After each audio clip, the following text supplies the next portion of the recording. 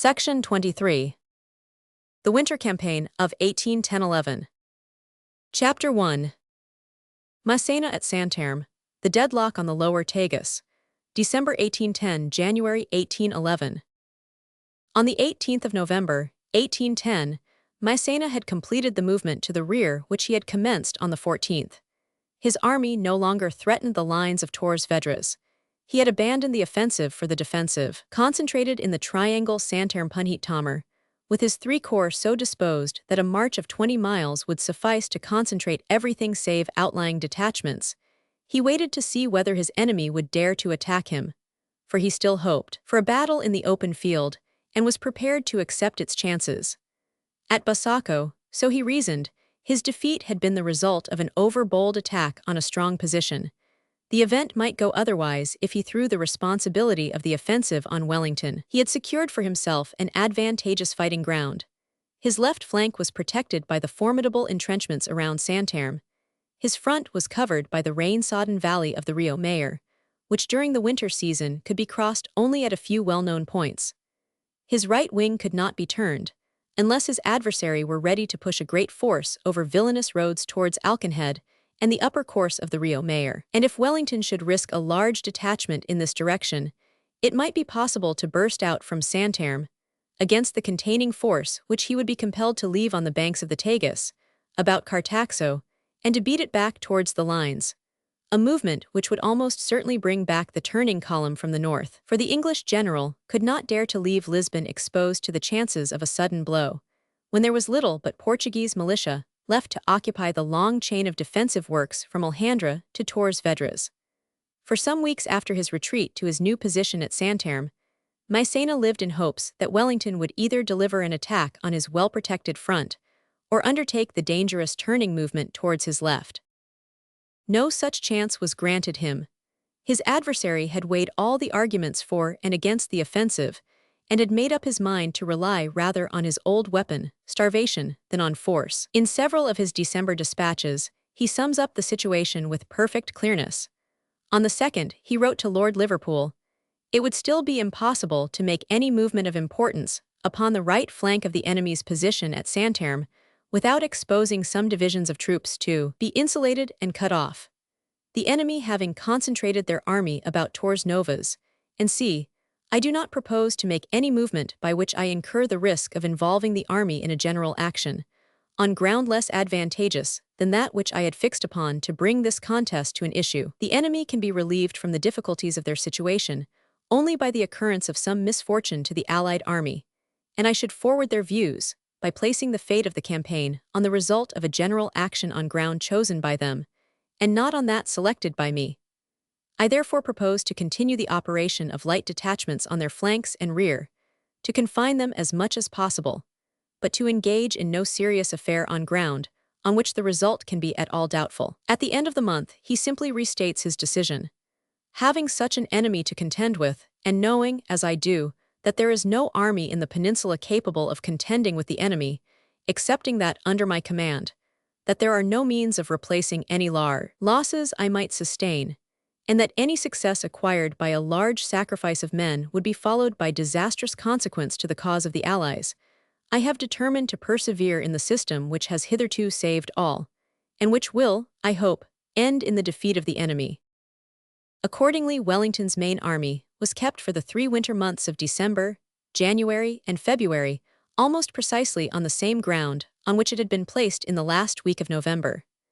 The 3 British cavalry brigades formed a line in front of the whole, reaching from Porto de Mugem on the Tagus to São João de Ribeira on the upper Rio Mayor. The infantry divisions, save the 2nd, were arranged in successive lines of cantonment behind them, watching the course of the Rio Mayor, while the reserves had retired as far as the lines of Torres Vedras. Practically the whole force could be concentrated in a single march, or a march and a half at most, in case Massena should take the improbable, but still conceivable, step of sallying out from Santarem to resume the offensive. When the first French reinforcements began to come up, about the new year of 1810–11, such a sally seemed to Wellington quite worth guarding against. The disposition of the infantry was as follows. On the right, near the Tagus, lay the light division, immediately in front of Santarem, quartered in Val and other villages. On the left, the front line was formed by Pax Portuguese, who lay at Almoster, on heights overlooking the middle course of the Rio Mayor. In support of the Light Division, but 5 miles to the rear, at Cartaxo and other places, was the large and powerful Division, 7,000 bayonets. The 4th Division lay at an equal distance behind the 1st, at Azambuja and Avaras de Cima.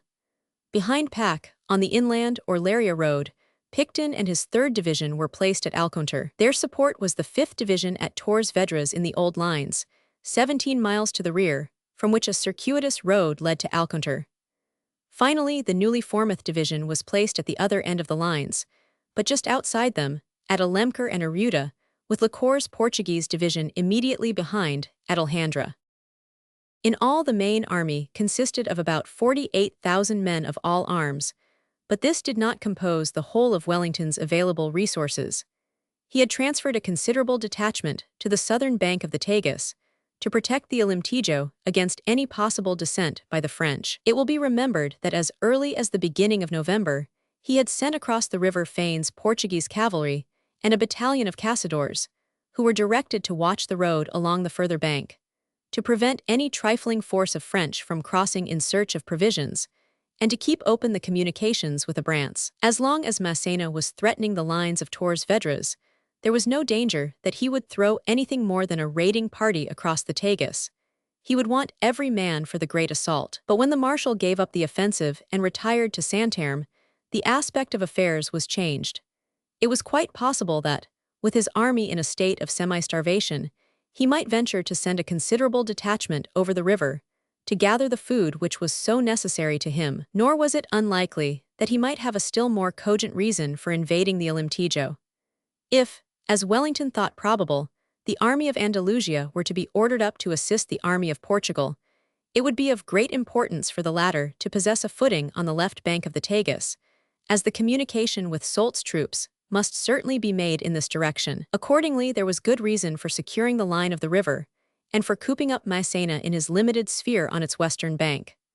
On the 19th-20th of November, Hill and the 2nd Division, attended as usual by Hamilton's 2 Portuguese brigades, and with the 13th Light Dragoons attached, crossed the Tagus in boats a little to the north of Salvaterra, to reinforce Fane's detachment. This was a serious force, 10,000 men, which Wellington could ill spare, and he made elaborate arrangements to enable it to return in haste, in the event of Massena's once more taking the offensive on the western bank of the Tagus. The flotilla of gunboats and river craft, which had been guarding the river, was to be kept ready at Alhandra to bring back the 2nd Division, at the first alarm of a movement of the French from Santarém. Meanwhile, Hill moved up the river and established his headquarters at Chamusca, a little north of Santarém, from which point he could both observe the main body of the French and impede any attempt that they might make to cross the river, and also could keep in touch with Abrantes, and reinforce it, supposing that Massena showed any signs of molesting it. The British brigades of the 2nd Division were distributed along the river, William Stewart's at Pinheiros and Tramegel most to the north, Haughton's at Chamusca, Lumley's at Almaram, exactly facing Santarém. Hamilton's 2 Portuguese brigades continued the line southward, Fonseca's brigade at Mugim, Campbell's at Salvaterra. Fane's 4 regiments of Portuguese cavalry and the British 13th Light Dragoons were strung out by squadrons along the whole front from the neighborhood of Abrantes to Almaram, patrolling the riverbank with unceasing care. On the 29th of November, Hill was disabled by a severe attack of fever, and the control of all the troops beyond the Tagus devolved on his senior brigadier, William Stewart. Wellington only allowed this hard fighting, but somewhat too venturesome officer to retain his very responsible command for a few weeks. Troubled by Stewart's constant requests to be allowed to make offensive movements against the French, which did not enter into his own plans, and dreading the consequences of his enterprise, the commander-in-chief superseded him by sending over Beresford to take the charge of all the forces on the Alemtejo bank of the Tagus, December 30. He would have preferred to give the duty to Hill, who had in the preceding summer carried out a similar task with complete success, while he watched Rainier from Castelo Branco. But Hill's fever lingered on for many weeks, and when he was convalescent, the medical men insisted that he must return to England for change of air. This he did in February, and we miss his familiar name in the records of the Peninsular War for a space of 3 months, till his reappearance at the front in May. Beresford therefore began, with the new year, to exercise a semi-independent command over the detached force beyond the Tagus, which he was to retain for nearly 6 months.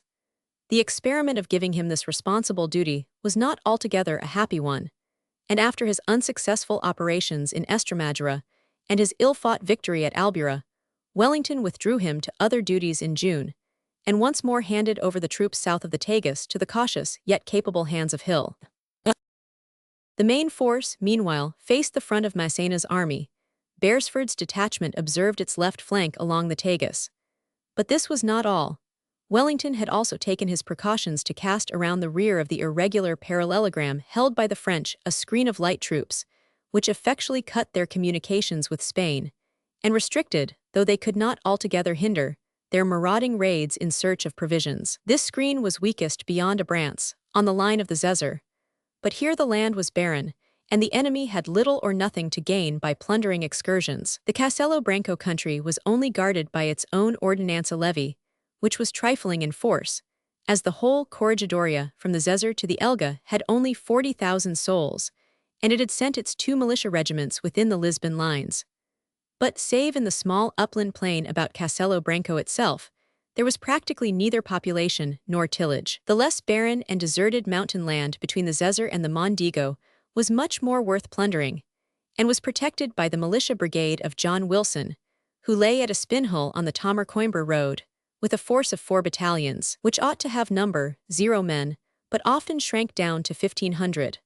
For the militiamen, unpaid and ill-fed, deserted freely during the winter season, and as their homes lay far northward by the Douro, it was not easy to gather them back to their colors. But Wilson had always a sufficient nucleus about him to check any marauding party that fell short of a regiment, and was a real restraint on the foragers of the 6th Corps, when they pushed out from Arem or Tomer to gather food. He was only once seriously engaged, when on December 23, General Marcognet, with 2 battalions and a cavalry regiment, came up against him, drove him out of a spinhole after some skirmishing, and pushed a reconnaissance as far as the Mondego, of which we shall hear in its due place. Beyond Wilson to the west, the line of observation was taken up by Trans-Militia Brigade, which lay at Coimbra, to which town many of its fugitive inhabitants had by this time returned. He had a larger force than Wilson, 7 militia regiments, whose strength varied from day to day, but seldom fell below 3,000 men. With this irregular force he watched the line of the lower Mondego, keeping pickets out some way to the south of the river, as far as Lirisil and Redinha. They were only once driven in, when on Death 8th one of Montbrun's dragoon regiments pushed up the high road, and verified the fact that all the passages of the lower Mondego, including the bridge of Coimbra, were guarded. The last link in the chain of detachments, which Wellington had cast around the French, was the garrison of the sea-girt fortress of Peniche, halfway between Lisbon and the mouth of the Mondego. It was held by the despots of several infantry regiments of the regular army, under General Blunt of the Portuguese service, not by any single organized unit. But there were some 2,000 or 3,000 recruits, more or less trained in the place, and the enterprising Major Fenwick, whom Blunt had put in charge of his outpost line, kept large pickets out in the direction of Caldas and Abidos, which frequently came in contact with the raiding parties of the 8th Corps, and did them much harm. Fenwick was mortally wounded in action near Abidos on Death, but the forward position of these outposts of the Peniche garrison was maintained, and the French could never forage in the coastland for a radius of some 15 miles around that fortress, though they moved as they pleased about Leiria and the deserted abbeys of Batalha and Alcobaça. The Portuguese outposts at Caldas were in close and regular touch with Anson's cavalry pickets from São João de Ribeira on the Rio Mayer. It will be seen therefore that the limited space in which Massena's army could seek its living was a parallelogram, bounded by the Tagus on the south, the lower Zezer on the east, the Rio Mayer and the Alcoa, the river of Alcobaça on the west, and on the north, by an irregular line drawn from Leiria through Pombal to Cabaços near the Zezer. Outside these limits food could only be got by large detachments, moving with all military precautions, and obliged to keep up a constant running fight with the Portuguese militia. The profit from such expeditions, whose march was necessarily very slow, was so small that Massena sent out very few of them, since the peasantry got off with their flocks into the hills, whenever the first skirmishing shots along the high road were heard. The sustenance of the French was mainly obtained by harrying and reharrying the area bounded by the limits stated above, where they could work their will without meeting with any resistance. There was very little change in the cantonments of Massena's army during the 3 months of their stay between the Tagus and the Zezzer. Of the Second Corps, both divisions were in the Santerme fortifications, holding the town and the banks of the Rio Mayer to the west of it. Close in touch with the Second Corps came the 8th, with Clausel's division in front line from Trems to Alkenhead and Abrahau, and Solignac, in second line at Torres Novas, Pernes, and the adjacent villages. Both corps had their cavalry brigades out in front of them, along the line of the Rio Mayer. Ney and the 6th Corps formed the general reserve of the army, having Mermet's division at Tomer, the marshal's headquarters, and Marchand's at Galgau near the Tagus. Loysson's, the 3rd Division of the Corps, was detached on the Zezzer, guarding the bridge which had been established across that river at Punheat and watching the garrison of Abrantes. Its front post was at Montalvo beyond the Zezzer, only 5 miles from the Portuguese fortress. Its remaining battalions were ranged along the river from Punheat as far north as Dornes. Montbrun and the cavalry reserve, less certain squadrons lent to Loysson, lay at Cao de Massens on the northern skirts of the plain of Tomer. They had 1 infantry regiment, lent by Ney to support them, at Cabassos, and their main duty was to watch and restrain Trant and Wilson, with whose advanced posts they were always bickering. The situation of the French army was remarkably compact. Ney's division at Galgau was only 1 long march, 18 miles behind Rainier. His 2nd Division at Tomer was less than 2 marches, 26 miles behind Junot. Only Loysson could not have been brought up at short notice, supposing that Wellington had attacked the line of the Rio Mayer. If, on the other hand, an Anglo-Portuguese force had debouched from Abrantes to attack Loysson, no impossible plan, and one that William Stewart had strenuously urged Wellington to adopt, the division at Punheat could have been reinforced from Galgau and Tomer in 1 march, since the former of these places is about 13 miles from the Zezzer, and the latter not more than 10. Massena's dispositions, as can be seen at a glance, were purely defensive. They could not be otherwise, when his army had dwindled down by the beginning of December to 45,000 efficient sabres and bayonets, while his hospitals were encumbered by 8,000 or 9,000 sick. All that he aspired to do was to hold on in the Santerme Rio Mayer position, pinning his adversary down to the neighborhood of Lisbon, till he should be restored to the power of taking the offensive once more, by the arrival of reinforcements. His aid must come on one side from Soult and the army of Andalusia, on the other from Drouot's 9th Corps, whose services had been promised to him by the emperor long before the invasion of Portugal began. But down to the end of the year, he had not the slightest breath of information as to whether this assistance was close at hand, or whether it had, perchance, not even begun to move in his direction. Since he had cut himself loose from the frontier of Spain in September, not a single dispatch had reached him, not even a secret emissary had penetrated to his headquarters. For all that he knew, Napoleon might be dead, or engaged in a new war with some continental enemy. It is an astonishing testimony to the efficiency of the screen of Portuguese ordinanza and militia, which Wellington had cast round the French army, to find that nothing had slipped through, and the marshal's attempts to send out news of himself had been almost equally well foiled. All his messengers had been intercepted save Foy, who, as it will be remembered, had forced his way over the unfrequented Estrada Nova road on October 31st.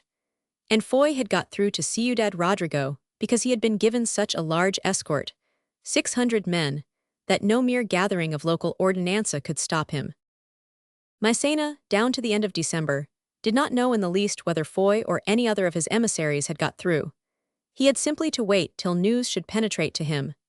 Meanwhile, the one governing preoccupation of his life was to get food for his army, since if food failed, he must be driven to the disastrous winter retreat, across flooded streams and between snow-clad mountains, to which Wellington hoped to force him. The English general's forecast of the time, which would be required to starve out the French army, was wrong by some 8 or 9 weeks. He thought that they would have consumed every possible morsel of food that could be scraped together by December. As a matter of fact, they held out till the end of February, in a state of constantly increasing privation. It seems that Wellington underrated both the capacity for endurance that the enemy would show, and still more the resources which were available to him. The Portuguese government had ordered the peasantry to destroy all foodstuffs that they could not carry off, when the countryside was evacuated in October, and the people retired within the Torres Vedras lines.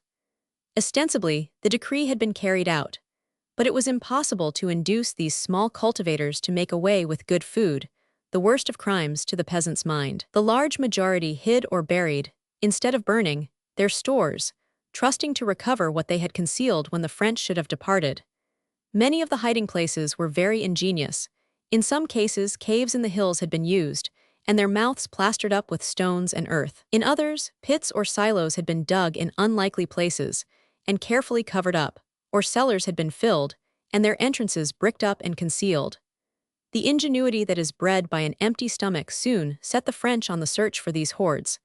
When it was once discovered that there was much hidden grain and maize in the country, every man became a food hunter. Whole villages were pulled down in the search for secret places in their walls or under their floors. Parties scoured every ravine or hillside where caves might lurk.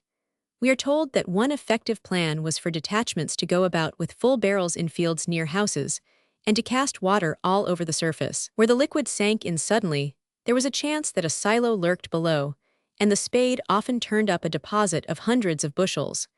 But more drastic methods than these were soon devised. In the sort of no-man's land between the actual cantonments of the French army and the outposts of Wilson, Trant, and Blunt, the population had not entirely disappeared.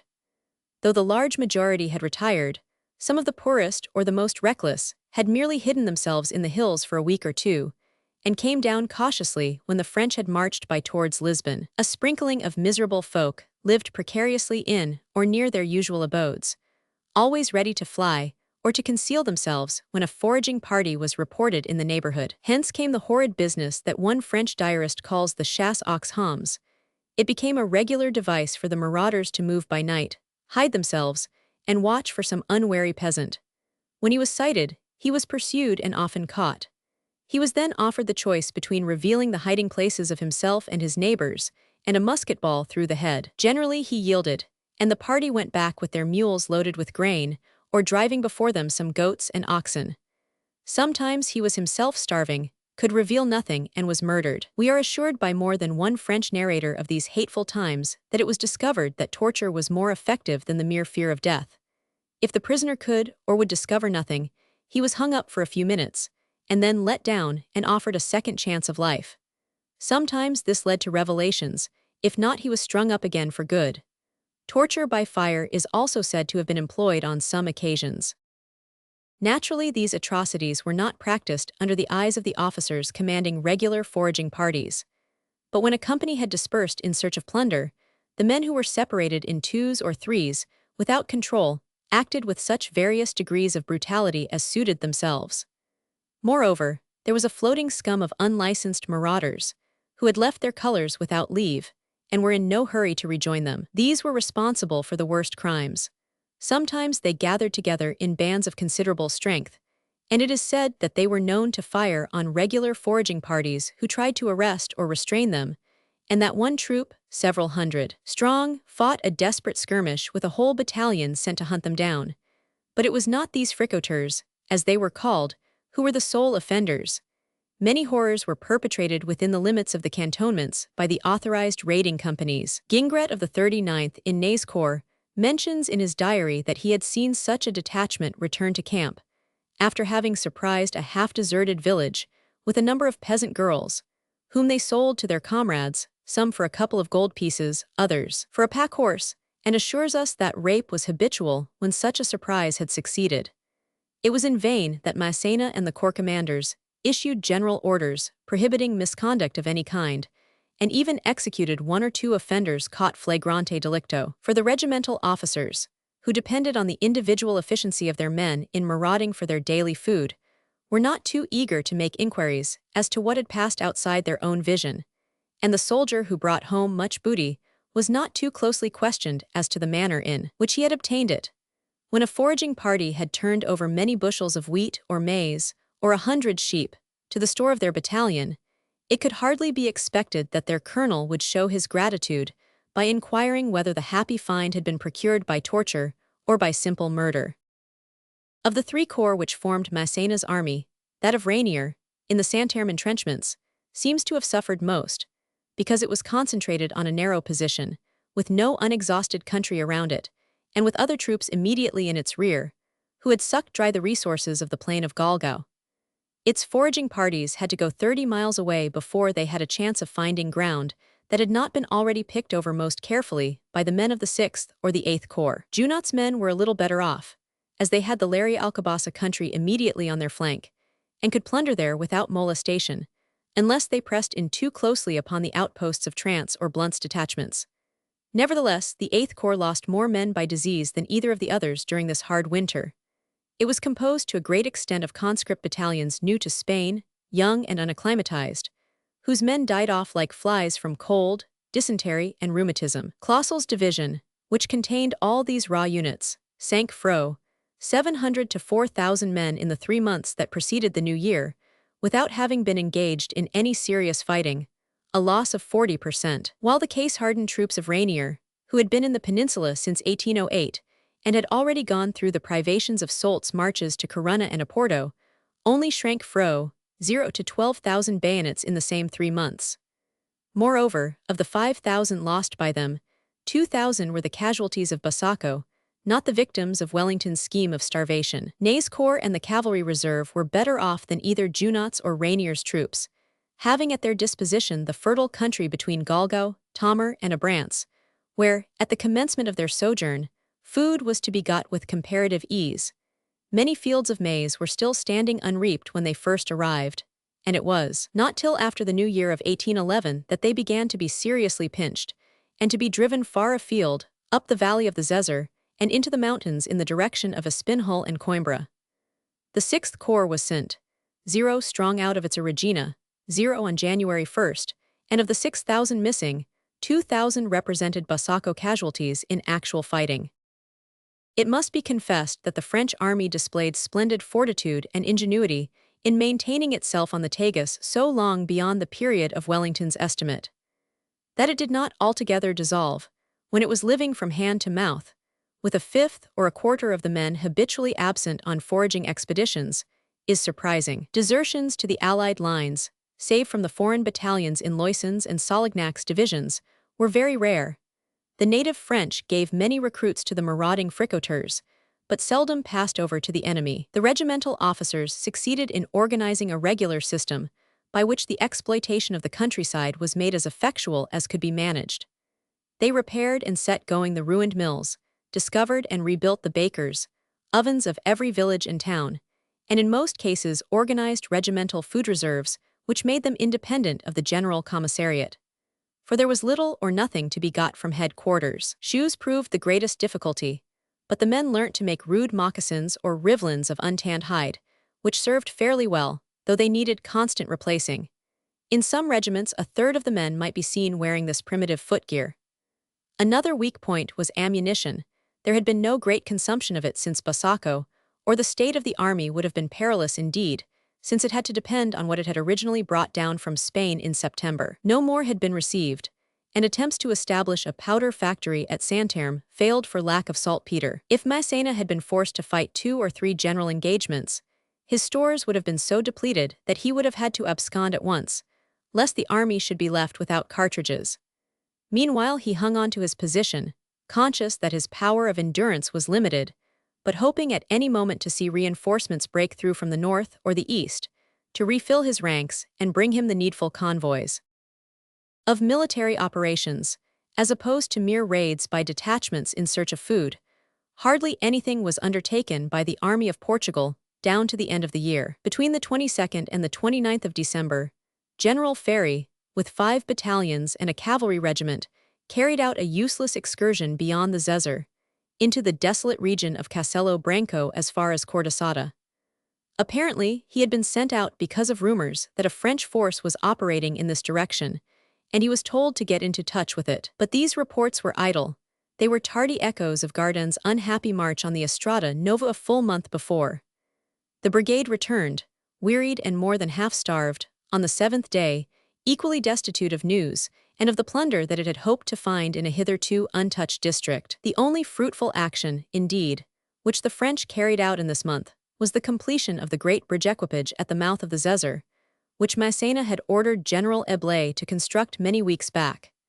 His object was to have at his disposition means for crossing the Tagus, in case he should wish to invade the Alemtejo, or to cooperate with any friendly troops that might appear from that direction. Originally, he had intended to make Santarem his crossing point, but after some boats had been built there, with immense difficulties owing to the entire lack of appliances, he determined that the place was too near the British lines and too much exposed to attacks by Wellington's river flotilla. Obviously a serious attempt to cross the Tagus near Santarem, even if its initial stages succeeded, and the larger part of the army got over, would expose the rear divisions to almost certain destruction, since Wellington could throw 30,000 men upon them within the next 12 hours. There is no more certain way of ruining an army than to allow it to be caught divided into two halves by a broad river spanned by one or two precarious bridges. On the other hand, the mouth of the Zezer was very remote from Wellington's main army, and a crossing made opposite to it could only be opposed by a part of Beresford's force, which was not very large, and was spread along 50 miles of the river front. Moreover, the corps executing the passage would not have any great danger on its flank or rear, since there was only the Portuguese garrison of Abrantes to molest it. It was an additional advantage that a bridge equipage at Punheat could be kept in perfect safety a mile or two up the Zezer, out of range of guns on the further bank of the Tagus, and could be floated down at the last moment. While at Santarem, the boats had to be stored on the actual bank of the Tagus, exposed to attacks from the side of the water by Wellington's gunboats.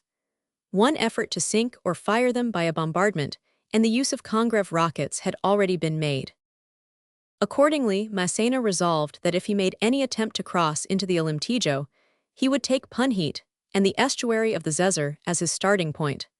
Here he established his dockyard, and hither he transferred most of the busy workers from Santarem. In the course of a month, they got ready for him the materials for 2 bridges broad enough to span the Tagus, besides 90 flat-bottomed boats. The mouth of the Zezer was protected by a number of batteries, to keep down the fire of any guns that Beresford might bring up to sink the bridges when they were being cast across. These preparations did not long escape Wellington's notice.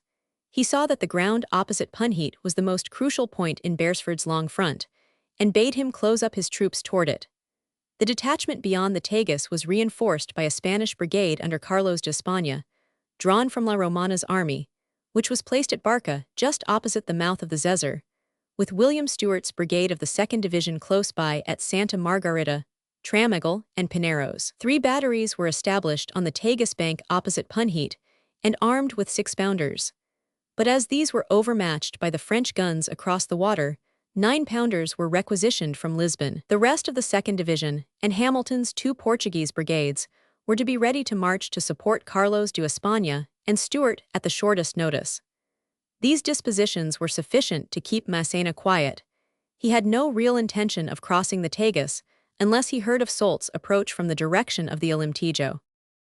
On that side all was tranquil, as indeed it was destined to remain for many a week more. But just at the end of the month of December, the isolation in which the army of Portugal had so long been living at last came to an end, and reinforcements and news were at last received, though the news was disheartening and the reinforcements inadequate. On the 26th, the reconnoitring party under General Marcognet, which had just beaten up Wilson's quarters at Espinhal, was surprised by the appearance of a party of regular cavalry pushing towards them on the road from Pont de Marchella. The uniforms were soon seen to be those of French dragoons, and a joyful meeting took place.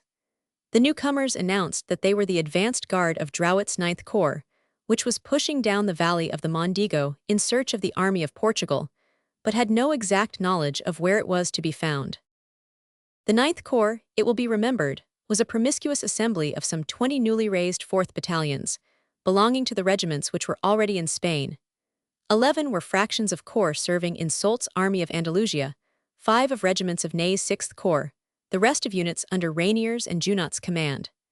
Drouet had been originally ordered to do no more than conduct these battalions, which were little better than a mass of drafts, to join the regiments to which they belonged. They were divided into 2 provisional divisions, under Generals Conroux and Claparade. Thrust, as it were, into Spain without any regular organization, destitute of battalion transport, and with an improvised and insufficient staff, they had made very slow progress since they crossed the Pyrenees, mainly owing to difficulties of commissariat. When Foy passed Salamanca on November 10th, the head of Claparade's division had only just entered that city. the tail of the corps was struggling up from Valladolid and Burgos. It is not surprising, therefore, to find that Claparade only reached the neighborhood of Almeida on the 15th of November, and that Drouet had not concentrated his whole force at that place till December 14th. He had about 16,000 men, having left 3 of his own battalions to garrison Ciudad Rodrigo, and picked up instead the remains of Garden's column, which had retreated on to the Spanish frontier in such disorder at the end of the preceding month. This detachment, by reason of its losses during its disastrous flight, had been reduced to about 1,400 men fit for service, about the same number that Drouet had left behind him from his own corps. Drouet was acting under stringent orders from the emperor to move forward at the earliest possible moment and open up communication with Massena. His original instructions had been to go no further forward than Almeida himself, but to send a column under Garden, 6,000 strong, to clear and keep open the way to the Tagus. The march and failure of Garden have been already related, and Drouet saw that to carry out the emperor's orders he must use a larger force. At the same time, his dispatches told him that he must at all costs keep in touch with Almeida, and not merely join Massena and allow himself to be cut off from Spain.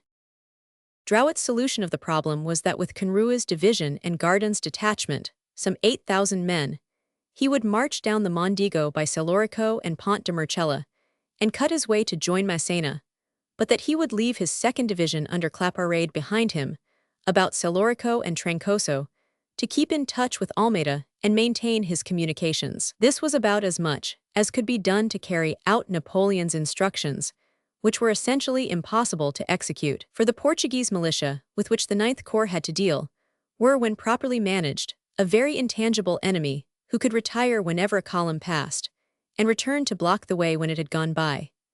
It is impossible to see how Drouet could have kept open the whole road from Almeida to Tamar, without leaving all along the way a couple of battalions, entrenched in a good position, at distances of 15 or 20 miles from each other. And if he had done this, he would have had no force left at the moment when he joined Massena.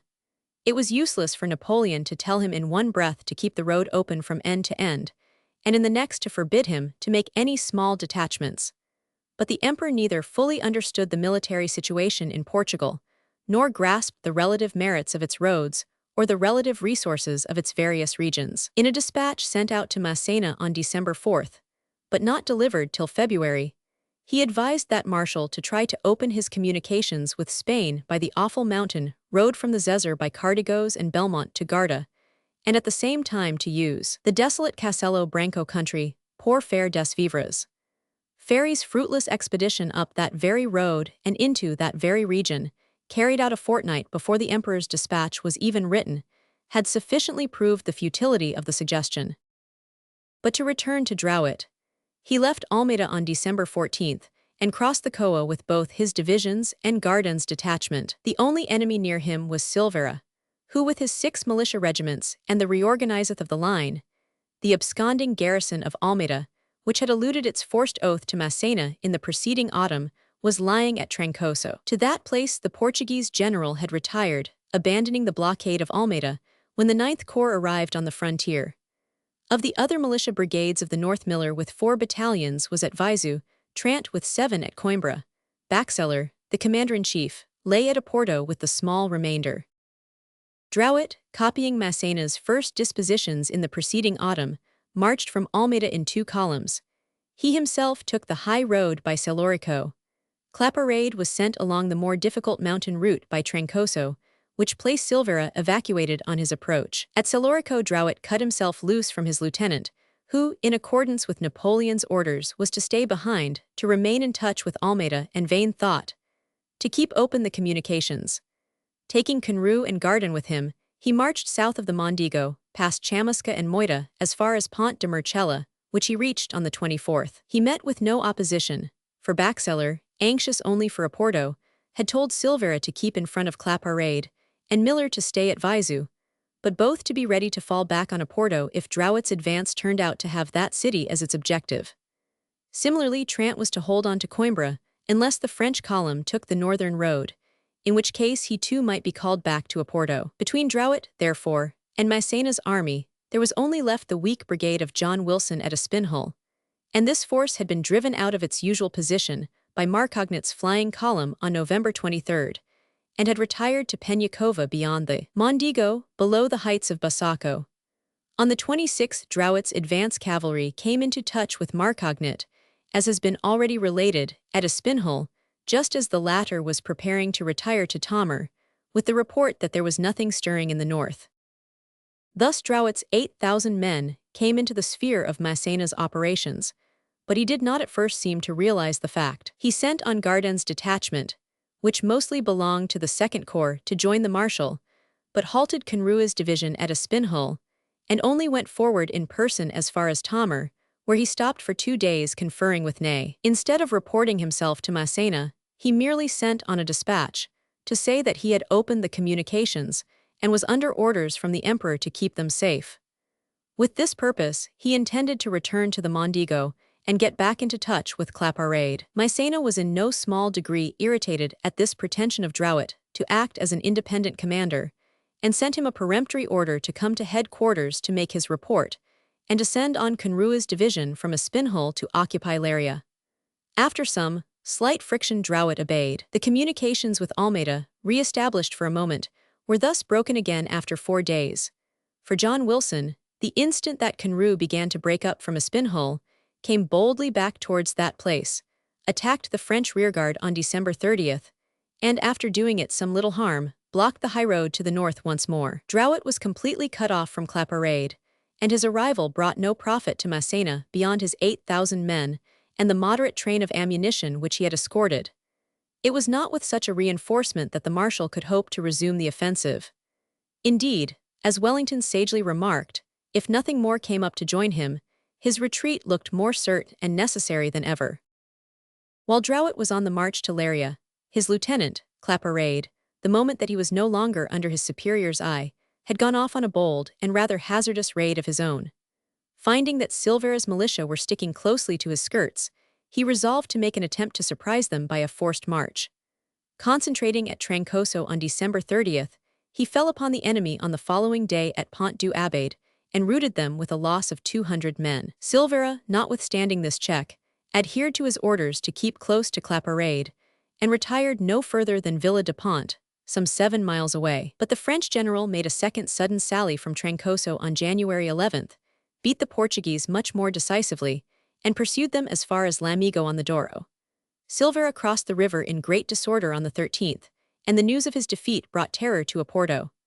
Baxeller at once ordered not only the brigade from Viseu, Miller was just dead and no longer commanded it, but Trant from Coimbra, and Wilson from Peñacova, to fall back and join him. They concentrated at Castro Dare, 10 miles south of L'Amigo, with a force of 14,000 bayonets, whereupon Claparède, who had only 6,000 men with him, began to fear that he would be cut off from Almeida and isolated in a difficult position. He evacuated L'Amigo and returned to Trancoso by forced marches, having accomplished nothing save the destruction of a few hundred militia and the spreading of panic as far as Oporto, January 18th. Shortly after he left Trancoso and moved southward to Celorico and Garda, where he commanded the 2 roads to the Tagus, yet was not too far from Almeida and his base. But he was still completely cut off from Massena, and the Portuguese at once resumed their old positions around him.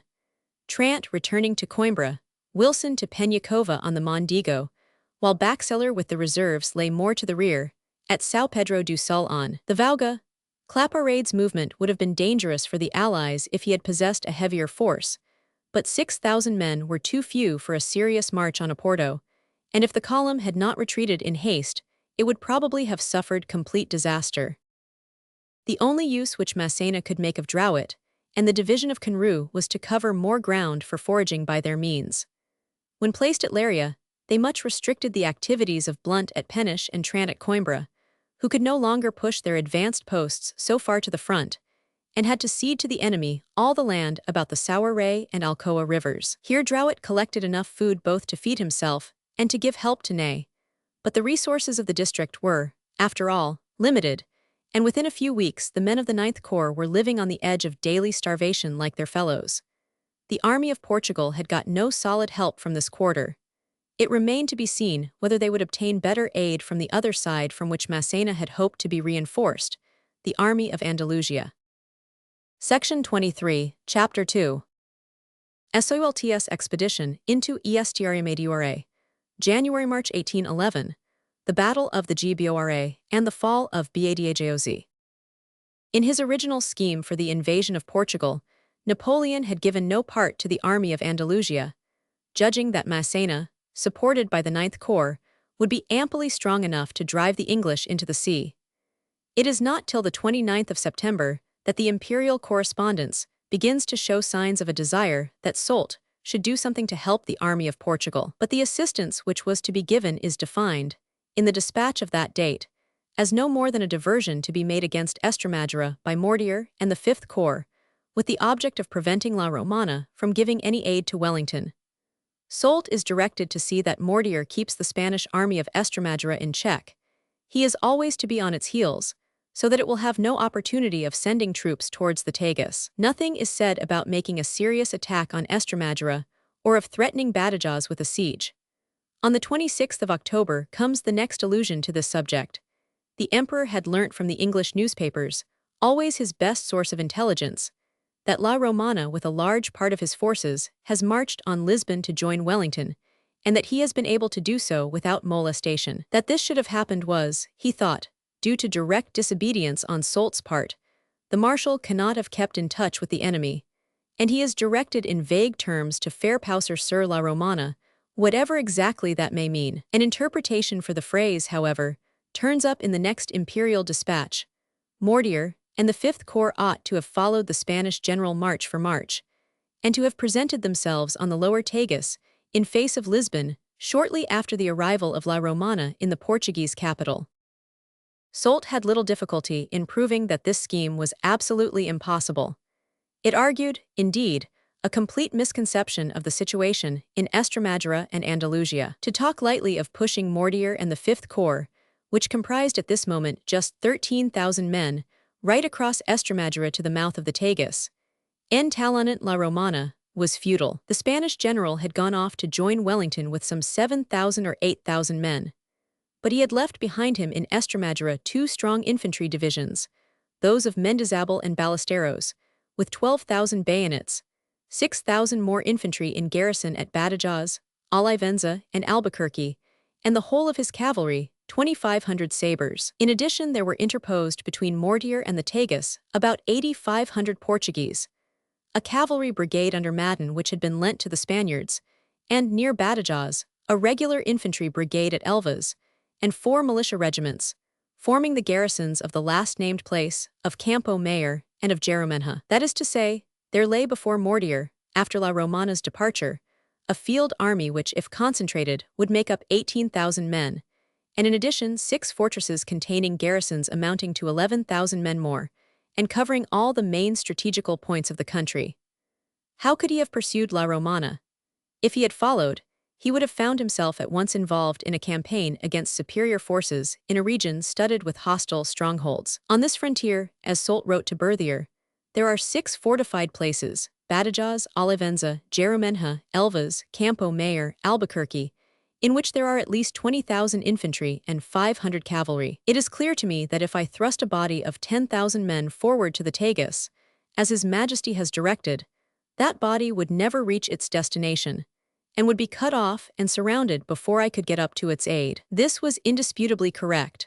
Mortier might have beaten Mendizábal and Ballesteros in the open field if they chose to offer him battle, but if they preferred to concentrate on Badajoz or Elvas and defied him from under the shadow of those great fortresses, he could not ignore them and march by in pursuit of La Romana. The moment that he was past their positions, they would cut him off from Andalusia, and he would find himself with their whole force at his back, and in front of him anything that Wellington might have sent to the south bank of the Tagus. In December, this would have meant 14,000 men under Hill, at the new year about 16,000 under Beresford. As Soult truly said, the expedition would have been encompassed, and probably destroyed, long before Massena heard of its having got anywhere near him. Nevertheless, the commander-in-chief of the army of Portugal was told to expect this diversion as a matter of certainty. In the dispatch that Foy took back to him, dated de, he was given the precise statement that the Fifth Corps was to be looked for somewhere in the direction of Montalvo and Villafleur, on the Tagus above Abrantes, at no distant date. After having, as he thought, demonstrated to his master that it would be useless to send Mortier alone, with 10,000 or 12,000 men, To make an impossible dash at the Tagus, Soult made another proposal. He would undertake not a mere raid, but the capture of Badajoz, the conquest of Estremadura, and the destruction of the army of that province. But he must take with him a force much greater than the mere Fifth Corps. The enterprise is a big one, but ought to succeed. At least it will produce a happy diversion in favor of the imperial army in Portugal. It would call back La Romana from Lisbon, and possibly cause Wellington to detach troops in his aid, and Massena would have less in front of him in consequence, and might resume the offensive. There was of course another course possible. Soult might have marched for Estremadura, not with the 13,000 men of the Fifth Corps alone, nor yet with the 20,000 men whom he actually took thither in January, but with the greater part of the French army of Andalusia, 35,000 or 40,000 men. To do so he would have had to abandon Granada, Malaga, and Jaén on the one side, and his hold on the Condado de Niebla and the west upon the other. He might even possibly have had to raise the siege of Cadiz, though this is not quite certain. Many months after, in the end of March, when all chance of the conquest of Portugal was over, the emperor told him that this would have been his proper course, and read him an ex post facto lecture on the advantages that might have followed, if he had evacuated 2/3 of his viceroyalty, and taken an imposing force to sweep across the Alimteja and assail Lisbon from the southern side. But it must be remembered that in December and January, all the orders that were sent him directed him to move no more than a small corps.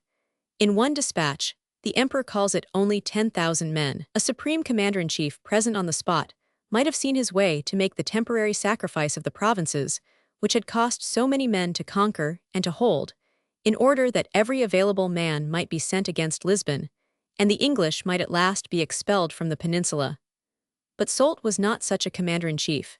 He was only one of the many viceroys whom Napoleon preferred to a single omnipotent lieutenant. Was it likely that he would sacrifice half his own territory, when no order to do so lay before him, in order that a colleague, sent on a separate task with forces no less than his own, might have every possible advantage? Soult is often blamed for not having seen that the crushing of Wellington's army was the end to which all others should have been subordinated, and that it would have been cheap in the end to surrender half or 3/4 of Andalusia, and even to raise the siege of Cadiz, in order to secure that point. He might have replied that his master was no less blind than himself.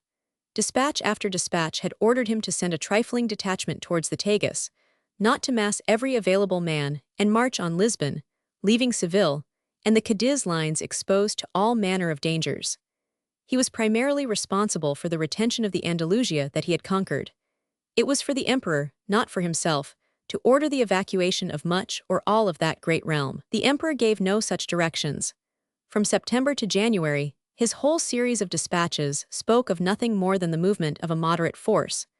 Those of January 25th and February 6th approved of the course which Soult had actually chosen, and took it for granted that he would not move towards the Tagus till he should have captured Badajoz. It was not till March, when he began to see that all his arrangements were going wrong, and that his scheme of times was erroneous, that the emperor began suddenly to launch out into criticisms of Soult, and to complain that, to try to hold every point at a moment of crisis leads to possible disaster. That Seville, Badajoz, and the Cadiz lines were the only necessary things, and that the marshal ought to have 30,000 men or more with him at Badajoz, instead of the 20,000 men whom he had actually taken thither.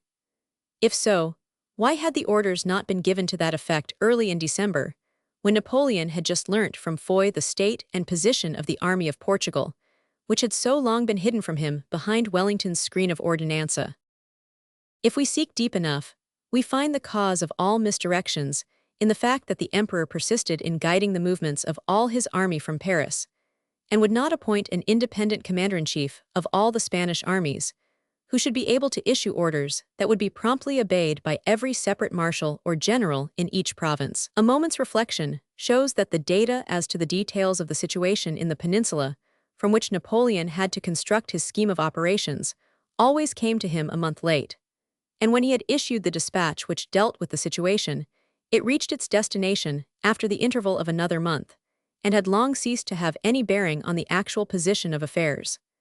A single example of how the system worked may suffice. Massena started Foy for Paris, with his great report on the state of the army of Portugal, on October 29. Foy reached Paris and saw the emperor on November 22 and the succeeding days. The detailed dispatches to Massena and Soult, consequent on Foy's report, were not sent off till December 4. On January 22, Soult acknowledges the receipt of the dispatch of that date, along with that of two others dated November 28 and December 10, all of which arrived together, because the guerrilleros of La Mancha had stopped the posts between Madrid and Seville for a full fortnight after the new year. Of what value to Soult on January 22 could be orders based on the condition and projects of Massena on October 29. The data at the base of the orders were 3 months old, while Soult had been already for more than a month engaged on a campaign undertaken on his own responsibility, without any knowledge of the exact requirements of Massena or of the intentions of the emperor. The Estremadurain expedition of January-March 1811, therefore, must be looked upon as the private scheme of the Duke of Dalmatia, undertaken with the general object of giving indirect assistance to Massena, because the last orders that he had received from Paris, those of October 26, telling him to give direct assistance by sending Mortier to the Tagus, were impossible of execution. Soult had two leading ideas in his mind when he planned out his campaign. The first was that he was going into a country thickly set with fortresses. The second was that, when once the skirts of the Sierra Morna have been passed, Estremadura is a cavalry country, a land of heaths and of unenclosed tillage fields of vast area. Accordingly, he intended to march with a very large force of cavalry and with a heavy siege train. At Seville he had at his disposition the greatest arsenal of Spain, but for many months all that it produced had been going forward to Cadiz. No less than 290 pieces had been sent to arm the vast lines in front of the blockaded city. Accordingly, it took some time to get ready the heavy guns, and to manufacture the ammunition required for such a big business as the siege of the 6 fortresses, small and great, into whose midst he was about to thrust himself. The personnel for the siege train had also to be collected. Requisitions were sent, both to Victor at Cadiz and to Sebastiani at Granada, to detach and send into Seville nearly all their sappers, and the men of several companies of artillery. They were also to send to the expeditionary force many regiments of cavalry. Mortier had only 2 10th Hussars Ants Chasseurs, which had sufficed when he was engaged in the heights of the Sierra Morna, but were insufficient when he was about to descend into the plain of the Guadiana. Accordingly, half the cavalry of Victor's First Corps was called up, 4 regiments, 4th, 14th, 26th Dragoons, 2nd Hussars, while Sebastiani gave up 1 27th Chasseur. To these was added an experimental Spanish cavalry regiment of Juramontados, recently organized at Seville.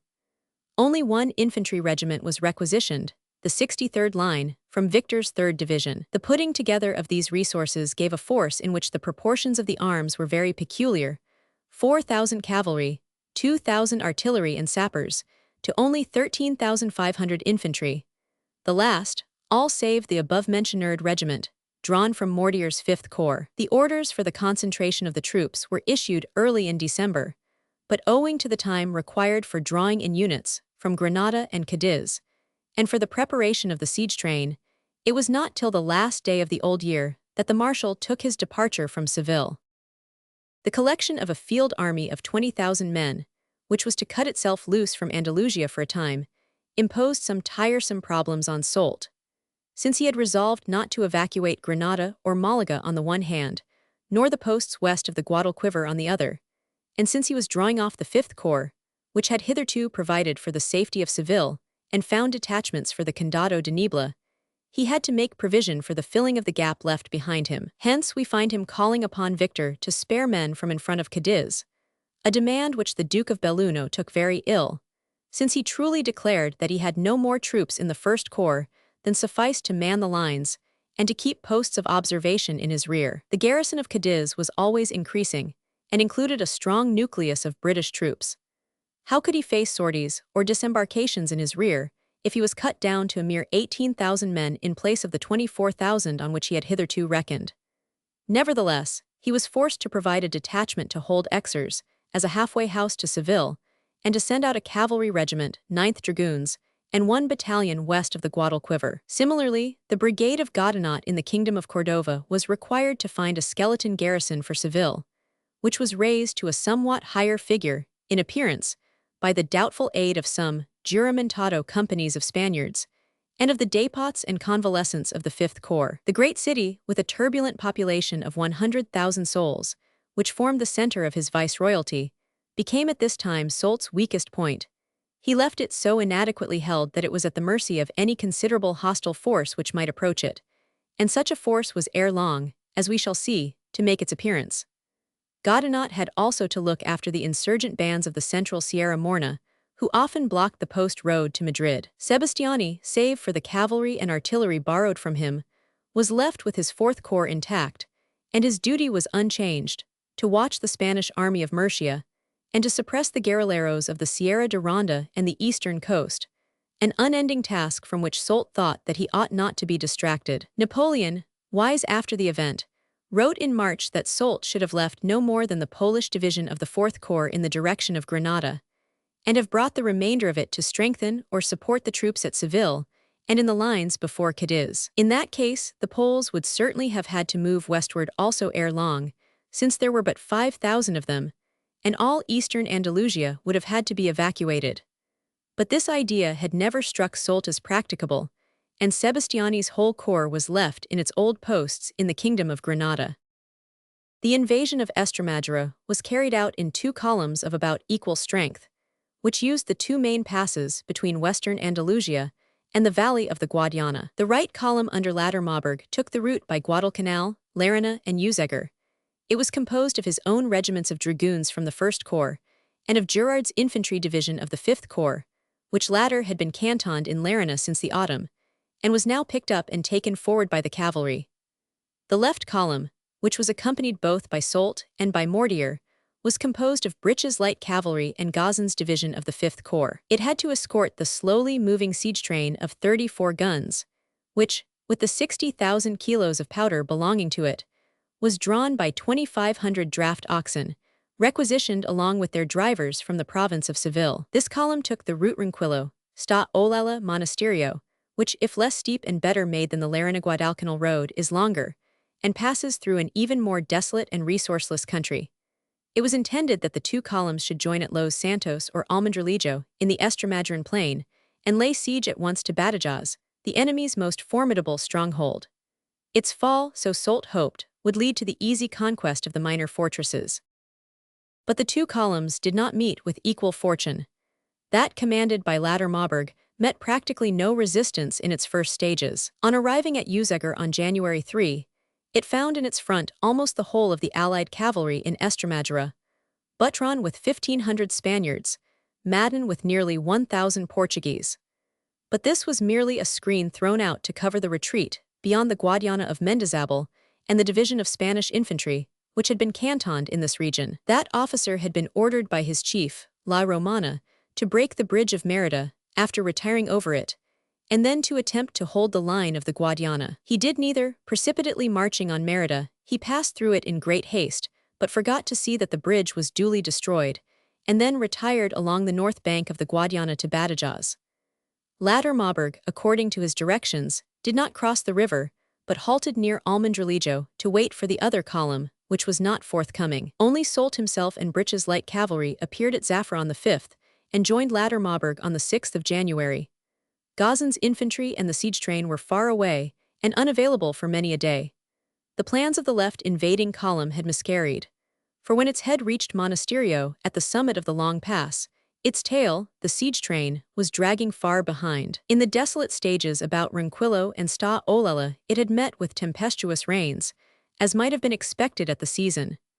Many of the oxen died, the unwilling Spanish drivers deserted wholesale, and there was much delay and considerable loss of vehicles. The train and its small escort got completely separated from Gazan's infantry. At this moment, Soult's cavalry reported to him that a formidable column of hostile infantry was lying a few miles to the west of Monasterio, on the bad crossroad to Calera, and was apparently moving round his flank, either to fall upon the belated convoy or perhaps to make a dash at Seville. This column was the 5,000 infantry of Ballesteros, who, as it chanced, had begun to march southward at the same moment that Soult had started northward. The Spanish general had just received orders from Cadiz bidding him cut himself loose from the Estremadura's army and move into the Condado de Niebla, where he was to unite with the local levies under Capons, drive out the weak French detachment there stationed, and threaten Seville from the west if it should be practicable. These orders had been given, of course, before Soult's plan for invading Estremadura was suspected at Cadiz. But though unwise in themselves, it was not the time to deplete Estremadura of troops. They had the effect of bringing Soult's great maneuver to a standstill for some weeks. The marshal determined that he must free his flank from this threatening force before continuing his march, and ordered Mortier to attack Ballesteros without delay. This was done, but the Spaniard, after a running fight of 2 hours, retired to Fregenal, 15 miles further west, without suffering any serious harm, January 4th. He was still in a position to threaten the rear of the convoy, or to slip round the flank of the French column towards Seville. Soult therefore resolved to go on with his cavalry and join Lattermaubourg, but to drop Gazen's infantry in the passes, with the order to head off Ballesteros at all costs, and to cover the siege train in its journey across the mountains. Gazen therefore took post at Fuentes de Leon, but soon heard that Ballesteros had moved south again from Fregenal towards the Chanza River, and was apparently trying to get round his flank. Leaving a detachment to help the convoy on its slow and toilsome route, Gazen resolved to pursue the Spanish column and destroy it at all costs. This determination led him into 3 weeks of desperate mountain marching and semi-starvation, at the worst season of the year. For Ballesteros, who showed considerable skill in drawing his enemy on, moved ever south and west towards the lower Guadiana, and picked up Caponz's levies by the way. He at last turned to fight at Villanueva de los Castellillos on January 24th. Gazen, who had been joined meanwhile by the small French detachment in the Condado de Niebla, brought his enemy to action on the 25th. The Asturian battalions, which formed Ballesteros's division, made a creditable resistance, and when evicted from their position, retired across the Guadiana to Alcaudem in Portugal, without having suffered any overwhelming loss. Gazen therefore resolved to pursue them no further.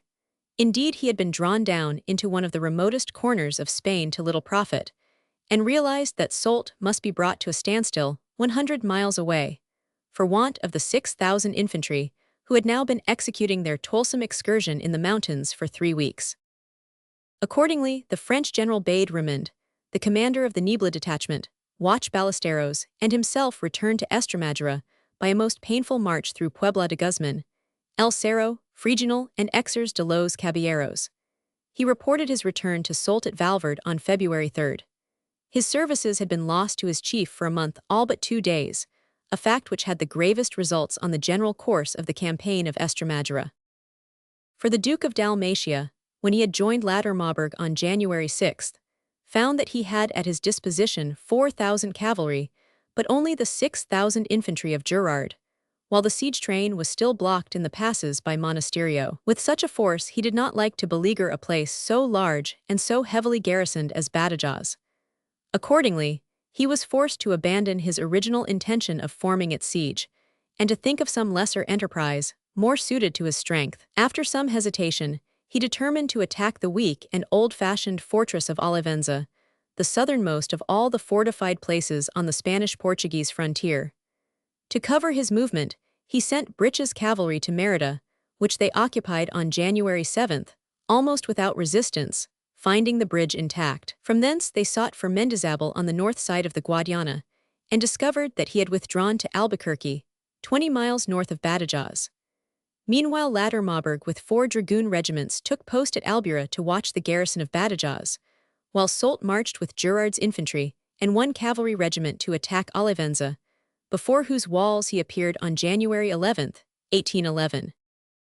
Olivenza ought never to have been defended, for since its cession by Portugal to Spain after Godo's feudal War of the Oranges, in 1801, it had been systematically neglected. The breach made by the Spaniards at its siege 10 years before had never been properly repaired, only 1/3 of the masonry had been replaced, and the rest of the gap had been merely stopped with earth. Its one outlying work, a lunette 300 yards only from its southern point, was lying in ruins and unoccupied. The circuit of its walls was about a mile, but there were only 18 guns to guard them. The garrison down to the 5th of January had consisted of a single battalion left there by La Romana, when he marched for Portugal in October. But Mendizábal, apparently in inexcusable ignorance of the condition of the place, had ordered a whole brigade of his infantry to throw themselves into it when Soult began to press forward. He sacrificed, in fact, 2,400 out of the 6,000 bayonets of his division by bidding them shut themselves up in an utterly untenable fortress. The governor, General Manuel Herc, an old Swiss officer, was ailing and quite incapable. A man of resources might have done something with the heavy garrison placed under his orders, even though the walls were weak and artillery almost non-existent, but Herc disgraced himself. When Soult arrived in front of Olivenza on January 11th, his engineers informed him that the place, weak as it was too strong to take by escalade, but that a very few days of regular battering would suffice to ruin it. Unfortunately for him, there was as yet no heavy artillery at his disposition, but only the divisional batteries of Gerard's 2 brigades. The siege train was still stuck in the passes. However, the outlying lunette opposite the south front was at once seized, and turned into a battery for 4 field guns, which opened their fire on the next day. The old Spanish breach of 1801, obviously ready to fall in on account of its rickety repairs, was visible in the northwest front, the bastion of San Pedro. Opposite this sites for 2 more batteries were planned, and a first parallel opened. The trenchwork went on almost unhindered by the Spaniards, who showed but few guns and shot very badly, but under considerable difficulties from the rainy weather, which was perpetually flooding the lower parts of the lines. But in 10 days approaches were pushed right up to the edge of the counterscarp, and mines prepared to blow it in. The siege artillery began to arrive on the 19th, in detachments, and continued to drop in for several days. On the 21st, the batteries, being completed, were armed with the first 12-pounders that came up. On the 22nd, the fire began, and at once proved most effective. The bastion of San Pedro began to crumble in, and the old breach of 1801 revealed itself by the falling away of the rammed earth which alone stopped it up. The arrangements for a storm had not yet been commenced when the garrison hoisted the white flag. Mortier refused all negotiations and demanded a surrender at discretion. This the old governor hastened to concede, coming out in person at one of the gates, and putting the place at the disposition of the French without further argument. Soult and Mortier entered next day, and 161 Spanish troops marched out and laid down their arms before the 6,000 infantry of Gerard, who had formed the sole besieging force. The total loss of the French during the siege was 15 killed and wounded, that of the besieged about 200. The figures are a sufficient evidence of the disgraceful weakness of the defense. When one reflects what was done to hold the unfortified town of Saragossa and the medieval enceinte of Gerona, it is impossible not to reflect what a determined governor might have accomplished at Olivenza. The place was short of guns, no doubt, but the enemy was worse off till the last days of the siege, since he had nothing but 12 light field pieces, until the siege train began to arrive. General Herc made no sorties to disturb the works. Though he had a superabundant garrison, he made no serious attempt to retrench the breach, and he surrendered actually ere the first summons had been sent in before the storm. At the worst, he might have tried to cut his way out between the French camps, which were scattered far from each other, owing to the extremely small numbers of the besieging army, who only counted 3 men to the defenders' 2. Altogether, it was a disgraceful business. The place, no doubt, ought never to have been held, but if held it might at least have been defended, which it practically was not. Soult was placed in a new difficulty by the surrender of Olivenza. Though his siege train had begun to come up, he had no news of Gazan, and his infantry was still no more than a single division. He had to spare 2 battalions to escort the 4,000 prisoners to Seville, and to put another in Olivenza as garrison.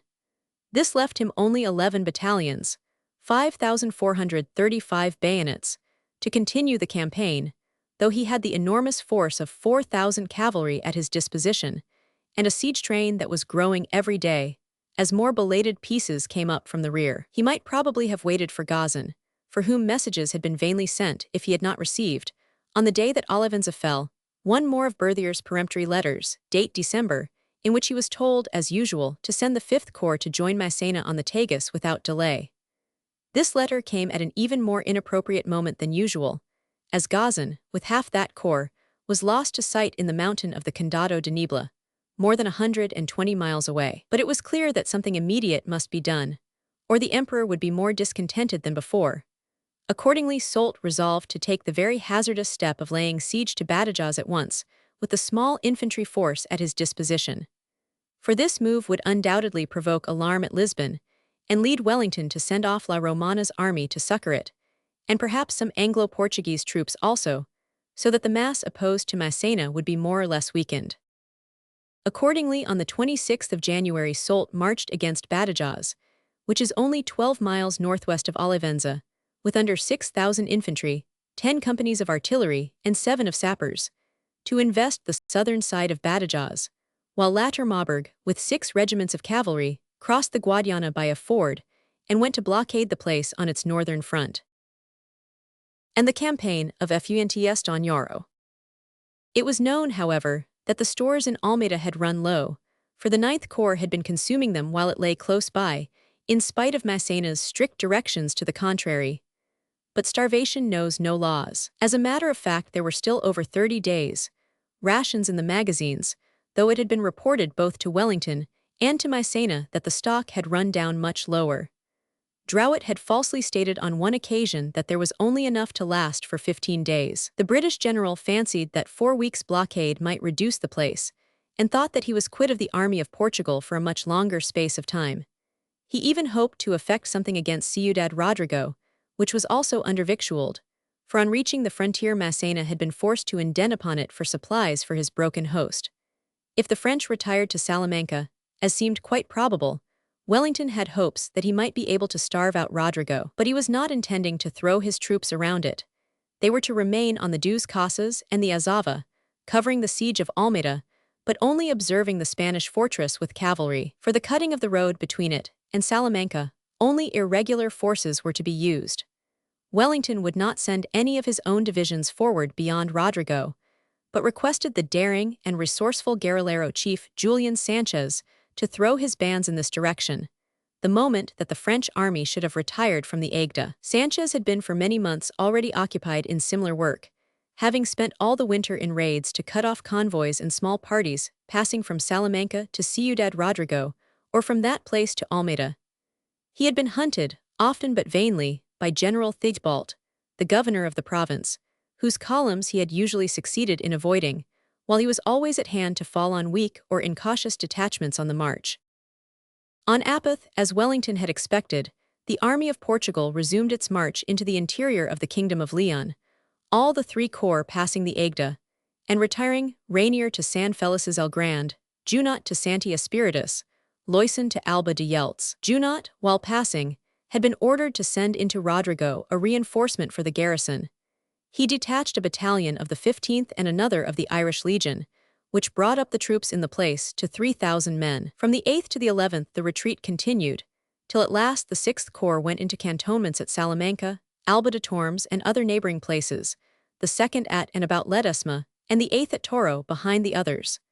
Drouet and his 2 divisions held the line of observation against the Anglo-Portuguese, with headquarters at San Muñoz. So ended, 50 miles within the borders of Spain, the movement that had begun at Santarem and Punjit. The effective of Massena's army was on Apath 39,546 sabres and bayonets. It had started in September 1810 with 65,050 officers and men, and had number 407 on March 15. The exact loss, however, was not the mere difference between its force of September 15, 1810, and of April 1811, 25,504. For it had received at midwinter 2 drafts under Garden and Foy, amounting to 30,225 men in all. On the other hand, the figures of Apath do not include 2 convoys of sick sent back into Spain, one of 82 officers and men dispatched under the charge of Drouet from the Alva on March 11, and a second and larger one sent back from Celorico to Almeida on March 22, along with which went some dismounted cavalry, and some artillery which could no longer follow the army. The whole may have amounted to 3,000 men. Both of these convoys dropped large numbers of dead and stragglers by the way, but it is impossible to ascertain their total. We must also deduct the escort of an officer, Major Casabianca, sent from the front to Ciudad Rodrigo on 21st January, who took 400 men with him and never returned. Deducting the 4315 thus sent back to Spain, and setting them against the 3225 received from thence, it appears that Massena's total loss must have been just under 25,000 men, or 38%, of his original force. Of these Wellington had some 8,000 as prisoners, including the 4,000 captured in the hospital of Coimbra on October 7, 1810. The remainder had perished, not more than 2,000 in action, the rest by the sword of famine. Wellington's scheme had justified itself, though its working out had taken many more weeks than he expected. Nor was the mere loss in men all that the army of Portugal had suffered. It returned to Leon stripped of everything, without munitions, uniforms, or train. It had lost 5872 horses of the 14,000 which it had brought into Portugal, and practically all its wheeled vehicles. There were precisely 36 wagons left with the army. The men were still ready to fight fiercely when they saw the necessity for it, but were sulky, discontented, and perpetually carping against the commander-in-chief, whose last unhappy inspiration, the projected march from Garda to Placentia, had filled up the measure of their wrath. And indeed they had good reason to be disgusted at it, for it was wholly insane and impracticable. But every misfortune of the last 6 months, the bloody repulse at Bassaco, the loss of the hospitals and magazines at Coimbra, the long starvation at Santarém, the slow and circuitous course of the retreat, was imputed to Massena's account by his chief subordinates as well as by his rank and file. What the generals muttered in the morning was loudly discussed around every campfire at night. The whole army had lost in morale from 6 months of systematic marauding, was quite out of hand in the way of discipline, and had no confidence in its leader, who was absolutely detested. The departure of Ney, who was liked and admired by all ranks, had been a great discouragement, because his skillful handling of the rearguard during the retreat had been understood and appreciated, while Massena was cried down as a tactician no less than as a strategist on the general results of the campaign. A general whose troops no longer rely on him cannot get the best out of his army, and for this reason alone Napoleon was justified in removing the old marshal from his command in April, when the full tale of the retreat had reached him. Yet there can be no doubt that Massena was hardly treated. That the expedition of Portugal failed was, in the main, no fault of his. Neither he nor his master, nor anyone else on the French side, had foreseen Wellington's plans, the devastation of the countryside, which rendered it impossible for the invader to live long by marauding, and the systematic fortification of the long front of the Lisbon Peninsula. For the actual game that was set before him, Massena had not been given sufficient pieces by the emperor. As Wellington had said more than a year before, the French could not turn him out of Portugal with less than 100,000 men, and Napoleon had only provided 0. Moreover, as the British general had added, he should so manage affairs that 100,000 French could not live in the country if they did appear, and this was no vain boast. Massena, then, was sent to accomplish an impossible task, and his merit was that he came nearer to his end than Wellington had believed possible, before he was forced to recoil. Many of the French marshals would never have got to Coimbra. Certainly, none of them would have succeeded in holding on at Santarém for 3 months. There can be no doubt that the Prince of Essling did not exaggerate when he wrote to Berthier, on March 31st, that it was his own iron will alone which had kept the army so long, and so far to the front, that but for him, it would have recoiled on to Spain many weeks earlier. His heroic obstinacy gave his adversary many an uneasy day, while it seemed in January and February as if the calculation for famishing the French had failed. Massena, in short, had done all that was possible, and the general failure of the campaign was not his fault, any more than it was that of Soult, on whom the blame has always been laid by the elder marshal's advocates. We have shown in an earlier chapter that Soult did all and more than all that Napoleon had directed him to accomplish.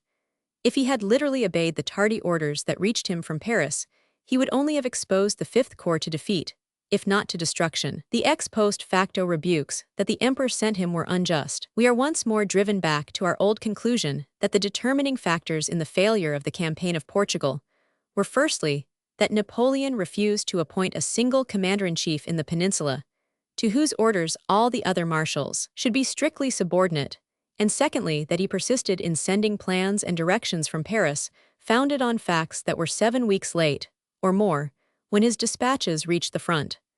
On this, we have enlarged at sufficient length on an earlier page. Section 25. Events in northern, eastern, and central Spain. Chapter 1. King Joseph and his troubles. While following the fortunes of Wellington and Massena, during the first 4 months of 1811, we have been compelled to leave almost untouched the sequence of events in the rest of Spain. Not only the doings of Suchet and MacDonald in the Far East, which had no practical connection with the campaign of Portugal, but also the minor affairs of the southern and central provinces. Only Soult's expedition to Estremadura, which came into close touch with Wellington, has been dealt with. It is time to explain the general posture of the war in the peninsula, during the time when its critical point lay between Lisbon and Abrantes, where Massena and Wellington stood face to face, each waiting for the other to move. What was going on in Portugal was, as we have already seen, practically a secret to the French in Spain. For the Portuguese ordinanza and the Spanish guerrilleros had done their work of blocking the roads so well that no accurate information penetrated to Madrid, Valladolid, or Seville from Santarem. It was only at rare intervals, when Foy and other officers cut their way through this fog of war, that the condition of affairs on the Tagus became known for a moment. The fog descended again when they had passed through on their way to Paris and given their information as to the fortunes of the army of Portugal during the weeks that preceded their departure. The gaps in the narrative were very long. Nothing got through between the departure of Massena from Almeida on September 15, 1810, and Foy's first arrival at Ciudad Rodrigo on November 8. There was another lacuna in the knowledge of the situation between that date and the passage of Massena's second successful messenger, Casabianca, from Santarem to Rodrigo in the earliest days of February.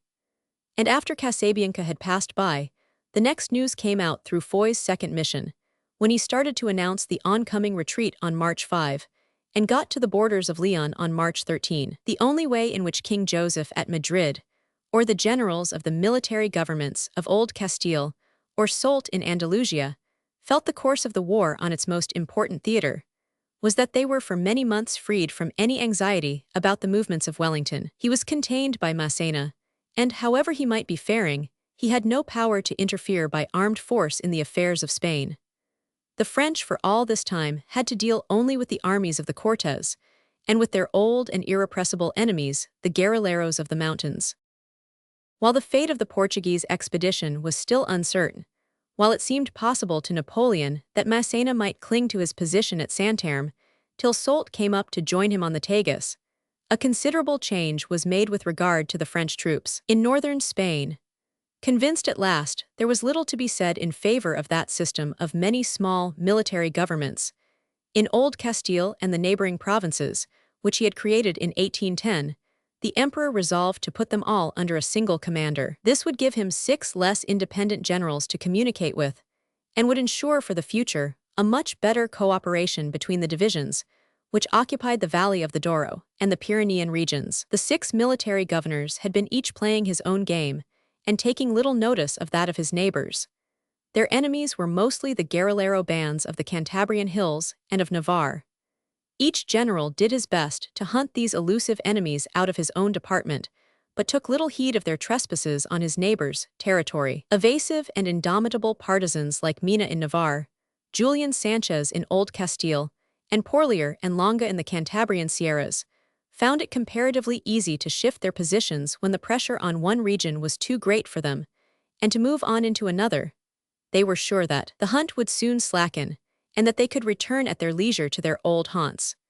The emperor thought that it would be possible to make an end of them if all his garrisons and movable columns in northern Spain were put under a single commander and moved in unison under a single will. Hence came the decree of January 8, 1811, creating the Army of the North, and handing it over to Marshal Bessières, whose name was still remembered in those regions owing to his old victory of Medina de Rio Seco. His authority extended over the troops stationed in Navarre, Biscay, Burgos, Valladolid, Salamanca, the Asturias and Santander, including not only the regular garrisons of those provinces but the 2 divisions of the Young Guard, which had replaced Drouet's corps in Old Castile, and the division under Serres which watched Galicia from the direction of Benevent and Astorga.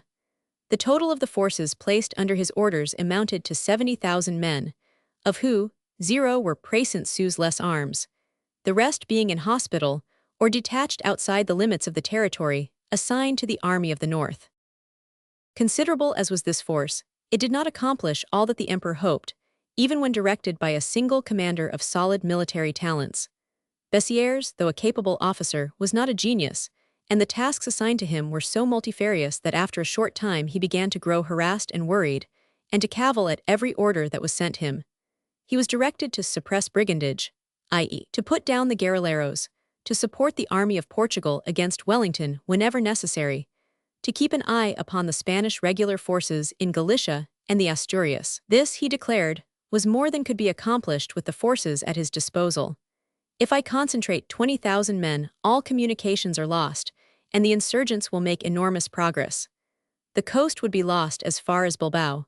We are without resources, because it is only with the greatest pains that the troops can be fed from day to day. The spirit of the population is abominably bad. The retreat of the army of Portugal has turned their heads. The bands of insurgents grow larger and recruit themselves actively on every side. The emperor is deceived about Spain. The pacification of Spain does not depend on a battle with the English, who will accept it or refuse it as they please, and who have Portugal behind them for retreat. Everyone knows the vicious system of our operations. Everyone allows that we are too widely scattered. We occupy too much territory. We use up our resources without profit and without necessity. We are clinging on to dreams. Cadiz and Badajoz absorb all our means.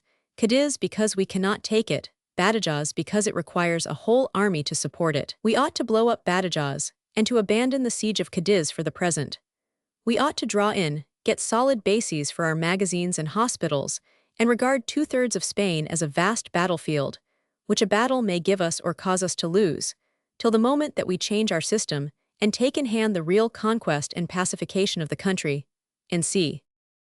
All this means that Bessières found it impossible to pacify the north, and concluded that it was useless to try to complete the conquest of Andalusia or Portugal, when that of Navarre and Santander was so far from being secure that no small party could go 2 miles from a garrison town, without a large probability of being cut off by the insurgents. He would have had his master abandon Andalusia and Estremadura, in order to concentrate such masses of troops in the north, that the guerrilleros should be smothered by mere numbers, that every mountain village should have its garrison. There was small likelihood that his views would find favor at Paris.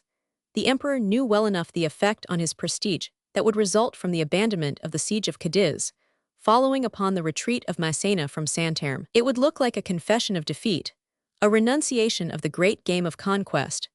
If the French armies retired beyond the Sierra Morna, the results of 18 months of victorious campaigning in the south would be lost, and the Cortes at Cadiz would once more have a realm to administer. Hence all that Napoleon did for Bessières was to send him in June 2 new divisions for the strengthening of the garrisons of the north, and to bid him fortify every important station on the high road to Madrid, and even the main bridges of the upper Ebro. A few months later he recalled him, partly because he considered him a pessimist, partly because Bessières quarreled with King Joseph, who was continually soliciting his removal. But before the Duke of Istria departed, he had many more troubles to go through, as will be seen. The main difficulties of the Army of the North arose from geographical facts. While the plains of Leon and Old Castile could be scoured by cavalry and easily traversed by flying columns, so that it was not impossible to keep some sort of order in them, this flat upland was bordered on the north by the long chain of the Cantabrian Sierras, and their foothills broad, rugged, and nearly roadless.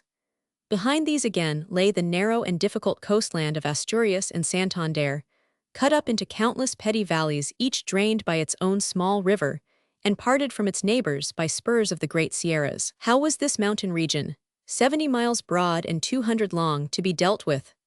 The French had no permanent garrisons on the coast between Gijón, the port of Oviedo, which was generally occupied by a detachment of Bonnet's division, and Santander, not far from the borders of Biscay. This last Bessières describes as a bad post from every point of view, only to be defended by covering it with large bodies of troops, and only accessible by a series of difficult defiles. In the Cantabrian highlands dwelt Longa and Porlier, with bands which had assumed the proportions of small armies. They could communicate with the sea at any one of a dozen petty ports, and draw arms and supplies from the British cruisers of the Bay of Biscay. Even Mina would occasionally get in touch with the sea through this coastland, though his main sphere of operations was in Navarre. There were dozens of smaller bands, each based on its own valley, but capable of joining its neighbors for a sudden stroke. Again and again, French columns worked up into these sierras from the plain of the Douro, and went on a hunt after the patriots. Sometimes they caught them and inflicted severe loss. More often they were eluded by their enemies, who fled by paths that regular troops could not follow, into some distant corner of the mountains. It was impossible to garrison each upland valley with a force that could resist a general levy of the insurgents. Even little towns like Pots in the Libana, Longa's usual headquarters, which were repeatedly taken, could not be kept. The Army of the North would have required 0 men instead of the 70,000 whom Bessieres actually commanded, if it was to master the whole of this difficult region. Indeed, Cantabria could only have been conquered by an enemy possessing a sea force to attack it in the rear, and occupy all its little ports, as well as an overwhelming land army operating from all sides. To the end of the war, Longa and Porlier, often hunted but never destroyed, maintained themselves without any great difficulty in their fastnesses. Nothing but the general despair and demoralization that might have followed the extinction of the patriotic cause in the whole of the rest of Spain could have brought the war in this region to an end. Nothing of the kind occurred. The Cantabrians kept a high spirit, they won many small successes, and they were perpetually helped by the British from the side of the sea. Bessieres had a hopeless problem before him in this quarter, considering the size of his army. But this was not his only trouble. Bonnet in Asturias was holding Oviedo, and the district immediately round it with a strong division, which varied at one time and another from 0 to 8,000 men. He was very useful in his present position, because he cut the Spanish line of defense along the north coast in two, and because he seemed to threaten Galicia from the northeast. The threat was not a very real one, for he had not enough men to deliver an attack on eastern Galicia, and at the same time to hold Oviedo and its neighborhood. But he was a source of trouble as well as of strength to his superiors, for it was very difficult to keep in touch with him through the pass of Pagers, and if he were to be attacked at once by the Galicians and by a British landing force, his position would be a very dangerous one. He had been put to great trouble by Renouvels's naval expedition in October 1810, though this was but a small force, and had not received any real help from Galicia along the land side. Bessieres, after he had been a few months in authority, was inclined to withdraw Bonnet to the south side of the Sierras, and to abandon Oviedo, but was warned against such a move by his master, who said that this would be a detestable operation, as it would relieve Galicia from the threat of invasion, allow of the reformation of a junta and an army in Asturias, and necessitate a heavy concentration at Santander. Nevertheless, the marshal did at one crisis withdraw the division from Oviedo. Between Bonnet in the Asturias and Ciudad Rodrigo, the long front against Galicia was occupied by a single weak French division, that of Serres, whose headquarters were at Benevent, his advanced post at Astorga, and his flank guards at Leon and Zamora. If the army of Galicia had been in good order, this force would have been in great danger, for it was not strong enough to hold the ground allotted to it. But when Del Parc in 1809 drew off to Estremadura the old army of the north, he had left behind him only a few skeleton corps, and the best of these had been destroyed in defending Astorga in the following year. The formation of a new Galician army of 20,000 men had been decreed, and the cadres left behind in the country had been filled up in 1810, but the results were not satisfactory. The Captain General, Mahi, was a man of little energy, and spent most of it in quarrels with the local junta, whom he accused of conspiracy against him, and charged with secret correspondence with La Romana and his party. He seized their letters in the post and imprisoned 2 members, whereupon riots broke out, and complaints were sent to the Regency at Cadiz. This led to Mahi's recall, and the captain generalship was given to the Duke of Albuquerque, then on his mission to London. He died without having returned to Spain, so that the appointment was nugatory, and the Regency then gave it to Castaños, who was at the same time made Captain General of Estremadura after the death of La Romana and the disaster at the Jebura. Castaños went to the Tagus to rally the poor remnants of the Estremaduran army, and while retaining the nominal command in Galicia, never visited that province, but deputed the command in it to Santasildas, the young general who had so bravely defended Astorga in the preceding spring. He had been sent prisoner to France, but was adroit enough to escape from his captivity and to make his way back to Corunna. His appointment was popular, but he got no great service out of the Galician army, which was in a deplorable condition and hopelessly scattered. The junta kept many battalions to garrison the harbor fortresses of Corunna, Vigo, and Ferrol, and the main body, whose headquarters lay at Villafranca in the Bierzo, did not amount to more than 7,000 men, destitute of cavalry, which Galicia could never produce, and very poorly provided with artillery. There was another division, under General Cabrera, some 4,000 strong, at Puebla de Sanabria, and a third under Barcina and Losada on the borders of the Asturias opposite Bonnet. The whole did not amount to 16,000 raw troops, yet this was sufficient to hold Serres in observation and to watch Bonnet, who was too much distracted by the Cantabrian bands to be really dangerous. But in the spring of 1811, the Galicians could do no more, and Wellington was much chagrined to find that he could get no effective assistance from them after he had driven Massena behind the Agueda, and so shaken the hold of the French on the whole kingdom of Leon. It was not till June that Santasildas found it possible to descend from the hills and threaten Serres. This led to a petty campaign about Astorga and on the Orbigo River, which will be narrated in its due place. While affairs stood thus in the north, King Joseph and his army of the centre were profiting for many months from the absence of any danger upon the side of Portugal.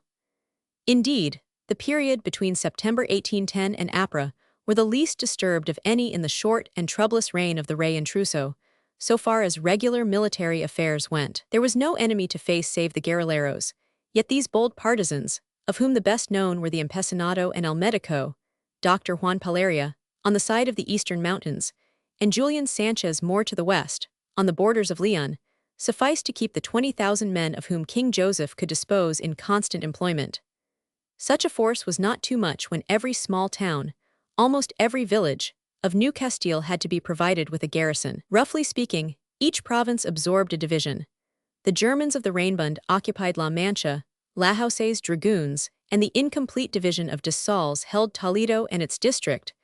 The king's Spaniards the Guadalajara country, leaving only the royal guards and some drafts and detachments to garrison the capital. It was with considerable difficulty that Joseph collected in January 1811 a small expeditionary force of not over 3,500 men, with which Lahouse went out, partly to open up communications with Soult in Estremadura, but more especially to search for any traces of the vanished army of Massena in the direction of the Portuguese frontier. Lahouse started from Talavera on February 1, communicated by means of his cavalry with Soult's outposts between Truxillo and Merida, and then went northward across the Tagus to Plasencia, from which his cavalry searched in vain, as far as Coria and Alcantara, for any news of the army of Portugal.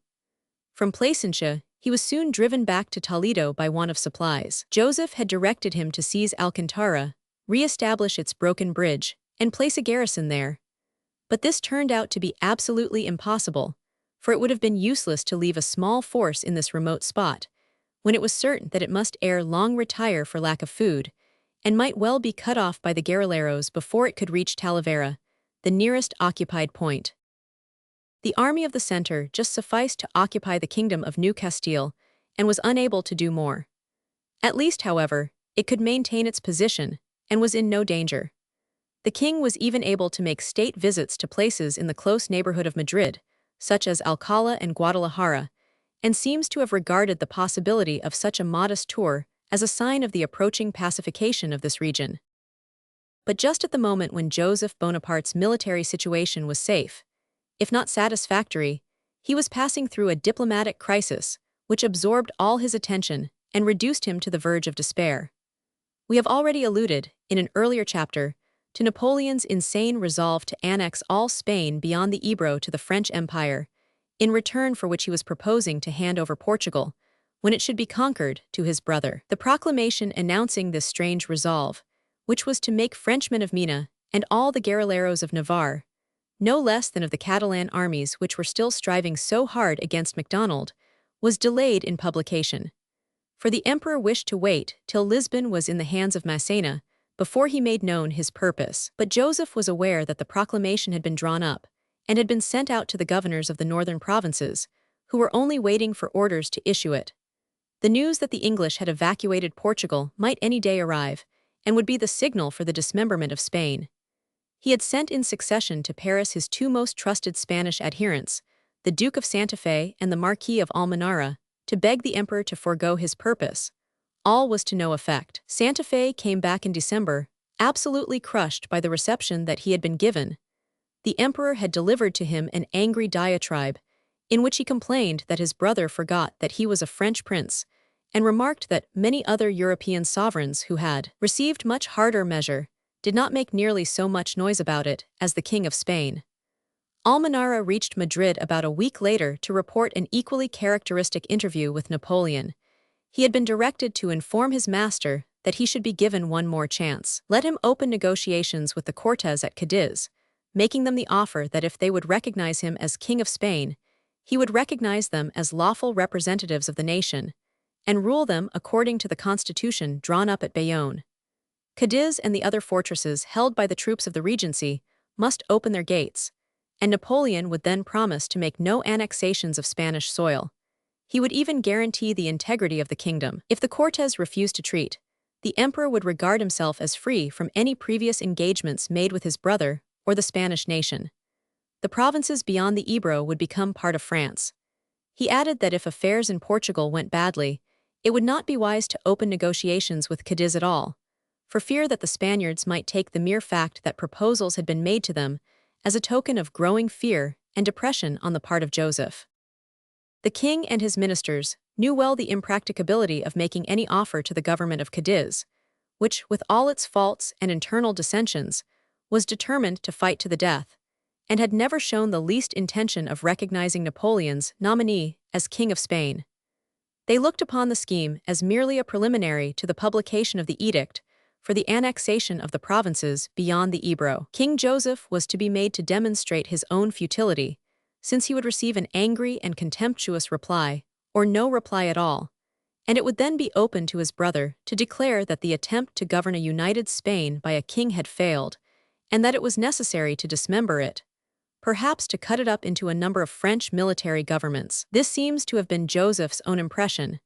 In the council at which the emperor's proposal was discussed, he broke out into violent reproaches and bitter complaints against his brother, and explained with tears to his ministers that he and they were betrayed. He was now for abdicating, and this would have been the most dignified course to take. He talked of buying an estate in France and settling down, far from Paris, as a private person. He had indeed charged his wife's nephew, Marius Clary, to cross the Pyrenees and purchase a castle and lands for him in Touraine or the south, where he might hide his disgrace and disappointment. This move provoked Napoleon's wrath. He signified his displeasure. The members of the imperial family could not legally make any acquisition of land in France without the formal consent of the emperor. In addition, it was impossible for the King of Spain, or the commander of the army of the center, to quit his post without having received the imperial authorization. Painful as the declaration must be, if the king took such a hazardous step, he should be arrested at Bayonne on crossing the frontier. There must be no more talk about the Constitution of Bayonne. The emperor could dispose of Spain at his good pleasure, and in the interests of the French Empire alone. If Joseph persisted in the idea of abdication, he must first make a formal statement to that effect to the French ambassador at Madrid, and provided that it was considered that the step would cause no dangerous results, nor give rise to any slanderous reports, he might come to his estate of Morfontaine near Paris and finish the matter en règle. Joseph at first seemed inclined to accept any terms by which he might emerge from his present ignominious position, and actually had several interviews with Laforced, in which they discussed the drafting of a deed of abdication. But it seemed that Napoleon would prefer the prolongation of the present state of affairs, and for his own purposes intended that a puppet king should continue at Madrid. By the ambassador's advice, the document ultimately took the shape of a letter in which Joseph, instead of abdicating in definitive form, merely stated his wish to do so, and referred it to his brother. His confidant, Miet de Melito, with whom he talked over the whole matter, expresses his opinion that at the last moment the fascination of the crown overpowered his master's full sense of resentment. The king's note was a good piece of writing, but I consider that it did not state clearly enough that the course to which he inclined, and which he preferred to all others, was abdication. I wished that he had made a stronger affirmation of this, and told him so, but to no effect. It was easy to see that the name of king had still a powerful attraction, from which Joseph could not escape, and I wondered at the glamour and intoxication which, as it seems, hangs about supreme power, since the mere shadow of that power could overweigh with him so many rebuffs and so much resentment. Napoleon made no reply to his brother's declaration. He had no intention of taking over the formal responsibility for the government of Spain, and preferred to leave another to answer for all its obvious injustices and oppressions.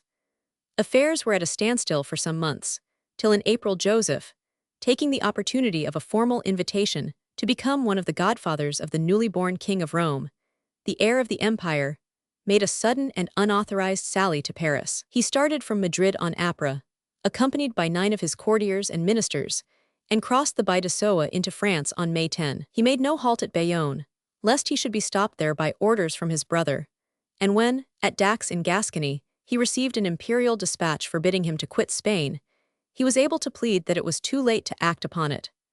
Pursuing his journey night and day, he presented himself at Paris on May 15, and announced to Napoleon that he was come to discharge in person the honorable duties of godparent at the approaching baptism of his nephew.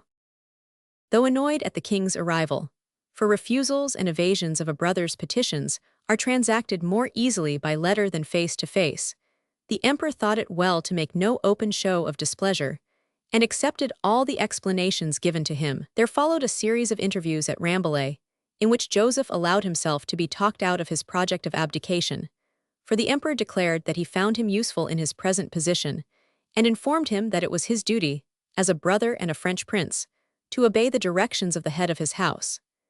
In return, Napoleon promised to make many arrangements which would render the king's position less intolerable than it had been for the last year. He would provide him with a monthly subsidy of 1,000,000 francs from the French treasury, of which half would be for the sustenance of his court and ministers, and the other half for the pay of the army of the centre. Orders were issued to Soult, commanding the army of Andalusia, Bessières, commanding the newly formed army of the north, and Suchet, so far as the army of Aragon was concerned, but not for Catalonia, by which they were directed to pay over to a commissary appointed by Joseph 1/4 of the gross revenues which they were raising in the districts which they occupied. They were also directed to leave the law courts in the king's hands, and not to allow judgments to be given in the name of the emperor. It was this last practice, frequently adopted by Kellerman in Castile, which had irritated Joseph more than any other misdemeanor of the local commandants. What Joseph most desired, a real directing power over the movements of all the French troops in Spain, was not given him, but he was granted a sort of illusory superintending authority. If he was at the headquarters of any of the armies, he was to be given the honors of supreme command. All the marshals and generals commanding armies were to send him frequent reports, and not to undertake any operations without informing him of them. The king must have reports of everything that happens. He must know everything, and be able to act in his central position as a sort of agency for transmitting information to the generals. This communication of intelligence, observations, and advice may even take place through his Spanish minister of war, wrote the emperor. The king flattered himself that this meager concession gave him something like a directing authority over the armies. He told his courtiers that he was given the position of general-in-chief, and used his brother's permission to send advice in Reims to each of the local commanders. Unfortunately, there was no way of making them take this advice.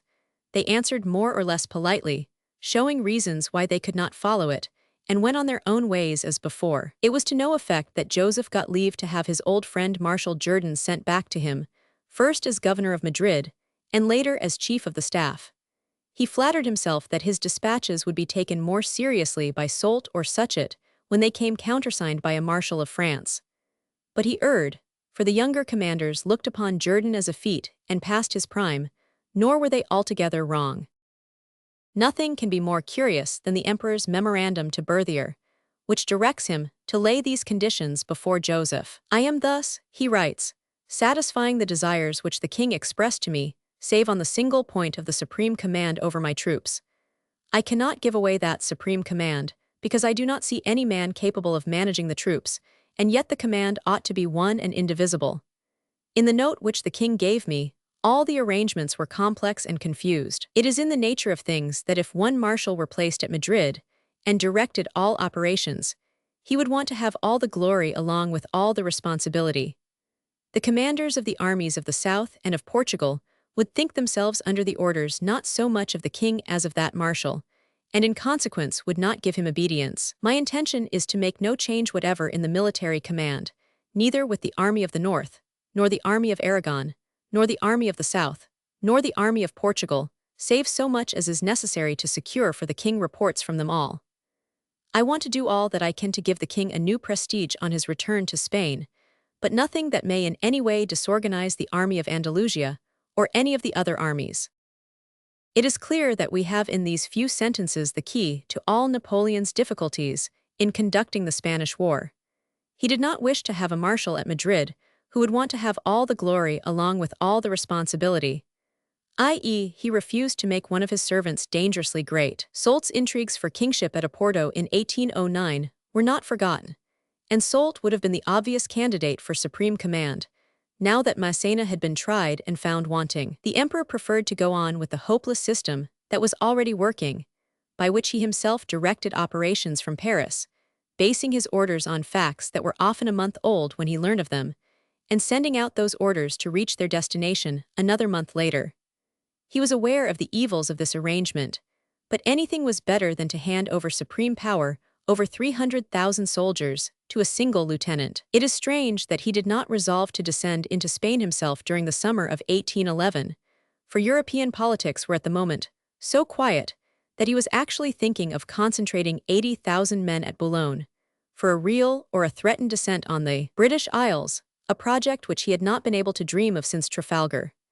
The tension between France and Russia, which was to increase in a dangerous fashion during the autumn, was not so great in May or June as to make the idea of a Spanish campaign impossible. If it was possible to think of an invasion of England at this moment, it was surely equally feasible to consider the advantages of a descent on Lisbon or Cadiz. But apparently, it was the physical distance between Paris and the further end of the peninsula which deterred the emperor from seizing what turned out to be the last available opportunity for a sally beyond the Pyrenees. As he himself observed on another occasion, he would be at the end of the world in Portugal, and a crisis might arise behind his back before he got any adequate news of it. This was different from campaigning in Central Europe, when at Vienna or Berlin he was still in touch with Paris. The only parallel to an invasion of Portugal would be an invasion of Russia, and it will be remembered that Napoleon's apprehensions were absolutely justified by what occurred in the autumn of 1812 during his absence at Moscow. The astounding conspiracy of General Mallet was within an ace of succeeding, because it was possible to put about all manner of false rumors when the emperor was lost to sight on the steppes. A handful of plotters, we might almost say a single plotter, Mallet himself, with no assets save impudence and reckless courage, seized the imperial ministers, mustered an armed force, and almost established a provisional government and mastered Paris.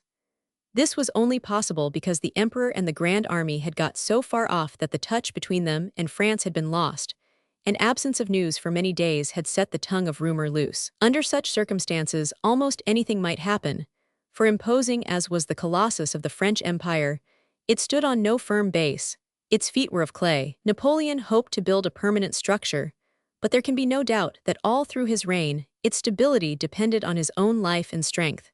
If he had been cut off suddenly by a cannonball at Jena or Wagram, or by the knife of a fanatic such as Staps, Spain could have produced such enthusiasts by the score, chaos would have supervened in France. When once the rumor was set about that the emperor was dead, anything became possible in Paris. No one knew this better than himself.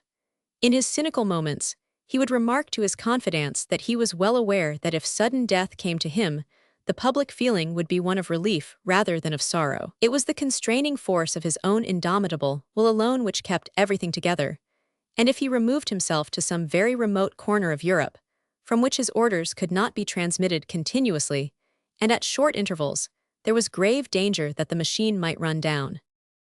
Hence it may perhaps be said that the peninsula was saved from the presence of the emperor in 1811 because of the necessary limitations of a one-man power. He dared not remove himself from the center of affairs.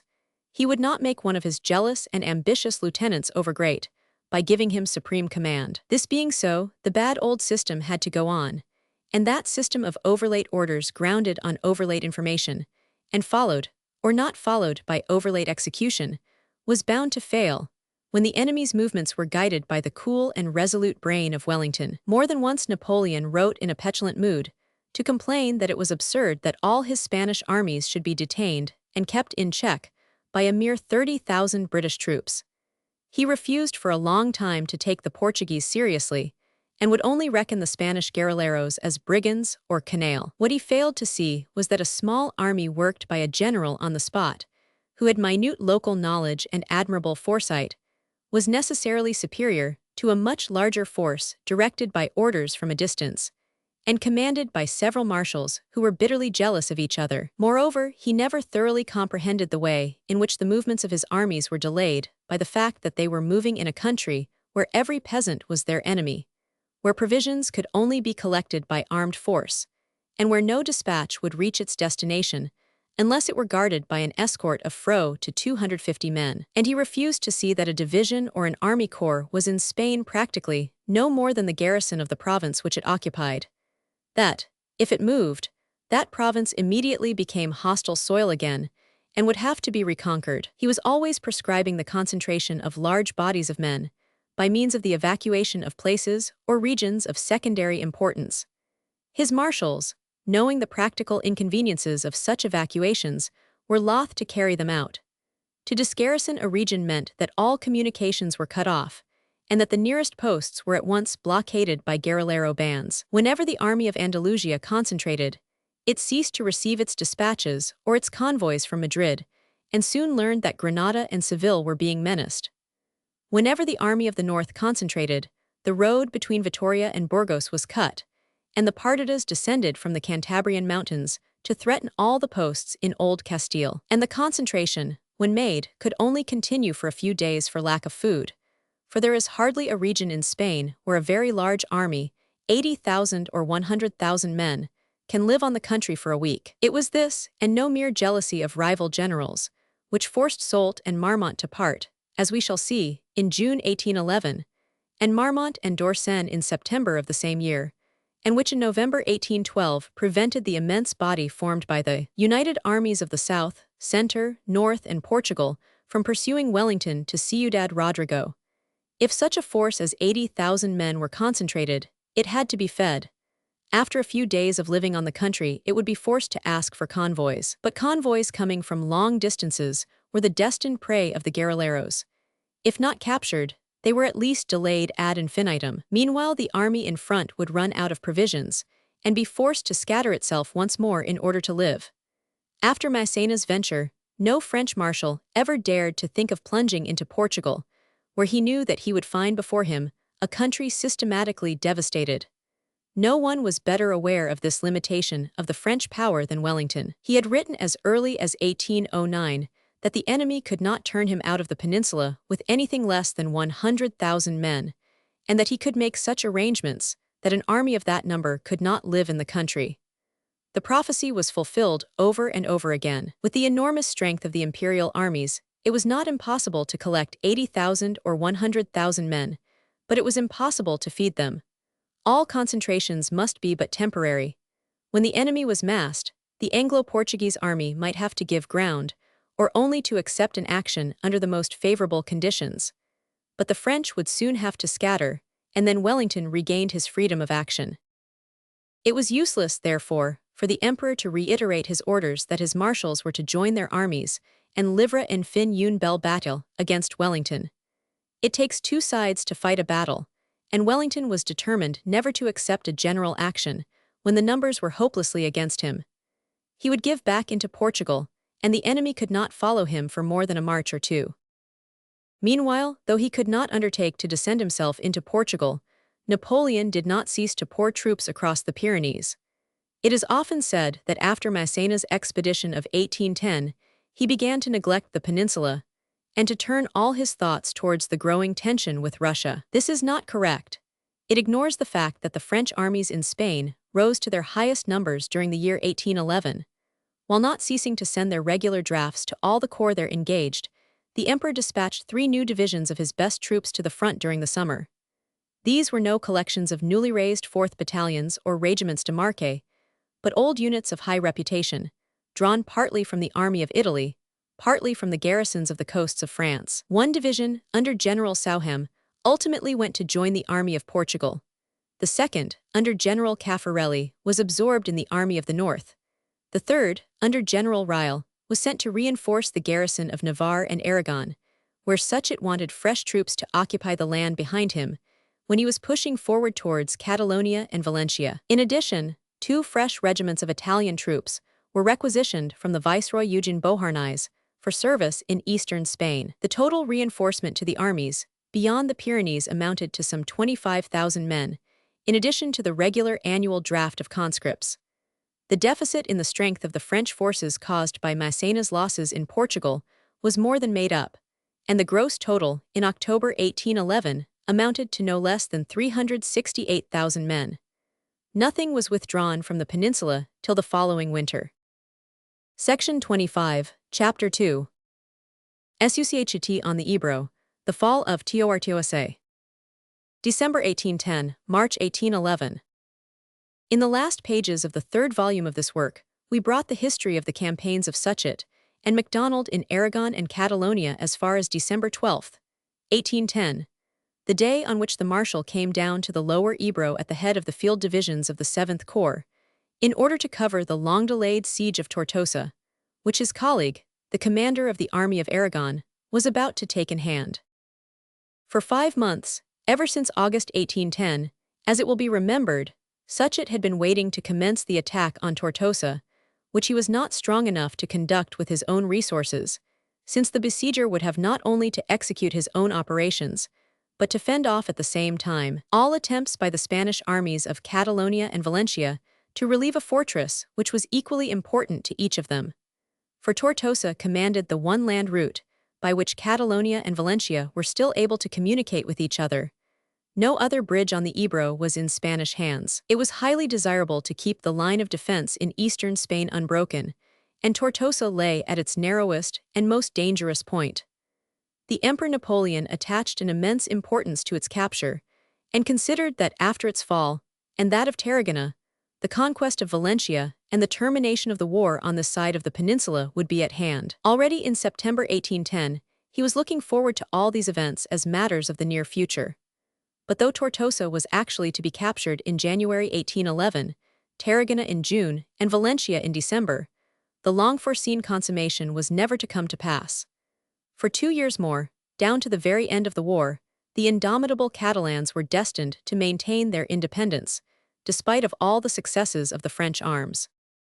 Tortosa was not quite so indispensable in reality as it looked on the map, for though it would have been a point of absolutely vital importance to the Spaniards, if they had been compelled to conduct all their operations by land, it must not be forgotten that the British command of the Mediterranean gave an alternative route for communication between north and south, which the French could never touch. Long after Tortosa had fallen, troops were repeatedly and easily transferred from Catalonia to Valencia, and vice versa, despite of the fact that Suchet had completely mastered all the land routes. Indeed, it may be said that the sea passage from one to the other was always preferable to the route through Tortosa, for the country about both banks of the lower Ebro was rugged, barren, and thinly peopled, and Tortosa itself, a decayed city of 10,000 inhabitants, was the only place in this region which presented resources of any kind for an army on the march. It is, moreover, 20 miles from the sea and not a port. Strange to say, there is no decent harbor at the mouth of the Ebro. Though the river is intermittently navigable for a good many miles in its lower course, its estuary has never been a point through which trade discharges itself to the sea. The commerce of southern Catalonia goes to Tarragona, 60 miles to the north of the Ebro mouth, that of northern Valencia to Peninsular, 30 miles to its south. Tortosa, indeed, was more important to the French than to the Spaniards, since Napoleon's armies were tied down to land routes, and if ever they were to make a lodgment in Valencia, would find the possession of that city and its bridge absolutely necessary if they were to keep in touch with the troops left in Catalonia. At last, in December 1810, Macdonald had accomplished the preliminary duties, which rendered it possible for him to move on Tortosa. He had revictualled Barcelona, so that it would be safe for some months from famine, and he had repaired the gap in the French lines in northern Catalonia, which had been caused by Henry O'Donnell's daring expedition to La Bispal in the preceding September. Though the Spanish army had not been crushed, nor indeed seriously injured, it had been thrust aside for the moment. Macdonald had brought down 3 divisions, over 15,000 men, to Mora on the Ebro, some 25 miles to the north of Tortosa, and with them he was prepared to act as a covering force to the projected siege. He was strong enough to render any attempt at relief by the Catalan army impossible, for a force sufficient to beat him could not be collected by the enemy, unless they abandoned all their outlying posts. And this was practically impossible, for local feeling in the Principality was too strong to allow of the withdrawal of the smaller Spanish detachments from the various valleys and small towns which they covered. There was still the Valencian army to be considered, but Suchet considered that he could himself deal with that unfortunate and oft-defeated force. He had already proved its weakness at the series of engagements in August in which he had so effectually scattered the levies of the dictator José Caro. One division would probably suffice to keep the Valencians at bay, while with two others the actual siege of Tortosa could be taken in hand. It was the Catalan army alone which had made Suchet anxious, and he was now to be relieved of all care on that side by MacDonald. The preparations for the siege, it will be remembered, had long been in progress. Ever since August, magazines and material had been accumulating at Zerta. They had been brought down the Ebro from Mequinenza, whenever the water was high enough to allow of navigation, not without much difficulty, and occasional petty disasters when the Catalan Miquelites made a pounce upon an exposed convoy. 52 heavy guns were now lying ready at Zerta, with 30,000 rounds of ammunition for them, and 0 lb. more of powder. To set in motion the besieging army, and this very large battering train, it only required that the covering forces on each side of the Ebro should take up their positions. When MacDonald had brought up his troops to Mora, and undertaken to move them to Perello, the junction point of the two roads from Tortosa to Tarragona, nothing more remained to be settled. If the Catalan army should try to attack him, it would certainly be beaten, being far too weak to face 15,000 French troops concentrated in one body. For the restraining of the Valencians, on the other side of the Ebro, General Musnier with 7,000 men was placed at Ulldecona, 12 miles beyond Tortosa on the great road to the south. These arrangements being made, Suchet crossed the Ebro at Zerta by his pontoon bridge on December 15 with 12 battalions, and made a sweeping circular march to Shut in Tortosa on the northern side, while 5 battalions more, under General Abbé, moved by the other bank to block the bridgehead, by which the city communicates with Valencia and the south. The operation was completed without resistance, save at the Col de Alba, where a post of 600 Catalans, placed to cover the road between Tortosa and the pass of Balaguer, was discovered. This small force was driven into Tortosa after a skirmish. 2 small convoys on their way from Tarragona by sea had to turn back, because the way into the city was closed.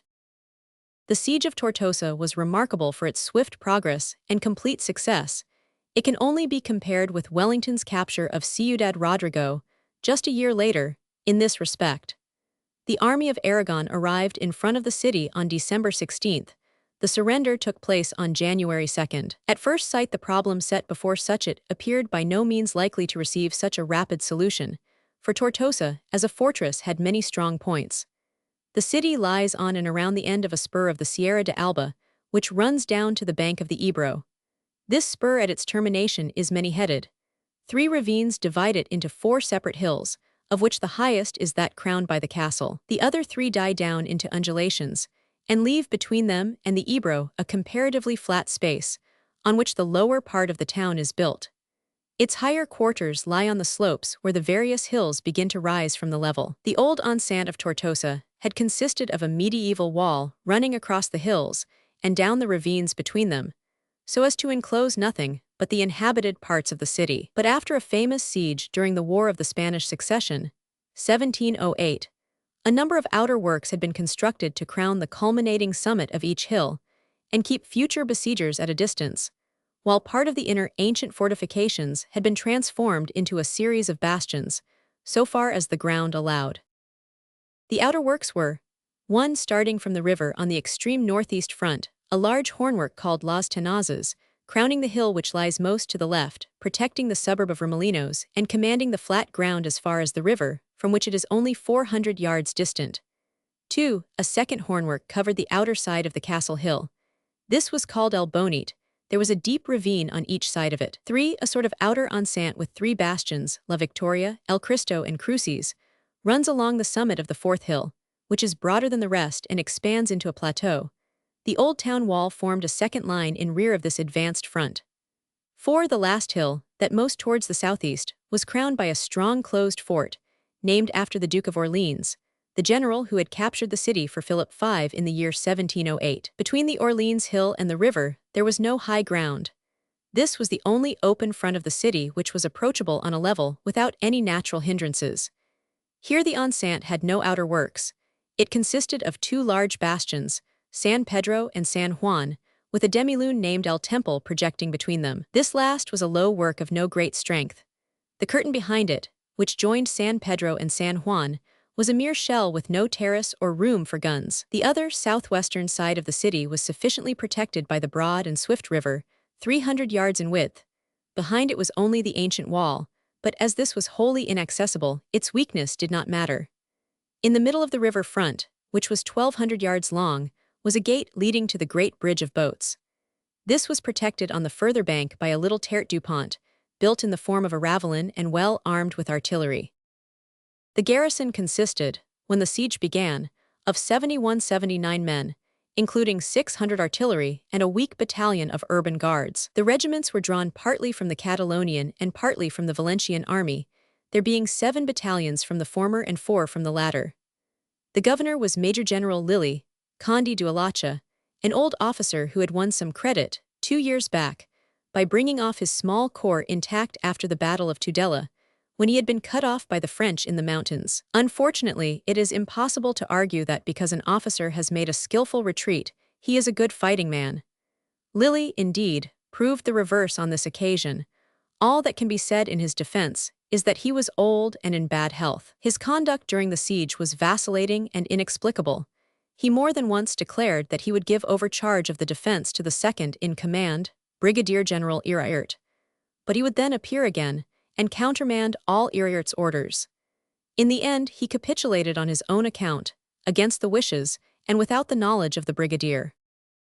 The problem in Poliercetics set before Suchet and his engineers at Tortosa had some resemblance to that which was to confront Wellington at Badajoz a few months later. Given a town to besiege which is partly built on heights crowned by forts and partly in the flat, is it better to attack one of the forts, which if taken commands the whole town, or to start against the lower front? The latter will be easier to assail, but after its fall the strongholds on the heights may hold out as independent fortresses.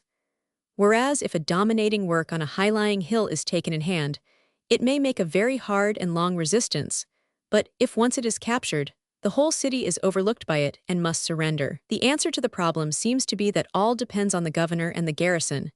If he and they are weak, it will suffice to attack the easier front, for when the lower town has fallen the morale will be so shaken that they will surrender, without attempting to hold the upper works. But if they are active and obstinate, it may be worthwhile to aim at the most commanding position, which, if captured, absolutely compels the capitulation of the whole place. Yet there remains the danger that the crucial fort may be so strong that no effort can take it from a determined defender. This happened to Wellington at the 2 earlier sieges of Badajoz. The fall of San Cristobal would have brought about most inevitably the surrender of the city, but it proved too hard a nut to crack, in the time and with the means at the English general's disposal. Suchet at Tortosa struck at the easiest front, taking the risk that he might have to conduct a second siege of the upper works, as he had to do at Tarragona, his next leaguer. When he had breached the weakest point, but before a storm had been tried, the imbecile governor capitulated. The weak front of Tortosa was the bastion of San Pedro, and the demilune of El Temple on its flank. They were not properly supported or flanked by any works on higher ground, for Fort Orleans, on the nearest hill, did not command all the flats in front of San Pedro, and moreover Suchet intended to give this fort so much business on its own account that its gunners would have little attention to spare for the attack on the lower ground to their right. There were 2 additional advantages. The soil in front of San Pedro was soft river mold, very easy to dig, and moreover this bastion could be enfiladed by batteries on the other side of the Ebro. Such batteries had nothing to fear, if properly constructed, from the guns of the little terre du pont, while on the river front of the city there were no cannon at all. They could not be mounted on the medieval walls. On the 16th, 17th, Suchet was employed in bringing up his siege guns, choosing the emplacements of his camps, and constructing flying bridges across the river, both above and below the fortress.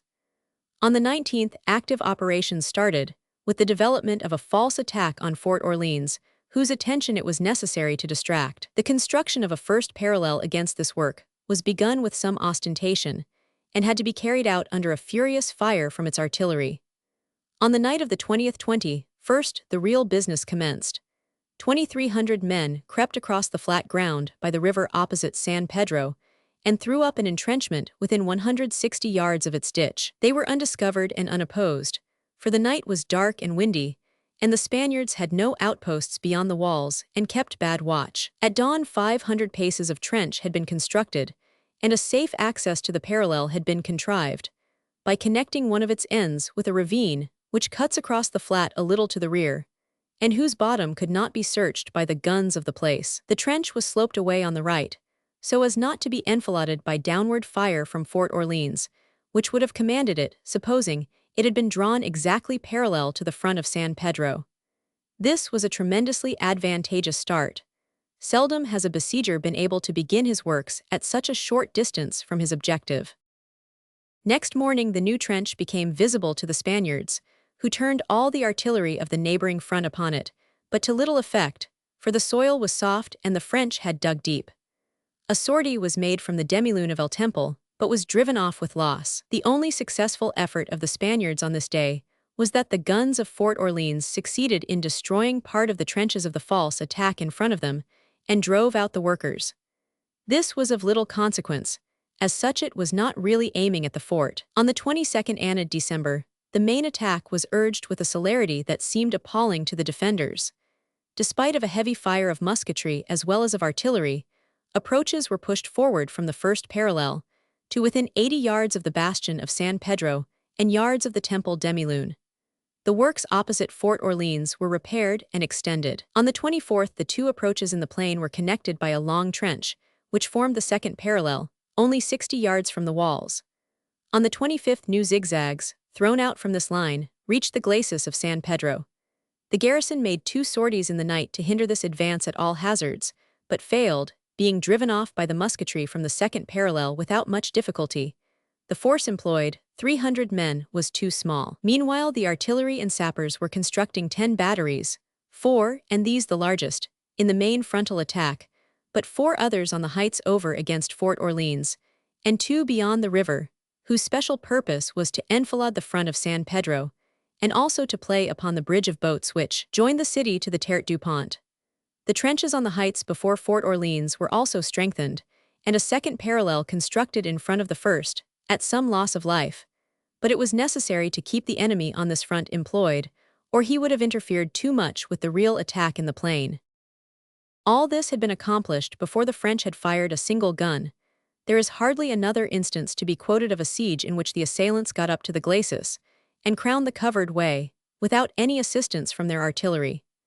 It seems that the gunnery of the defense must have been exceptionally bad, and the sorties hitherto had been small and feeble, quite insufficient to interfere with, much less to destroy, the approaches. Noting batteries sketched out on several points and approaching completion, Iriart saw that he must at all costs try to delay the opening of the adversary's fire, and on the night of the 27th-28th made 2 sallies in considerable force. 600 men came out of the Rastro Gate, beyond Fort Orleans, to attack the upper trenches, as many more issued from San Pedro against the main attack. The first named sortie was an entire failure. Most of the men lay down and began to skirmish with the trench guard before they had got near the works. A very few reached them, and were killed on the parapet.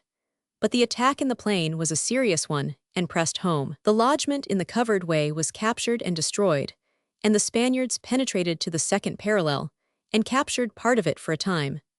They were finally driven out by a reserve of 4 battalions commanded by General Abbé, but not before they had done considerable damage. The besiegers had to spend the following day and night, 28-29 December, in repairing the trenches and parapets, and getting a fresh lodgment in the covered way. On the morning of the latter day, the 10 siege batteries opened simultaneously with 45 guns, and very soon gained a marked superiority over the fire of the defense. The cannon of Fort Orleans and the bastion of San Juan were silenced, as were also those of the Temple Demilune and San Pedro.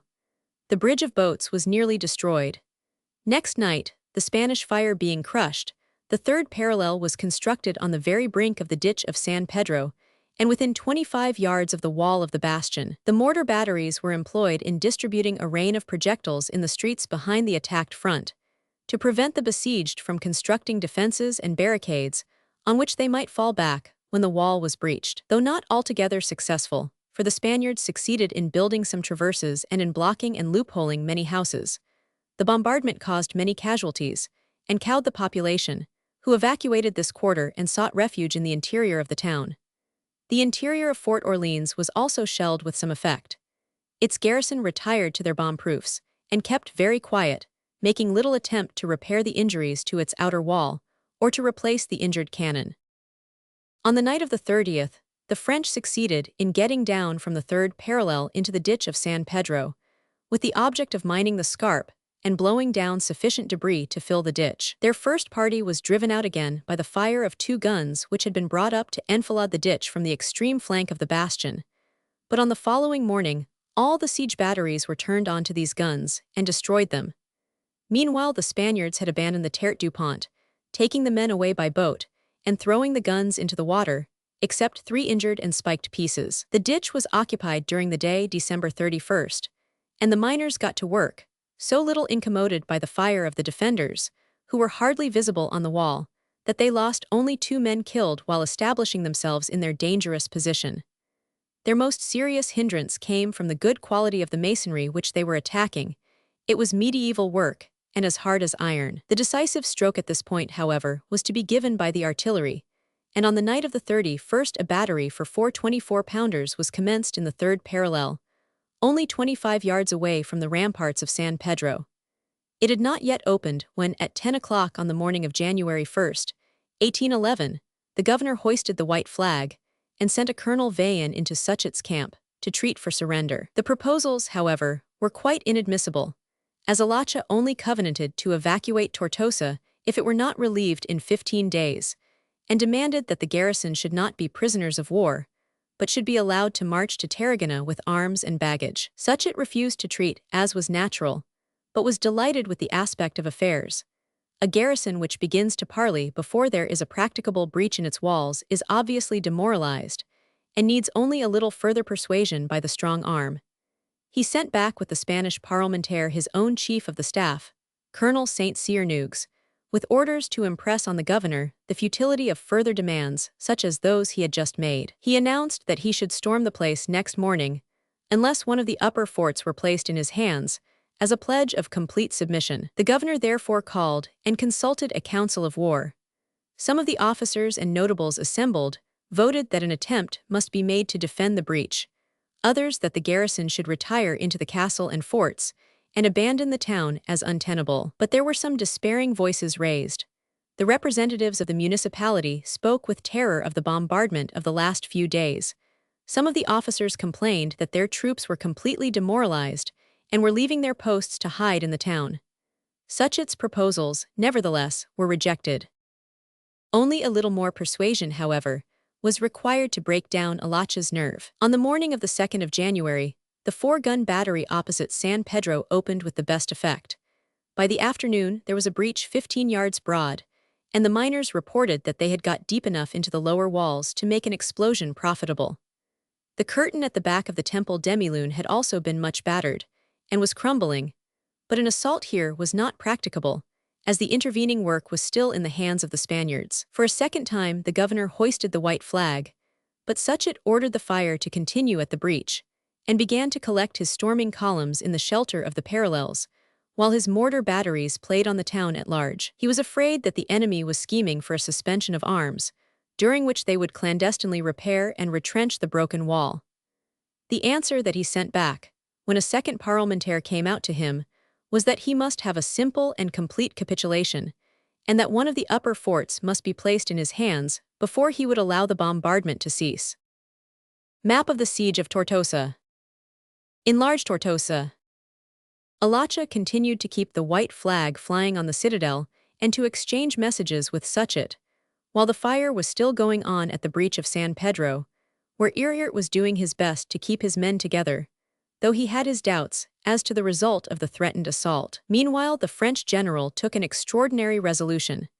Gathering from the confused and wavering replies of the governor that the old man was at his wits' end, and ready to yield to pressure, he came to the castle gate himself, with his staff and a company of grenadiers, and sent for the officer on guard, who did not order his men to fire because the white flag was flying, and messengers continually passing to and fro. Suchet told the astonished subaltern that hostilities were at an end, and that he must see the governor without delay. When Alacha came down to him, he assumed a peremptory tone, said that further resistance was criminal, that the assault was about to take place at once, and that the garrison would be put to the sword if resistance continued. He bade the governor ratify on the spot the terms of capitulation which had been sent in upon the previous afternoon. Utterly cowed, the old man obeyed at once, called for a pen, and signed the document upon the carriage of a gun. The company of grenadiers which had accompanied Suchet occupied the castle, and orders were sent down to the city to cease all resistance. The first notice that Iriart got of what had happened was by hearing French drums beating in the streets behind him, as a column descended from the citadel to force the defenders of the breach to lay down their arms.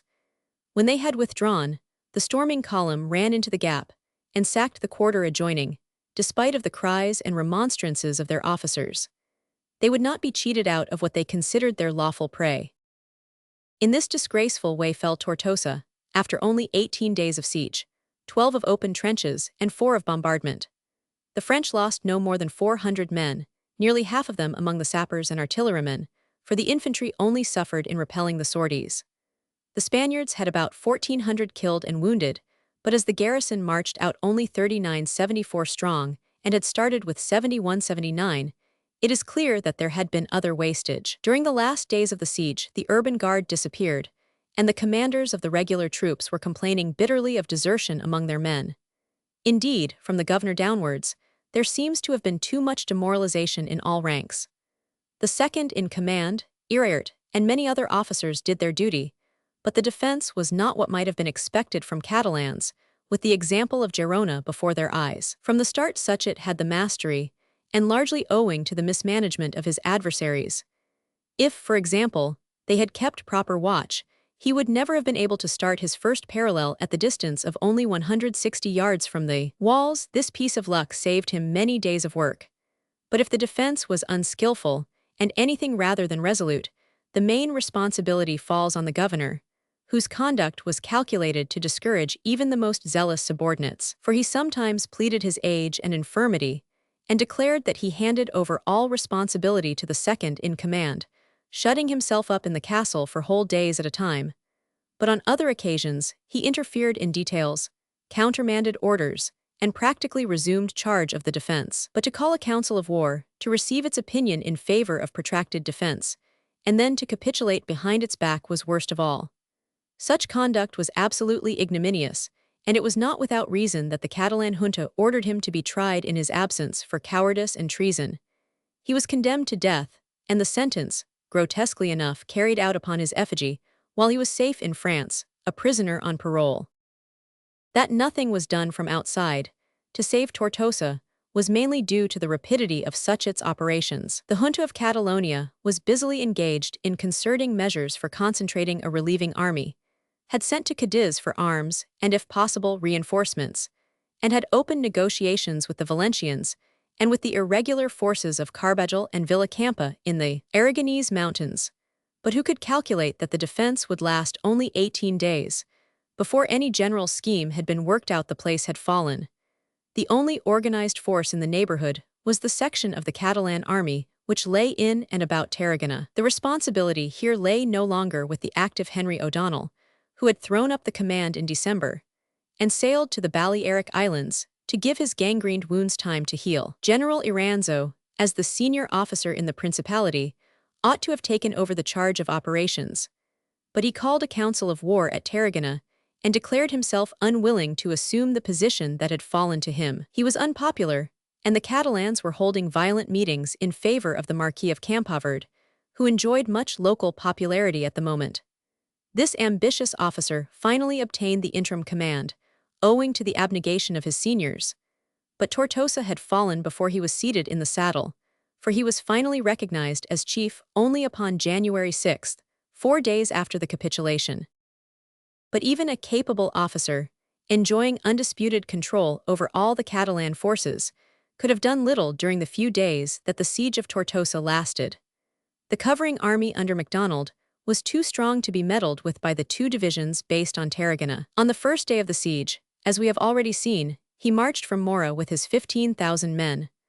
On the 18th, he came up to Parello, where meet the two roads from Tortosa to the north, thus absolutely barring any attempt to approach the place. After some days, he found it impossible to feed his troops in this rugged spot, and divided them, placing one division of 6,000 men under Freire on the Tarragona-Amposta road, in the direct rear of the besieging army, while with the other two he retired to Ginestar on the Ebro, 20 miles due north of Tortosa, from whence he could reinforce Suchet in a single march if the Spaniards made any movement. But no one came against him. The existence of his army in this quarter sufficed to paralyze the modest force then lying in the neighborhood of Tarragona. Campoverd took one division to the fort of Balaguer, covering the coast road, from which he observed Freire at a distance, while Iranzo with the other occupied MacDonald's old headquarters at Montblanc. But they knew that they were too weak to risk an advance from these points, and while they remained quiet, Tortosa fell. The only diversions carried out during the siege were in corners of Catalonia, where even a considerable success would have had no effect on the course of affairs on the lower Ebro. A French foraging party of 650 cavalry was cut up at Tarragona, near Lerida, on January 1, by a detachment from Montblanc. On December 25, a landing party from the British frigates on the Catalan station surprised the post of Palamos, and destroyed their 2 gunboats and 8 transports, which were coasting down from Set towards Barcelona. But remaining on shore too long, they were surprised by a French flying column, and driven back to their boats with a loss of over 200 men, including Captain Fane of the Cambrian, the officer in command. On the news of the fall of Tortosa, the Spanish divisions drew back towards Tarragona.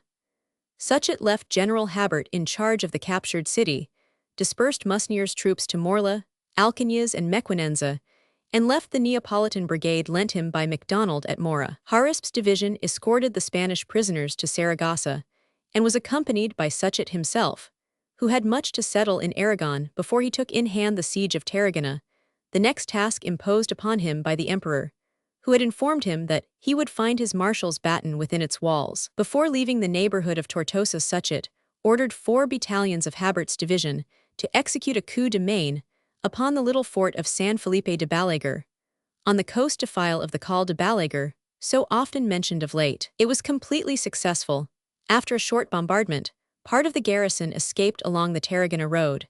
The governor with 90 men surrendered.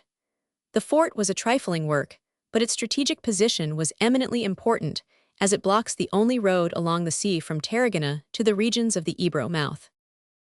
MacDonald, being no longer needed in the direction of Tortosa, resolved to return to Lerida, at the same time that Suchet went off to Saragossa. They were to meet again in the spring for the great enterprise against Tarragona. For reasons not easy to fathom, the marshal made his march to his base not by the direct road, but past Tarragona via Roos and Valls. Probably he was desirous of clearing the countryside of the outlying Spanish troops as a preliminary to the siege, and perhaps he had some idea of destroying any magazines that might lie in this direction. That he could have no serious intention of blockading Tarragona was shown by the fact that he had sent back all his cavalry, save 1 regiment, and most of his guns, to Lerida. Since he had also lent his Neapolitan brigade to Suchet, his column was not much over 12,000 strong. MacDonald was usually unlucky in his Catalonian campaigning, though he had won great reputation in mountain warfare against the Austrians in his early days.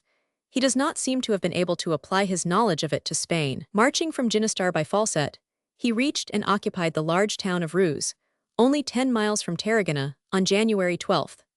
From thence he set his army in motion for Valls on the 15th, marching across the front of the fortress, with which he clearly had no intention of interfering. His vanguard was formed by the Italian division, which was followed at a distance of 3 miles by his 3 French brigades and his single regiment of cavalry. Meanwhile, Campoverd, now in command at Tarragona, had detached General Sarsfield with a division of 3,000 foot and horse, all that the army of Catalonia possessed, to observe the march of the French, while he himself remained just outside Tarragona with the remainder of his troops, some 8,000 men. Sarsfield had taken post at Pla, some 5 miles north of Valls, which town he had evacuated on the approach of the enemy. When MacDonald's leading brigade reached Valls, information was received that there was a Spanish force close in its front. Without waiting for orders from the marshal, who had merely directed that Valls should be occupied, the commander of the vanguard, General Eugenio, resolved to bring the enemy to action. Marching with 5 Italian battalions and only 30 chasseurs, about 2,500 men in all, he ran headlong into Sarsfield's forces drawn up in a well-masked position, the infantry occupying a ridge, the 800 cavalry hidden in a wood to the left. Unable to estimate the enemy's strength, and thinking that a brisk attack might drive them off the ground, Eugenio, a man of reckless courage, made a direct frontal charge against the enemy's position in column of battalions. He was completely beaten, his brigade fell back still fighting, and he was himself mortally wounded. The recoiling mass was saved from annihilation by the arrival on the field of the other Italian brigade, that of Palombini, on which it rallied. But Sarsfield's troops were determined to finish appropriately the day that they had begun so well. They fell on the newly formed line and broke it, the cavalry turning Palombina's right and sweeping it away. The whole Italian division would have been annihilated, but for the arrival of 2 squadrons of the 24th Dragoons under Colonel Delort, who charged the victorious cavalry, and though hopelessly outnumbered, gave the Spaniards so much trouble that the routed infantry of Eugenio and Palombini escaped into Valls, without much further loss. MacDonald had refrained from bringing up the French brigades to help his vanguard, because he had discovered a column under Campoverd coming out of Tarragona to threaten his rear. This demonstration kept him occupied while the Italians were being cut up by Sarsfield, whose operations were extremely well managed and resolute. The Italian division and the dragoons lost 600 men, including a few prisoners, the Spaniards only 160. Next day, January 16th, MacDonald was in order of battle at Valls, with 2 fronts, one facing towards Sarsfield and the north, the other towards Campoverd and Tarragona. But the Spaniards wisely refused to commit themselves to a general engagement, and MacDonald would not divide his army by marching to assail one or the other of the 2 hostile columns. In the night, he retreated to Montblanch by a forced march, leaving the enemy encouraged by the results of the combat of the 15th, and no less by the fact that the Marshal had not tried to avenge his check by an attack on the following day. The French retired to Lerida unmolested, and the Duke of Tarentum began to make preparations for his approaching return to Tarragona in company with Suchet's corps, as had been ordered by the Emperor. It is difficult to see that MacDonald gained anything by his curious flank march, and he certainly lost heavily in prestige. Campoverd, exultant at the good fortune of his first venture in arms, recovered from the despondency caused by the fall of Tortosa, and dreamed of making a great blow against the French by no less an achievement than the recapture of Barcelona. Ever since the commencement of the war, plots and conspiracies had been rife in that great city. It will be remembered that Duhesme had been forced to punish the most important of them by a series of executions.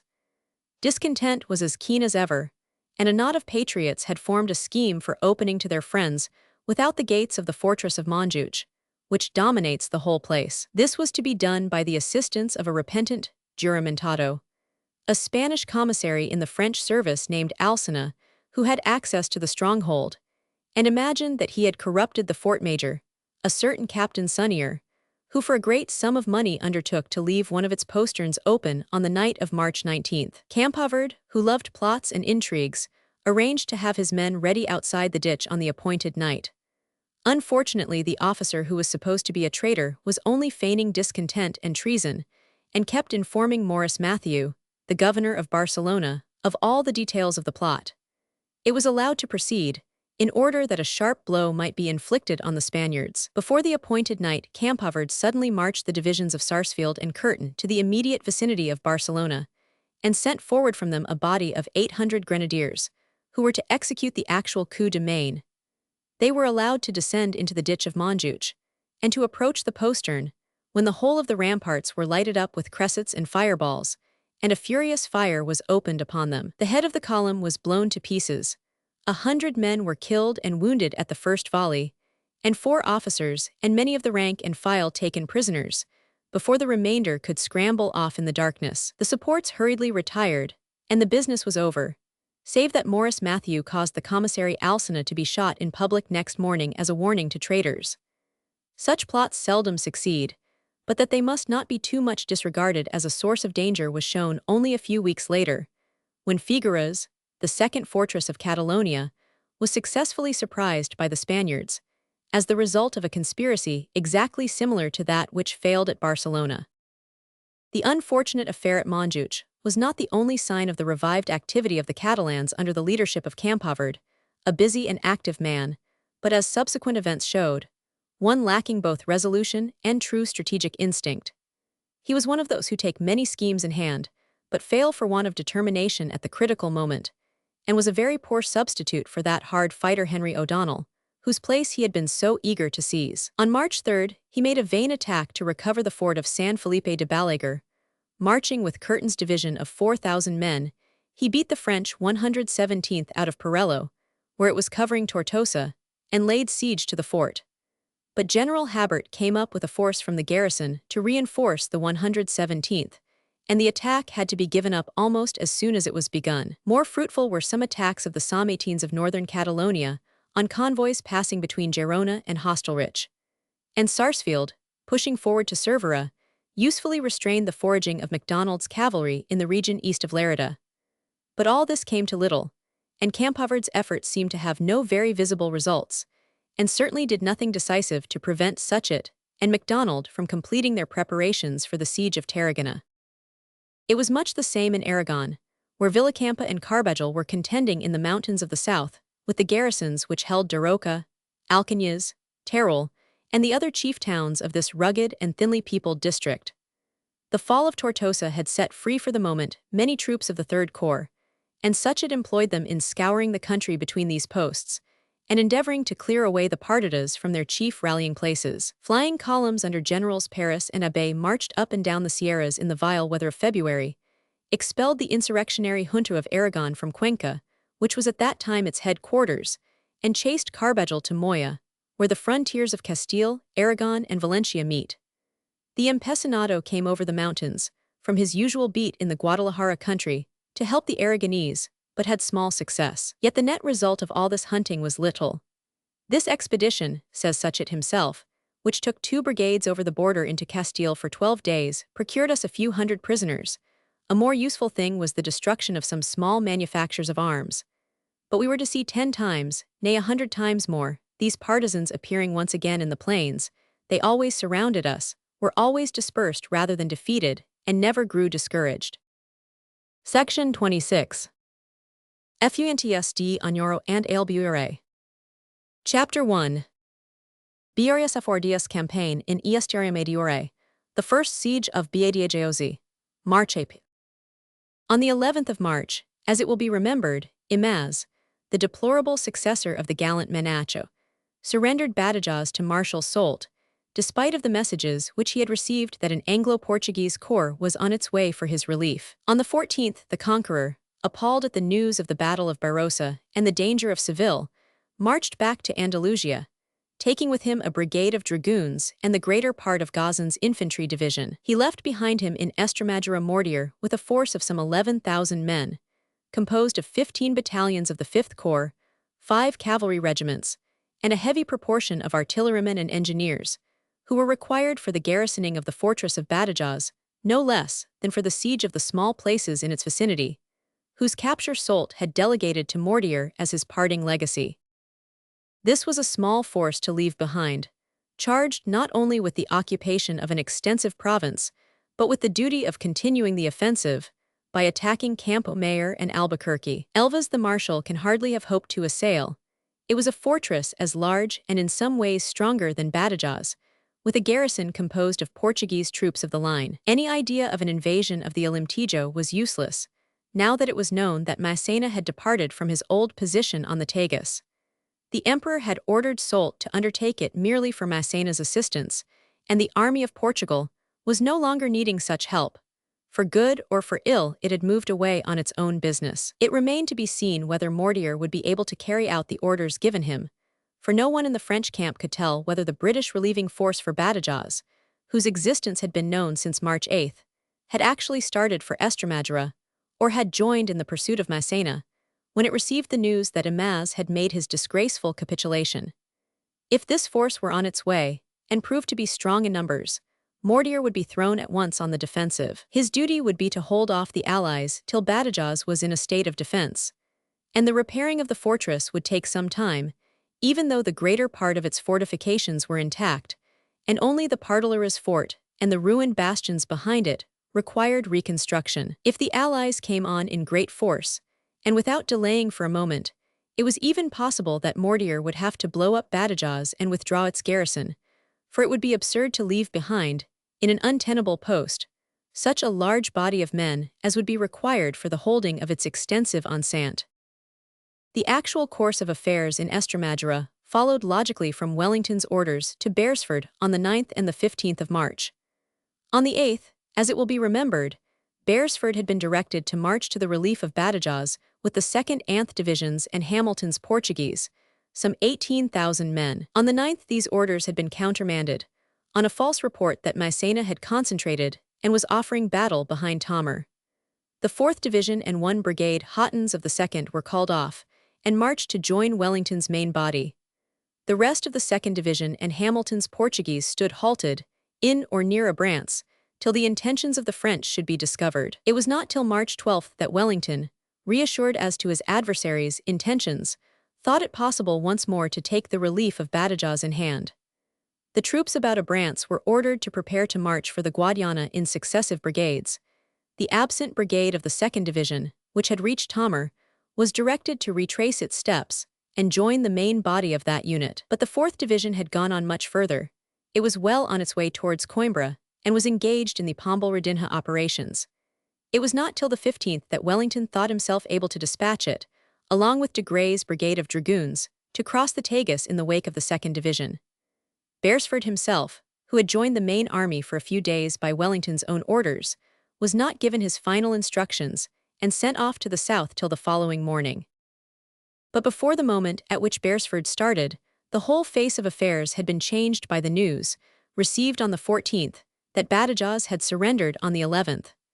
Wellington was not prepared for this blow. "I had received on the 9th," he wrote to Lord Liverpool, "accounts of a most favourable nature, from which I was induced to believe not only that the place was in no danger, but that it was in fact untouched, that its fire was superior to that of the enemy, that it was in no want of provisions and ammunition, had sustained no loss, excepting that of the Governor Manacho, and was able and likely to hold out for a month. General Imaz, a person of equally good reputation, had succeeded to the command, and great confidence was reposed in him. I had called up to the army the 4th Division of Infantry and the Brigade of Heavy Cavalry, under the conviction that Badajoz would hold out for the time during which it would be necessary to employ them. Experience has shown that I could not have done without these troops, and it is also clear that, if I had left them behind, they could not have saved Badajoz, which the governor surrendered on the day after he received my assurances that he should be relieved, and my entreaties that he would hold out to the last moment.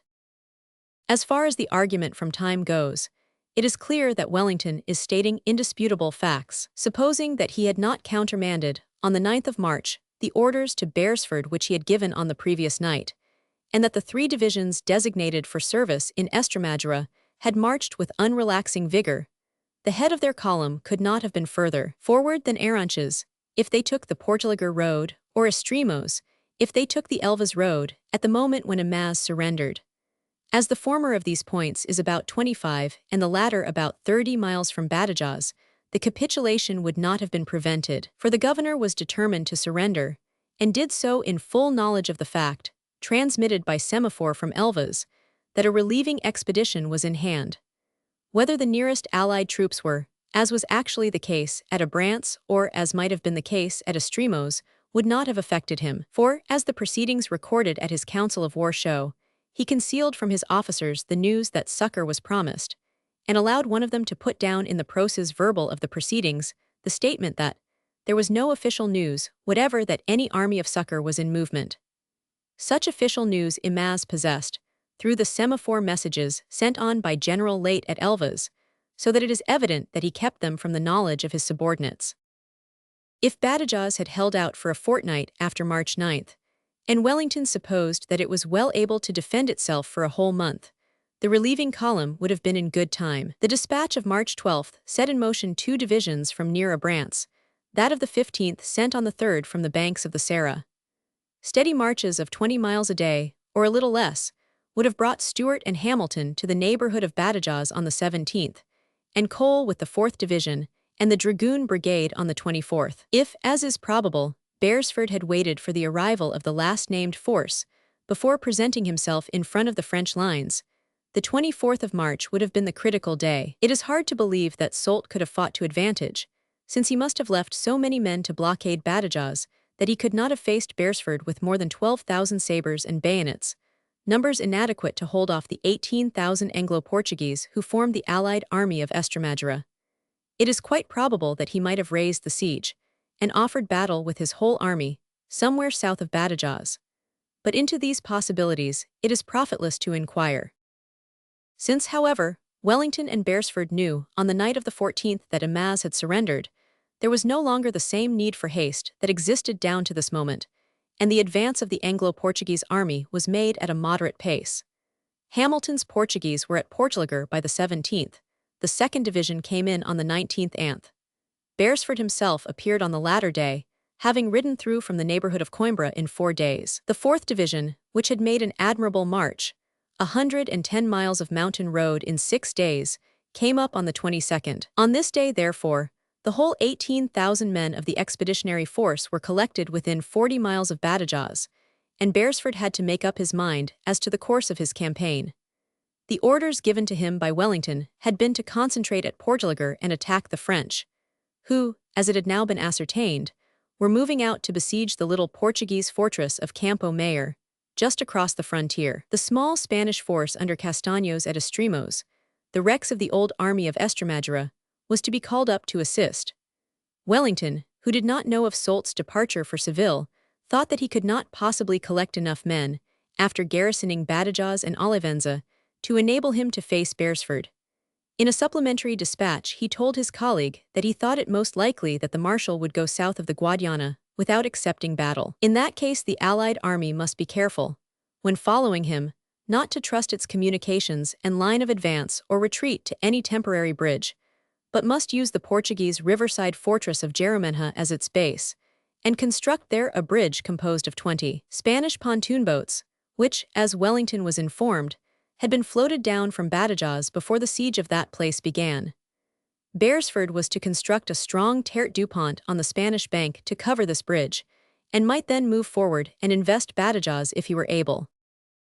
A most prescient note occurs in this dispatch, which seems as if it were written in prophetical foresight of what was to happen at Campo Mayor 5 days later. The cavalry is the most delicate arm we possess. We have few officers who have practical knowledge of the mode of using it, or who have ever seen more than 2 regiments together. To these circumstances add that the defeat of, or any great loss sustained by, our cavalry in these open grounds would be a misfortune, amounting almost to a defeat of the whole. You will therefore see the necessity of keeping your cavalry as much as possible en masse, and in reserve, to be thrown in at the moment when opportunity offers for striking a decisive blow. It looks almost as if Wellington knew that General Long, who commanded Beresford's cavalry, was going to make the very mistakes that he actually committed on the first collision with the enemy. The moment that the 4th Division and de Grey's dragoons reached Portlagar, Beresford began his march on Campo Mayor, March 22, sending out Colborne's and Lumley's brigades of the 2nd Division to Aranches, and the Portuguese cavalry brigade of Otway to Azumar. This last-named unit had been watching the frontier between the Tagus and the Guadiana ever since Massena's retreat from Santarém, and joined the 2nd Division on the 20th of March. Hamilton's Portuguese Infantry Division was to follow next day.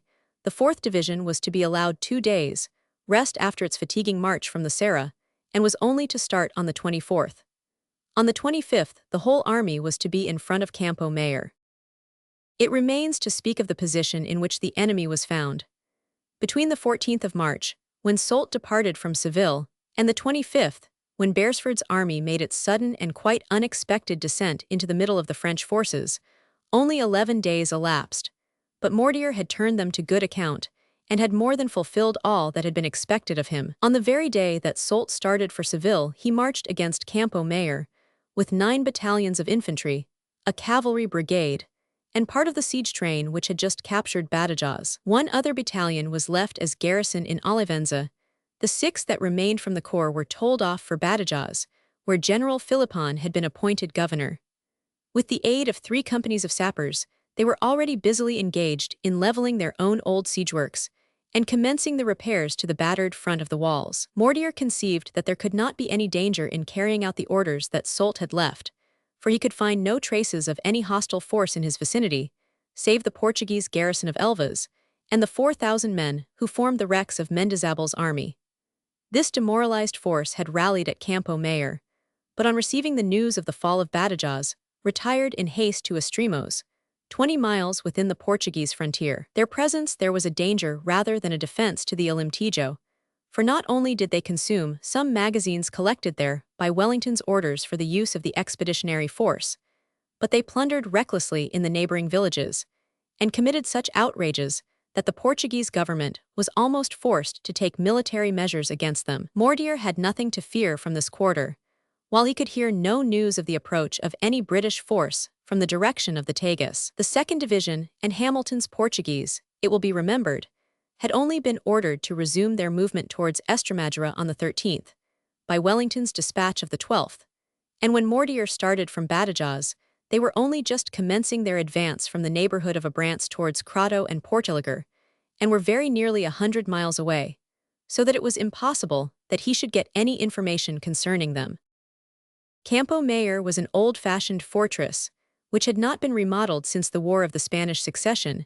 Its greatest weakness was that an outlying fort, São João, only 200 yards from the walls in a commanding position, had been dismantled, but not blown up and leveled to the ground. It overlooked one of the bastions of the place, and had only to be seized in order to provide an admirable starting place for operations against the enceinte. No serious attention had been paid to Campo Mayor of late, the much stronger place of Elvas, only 11 miles away, having absorbed all the attention of the Portuguese government. The Spaniards had been garrisoning it for the last 6 months, but when they hastily departed, the governor of Elvas threw into it half a battalion of the Portelager militia, about 300 men, and a company of artillery. This handful of men, aided by the ordinanza of the place, were all that were at the disposition of the very gallant and resourceful old engineer officer, Major José Joaquim Talia, who was left in charge of the place. As the population was under 3,000 souls, the levy of the ordinanza cannot have amounted to more than 300 men, and many of these, as was still the case in most parts of Portugal, had no firearms but only pikes. But the chief magistrate, Juiz de Fora, José Carvalho, served at the head of them with great energy, and we are assured that, contrary to what might have been expected, the citizens took a more creditable part than the militiamen in the defense. With no regulars save the company of artillery, and no more than 800 men in all to protect a long enceinte, it might have been expected that Talia could make no defense at all. Indeed, he might have evacuated the place without any blame. But being a man of fine resolution, and recognizing the fact that he was doing the greatest possible service by detaining 7,000 French before his walls, and thereby covering Elvas and allowing time for Beresford to arrive, he resolved to hold out as long as possible. The French seized Fort São João on the night of their arrival, March 14th, and opened trenches on each side of it, commencing at the same time 3 batteries, of which 2 were sheltered by the dismantled work. Next morning 2 of these works were in a position to open fire on the town, since the heavy guns for them had only to come from Badajoz, a mere 9 miles away. In spite of this, Talia held out for 7 days of bombardment and open trenches, 15th–21st March. He concentrated all his artillery on the approaches and the breaching batteries, and for some time held his own. On the 19th, a breach was opened in the projecting Bastion de Conselho, but the governor refused a summons to surrender, and actually beat off an assault that night. On the following day, the whole face of the bastion began to crumble, and since further resistance was hopeless, Talia accepted the terms offered him by Mortier, viz., that the garrison should lay down its arms if not relieved within 24 hours, the militia and ordinanza not to be regarded as prisoners of war, but to be allowed to stay in or retire to their homes, on condition that they should not again bear arms against the French. A similar favor was extended to the governor himself, who was allowed, on account of his great age, says the capitulation, to retire to his own residence on giving his word of honor not to serve again. As the whole garrison, save the artillery, were irregular troops, Mortier took over less than 100 prisoners, some 50 guns, many of them of very antique and useless fabric, and 0 rations of biscuit were captured. The delay of 24 hours in the surrender of the town turned out very unluckily for Mortier, as it just gave time for Beresford and his army to arrive, only 4 days after the surrender, before the place had been dismantled or injured. The 8-day defense of the absolutely untenable Campo Mayor contrasts in the strongest fashion with that of the neighboring Spanish fortress of Albuquerque. This, too, was a very neglected and antiquated place, but it possessed a citadel on a high crag, which might have been held for some days against anything but heavy artillery, and it would have taken some time to erect batteries which could effectively reach it. When, however, Lattermaubourg, with 2 cavalry regiments, summoned it on March 15, the governor at once began to parley, and on being told that infantry and guns were coming forward, actually opened his gates next day, before the 2 battalions and 2 guns sent by Mortier arrived. This demoralized officer was Major General José Cajigal. His garrison consisted of 2 battalions of the Estremadurain Regiment of Fernando VII, about 800 men, and a few artillerymen with 17 brass guns of position. This was, on the whole, the most disgraceful surrender made during the whole Peninsular War. It can only be compared to the celebrated capitulation of Stettin in 1806, when the Prussian general, in an exactly similar fashion, yielded a fortress to a brigade of hussars who were impudent enough to summon it. But Stettin was a far worse case than Albuquerque, since it was a modern stronghold with a garrison of no less than 6,000 men. After the surrender of Albuquerque, Lattermaubourg sent on a regiment of dragoons to Valencia de Alcantara, the last fortified place in Spanish hands between the Guadiana and the Tagus. The small garrison evacuated it, and the dragoons, after bursting 7 guns found within its walls and blowing up its gates, March 17, returned to Badajoz. The news of the loss of the 1 Portuguese and the 2 Spanish fortresses did not detain Beresford a moment in his advance.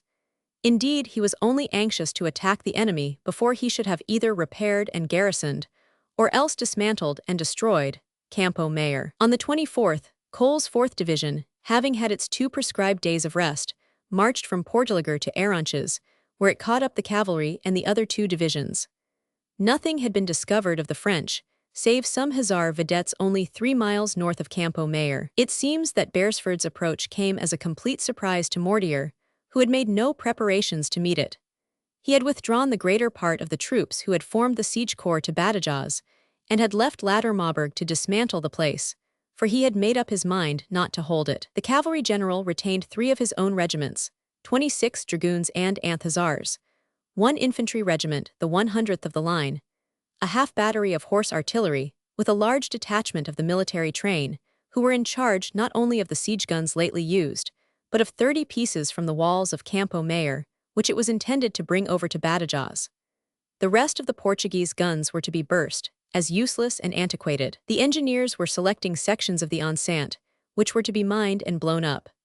The whole French force was about 900 sabres and 200 bayonets, plus the detachments of the auxiliary arms, perhaps 2,400 men in all. There was a very fair chance of capturing it entire, owing to the careless way in which Lattermaubourg kept watch.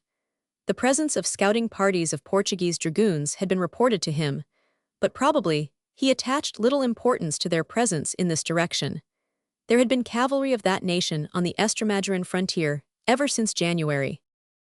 At 10:30 o'clock on the very rainy morning of the 25th, Beresford's army was advancing on Campo Mayor in 3 converging columns, the bulk of the 2nd Division preceded by de Grey's dragoons on the high road, Hamilton's Portuguese Division on a bypath over a ridge to the east of the road, with the 13th Light Dragoons and 2 Portuguese squadrons in their front, Colborne's brigade, and the remaining Portuguese horse on a corresponding ridge, some way to the western or right side of the chaussee. Cole followed a mile in the rear as reserve. The French outposts were found as on the preceding day, only 3 miles outside the town. General Lattermaubourg chanced to be visiting them, probably in tardy consequence of the reports of the previous day. When attacked, they retired skirmishing, to delay as far as possible the advance of Beresford's leading squadrons. Lattermaubourg, seeing that the Allies were coming up on a broad front, and at least 15,000 strong, rode back hastily into the town, ordered the drums to beat, and directed infantry and cavalry alike to abandon their baggage, and to form up without a moment's delay on the glacis outside the southern gate for a retreat. A column of 16 heavy guns from the walls of Campo Mayor and the siege train, with practically no escort, had started some little time back, and was on its way to Badajoz along the high road before the alarm was given. The Allied cavalry, on coming in sight of the town from the ridge to its north, discovered the enemy just moving off. The infantry regiment in column of route on the road, with one Hussar regiment in front of it and another in rear, while the 26th Dragoons, some little way ahead, was covering the rest from being intercepted on the high road. For latter Maubourg had seen that his danger lay in the probability that Beresford would strike in, with the horse of his van, between him and Badajoz, and so force him to fight his way through, under pain of being surrounded and captured if he failed. This indeed was Beresford's intention, but being impressed with Wellington's warning not to risk or lose his cavalry, he had ordered General Long, who was in command of the division of that arm, not to commit himself against a superior force, and to wait for the infantry to come up if he were in any doubt. Yet if the opportunity to strike a blow occurs, he must avail himself of it. The whole cavalry force with the army was only 11 British squadrons and 5 Portuguese, the latter very weak, and the total number of sabres was about 1,500, a very small allowance for an army of over 18,000 men, and therefore very precious. When latter Maubourg saw the British divisions coming on in the distance, he marched off with all possible speed, and had such a start that his column, whose pace was set by the quick step of the infantry, had got nearly 3 miles from Campo Mayor before it was seriously threatened. General Long had, by Beresford's orders, directed his squadrons to sweep east of the walls of the town, out of gunshot, in case there should chance to have been a garrison left behind. The sweep was a long one, because a ravine was discovered which forced the regiments to turn further eastward than was at first intended. They came up in 2 detachments, one formed by the 13th Light Dragoons and Otway's Portuguese, more to the left east, the other of de Grey's Dragoons further to the right west. The first body was nearly level with the Dragoon regiment which was moving ahead of the French column. The other was not so far to the front, being 400 or 500 yards away from the rear flank of the French. The nearest British infantry and guns, Colborne's brigade and Cleves's German battery accompanying it, were out of sight, 2 miles to the rear, hidden by undulations of the ground. So was Beresford himself and his staff, who were riding ahead of the main body. Seeing a fight forced on him, latter Maubourg resolved to accept it. He had a force of all arms, and thought himself strong enough to beat off cavalry unsupported by infantry or guns, even though they outnumbered his own horsemen in the proportion of 5 to 3. Accordingly, he suddenly halted and formed his infantry in battalion squares on the high road, with the Hussars flanking them in deep order, while the Dragoon regiment, with its right wing drawn back, and its left wing not far from the leading Hussars, formed a line at an obtuse angle to the main body, ready to deliver a flanking charge on the British and Portuguese if they should attack the infantry.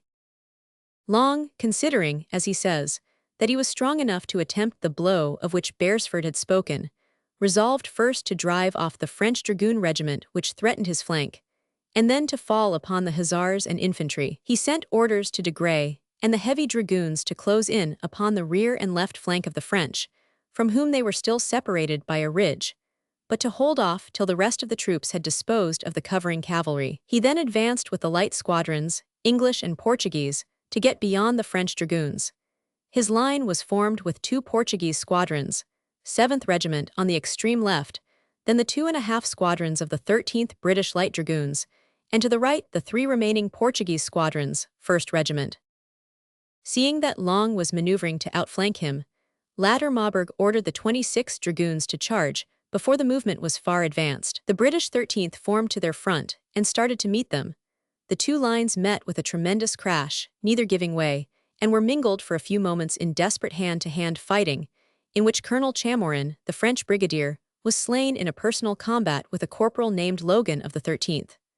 Presently the French broke, and fled in disorder along and beside the Badajoz road. Then followed one of those wild and senseless pursuits which always provoked Wellington's wrath, and induced him to say in bitterness that the ordinary British cavalry regiment was good for nothing but galloping. General Long says in his account of the affair that he found it impossible to stop or rally the light dragoons, and therefore sent after them the 2 squadrons of the 7th Portuguese to act as a support.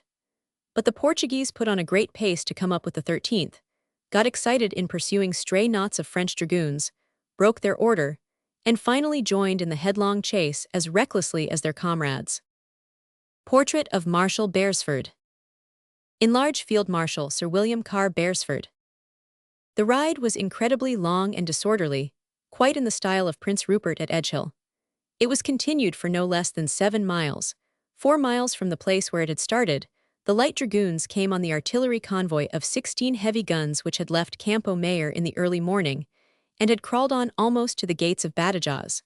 The small escort was dispersed, and the drivers were cut down or chased off the road. Many of the Portuguese stopped to make prize of the horses, most valuable personal plunder, and went off with them in small parties towards the Allied camp. The pursuers should have stopped here. There was no object in chasing any further the few surviving French dragoons, who were scattered broadcast. The guns, with a long train of caissons and carts, were left standing beside the road, but little attention was paid to these valuable trophies. 1 or 2 were rehorsed and turned towards the British lines by some officers of the 13th. The main body of the pursuers, however, did not stop with the convoy, but still sabring at the routed French, rode 2.5 miles further, till they hurtled against the bridgehead fortifications of Badajoz. They were only stopped by being shelled from Fort San Cristobal and fired on by the garrison of the Terre du Pont. It is said by one French authority that the leading dragoons actually reached the barrier gate of the covered way of the latter work and were shot there. Marshal Mortier, learning what had happened, sallied out of the fortress with a cavalry regiment and 4 battalions, captured quite a number of straggling dragoons, whose horses had fallen or given out in the wild ride, and found the bulk of the artillery convoy standing lonely and teamless by the wayside. It was dragged along into Badajoz, save 1 howitzer and 6 caissons, which were left behind on the approach of Beresford's main body. Mortier also picked up near the place where the convoy was lying and brought into Badajoz Ladder Maubourg's column, whose further fortunes need to be detailed. When the 13th Light Dragoons and the 7th Portuguese went off on their mad escapade, General Long found himself left in front of the main French force, with only the 3 squadrons of the 1st Portuguese Cavalry, which had formed his reserve, and the heavy brigade, distant half a mile from him and on the other side of the French line. It was apparently his intention to charge the enemy with these troops, a most hazardous experiment, for the French, with a regiment of 1,200 infantry in square, flanked by 4 squadrons of hussars, were dangerous to deal with. In all the Peninsular War, there was only one occasion, at Garcia Hernandez in 1812, where formed squares of either side were broken by the cavalry of the other, and the 100th leaned on this occasion hussars to support them. There was some delay while Long was sending an aide-de-camp to the heavy brigade to bid them prepare to attack, and seeing him holding back, Ladder Maubourg started off his column once more along the high road, the infantry marching in square, with 2 squadrons of hussars in front and 2 behind. To stop him from moving on, Long brought forward the 1st Portuguese to check the hussars. But when they advanced toward them and were about to engage, the front side of the leading French battalion square opened a distant fire against their flank. Surprised by this, for they had not realized that they were within effective range of the hostile infantry, the 3 Portuguese squadrons broke and galloped off, pursued by the hussars for some little way. At this moment, Marshal Beresford and his staff came upon the scene, on the ridge near de Grey's brigade, and saw the 3 Portuguese squadrons rallying at a distance, and still in disorder, while the heavy dragoons were preparing to attack. On inquiring what had become of the 13th and the rest of the Portuguese, Beresford was told by one of his staff that they had been cut off and were believed to have been captured. Horrified at this news, which brought to his mind all Wellington's warnings, Beresford forbade the heavy brigade to charge and bade them hold off, till some infantry and guns should come up. He was indubitably right in so doing, for, as all previous and later experience proved, it was most unlikely that they would have broken the French squares. He sent back for the nearest infantry, which was Colborne's brigade, and some guns.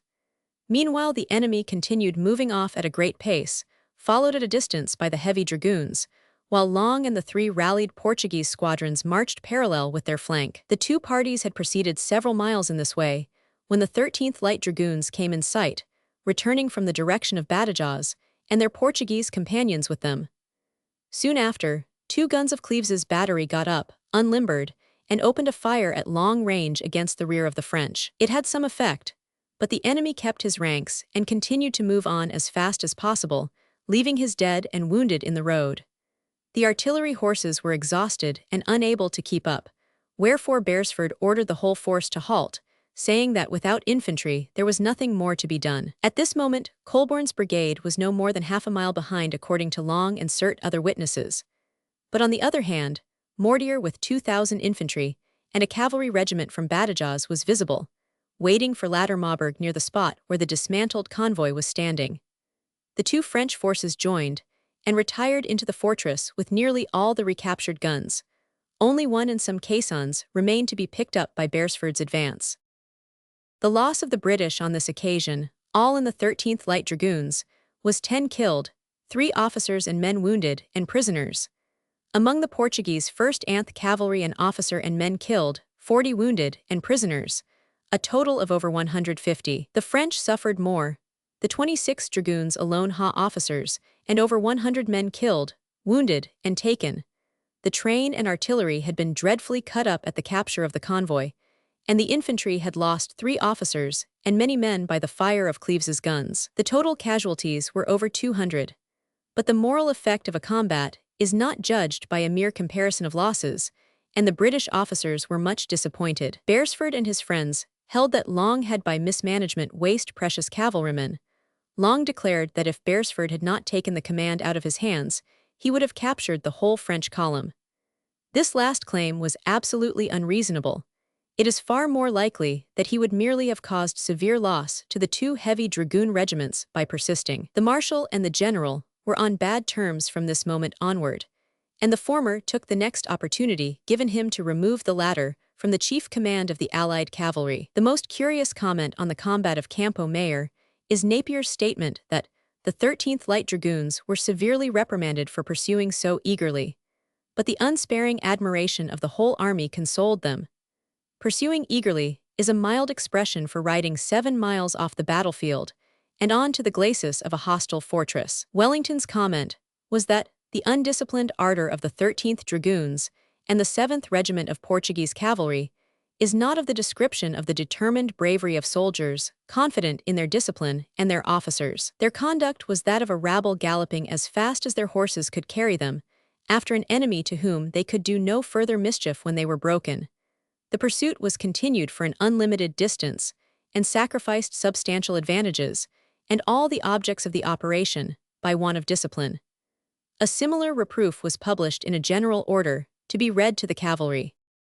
The only really satisfactory result of the combat of Campo Mayor was that Beresford recovered the town intact, with some guns which had not yet been sent off to Badajoz, and a considerable amount of stores, including 8,000 rations of biscuit. The place was at once re-garrisoned with the Faro regiment of militia from Elvas, who rapidly repaired the breach. It was tenable again in a few days.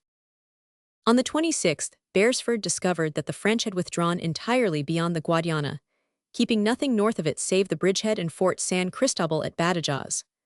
All accounts agreed that after deducting the garrison of that place Mortier could not have more than 8,000, or at the most 10,000, men available for the field, so that there was no reason why Wellington's orders to thrust him out of Estremadura and besiege Badajoz should not be carried out. It was particularly directed in those orders that the expeditionary force should cross the Guadiana at Jeramenha and make a bridge at that place, only a few miles from the strong fortress of Elvas, the base of its line of communications. Accordingly, the 2nd Division and Hamilton's Portuguese marched to Elvas on the 26th, leaving Cole and the 4th Division, still much fatigued by their long march, for a day at Campo Mayor.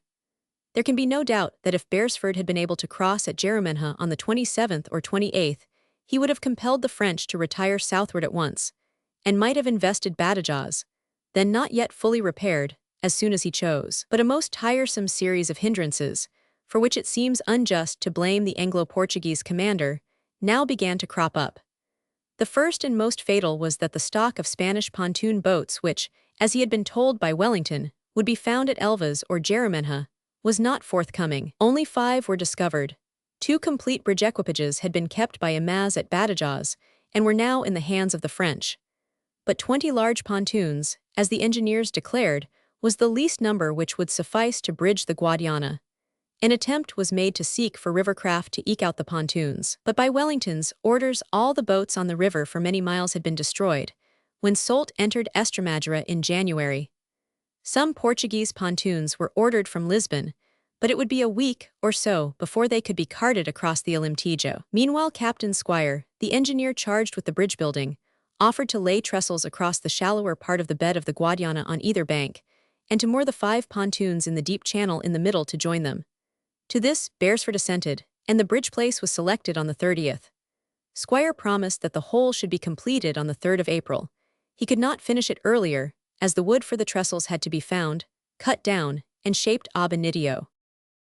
The delay of a week thus caused was of the less importance, however, because of another contretemps.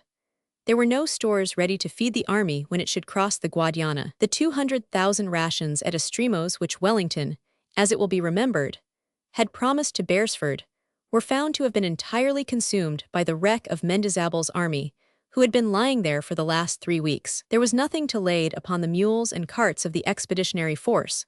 The troops were in great difficulties from day to day, ate the 8,000 rations at Campo Mayor, and were finally forced to indent upon the stores of the garrison of Elvas, which ought to have been sacred to the defense of the town. Lastly, and this was perhaps the most important of all, the shoes of the 4th Division, which had marched continuously from the 6th to the 22nd of March, first from the lines to Espinhel, and then from Espinhel to Portelager, were completely worn out. Cole protested against the division being moved till it was rechauffed. No footgear could be found at Elvas, and though an immediate requisition was sent to Lisbon, the convoy bringing the shoes would obviously take a week or so to get up. From the 26th of March to the 3rd of April, Beresford was perforce immovable. This loss of 8 days was apparently the reason why Badajoz did not fall into his hands a little later, for the fortifications, which were still in a dangerous state of disrepair on the 25th, were practically tenable by the 2nd week in April.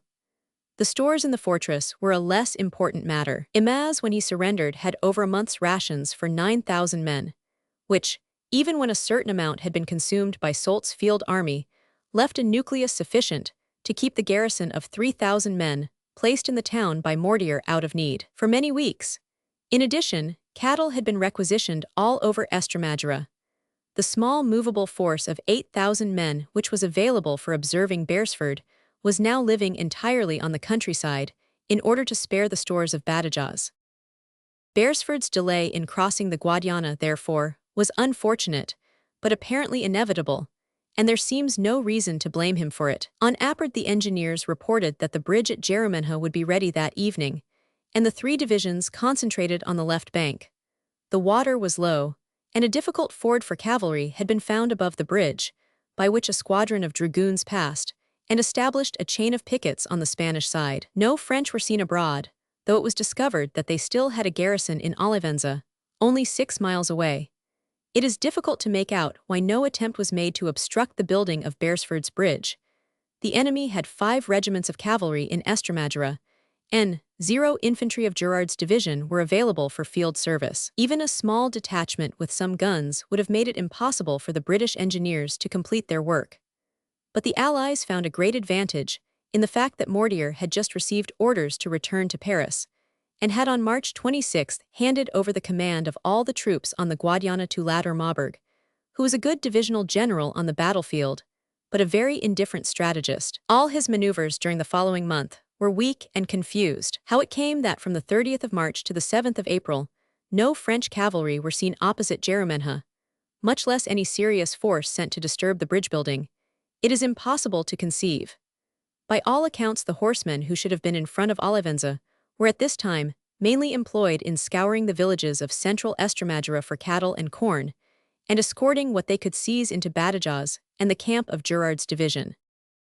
On the morning of March 4th, when the Allied troops should have crossed the Guadiana, Beresford was brought the untoward news that the river had risen 3 feet in the night, had swept away the trestles, and forced the engineers to draw back the 5 pontoon boats in the central stream to the Portuguese bank. The squadron beyond the river was cut off from the army, and communication with it was only restored during the day by rigging up a flying bridge composed of a raft and a rope. The cavalry ford above the destroyed bridge was of course impassable. Throughout the 4th anth, the water continued to rise, from storms higher up the river apparently, for there was no rain at Jerumenha. The position was exasperating to the highest degree. Establishing a permanent bridge is out of the question, writes 500 Urban, the chief of the staff, in his journal. The means are anything but secure, either for passing the army, tedious beyond measure, 2, no doubt, or for establishing a communication afterwards for supplies and other purposes. Nevertheless, the general state of things, and above all Lord Wellington's reiterated orders received this morning, render it necessary to pass. The engineers, put upon their mettle, finally made the 5 Spanish pontoon boats into 2 flying bridges worked by ropes. On these a battalion of infantry was passed across the river, and stockaded itself on the other side. Later in the day, some small tin pontoons arrived from Lisbon, and out of these, helped by all the wine casks of the neighboring villages, collected in haste, a floating bridge was constructed, not very substantial, but upon trial found capable of admitting infantry to pass in file. It was not ready till noon on the 6th, but by the 2 flying bridges the whole 2nd Division and 3 squadrons of cavalry were passed on the night of the 5th 6th. What might have happened at latter Marburg had concentrated at Olivenza, and fallen on the first 2 or 3 battalions that crossed with a force of all arms, we had better not inquire. A disaster on a small scale might very possibly have occurred, but not a Frenchman was seen.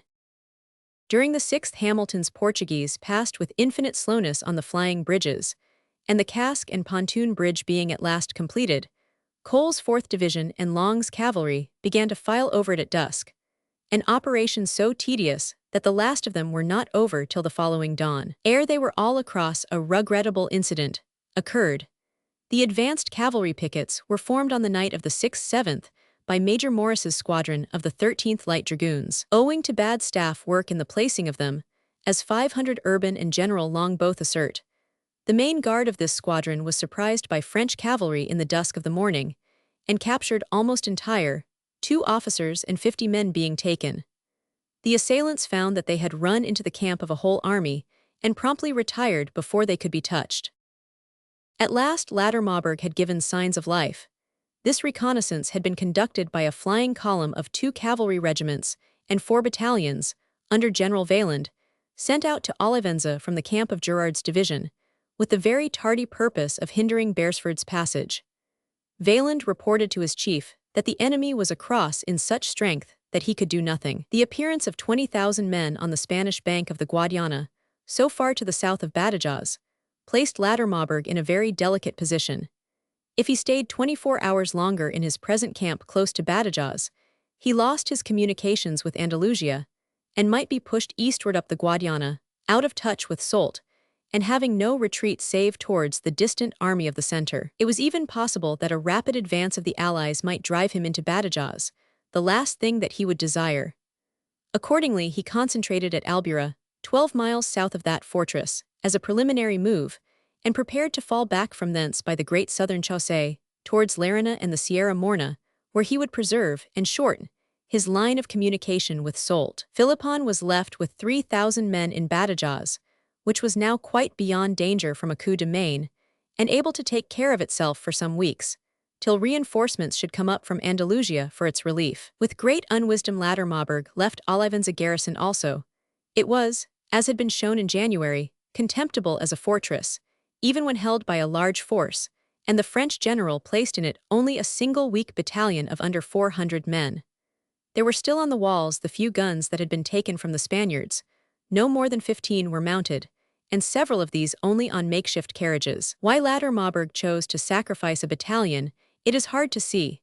Napoleon wrote to Soult a month later to condemn the policy of small garrisons in the strongest terms. At the best, Olivenza, when so weakly held, could not hold out for more than a few days, and if Beresford had tried to rush it by escalade, when first he arrived before its walls, he must undoubtedly have succeeded, for 400 men cannot defend 3 miles of enceinte against a serious assault. There were some magazines in the place, and a small hospital of sick, who could not be removed. But it was obviously absurd to throw away a battalion of sound men to keep them from capture for a few days. It has been suggested that latter Marburg merely wanted to gain time, but the time gained was trifling. Olivenza only held out 5 days, and might have fallen much sooner.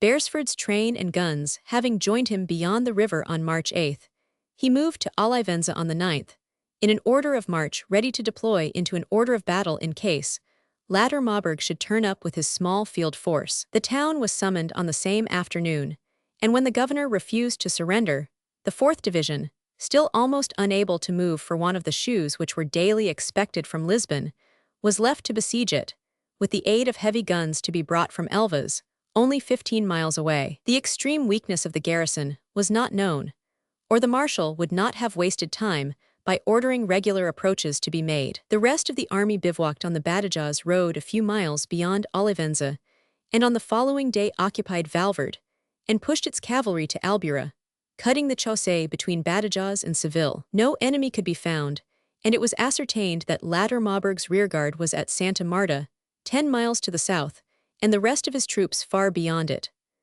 On the 11th, the infantry, minus the 4th Division, were at Albura, while the bulk of the cavalry marched to find out how far southward the enemy was ready to withdraw. Central Estremadura, at any rate, was now in Beresford's hands, and he was in a position to carry out Wellington's orders to drive the 5th Corps over the Sierra Morena and invest Badajoz. In accordance with his instructions, he had seen Castaños on March 30th, and settled with him that the wrecks of the old army of Estremadura, now about 1,000 horse and 0 foot, should join in the campaign. Castaños, who showed himself both eager and obliging, had promised that his infantry should seize the bridge of Merida, and that, when it was occupied, his cavalry, under Pene Villemer, should join in the movement to sweep latter Maubourg over the mountains, operating on the eastern road Merida-Ribereuza-Guerlerina, while the allied cavalry took the western one, Albura Santos Fuente Cantos Monasterio. These promises were carried out. Morillo's infantry division occupied Merida on the 10th, and next day Pene Villemer's cavalry had reached Almendralejo. The siege of Olivenza gave little trouble. The only difficulty was the improvising of a siege train, even on the very modest scale required to deal with such a weak place. It was invested, as we have seen, on the 9th. On the 10th, Major Alexander Dixon of the Portuguese artillery and Captain Squire of the engineers reconnoitred the place, and determined that the proper starting point for the attack was the same ruined lunette, outside the walls, which the French had chosen as their first base in January. On the night of the 11th, this point was occupied with the loss of 1 man only, killed by the enemy's ill-directed fire. A battery for 6 guns was constructed in the gorge of the ruined work, but the pieces themselves, which Dixon went to choose from Elvas, did not arrive till the 14th. The cask bridge at Jereminha being too weak to bear them, they and their ammunition had to be ferried over on the flying bridges. The S-bounders were placed in position that same night. At daybreak they opened, and by the time that they had fired 70 rounds each, long ere noon, a practicable breach was made in the nearest bastion. Thereupon the governor, seeing that to have stood an assault with his handful of men would have been madness, surrendered at discretion. He marched out with only 9 officers and men under arms, giving up also 96 sick, and some commissaries and medical officers. Several of his miserable stock of 15 guns were found to be practically useless save to make a noise, for as has already been mentioned, they were fixed not on proper carriages, but on the main timbers and wheels of ox carts, and could not be elevated or depressed. The governor deserves some credit for having held out 5 days. If the Allies had been aware of the weakness of the garrison, they would have swamped it at once by an escalade. On the next morning, Apeth, Cole, and the 4th Division, who had at last received their much-needed supply of shoes, marched to join the rest of the army. A Portuguese garrison was thrown into Olivenza, but there was no intention to hold it if the enemy should come up again. It was only a man-trap. Beresford might now have invested Badajoz if it had pleased him so to do, but he thought it better to drive latter Maubourg completely out of Estremadura and across the Sierra Morena, before taking the siege in hand. The main reason for his resolve was that it was clear that a week or 10 days at least would be required to organize a battering train at Elvas for the bombardment and breaching of the fortress, and he thought it more profitable to spend this interval in pushing the French as far from Badajoz as possible, rather than in sitting down before it to no purpose, and waiting for the appearance of the siege train. It was apparently an omission on Wellington's part not to have ordered General Late, the governor of Elvas, to begin making preparations for the gathering of a park and the collection of a large body of artillerymen, on the same day that he finally launched Beresford's force into Estremadura, March 16. But this had not been done, and it was not till Apeth that Major Alexander Dixon, who had already learnt what was available in Elvas while organizing the little train required for the capture of Olivenza, was directed to take in hand the much larger and more difficult task of collecting the men and material destined for the siege of a first-class fortress. This delay seems extraordinary. Did Wellington think on March 16 that Badajoz, only 5 days in the hands of the French at the moment, would be incapable of defense when Beresford should appear in front of it about the 25th of that same month? It is quite possible that this would have been the case, and that the French would have blown it up, if the Jeramenha Bridge had been standing ready for the passage of the army on the next day, as Wellington had supposed. The dispatches give us no help on this point. Wellington speaks of investing Badajoz, but gives no hint as to how the investment was to be followed up, till March 27, when he observes to Beresford that Elvas must supply the means for the attack on Badajoz if possible. If it has them not, I must send them there.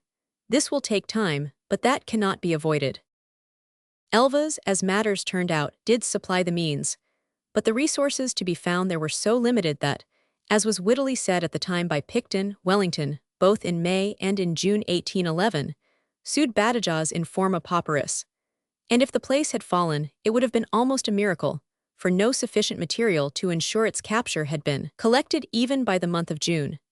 The main difficulty arose from the fact that Wellington had never been provided by his government with a siege train.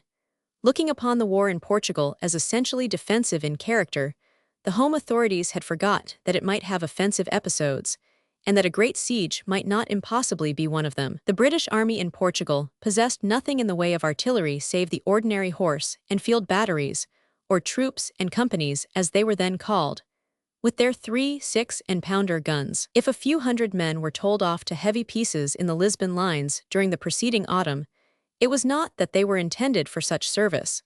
They were parts of incomplete or unhorsed batteries, which had not taken the field when the campaign of 1810 began, and were waiting to complete their equipment.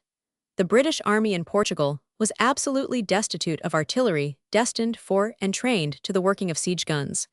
The only British pieces of heavy caliber used in the spring of 1811 were ships, cannon lent by the commander of the squadron in the Tagus. For such work as was now before them, therefore, the Allies had to depend entirely on what the Portuguese arsenals could supply. But all that could be found in them was now mounted on the interminable redoubts of the Lisbon lines, save such as had been sent to strengthen Elvas, Abrantes, and Peniche. Practically every gun in Portugal was defending some work, small or great. They had all been requisitioned down to the most antique and imperfect pieces. The walls of Elvas were a perfect museum of ancient artillery. Among the heaviest pieces, carefully sorted out because of their caliber, and chosen for the siege train that was to batter Badajoz, were to be seen not only many 24-pounders bearing the arms and ciphers of the earliest kings of the House of Braganza, João and Afonso, but still older brass guns of enormous length, showing the names of Philip III and IV of Spain, and dating back to the years before 1640, when Portugal was a discontented province of the Habsburg kings. It seems almost incredible, but is actually a fact, that some of the cannon used by Wellington's men against Badajoz were just 200 years old. Those that were not quite so antique were mainly pieces of early 18th century pattern, without the later improvements invented by the French scientific artillerymen of the days of Louis XV and Louis XVI. For the Lisbon arsenal had persisted in using old models long after they had been dropped in the larger countries of Europe. The gunners for the siege were of course mainly Portuguese, though a few were afterwards drawn from the imperfect British companies at Lisbon. Those first employed were borrowed from the garrison of Elvas. They comprised a great number of recruits only partially trained, but did their best. It was the guns, not the men, that were at fault, or rather both the guns and the ammunition, for the Portuguese cannonballs in store, dating from all ages, varied much in size, and Dixon had to sort each convoy of 24 lb, or 12 lb, shot into batches, some of which were rather small and some rather large, and to apportion them to particular pieces. The old brass 17th-century guns, being generally worn from long use, needed the biggest shot, and even these were so large in the bore that the balls fitted loosely, and the discharge suffered from windage. The impact of such shot was not half what it should have been. With such tools to employ, it is not wonderful that the Anglo-Portuguese artillery made a poor show at the first siege of Badajoz. But worst of all was the fact that the number of pieces was at first far too small. Elvas could only spare a certain part of the armament of its walls, and it was not till some weeks had passed that guns, British and Portuguese, could be brought up from Lisbon, and with them drafts of artillerymen of both nations. But 23 guns and artillerymen were all that Dixon could collect for the first siege, and these were not ready till April was out. Indeed, it was no small achievement to organize a siege train of any sort between Apeth and May 6th, from the sole resources of the fortress of Elvas. Of the additional hindrance caused by the small numbers and the inexperience of the engineer officers, and the total lack of trained sappers, we shall speak in the proper place. The space of time before the siege train for Badajoz could be got ready was employed by Beresford in clearing southern Estremadura of the enemy, having left a brigade of the 2nd Division at Talavera Real, a battalion of the Lusitanian Legion from Cole's division in Olivenza, and some squadrons of Portuguese cavalry round the southern front of Badajoz to watch the garrison. The army marched for Santa Marta and Zafra on the highroad to Seville, with its own cavalry in front, and Pene Villemer's Spanish squadrons on the left, Apeth 18th.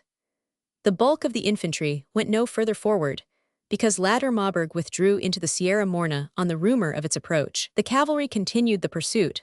At Los Santos on the 16th, its leading regiment, the 13th Light Dragoons, had a smart affair with the French rearguard, 2nd Hussars, and routed it with the loss of 3 officers and many men. After this, Latter Maubourg never stopped till he had reached Guadalcanal, on the borders of Andalusia, evacuating Lerina and the other towns on the Estremaduran slope of the mountains, Apeth. Beresford thereupon left his British cavalry at Zafra and Pene Villemer at Lerina to watch the passes, while he drew back his infantry divisions to take in hand the siege of Badajoz, Apeth, with the exception of the brigade of Colborne, which was sent out with some Spanish horse to demonstrate against Latter Maubourg, and to drive him still further southward if he showed signs of irresolution. While these operations were in progress, there was a short and unexpected diversion in the extreme southwest corner of Estremadura, caused by the appearance of an outlying French column in that quarter, which had no connection with Latter Maubourg. A word as to this is necessary, since its result was to bring a new Spanish force into Beresford's sphere of operations. When Soult returned to Andalusia in the middle of March, his first care was to drive off Ballesteros and the other detachments which had been threatening Seville in his absence. They gave back into the Condado de Niebla, as has already been mentioned. But at the end of the month, the situation was complicated by the news that an expedition from Cadiz, the division of Zayas, had landed at Magar, in the estuary of the Rio Tinto, and seemed about to join Ballesteros. If this junction had been made, the force collected in the west would have been too large to be safely neglected. Wherefore Soult sent out General Marensin and the Prince of Aremberg, the former with 7 battalions of Gazan's division, and the latter with 2 cavalry regiments, to attack the Spaniards. At the approach of this column of 4,500 men, Zayas re-embarked, losing 300 men from his rearguard in so doing. Ballesteros retired into the mountains. Marensin thought it his duty to endeavor to make an end of this active and elusive adversary, whose constant appearances and reappearances on the flank of Seville had caused so much trouble. Sending back his cavalry and guns, he plunged into the hills with his infantry, and for 12 days hunted Ballesteros up and down the rugged upper valleys of the Odile and the Rio Tinto. On Apeth, Ballesteros, gradually pushed northward, came down to Freginal, on the borders of Estremadura, where he offered battle but was beaten, and fled to Exers de los Caballeros. Marensin pursued and reached that place on the 11th, while Ballesteros retired to Salvatierra de los Barros, not far from Santa Marta and close on the flank of Beresford's army. Marensin, who had long been cut off from touch with other French detachments, was wholly unaware that he had run into the neighborhood of a British force, and would have been captured or defeated if he had stayed a day longer at Exers, for Ballesteros had called for help to Beresford, and the latter was preparing to throw 2 divisions upon his flank and rear. Letters from Latter Maubourg to Marensin to warn him of his danger were intercepted by the guerrilleros and sent to the British camp. But an afrancesado, one of the principal inhabitants of Exers, warned the French general just before it was too late, and hastily leaving his position at night, Marensin retired into Andalusia via Freginal and Arisna, and ultimately joined Latter Maubourg by a circuitous route. Ballesteros stayed behind in Estremadura, and the allied force in that province was strengthened by his 3,500 men. But this was not all. The Regency at Cadiz resolved to place a considerable army in this direction, their own city being more than amply garrisoned, and expeditions to the south being unpopular since the fiasco that followed Barossa. On Apeth, General Blake took the two divisions of Zayas and Lardizabal, both of which had fought at Barossa, and landed with them at Ayamonte, the port in the mouth of the Guadiana. From thence he moved up along the Portuguese frontier and joined Ballesteros near Exers de los Caballeros about a fortnight later. Between them they had over 10,000 infantry and about 800 cavalry, but few guns, for Blake found it difficult to horse the batteries that he had brought with him, and left all save 6 pieces behind, at Ayamonte, to follow when they could procure teams. They had not rejoined him 4 weeks later, when the Battle of Albuera was fought. The presence of Blake was not altogether an unmixed benefit, for he was independent of Castaños, who commanded the 5th Army or Old Estremadurain Force, and the two generals were ancient rivals and did not seem likely to cooperate with any cordiality. But if Soult was to make his appearance for the relief of Badajoz, it was as well that the Allies should be as strong as possible on the front by which he must attack. Before, however, Blake had arrived in Estremadura, the investment of Badajoz had begun. It was directed by Wellington himself, who dropped suddenly into the middle of the campaign on the 20th when he arrived at Elvas. Having seen Massena retreat to Salamanca and break up his army into cantonments, he now considered that it was safe for him to pay the visit to the south which he had always projected. Leaving Sabugal on Apeth, he rode across country by Castelo Branco and Niza and reached Elvas on the 5th night. The next day but one he conducted a reconnaissance of Badajoz, escorted by a brigade newly landed at Lisbon, which he had ordered to join Beresford, Alton's 2 light battalions of the King's German Legion. The examination of the defences of the fortress was made under some difficulties, for at the moment when Wellington was riding round the walls, a large working party of the garrison, which had been dispatched to cut timber in the woods to the south, was returning into the place. Philippon, the governor, thinking that Wellington's escort was a detachment sent to cut off his workmen, came hastily out of the fortress with 3 battalions, and swept off the highroad 2 companies of the Germans who were accompanying the headquarters staff, with the loss of 50 or 60 men. The working party hurried to join their friends, and got into the gate before the main body of Alton's brigade could come up. This interruption being over, Wellington completed his survey of the whole circuit of Badajoz, and on the next day, Appard issued elaborate orders to Beresford concerning the policy to be observed in Estremadura during the siege. He had never intended to stay more than a few days in the south, to supervise affairs, and on the 25th a dispatch received from Sir Brent Spencer, the senior officer left with the main army in the north, reported such activity of the French in that direction that he rode hard for the frontiers of Leon, where he arrived on the 29th. The orders dictated to Beresford governed the whole course of the campaign in Estremadura during the next month, and were of the highest importance. Wellington directed that the siege of Badajoz should be begun the moment that the guns and material were ready, but warned his colleague that its commencement would infallibly bring Soult to the relief of the place, with every available man that he could scrape together from Andalusia. It was impossible to calculate what the strength of his army would be if he raised the siege of Cadiz or evacuated Granada, so that he could bring a very large force with him. Beresford was to retire behind the Guadiana and assume a defensive position on the Caya River in front of Elvas. If forced from thence, he must retire even as far as Portelager should it be necessary. But if Soult, as was more likely, came up with a force which was not absolutely overwhelming in numbers, Marshal Beresford will consider of and decide upon the chance of success, according to a view of the relative number of both armies, and making a reasonable allowance for the number of Spanish troops which will cooperate with him. If he should think his strength sufficient to fight a general action to save the siege of Badajoz, he will collect his troops to fight it. I believe that, upon the whole, the most central and advantageous place to collect the troops will be at Albuera. All this must of course be left to the decision of Sir William Beresford. I authorize him to fight the action if he should think proper, or to retire if he should not. The cooperation of the Spaniards was the crucial point. Unless it were assured, Wellington considered that Beresford must assume the more cautious and defensive attitude.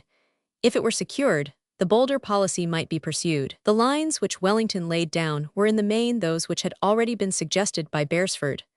1. Castaños must undertake to keep the horse of Villemer in the Sierra Morna, closely observing Ladder Maubourg, but forbid him to engage in any fighting. He must retire if pressed. The infantry of the Fifth Army must stay at Merida as at present, but be ready to join Beresford if Soult invaded Estremadura. 2. Ballesteros was to take a similar position on the other flank, with his headquarters at Burguillos, near Zafra, and his advanced posts at Fregenal and Monasterio. If Soult moved forward, he was to join Beresford without attempting to fight. 3. When Blake's army had landed, it was to pass up the Guadiana and take post at Exers de los Caballeros. On any alarm from Soult, it was like the other Spanish troops to join Beresford at once. If these arrangements worked, at least 15,000 Spaniards would be in line at Albura, the chosen position, to assist in holding back Soult. And as we shall see, the scheme did work exactly as Wellington had designed, and the whole force was collected. 4. Lastly, and this was all-important, when the Allied forces were concentrated, they must be placed under a single commander, and not worked with divided authority and divided responsibility, as had been the case in the Talavera campaign of 1809. Concerning Blake, there could be no difficulty, as he was junior to Castaños, and the latter had consented to place himself at Beresford's disposition when they met at Jaraminha on March 30th. Too much praise cannot be given to his reasonable and conciliatory conduct, which alone rendered possible the cooperation of all the Allied forces during the ensuing campaign. Wellington, therefore, as is clear, foresaw the whole course of subsequent operations, and even fixed the exact battle spot on which the fate of Soult's attempt to relieve Badajoz would be decided. The only point left to Beresford's decision was whether the strength of the French army was such as to render a successful resistance possible. And when we come to consider the respective forces at the disposition of the two parties, it can hardly be urged that Beresford was wrong to accept battle. That his victory was a hard-fought and costly one came from minor tactical circumstances, which will be explained in their due place. As to the details of the projected siege of Badajoz, Wellington laid down an equally clear policy.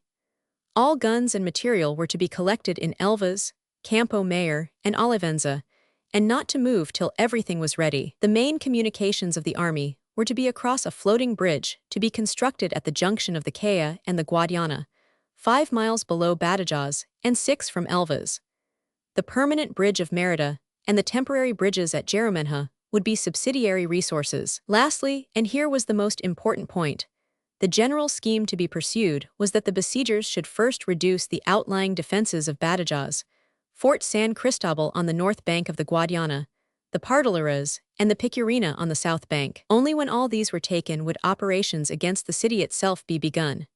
To quote the concluding paragraph of Wellington's memorandum, when the British army shall be in possession of San Cristobal, Picurina, and Pardoleras, Marshal Beresford will determine upon the point at which he will attack the body of the place. It is believed that, upon the whole, one of the south faces will be the most advantageous. There can be no doubt that all the mishaps of the 2 first British sieges of Badajoz had their origin in these original orders of Wellington, which were drawn up on the advice of his chief engineer, Colonel Fletcher. The great mistake was the choosing of the almost impregnable fort of San Cristobal as one of the 3 first points of attack, and the making all subsequent operations depend upon its capture. No doubt the possession of this lofty and commanding work would render the fall of Badajoz certain, since it overlooked the castle and all the northern end of the city. But it was the strongest part of the whole defenses, and when the miserable and antiquated train of artillery at Beresford's disposition is taken into consideration, and it is remembered that the siege was to be conducted against time, as it were, i.e., with the hope that it might be concluded before Soult could collect a relieving force, it is clear that San Cristobal ought to have been left alone.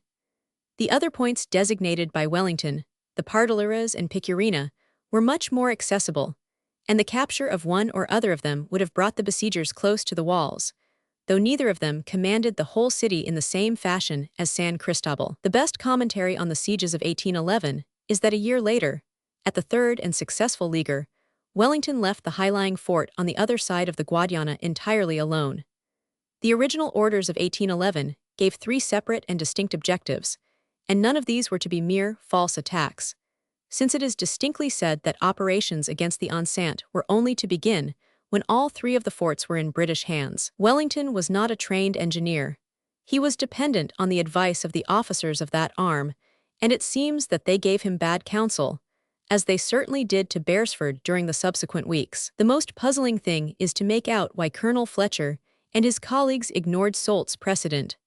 The French engineers had concentrated their attack on the Pardilaras front as their sole objective, for their other operations were false attacks. The English engineers, instead of concentrating their efforts in the same way, wasted their work on 3 separate points, which was all the more inexcusable because they knew that the resources which their comrades of the artillery arm had at their disposition were most inadequate for a great siege.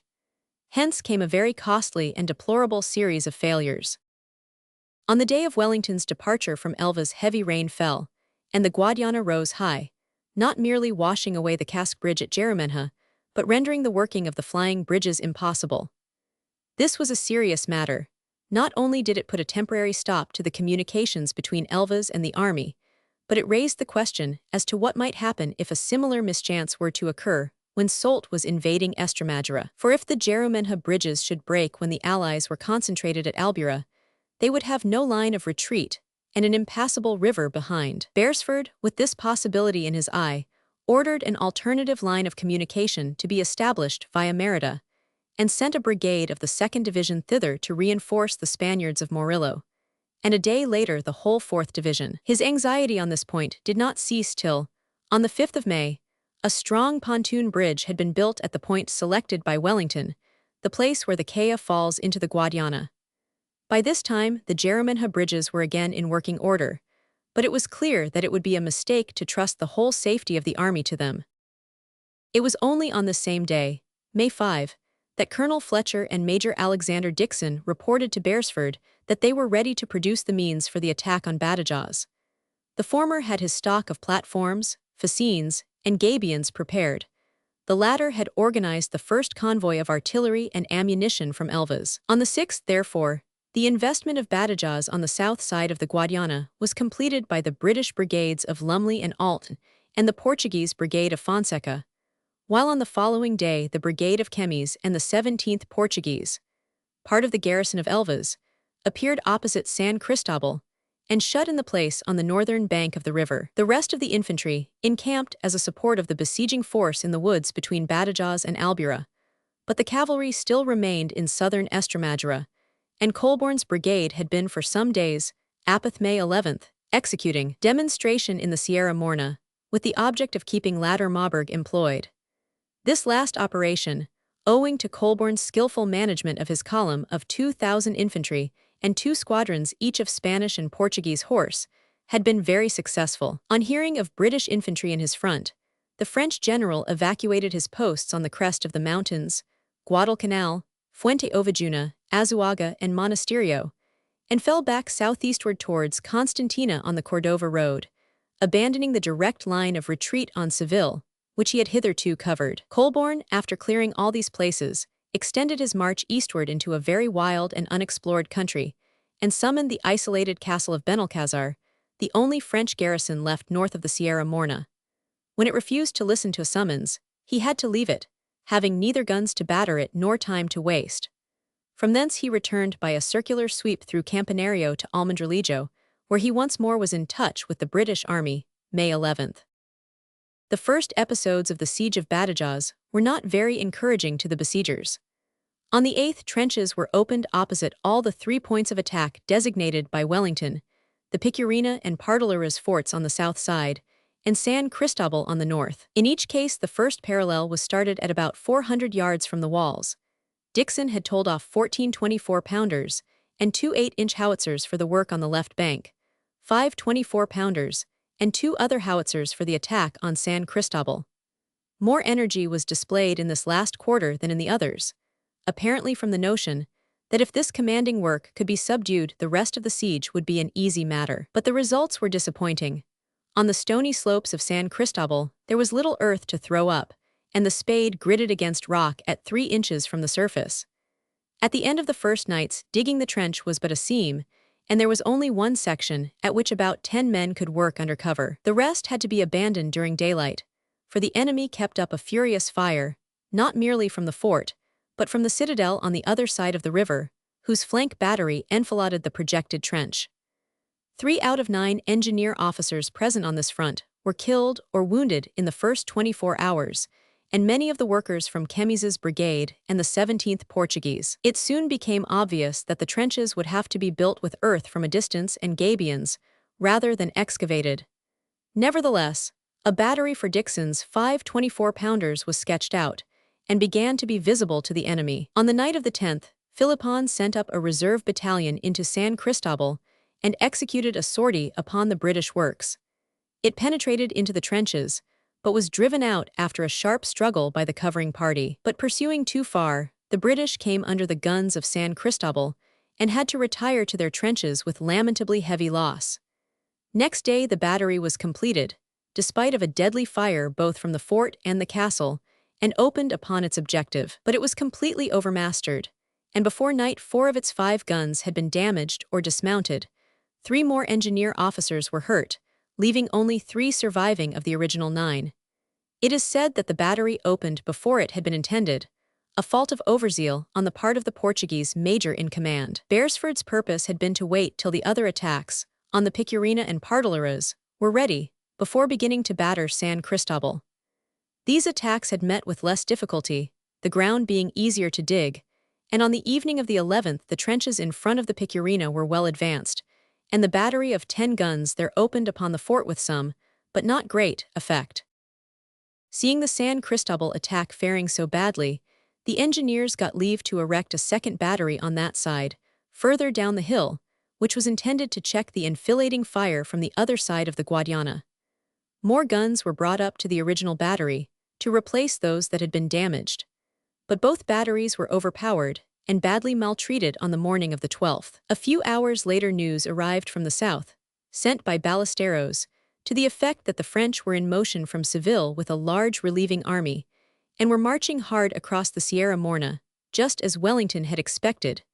They had reached Santa Olalla on the 11th, and were already in touch with Latter Marburg. Since their force was estimated at only 23,000 men, not far from the real amount, Beresford resolved to fight, and sent requests to Castaños, Ballesteros, and Blake to concentrate on Albuera, the battleground selected by Wellington. It was fortunate that Blake was now in close touch and available.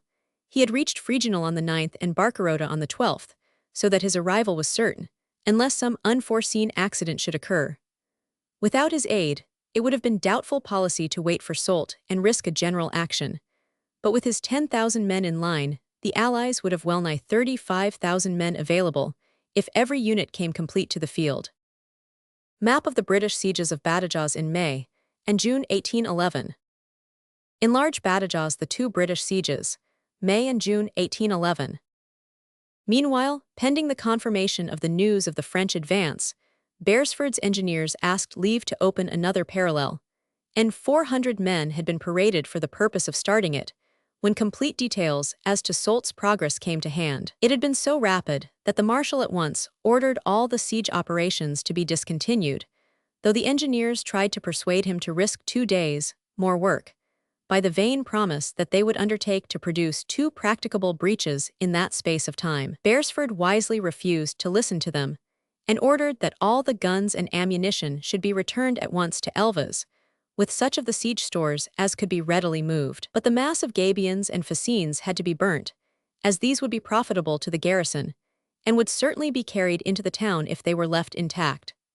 The troops, English, Portuguese, and Spanish 3 battalions of Castaños's infantry had come up from Merida, were ordered to prepare to march for Albuera in successive detachments, the 4th Division and the Spaniards being left to the last in the trenches, to cover the removal of the guns and stores. Beresford's total casualties in this mismanaged fragment of a siege, from May 6 to May 12, had been 533 British and Portuguese, or 733 in all, lost in the trenches and in the sortie. It will be seen that the sortie cost far more lives than the actual beleaguering work. All the British loss save 7 casualties was in Kemys's brigade of the 4th Division, which lay on the Cristobal side, and suffered both in the trench building and in the sortie. The Portuguese loss was partly in the 17th line, which acted with Kemys, partly among the artillery. Section 26, Chapter 2. Fuentes de Añoro, Preliminary Operations. Ap Arendi May 3, 1811. The army of Portugal, sullenly retiring far within the frontiers of Spain, had been lost to Wellington's sight on Apeth, when it passed the Agda and fell back in diverging columns towards various towns of the Kingdom of Leon, Salamanca, Toro, and Zamora, where it went into cantonments. Only Drouet with the 2 divisions of Conroe and Claparade remained in observation of the Allies, with his headquarters at San Muñoz. The British general was well aware of the dilapidated state in which the enemy had reached his base, and calculated that it would take many weeks for Massena to get his army into fighting trim again. He considered that he might even hope to gain possession of Almeida before the French would be in a position to attempt its relief, though it could only fall by famine, since there were no heavy guns to form a battering train for its siege nearer than Oporto, Abrantes, or Lisbon. He had already inspected the place, and saw that it had been put in such a good state of defense by the governor, Brenier, that all external traces of the great explosion of August 1810 had disappeared. That the town within was still a mass of ruins, with nearly every house cut off sheer at the first story, was of no military importance when the enceinte and the bomb-proofs were in good order. There was a short moment during which Wellington had some hopes of being able to lay hands on Ciudad Rodrigo as well as Almeida. He had learnt that the Spanish fortress was almost as depleted of food as the Portuguese, and that Massena's troops had consumed 0 rations from its stores when they reached the frontier. He thought that the extra garrison which Junot had thrown into it, before he passed onward, would only serve to exhaust the magazines so much the earlier. Accordingly, he not only requested that active and enterprising partisan Julian Sanchez to beset the roads between Salamanca and Rodrigo, in order that no provisions might get through, but made preparations to throw some British light troops across the Agda to cooperate with him when the approach of a convoy should be reported. With this object, he moved up the Light Division and Ehrenchalt's brigade of cavalry close to the Agda and within a few miles of Rodrigo. Their headquarters were at Gallegos. Their outposts extended from the bridge of Barba del Puico on the north as far as El Badon on the south. It was intended that, when Don Julian signaled the approach of the French, the Light Division should make a dash across the fords of the Agda and endeavor to intercept the convoy. This plan failed on the 13th of April, owing, as Wellington held, to the slowness of Sir William Erskine, who was still in command of the division, though news had just arrived, to the great satisfaction of all the battalions, that its old general, Crawford, was daily expected at Lisbon on his way to the front. Rodrigo having been revictualled, Wellington abandoned all hope of molesting it further. To have invested it would have been useless, when he had no siege train. But Almeida he intended to reduce at his leisure, being of the opinion that it would be starved out before Massena was in a position to take the field to relieve it. Nothing short of his whole army would suffice for that operation, if that even were enough. And knowing that the troops had just reached Salamanca in a demoralized and discontented condition, without shoes, without train, almost without ammunition, and with the remnant of their cavalry and artillery horses dying off at the rate of several hundreds, Wellington doubted if his adversary would be able to come out of his cantonments before the summer was far spent. At any rate, he calculated that he had a good many weeks before him, in which he was not likely to find the army of Portugal a serious danger. Accordingly, he resolved to put his own host into cantonments also, in such a position as to block the road to Almeida, and to give it a well-earned rest while that fortress was being starved out. He had, as we observed in a previous chapter, no intention of assuming the offensive against the French in Leon till he had organized his line of communication with his new base at Coimbra, and established large intermediate depots at Lamigo, Celorico, and other conveniently placed localities. The army was living from hand to mouth, all the country about Almeida, Garda, and Sabugal having been thoroughly devastated, on convoys which were only struggling up at irregular intervals from the lower Mondego. The horses especially were in very poor order, from want of proper forage. The regiments subsisted on the green corn, which was dreadful to the inhabitants, and of little use to the horses when they had to work. There was nothing else, and we had to cut their rye. How our army has been carried through this desolate abandoned country is astonishing. Till there were depots and a regular service established, it was impossible to concentrate the army, much less to send it forward into Spain. Accordingly, the Allied troops were spread broadcast in the villages, between the Coa and the Agda. The Light Division and 2 cavalry regiments were in front, holding the outposts facing Ciudad Rodrigo and in touch with Drouet's corps, which lay along the Yelts, a stream that runs roughly parallel with the Agda, at a distance of from 7 to 15 miles to the northeast. The 5th Division was in the villages around Fort Conception, in support of the Light Division. The 6th Division, with Pax Portuguese, who had lately come up from the Mondego, where they had been dropped during the pursuit of Massena, were blockading Almeida. The main body of the army, the 1st, 3rd, and 9th Divisions, with Ashworth's independent Portuguese brigade, were cantoned in the valleys of the Duas Casas and the Turon, tributaries of the Agda, being distributed between Nova do Aver, Fuentes do Añoro, Pozo Bello, and other small places in the neighborhood. The cavalry, save that detached to the front, was trying to keep its horses alive in the poor villages along the Coa, from Castelo Rodrigo to Alfaiates. The whole army, distributed in a square of not more than 20 miles, was so placed that it could concentrate at any point in one march. Wellington, even though he judged Massena unable to molest him, was determined not to be caught with his troops in a state of dispersion. But considering that things were at present at a standstill on the northern frontier, and that nothing serious could be undertaken there, till the line of supplies was organized and Almeida captured, Wellington now resolved to pay the long-deferred visit to Estremadura, which he projected as far back as the commencement of Massena's retreat. At this moment, he wrote to Lord Liverpool, the first object is certainly Badajoz. Till that place should have been recovered and regarrisoned, he could never feel quite safe on his southern flank. A diversion on the part of Soult in the Alemtejo, threatening Lisbon from the south, would always be a dangerous and tiresome possibility, until Badajoz was once more in the hands of the Allies, and all Estremadura recovered and held by a competent force. The future was inscrutable. For all Wellington knew, the Emperor might appear in person, before the summer was over, to take up the Spanish problem. Or, on the other hand, the affairs of Eastern Europe might cause him to shut off all reinforcements from the peninsula, and to turn his attention to a Russian war. But whatever might happen, it was well to have the Portuguese frontier properly covered in the south. Supposing the French made another march on Lisbon, it was necessary to be free of danger in the rear. Supposing that they showed weakness, and dropped the offensive, the possession of Badajoz and Estremadura gave facilities for disquieting the army of Andalusia, perhaps for raising the siege of Cadiz, which could not be secured in any other fashion. Meanwhile, Wellington formulated 3 possible courses which the French might pursue during the next 2 months, before new reinforcements could reach them from France, or the Emperor make his appearance, if so he should decide to do. These 3 possible courses were: A. Massena might call on Bessières, and induce him to join the army of Portugal at once with all his disposable troops, in order that they might save Almeida by driving off the British army. B. Massena might allow his troops a long repose in cantonments, relieving the army of the north in its present charge of Old Castile, while Bessières, with such part of his corps as he could collect, might invade Galicia, to clear the French right flank. C. Massena might give his troops the repose that they needed, and after some interval might pass south into Estremadura, to join Soult in operations on the Guadiana, while leaving Bessières in charge of the defense of the frontiers of Leon.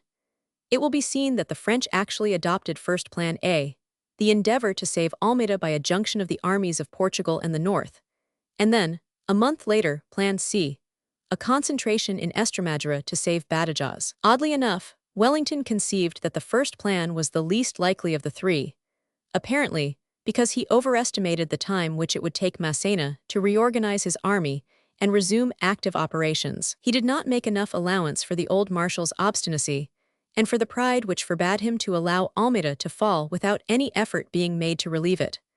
But though he thought this scheme the least likely for the French to adopt, he made full provisions for dealing with it, in case it should be the one they selected. His second suggestion, that Bessières might hand over the charge of Old Castile to Massena, and proceed to invade Galicia, was founded on an insufficient knowledge of the present situation and difficulties of the Army of the North. Bessières, though the gross amount of his forces was large, over 70,000 men, was much too obsessed and worried by the guerrilleros to dream of concentrating a force large enough to make a serious invasion of Galicia. We shall find him, 3 weeks after the date of Wellington's dispatch, declaring that he could only collect 1,600 cavalry and 1 battery to form a field force, because any movement of his infantry would imperil the whole fabric of the French supremacy in northern Spain. If the objection be raised that this plea of his was only put forth in order to disoblige Massena, and to save himself from responsibility, no such objection can be made to his statement of June 6, made after Massena's recall, to the effect that if he were forced to concentrate 20,000 men for any purpose, all communications with France and Madrid would be lost, and the whole of the countryside, from the Guadiana to the Bay of Biscay, would blaze up in one general insurrection. Supposing that Massena and Bessières had been on the best of terms, and that the former had proposed to take over the charge of the region occupied by the latter, in order to set the Army of the North free for field operations, Bessières must have replied that he would not be able to produce enough men to contain the British army and at the same time to attack Galicia. Wellington's hypothesis therefore was faulty. He undervalued the work of the guerrilleros, who were occupying, for his benefit, the attention of a much greater part of the French army than he supposed. The idea that the enemy might make a blow at Galicia was inspired by his knowledge of the weakness of that province, where Mahy had put everything out of gear, and Santisildas had not yet begun the process of reorganization. Knowing how disastrous the appearance of a French corps in this quarter might prove, he feared it more than was necessary. If it be asked what were Napoleon's views as to the proper scheme for the French marshals to adopt, under the circumstances that existed on Ypres, we must not look, of course, to orders issued about that time, when he was still working on data 3 weeks old. As late as March 30th, he had been sending instructions to Soult and other commanders on the hypothesis that Massena's headquarters were at Coimbra, and that Oporto was very possibly in French hands. On Ypres, he was telling the Prince of Essling to devote his energy to the armament of Almeida, and to place himself so as to cover both that place and Ciudad Rodrigo, orders exquisitely inapplicable when Almeida was already blockaded by Wellington, and Massena's troops had just crawled past Ciudad Rodrigo, in a state of hopeless dilapidation, on their retreat to Salamanca. The next advice sent to the army of Portugal was almost equally inappropriate. Having heard of Wellington's flying visit to Estremadura by intelligence dated Apeth, the trip had begun upon the 15th. He jumped to the conclusion that the English general must have taken many troops with him. On May 7th he wrote, "The translations from English newspapers herewith enclosed show that Lord Wellington had crossed the Tagus on Apeth. So it seems that on the side of Castile there can now be only half the English army left. The events which must already have taken place on the side of Almeida will have shown the generals that this is the case, and will have enabled them to make the proper corresponding move, de prendre la partie convenable, viz., to begin to move towards the Tagus." On the day when this was written, Wellington, who had not taken a man to Estremadura, had been back on the frontier of Leon since Ypres, and had, at the head of the whole of his original army, defeated Massena and Bessières at Fuentes de Oñoro on May 5th. As always, the imperial orders, founded on data that had long ceased to be correct, or had never been correct at all, arrived too late to direct the course of the campaign. One most important measure, however, was taken at this time, by which the emperor did succeed in effecting the general course of affairs on the frontier of Portugal. On Apeth, he made up his mind to recall Massena, and to send a new chief to the army of Portugal. 5 days before, Marshal Marmont, newly returned from commanding in Dalmatia, had received orders to start at once for Spain, where he was to replace Ney at the head of the 6th Corps. Whether the emperor had already made up his mind on the 15th that Marmont was to replace Massena, not to serve under him, it is impossible to say, but he at any rate concealed his purpose from the younger marshal, who had been some days in Spain, before he received on May 10th the dispatch of Apeth, which made him commander of the army of Portugal. Probably the news that Massena had failed in his design to hold Coimbra, which Foy had elaborately explained to the emperor, and had fallen back behind Ciudad Rodrigo, had provoked his master to dismiss him from command. Foy's report had caused Napoleon to believe that Massena could stop on the Mondego and hold Wellington in check. The imperial dispatch of March 30, as we have already seen, speaks of Massena's stay at Coimbra as a settled fact, and states that Oporto is, or will soon be in his hands. On Ypres, Napoleon knew that the marshal had lost Coimbra and fallen back on Garda, but continued to send him elaborate instructions. It was apparently the receipt of Massena's dispatch of March 30 first from Alfaiates, confessing that he was completely foiled, and that he must retire beyond the Agda, as far as Zamora and Toro, since the spirit of the army was so broken that he dared not risk a general action, which determined the emperor to supersede him.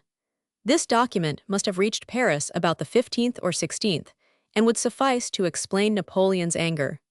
For a commander-in-chief who confesses that he has lost the confidence of his army is a dangerous person to retain in power. There was ample evidence from Massena's earlier letters that he had quarreled not only with Ney, but with most of his other superior officers.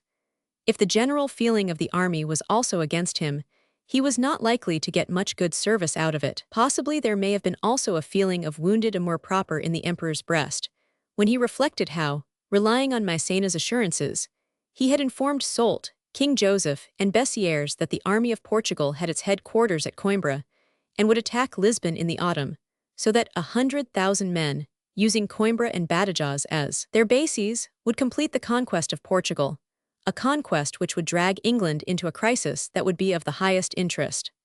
Napoleon did not like to be made ridiculous before his subordinates by having been induced to publish an absurd misstatement of fact, leading up to a vainglorious prophecy which appeared most unlikely to be realized. But though Massena's death warrant, as commander-in-chief, was signed on Ypres, and may have been decided upon as early as Ypres, there were still 3 weeks during which he was to make his last stroke for revenge, and to lose his last battle, for it was not till May 12 that Marmont presented his letters de service and took over the command. Wellington, meanwhile, convinced that he had nothing to fear for some little time from the army of Portugal and its commander, left Villarformoso on the morning of Apeth, reached Sabugal that night, Castelo Branco on the 17th, and Elvas by the noon of the 20th. This was marvelous traveling, considering the mountain roads that had to be traversed, but Wellington was a mighty horseman, and accompanied by only a few well-mounted staff officers flew like the wind over hill and dale. He remained only 4 days in Estremadura. During that short time he surveyed Badajoz and issued compendious directions for the siege.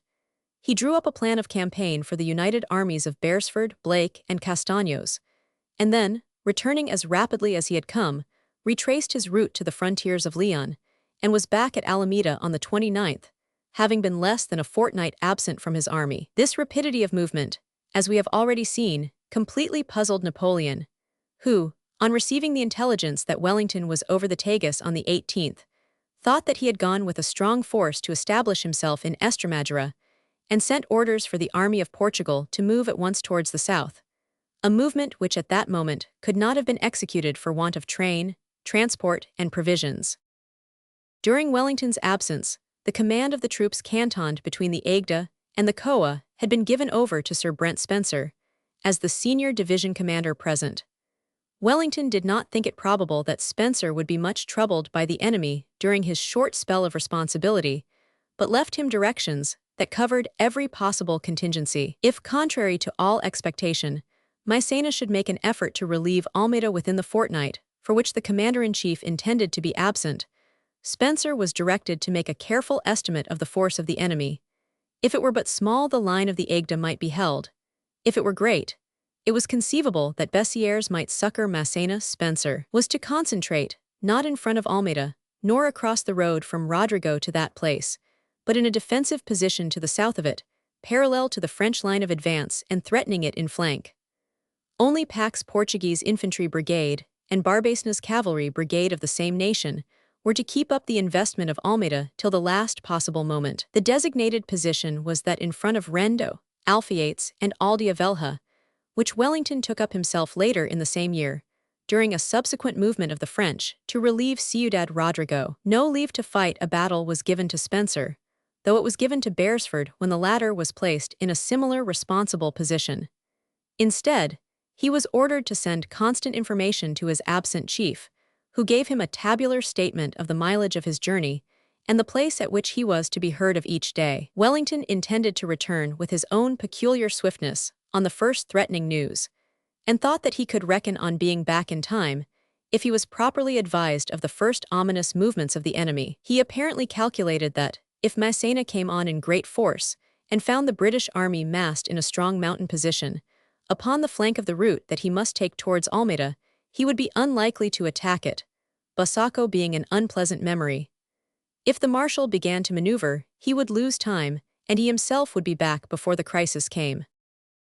As a matter of fact, it was only towards the end of Spencer's short period of responsibility that matters began to grow interesting upon the frontiers of Leon. There was, however, a slight alarm on the 15th-16th, just after Wellington's departure. Massena, not contented with having passed a first convoy into Rodrigo on the 13th, had followed it up with a second, which was escorted by Marchand's division of the 6th Corps, a unit which had seen more severe service during March than any other part of the French army, yet was considered to be in better order than its fellows. The same phenomenon, it will be remembered, had been noted with Paget's rearguard division during Moore's retreat to Corunna. Marchand was ordered, when he should have lodged the convoy in Rodrigo, to make a reconnaissance toward the Azava and try to discover what was the force of the British in that direction. He got into the fortress without hindrance, owing to Erskine's usual talent for bungling. On the approach of the convoy, the light division was concentrated at Molino de Flores, but Erskine refused to send it over the fords and watched Marchand defile into the town. Some cavalry went across the Agde and cut off a flanking party of 300 French, who took shelter in a ruined village and refused to surrender. Erskine sent no one to support the British horse, and presently a French column came out of Rodrigo and released the blockaded party. All this took place under the eyes of the disgusted light division on the other side of the water Apeth. Some days later Marchand came out of Rodrigo with a regiment of infantry and a squadron to make the reconnaissance which he had been directed to execute. At Marialva, 5 miles outside the fortress, he ran into the pickets of the 95th and received such a warm reception that he turned back at once and sent the report to Massena that the British were established in strong force close above the Agde Apra. After this there were no further alarms at the front till the 28th, the day on which Wellington returned from Elvas. But Spencer's account of the reconnaissance of the 22nd, which reached Wellington at Portalegre on the 25th, undoubtedly contributed to hurry the return journey of the commander-in-chief, for it was accompanied by a report, which was perfectly correct, that information from the side of Salamanca seemed to make it certain that Massena was reconcentrating his troops for a dash at Almeida and that Bessieres had been asked to give help. The Salamanca secret correspondence, of whom the chief was Dr. Curtis, the head of the Irish College in the university, had always proved trustworthy, so that their reports could not be ignored, and Wellington was glad that the French movement was reported at the end, and not at the commencement, of his trip to Estremadura. The fact was that Massena was making a last desperate effort to save the military reputation of which he was so proud, and to justify himself to his master. If Almeida and Rodrigo were both to be lost, as the final sequel to his retreat from Portugal, his whole year's command must be written down as a failure. If these early conquests of 1810 could be saved, he might yet claim to have added somewhat to the French dominions in the peninsula. His troops had not been a fortnight in their cantonments before he was making preparations to reassemble them for a last effort. In some respects that fortnight had made a great difference in their condition. Salamanca and Valladolid, at the moment of his arrival, were full of drafts of men, and accumulation of stores, belonging to the army of Portugal, which had been gathering there for many months, while the communications with that army were cut. At one moment in the late winter, Thigbalt, the governor of Salamanca, had no less than 18,000 men of detachments belonging to Massena's troops in his government, partly convalescents, partly small parties which had come up from the French depots to join their regiments, and had been unable to do so. Though some of them had ultimately gone forward with Foy and Garden, many still remained to be absorbed. The numbers of present under arms in the 2nd, 6th, and 8th Corps went up at once, the mass of sick and exhausted men which they discharged into hospital being replaced by the drafts and convalescents. Massena also took out of the 9th Corps the battalions belonging to regiments of which the main bodies were already in the old army of Portugal, and sent them to join their comrades. The cadres of one battalion in each regiment were then sent home to France, and the other 3 raised to something like their original war strength. This redistribution brought up the divisions of Rainier and Loyson to a figure which they had not known for many months, though it depleted Drouet's corps to a corresponding extent. His troops now consisted of only 18 battalions, or 10,000 infantry, all consisting of 4th battalions belonging to regiments serving in Andalusia. He had received orders that when the crisis on the frontiers of Leon was over, he was to conduct these units to join their eagles in Soult's army. Drouet was anxious to get away from Massena as soon as possible, and would gladly have marched for Seville without delay. But it was obvious that this was as yet impossible, and, as he was technically under the command of the marshal, he was compelled to play his part in the ensuing campaign. The net result of all the transferences of battalions and the picking up of drafts was that on May 1, the 2nd Corps had in the ranks 1,200 more men than it had possessed on March 15, the 6th Corps 2,000 more, Solignac's division of the 8th Corps 800 more. On the other hand, Clausel's division of the last-named corps, originally composed almost entirely of isolated 4th battalions, was practically ruined. Massena left it behind when he mobilized the other divisions of the old Army of Portugal for the May campaign. But the men available for the field in the remaining divisions, including those of Drouet, now amounted to 42,000 bayonets. Their ammunition had been replenished, they had been reshod, though only to a small extent reclothed, and they had received at the last moment several months' arrears of pay. Their morale still left much to be desired, for confidence in their commander-in-chief had not been restored, and Ney was still regretted. But a French army, however discontented, could always be trusted to fight when duty called, and the Prince of Essling still hoped to redeem his lost reputation. But the weak points in the Army of Portugal were the cavalry and artillery. The greater part of the horses which had survived the retreat from Santarem had only reached the plains of Leon to die. A third of the troopers lacked horses altogether. The remainder had in many cases mounts, which must perish if asked to do another week's work. When the cavalry brigadiers of the 2nd Anth Corps were directed to send to the front all mounted men fit for service, Lamotte could only show 319 sabres from a brigade which had count in March.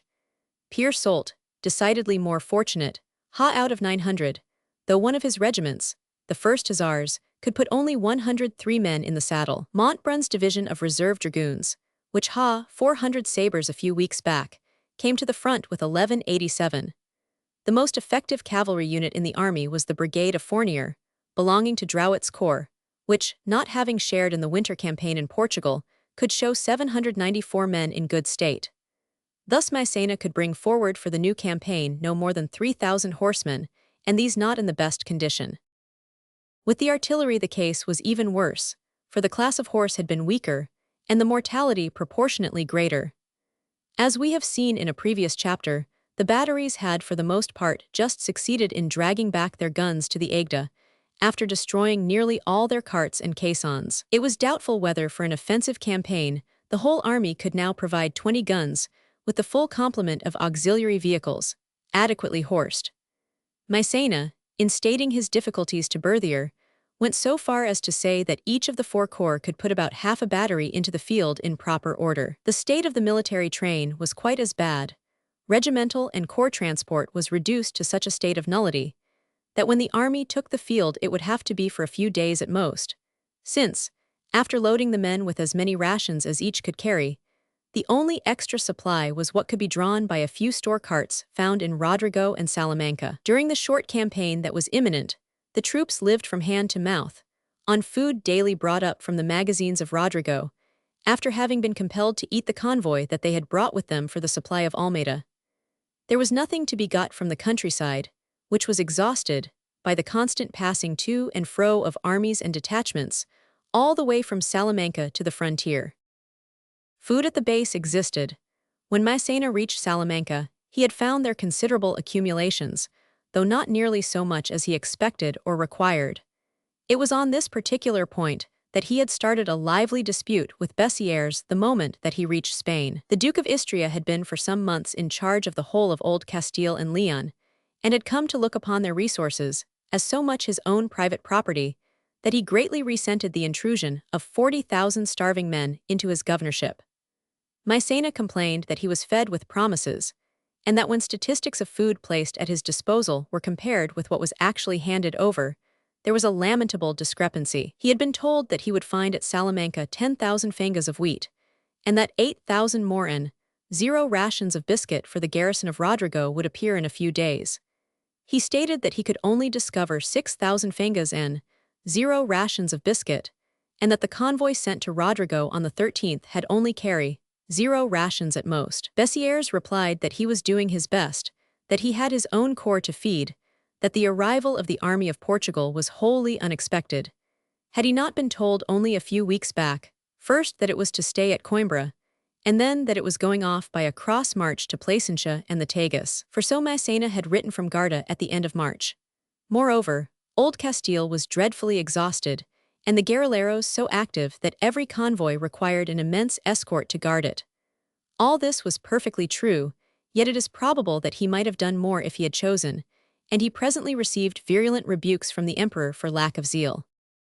But when recriminatory letters were already passing between the two marshals on the food question, Bessieres began to receive additional demands for military help. On Apeth, Massena wrote that he was bound in honor to march to the relief of Almeida, that he would have his infantry reorganized by the 26th, but that his cavalry and artillery were in such a hopeless state that he was forced to make a formal request for aid to the Army of the North. The Duke of Istria replied that his troops were so scattered, and the guerrilleros so active, that he doubted if he could give any help at all. On the 22nd, however, he wrote that by making a great effort he could collect some cavalry and guns, and would be at Salamanca on the 26th. But on the 27th, nothing had arrived from the Army of the North at that city. Massena replied in high wrath, Vos letters sont inconcevables. Je vous ai demandé de l'artillerie et des satellages, et encore plus positivement de la cavalerie. Vous avez sous différents prétextes éludé ma demande. Toutes les troupes qui sont en Espagne sont de la même famille. Vous erts, jusqu'ici qu'il y ait de nouveaux ordres, chargés de la défense et de l'approvisionnement des places de Rodrigo et d'Almeida, N.C. Bessieres, however, did not break his promise. As Massena had for a moment feared, he merely executed it a little late, and on the smallest possible scale. He brought with him 2 small brigades of cavalry, making between 1,600 and 700 sabres, that of Wathier, 11th, 12th, 24th Chasseurs à Cheval, and Hussars, and that of Lepic, which consisted of 2 squadrons each of the grenadiers, lancers, and chasseurs of the Imperial Guard. He had also a horse artillery battery of the Guard, and had brought 30 teams of gun horses, which, when distributed to the Army of Portugal, enabled it to put 32 pieces and the corresponding caissons in the field. Massena had asked for Bessieres's cavalry and guns, but had not been at all anxious to see his colleague in person appearing. He would have done better, said the prince to his staff, to have sent me a few thousand men more, and more food and ammunition, and to have stopped at his own headquarters, instead of coming here to examine and criticize all my movements. He got a cool reception, which did not prevent him from following Massena about during the whole campaign, volunteering frequent advice, and expressing a polite curiosity at his colleague's smallest actions. Apparently, he wanted to have credit for being present at a victory, if one should occur, but was anxious to risk as few of his own troops as possible, and not to take any responsibility. The emperor, 3 weeks later, wrote him a letter of bitter rebuke, saying that he could well have brought up 10,000 men without disgarnishing any important posts. An infantry division of the Guard and 4 batteries might have been added to the 1,700 horse that he actually produced, without leaving Valladolid, Burgos, or the frontier opposite Galicia in any danger. If the 2 marshals had collected some 55,000 men, it is certain that Wellington would not have fought, and would have allowed Almeida to be revictualled. Massena had reached Ciudad Rodrigo on Apeth, his 4 corps concentrated there by the 29th, and Bessieres came up with his cavalry on the 1st of May. The whole force assembled consisted of 42,000 infantry, 4,500 cavalry, and guns, a total, counting the auxiliary arms, of about 48,000 men. On the 30th, Marchand was sent out with 6 squadrons and his own infantry to make a reconnaissance in force of the Allied lines. He found the light divisions still in position at Gallegos, with outposts along the Azava, and withdrew to Rodrigo after having stayed for some hours opposite the height of Marialva. On the next day but 1 May 2, the French army began to pour in an interminable stream across the Aigda, by the bridge of Ciudad Rodrigo, dividing into 2 columns when it had passed, the 2nd Corps on the Marialva road, more to the north, the 8th Anth Corps on the Carpio road, more to the south. The 6th Corps, forming the reserve and crossing late, also took the left-hand Carpio road. Each column was preceded by its corps cavalry. Wellington was perfectly well prepared to meet the movement. He had been back with his army since the 29th of April, and had been informed on his arrival that Massena had come to Ciudad Rodrigo in person 2 days before, and that the roads from Salamanca westward were black with French columns. He had made up his mind to fight, though he had denied Spencer the power to do so in his absence. The battle position was already chosen, and the army was concentrated upon it, all save the covering screen formed by the light division and the cavalry, which was to hold its ground as long as possible before falling back on the main body. The 2 cavalry regiments which had been sent to the rear in the middle of the month had been brought up again to the Azava on the 28th, so that the whole of the small force of that arm was available for holding back the French advance.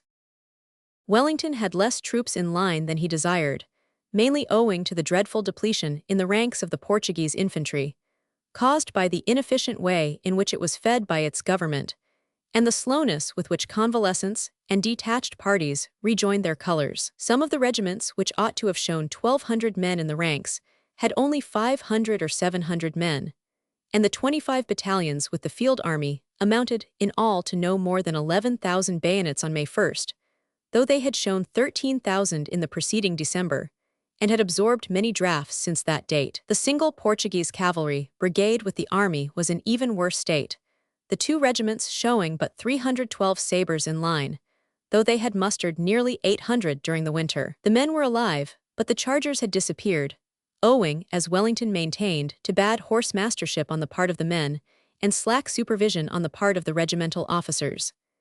As the 4 British cavalry corps, which had seen the same service during the last 2 months, were only 200 horses weaker in May than they were in March, the explanation is probably correct. The total force available for a general action on May 1st was 34,000 infantry, of which 23,000 were British 1850 cavalry, including the 312 Portuguese, and 250 artillery, sappers, and there were 4 British and 4 Portuguese batteries, with 48 guns. This total does not include the detachment blockading Almeida, which consisted of Pack's brigade and 1 British battalion. While only 8,000 weaker than Massena in infantry, it will be seen that Wellington's army had hardly more than a third of the number of his cavalry, 1,850 to 4,500. In guns there was a slight superiority, 48 pieces to 38. In a mountain position, such as that of Basaco, the deficiency of cavalry would have been of no importance.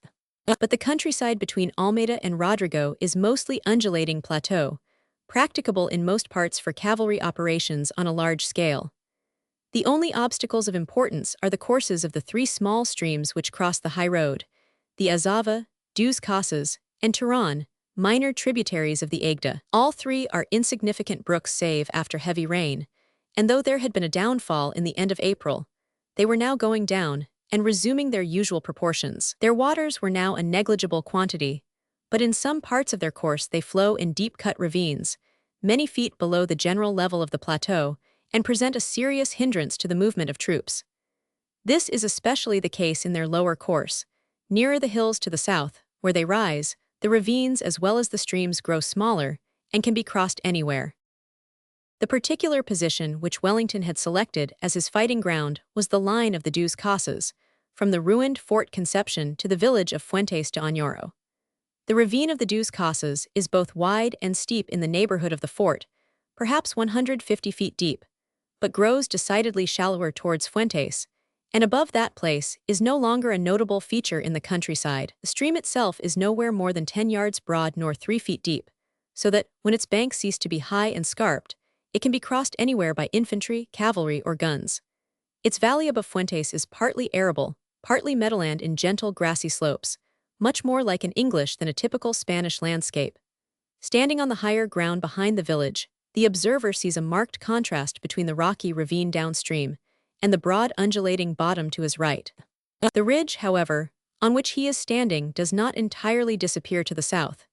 It still remains as the watershed between the little basin of the Dos Casas and that of its twin stream the Turan, which flows exactly parallel with it, less than 2 miles to the west. Upstream the view is closed by woods surrounding the village of Pozo Belo, or Poçovelo, as the neighboring Portuguese call it, on the right or further bank of the Dos Casas, and by the rounded hill of Nova de Aver, below which the river is flanked on both sides by a stretch of boggy ground, only to be crossed by some invisible paths. There are 5 miles from Fort Conception to Fuentes de Oñoro village, and this was Wellington's original position, entirely covered in front by a well-marked ravine. But the 2 further miles from Fuentes to Pozo Belo, which he proceeded to take in for defense when the enemy showed signs of turning his right, may be described as open ground, with no protection on its flank save the morass by Nova de Aver, which could obviously be turned by any enemy who chose to make a sufficiently wide circuit, and might be crossed by infantry at some points,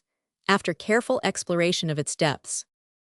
Fuentes do Añoro itself stands on the western bank of the Dos Casas, at the point where the heights begin to sink, and the ravine ceases. Its lower houses are almost level with the stream, but the village slopes uphill to 2 points a little higher than the general summit of the plateau, one of which is crowned by its church, the other by a cross on a large rock. On the opposite side of the stream, there are no buildings but a chapel and a single farmsteading.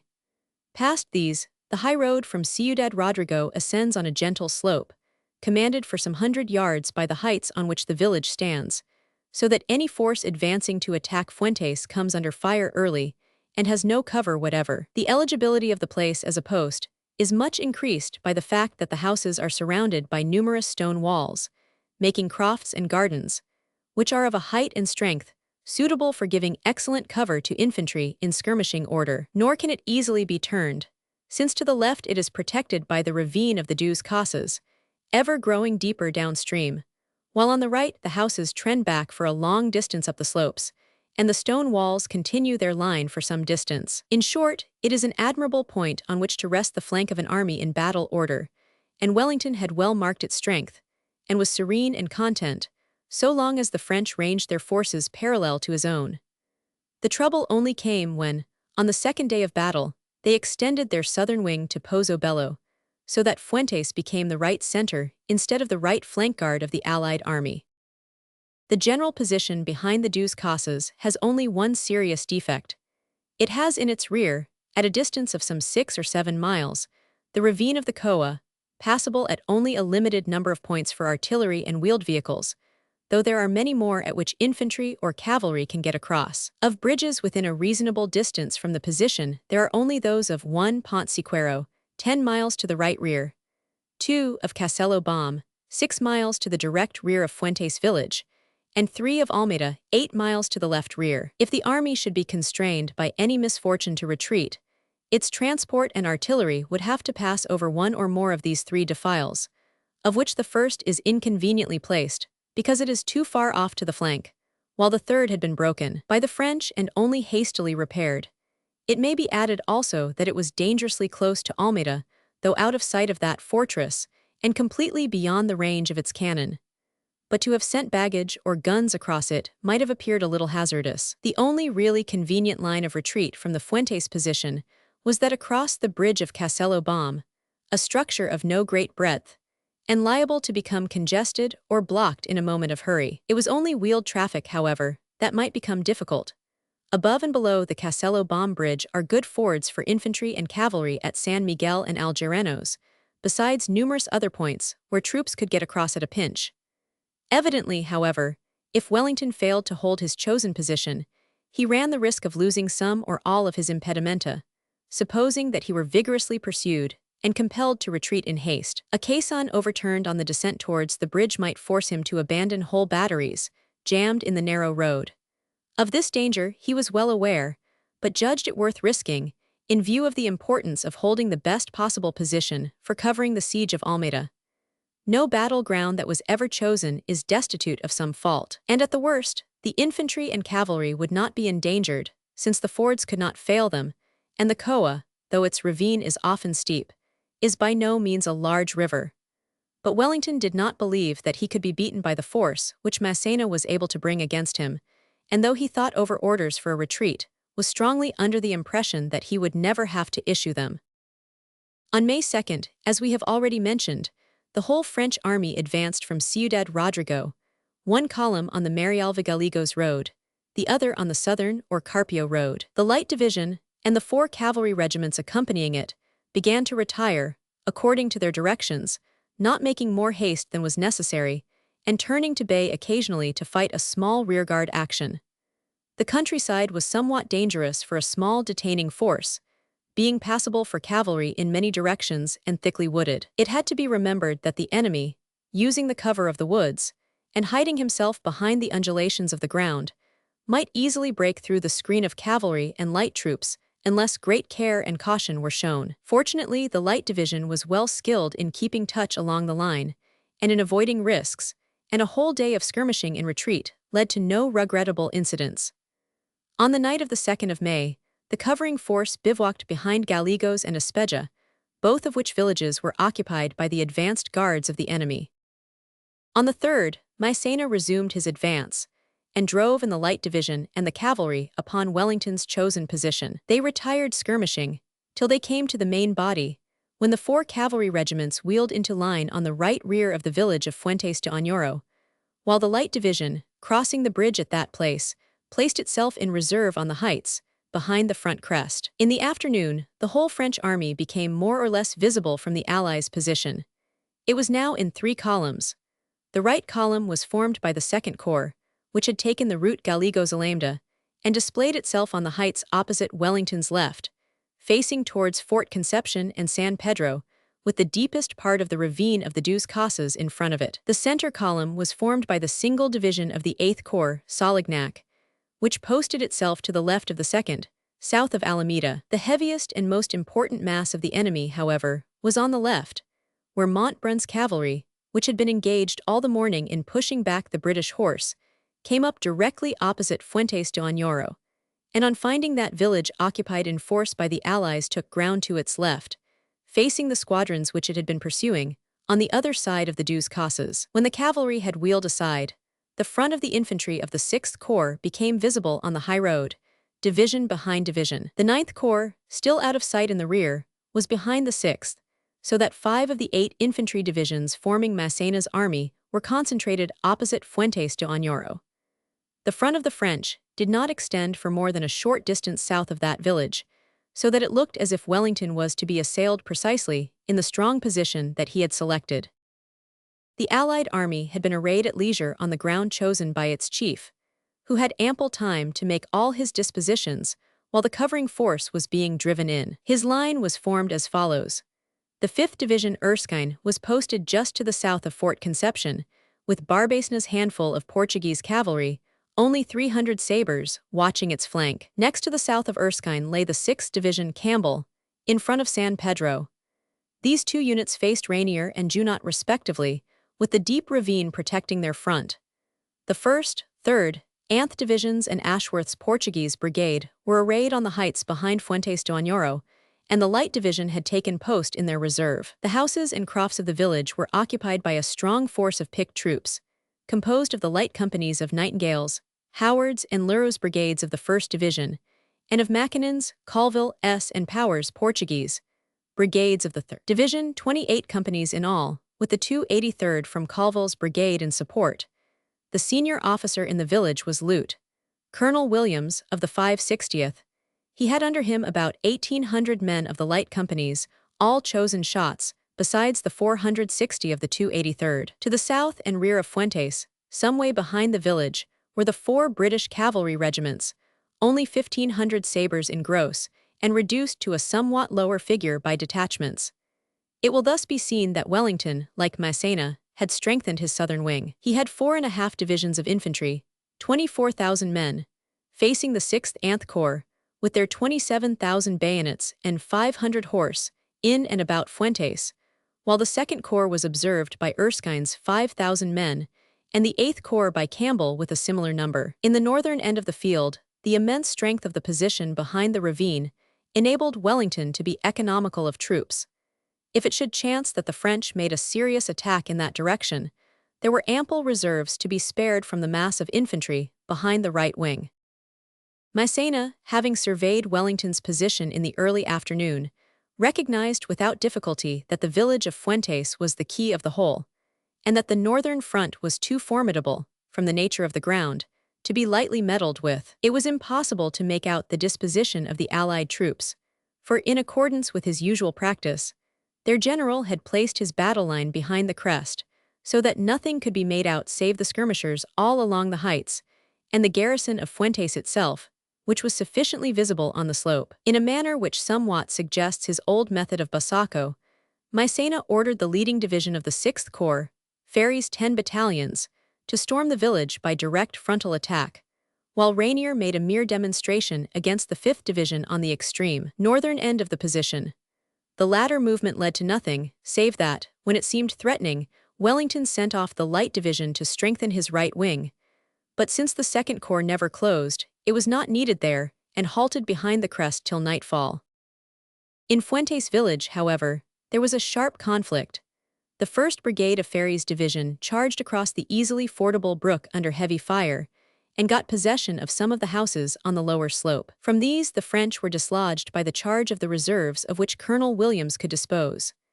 The 2nd Brigade was then thrown into action by Ferry, and coming on to the British while they were in the disorder caused by a charge among houses and walls, beat them back, and pursued them up to the top of the village. Here the light companies rallied, by the church and among the rocks, but the enemy remained for a moment master of all that part of Fuentes which lies on the slope and in the bottom by the brook.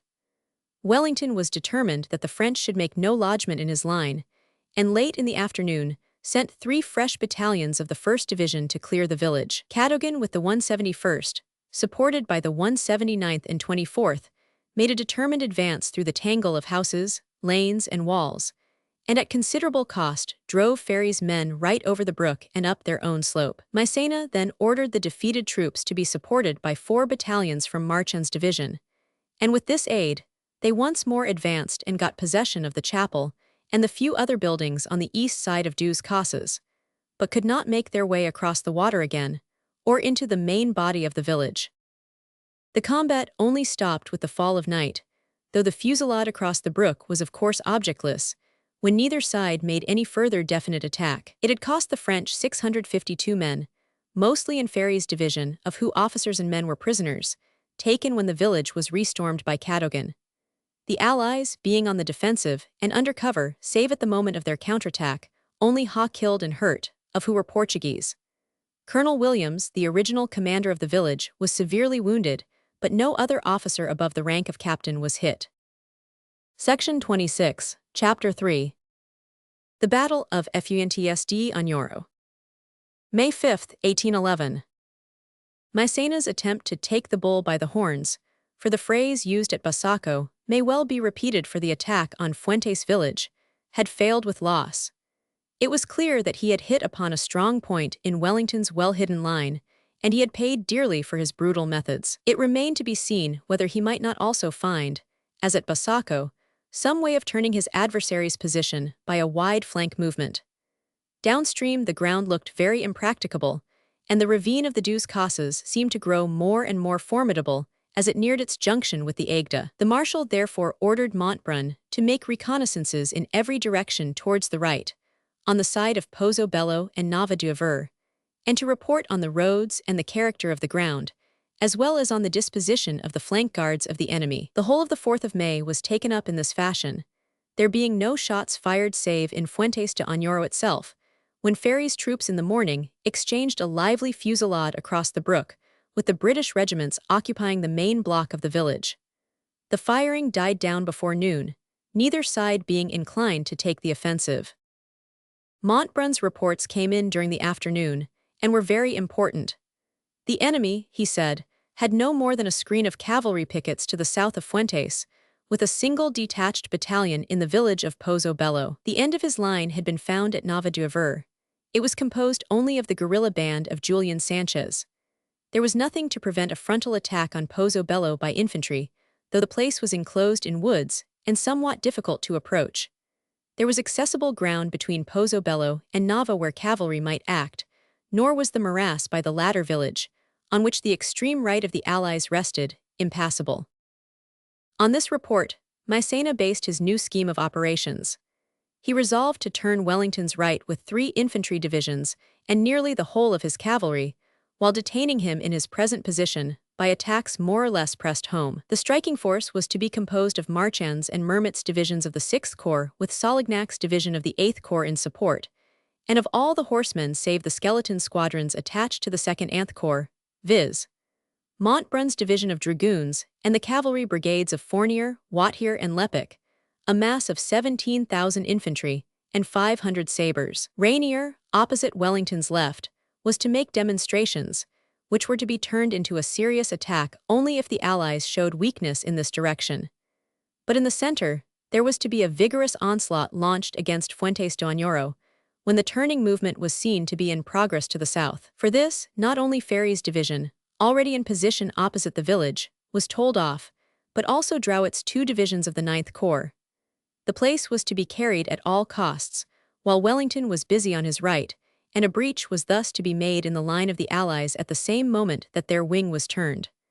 14,000 infantry were concentrated opposite Fuentes for this purpose. After dusk had fallen, the French army made the preliminary movements required by the new plan. Montbrun's cavalry rode out far to the south, one brigade to the foot of the hill of Nava d'Aver, the others to the ground east of Pozo Bello. To this latter point Marchand's and Mermet's infantry proceeded, with Solignac's division following them. Drouet brought the 9th Corps to the ground formerly occupied by the 6th Corps, while Rainier drew in a little southward, leaving one division opposite Fort Conception, but moving the other to the position in front of Alameda, lately occupied by Solignac. A large detachment of sappers went out with Montbrun to mend the paths across the morass, which his flanking brigade had to cross. Map of the Battle of Fuentes do Añoro, first day. Enlarge Fuentes do Añoro. Positions on the first day, May 3R. Wellington had not been unaware that the want of movement on Massena's part during the 4th probably covered some design against his flanks, and since his left flank was practically impregnable, he suspected that his right might be in danger, a suspicion which was made into certainty by reconnaissances which detected the French stirring among the marshy woods. The whole of his cavalry was thrown out in this direction, but the 4 regiments could only cover the ground inadequately, and being scattered in squadrons along 3 miles of front were weak everywhere. The most serious movement that he made was to detach the 7th Division as an outlying force to cover his right. 2 battalions were put into the village of Pozo Bello, and the wood in front of it. The remaining 7 occupied a position on the slope to the west of that little place. This was a somewhat dangerous expedient. The 7th Division was the smallest and weakest unit in Wellington's army. It only contained 2 British battalions, and these were newcomers just landed at Lisbon. It was thrown out 2 miles from the main position, and on open ground not presenting any particular advantage for defense. Indeed, if the enemy should attack in strength, it would be compelled to act as a mere detaining and observing rather than a fighting force. For though it was well placed for foiling a mere attempt to turn the Fuentes position by a small detachment and a short lateral movement, yet if the enemy's flanking maneuver were made by a large body and far afield, it was clear that the 7th Division would have to retreat in haste towards the main position. This being so, one wonders that Wellington did not select one of his best divisions, the 3rd or the Light, for such a responsible post. But he apparently did not foresee the whole plan of Massena. Imagining, he writes in his dispatch describing the battle, that the enemy would endeavor to obtain possession of Fuentes do Añoro and of the ground occupied by the troops behind that village. By crossing the Dos Casas at Pozo Velho, I moved the 7th Division under Major General Houston to the right, in order to protect, if possible, that passage. But Massena was set not only on attacking Pozo Bello, but on turning it, and taking it in the rear by a wide sweep of his whole disposable cavalry force. Over 20,000 men were on the move, and Houston had but 4,000 infantry, with 1,400 horse to guard his flank. The other preparation which Wellington made for a possible battle on the 5th was to draw back the Light Division at dusk, from the left wing to its original position behind Fuentes village in reserve. He also withdrew the numerous light companies which had formed the original garrison of that place, and left there only 2 battalions, the 171st and 79th, with the 224th to support them at the top of the hill. The fighting on the 5th of May began very early. Just at daybreak, the extreme right flank of Wellington's cavalry screen was attacked by the outermost of the enemy's turning columns, composed of 2 regiments of Montbrun's dragoons. This took place under the hill of Nava d'Aver, where Julian Sanchez with his guerrilleros had been posted on the 3rd, while 2 squadrons of the 14th Light Dragoons had been moved up to his support on the night of the 4th. The guerrilleros kept a bad lookout, and in the dusk of the morning were surprised by the enemy. They drew off hastily to the south without making any resistance. Not so the 2 British squadrons under Major Brotherton of the 14th, who fought a running fight for 2 miles, showing front repeatedly, till their flank was on each occasion turned by the vastly superior numbers of the enemy. They were driven in at last upon Pozo Bello, where lay 2 battalions of the 7th Division, whose extreme right picket, placed in a wood, stopped the enemy's pursuit by a volley. The main body of the French cavalry seems to have started a little later than the flanking force, which assailed Nava d'Aver, as its leading regiments only attacked the British cavalry screen to the right of that village, some time after Brotherton's squadrons had begun to be driven in. Here the line of observation was furnished by a squadron of the 16th Light Dragoons and another of the 1st Hussars of the King's German Legion, who drew together, and gallantly, but rather rashly, attempted to stop the enemy's advance at a defile between two woods. The squadron of the 16th, charging into a mass of the enemy, suffered heavily and had its commanding officer captured. The Germans then took their turn, but were also driven back with loss. The broken troops had to fall back in all haste till, like Brotherton's detachment, they came in upon the flank of the village of Pozzobello and formed up there. The French cavalry, extending over the slopes when they were clear of the woods, appeared in overpowering numbers and showed an evident intention to turn the right flank of the British force, which they were strong enough to do even when the whole 12 squadrons of Wellington's cavalry, falling back from various points of the line which they had been observing, were concentrated on the flank of the woods and enclosures of Pozzobello. Up to this moment, an hour after daybreak, only French cavalry had been seen, but the infantry now joined in. The two divisions of Marchand and Mermet had been moved in the night to a point opposite Pozzobello. When the skirmishing to the right of that place was growing hot, the leading division, that of Marchand, charged in upon the wood in front of the village, cleared out of it the skirmishers of the 85th Regiment and the 2nd Caçadores, and then stormed the village also, driving out of it the two battalions, which vainly tried to maintain themselves there against the crushing superiority of the attack. As they were emerging from among the houses in great disorder, they were fallen upon and ridden over by a French light cavalry regiment, which had pushed round their flank unobserved. Both battalions suffered heavily. Between them they lost over 150 men, of who were killed and wounded, and some 70 unwounded prisoners. It is marvelous that the two corps were not entirely destroyed, but they were saved by a charge of two squadrons of the German Hussars, and succeeded in forming up with promptness and moving away in the direction of the main body of the 7th Division, which was visible a mile to the west, on the opposite slope of the bottom in which Pozzobello lies. The next hour was a very dangerous one. The French infantry divisions, emerging from the captured village and the woods, began to form up in heavy columns, threatening both to attack the Fuentes de Oñoro position on its right flank and to cut in between the isolated division and the rest of the army. Montbrun's cavalry, displaying regiment after regiment, came on in hot pursuit of the troops that had escaped from Pozzobello and of the British squadrons that were covering them. They were already outflanking the 7th Division on the right, by means of the detachment which had come from Nava d'Auver. Wellington was surprised at the strength of the turning force. Its numbers were far greater than he had foreseen, and he was forced to take a new resolution and form a fresh battle order. The most important thing was to save the 7th Division from being cut off, and to bring it back into line with the rest of the army. Accordingly, he directed a chosen unit, the Light Division, now once more under the indomitable Crawford, who had joined on the preceding night, to advance from its position in reserve behind Fuentes, and to move out along the slope of the low heights to the right, so as to come into touch with Houston and the cavalry, and to help them to get home. Meanwhile, the rest of the center of the army, the 1st Anid Divisions and Ashworth's Portuguese, formed a new line of battle, en potence to the original right flank of the British position. They were drawn up along the dominating ground between the rocky hillocks that overhang the village of Fuentes and the descent into the valley of the Turon Brook. This is the last of the high ground.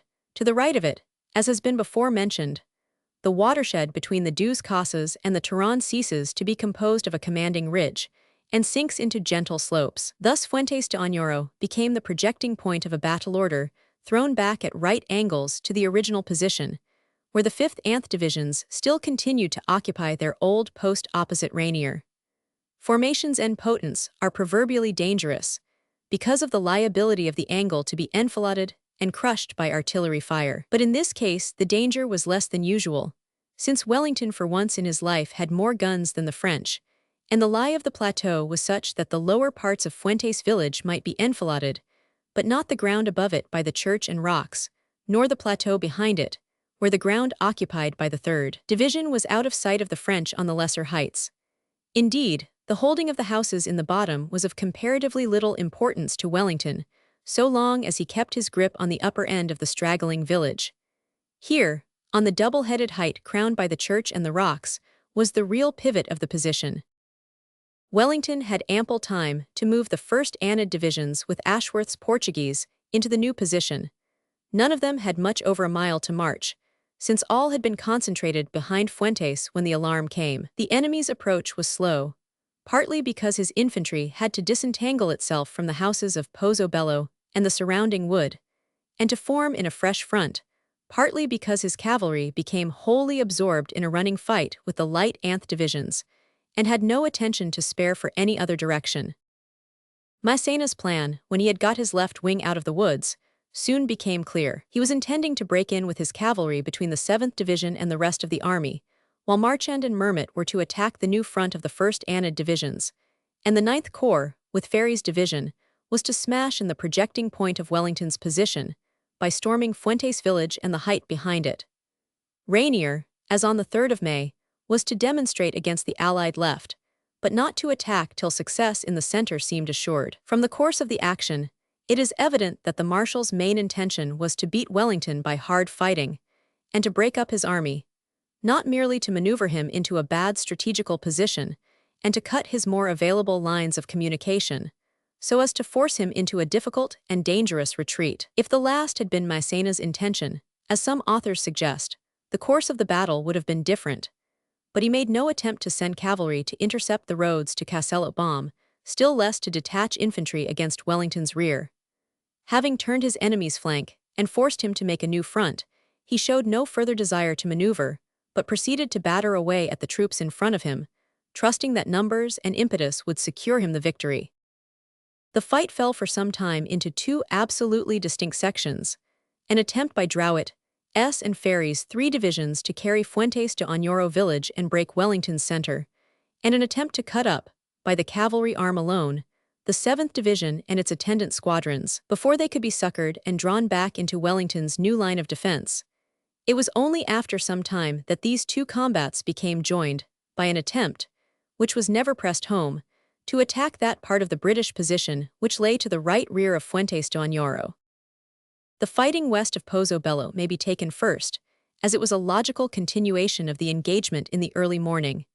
Here Montbrun had under his hand 4 cavalry brigades, those of Wattier, Fournier, Cavrois, and Ornano, about 2,700 sabres, with Lepic's 800 guard cavalry as his reserve, though, as it turned out in the end, the use of that reserve was to be denied him. In front of him were the 2 battalions recently evicted from Pozzobello, with the British cavalry brigades of Slade and Ehrenschildt, about 1,400 sabres, and Bull's horse artillery troop, which had drawn up to protect the retreat of the routed battalions towards the main body of the 7th Division. General Houston with that force, 1 British battalion, 2 foreign and 4 Portuguese battalions, was engaged in taking up new ground, on the slope which is separated from Pozzobello by the shallow trough forming the valley of the Deux Casas brook. Montbrun's object was, of course, to break the British horsemen, and then to fall upon and destroy the shaken infantry which they were protecting, before they could cross the valley. There resulted a very fierce and long-sustained cavalry combat, infinitely creditable to the 4 British regiments, who had to fight a detaining action against numbers about double their own. They were bound to retire in the end, and indeed had no other intention, but it was their duty to hold off the enemy till the infantry behind them had got into order. This was done, though at great cost, the regiments retiring by alternate squadrons, while the rear squadron at each change of front charged, often winning a temporary and partial success over the enemy in its immediate front, but always forced to give back as the French reserve came up. When we charged, wrote a participant in this long combat, they would often turn their horses, and our men shouted in the pursuit, but go which way they might, we were but scattered drops amid their host, and could not possibly arrest their progress. We had again to go about and retire. The British cavalry, though losing heavily, never got out of hand, and could be still used as efficient units down to the end of this phase of the battle. Of their total casualty list of 157, nearly all must have been lost in this hard work. It is noticeable that only 1 officer and 4 men were taken prisoners, a sufficient proof that there was no such rout as French accounts describe, for a rout always implies a serious loss in missing. After a running fight, the British cavalry was driven back onto the 7th Division, which, now joined by the 2 detached battalions, was drawn up on the best position that Houston could select on the slope above the valley. His center was in a projecting angle among some rocks which crop up in the generally bare hillside, his wings thrown back, and partly covered by stone walls forming the boundaries of meadows.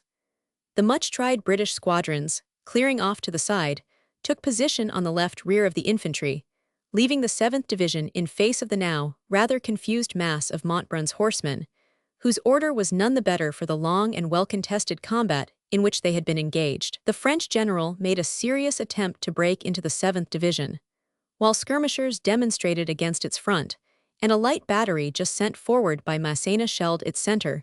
A brigade of dragoons turned its right wing and tried to roll it up. This attack was foiled by the chasseurs Britanniques, who, drawn up behind a long stone wall, had apparently escaped Montbrun's notice, receiving a staggering volley at close range. Just when they supposed that they had come upon an unprotected flank, the advancing squadrons fell back in confusion. Another charge, made against the 51st, was also beaten off by musketry. The French then came to a stand. It was clear that they wanted infantry if they were to get any advantage over the 7th Division, which was now well settled down into its position. But Marchand's and Mermet's battalions had not followed Montbrun across the valley, but had begun to march straight against the center of Wellington's new line, west of Fuentes de Oñoro. At this moment, a new force came upon the scene. Crawford and the Light Division were at hand, marching along the higher slope of the watershed between the Turon and the Deux Casas, in order to connect with the 7th Division. But Crawford had not come to form up and hold the ground where Houston was already engaged. Wellington's orders were that the 7th Division should move to its rear, cross the Turon, and prolong, to the west of that stream, the new line already formed by the 1st Anid divisions. It was to make this movement covered by the Light Division and the cavalry, who were to hold the slope till Houston was well on his way and out of danger. They were then to retire behind the 1st Division. This was a dangerous task for Crawford and his men, but Wellington had selected them precisely because he knew that they were to be trusted. While Montbrun was busy rearranging his disordered brigades, Houston slipped down the reverse slope of the hillside where he had been lying, crossed the Turon, and finally drew up with one brigade Sontags on the well-marked heights west of that stream, and the other Doyle's Portuguese in the village of Freneda, a mile further to the right. Thus Wellington had once more an outlying flank guard, covering the roads which lead to the Coa and the bridge of Castelo Bom. With the exception of the 2 battalions cut up at the opening of the fight, the 7th Division had suffered very slightly. Apparently, the French cavalry had not harmed it, but their attached battery had caused some casualties, which came in all to no more than 90 men out of the 3,800 in the 7 battalions which had not fought at Pozo Bello. On the departure of the 7th Division, all the peril and responsibility now fell on Crawford and the already much-tried cavalry, who had to make their way back for a full mile along the open slope of the hillside, to join their comrades in the new position south of Fuentes. Montbrun, though he had failed in his attack on infantry in position, thought that he ought to have better fortune against men retreating over a rolling upland, so urged the pursuit with great energy. Crawford formed his men in battalion squares, save a few companies of the rifles and caçadores, whom he threw into thickets and enclosures to the right and left, where he thought them safe against horsemen. The main body retreated in a line of squares, with the cavalry and the battery of horse artillery in the intervals. Whenever the French came forward, the guns played upon them, and the British cavalry charged by squadrons to check the onslaught. So beautifully was the retreat managed that Montbrun never got a chance to charge the infantry at advantage. The steadiness and regularity with which the troops performed their movement, the whole time exposed to a cannonade, and followed across a plain by a numerous cavalry, ready to pounce on the squares if the least disorder should be detected, was acknowledged by hundreds of unprejudiced spectators, who witnessed it from the heights, to have been a masterpiece of military evolution. "We sustained a very trifling loss from the cannonade," writes one Light Division officer. Another, Napier himself, in more stirring phrases tells how many times Montbrun threatened to charge Crawford's squares, but always found them too dangerous to meddle with. They appeared but as specks, with close behind the 0 horsemen, trampling, bounding, shouting for the word to charge. 15 guns were up with the French cavalry. The 8th Corps was in order of battle behind them. The woods on their right were filled with Loycen's skirmishers. And if that general, pivoting upon Fuentes, had come forth with the 6th Corps, while Drouet assailed the village and the cavalry made a general charge, the loose crowd of noncombatants and broken troops would have been violently dashed against the 1st Division, to intercept its fire and break its ranks, and the battle might have been lost. But Montbrun knew as well as Crawford that intact infantry of good quality cannot be broken when it is securely formed in square, and any attempt to molest the light division by artillery fire was checked by the self-sacrificing efforts of the British cavalry and guns, who fought their best to keep off the enemy. Bull's guns were incessantly unlimbering and firing a few rounds in the intervals of the squares, and then retreating rapidly to a new position. On the only occasion when a French battery got close up, it was charged in front, with desperate gallantry, by a squadron of the 14th Light Dragoons, who suffered terribly, but won the necessary minutes for the square to which it was neighbor to get out of range. At last the whole retiring force, horse and foot, came into Wellington's lines, with the French close in their rear, and found safety with the 1st Division. Two incidents marked the last moments of the retreat. At one point occurred an episode which Napier has immortalized, with some inaccuracy of detail, in one of his most brilliant purple passages. Captain Norman Ramsay, with 2 guns of Bull's troop, had halted, not for the first time, for a shot or two at the pursuing cavalry. Lingering a moment too long, he found himself cut off, just as he had limbered up, by a swarm of chasseurs who rode in from the flank. But he put his guns to the gallop, and charging himself in front of them with the mounted gunners, was cutting his way through the French when he was brought off by friends. On one side, a squadron of the 14th Light Dragoons under Brotherton, on the other a squadron of the Royals, had turned back when they saw the artillery in danger. They fell upon the chasseurs before Ramsay had suffered any hurt, and saved him and his guns, which were brought into the lines of the 1st Division amid loud cheers from all who had seen the affair. A little to the left of the point, where this happy escape took place, there was an episode of a less fortunate kind. The skirmishing line of the 1st Division was extended along the foot of the slope on which its brigades were arrayed. When the rolling mass composed of the Light Division squares, their attendant cavalry, and the French in hot pursuit, drew near to the position, the officer in charge of the pickets of the Guards, Brigade Lieutenant Colonel Hill of the 3rd Guards, directed them to close up into solid order, for safety's sake. This they did, forming a small square. In this formation, they beat off the rather disorderly charge of the French horse, but Colonel Hill then very unwisely extended them again, and thus exposed them in the most dangerous order to a second charge of a French regiment, 13th Chasseurs, which came in from the side after the main attack was over. The 3 companies were taken in flank, rolled up, and very badly mauled, 60 or 80 men being killed or wounded, and Hill himself with another officer and 19 men being taken prisoners.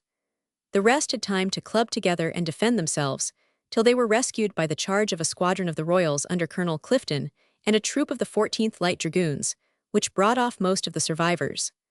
The total loss was about 100 men. This was only one of several partial attacks made by the French cavalry against the front of Wellington's new position.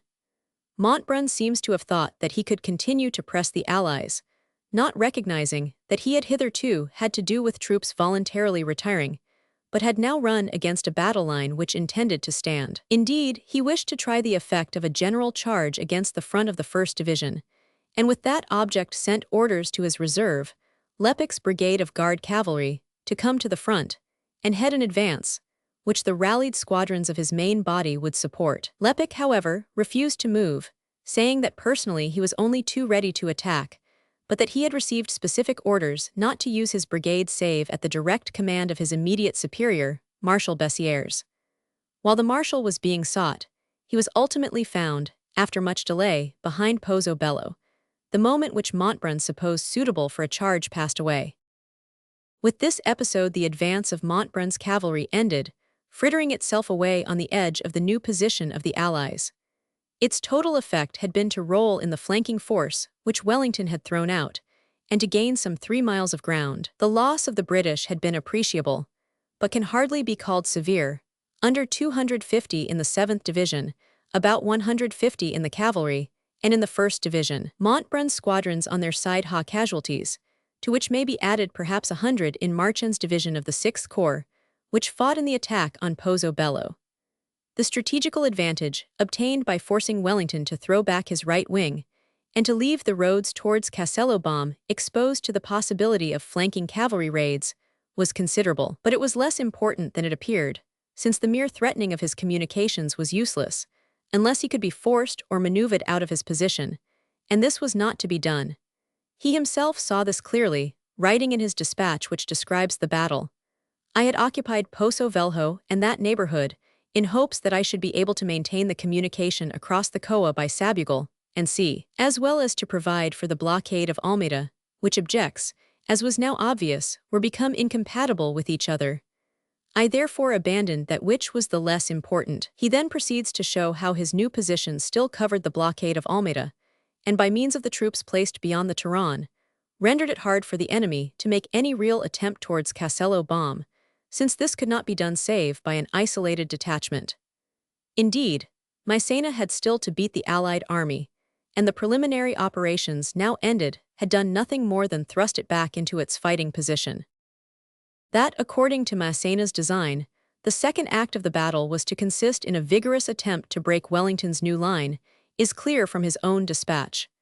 And the point to be pierced was the projecting angle of its center, in, and to the right of Fuentes village. Here the attack was to be concentric and enveloping, Ferry's division and the 2 divisions of the 9th Corps being intended to storm the village, after which Marchand's and Mermet's divisions, supported by Solignac's, were to assail the heights to its southwest, where Picton and Spencer were now in line. 6 of the 8 infantry divisions of the French army were to attack on a front of not much over a mile. This was a powerful combination, but the position which it was to assail was also very strong. The village, with its barricaded streets and its tiers of houses trending up the hill, was susceptible of indefinite defense. The hillside above it and to its right was a perfect fighting ground, with the ravine in its front, fine artillery emplacements along the skyline, and a flat plateau behind, on which the main line and the reserves could stand sheltered, till the moment when they were required to deal with an infantry attack. Massena's plan was to storm the village first, and then, when Ferry and Drouet should have pushed through it and have got a lodgment on the plateau, to deliver the frontal attack with the other 3 divisions. He did not intend Marchand and Mermet to move till the projecting angle of Wellington's line was turned and broken in by the success of the other attack. For to send forward these 2 divisions of the 6th Corps for an assault on the fine position opposite them, while it was held by intact troops with their flanks properly covered, would have been to invite a repetition of Basaco. The plateau was held by a perfectly adequate force, the 4 brigades of the 1st Division, minus 3 battalions detached to hold Fuentes de Oñoro, Ashworth's Portuguese brigade, and the whole 3rd Division, over 13,000 men, on a short front, while the Light Division had now returned to take its place in reserve. Wellington had these troops drawn up in a double line, the 1st Division next the Turan, Ashworth's brigade in the center, and the 3rd Division above Fuentes, whose defense it was to feed, if necessary, by detaching battalions from its second line, which was formed by Mackinaon's brigade. Owing to the numerical inferiority of the French artillery, Wellington had also been able to concentrate a larger number of guns, 6 batteries, on the critical point of the battlefield than his enemy could bring against him, so that the artillery preparation, to maul his line before a general attack, was bound to fail. The French guns were overpowered in the contest. It must not be supposed that Massena waited for the arrival of Marchand's and Mermet's infantry in front of the position before commencing his attack. The troops opposite Fuentes had been ordered to storm the village when Montbrun's operations had begun to develop successfully, but sans rien hasarder, i.e., they were not to move if the attempt to turn the British right failed. But when the cavalry were seen sweeping the hillsides beyond Pozo Bello and driving the enemy before them, the attack on Fuentes was begun by Ferry's division, which was already in possession of the few houses on the east side of the Dos Casas brook. The assault commenced at about 2 hours after dawn, when the combat was already in full progress to the south, by a brisk attack which drove the defenders of the village, the 71st Anth, out of its lower portion. 2 companies of the latter regiment, barricaded in some buildings near the water, were completely surrounded and forced to surrender, after all their officers had been wounded. 94 men were taken prisoners. The remainder of this Highland battalion and of its countrymen of the 71st rallied in the upper end of the village, and when joined by the regiment in reserve, the 224th came forward again and drove the French into the lower houses by the river.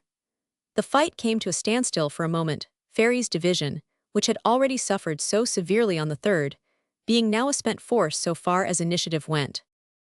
But Drouet, who had been told to give Ferry his best support, then fed the fight with 3 battalions d'élite, composed of the 18 grenadier companies of his 2 divisions.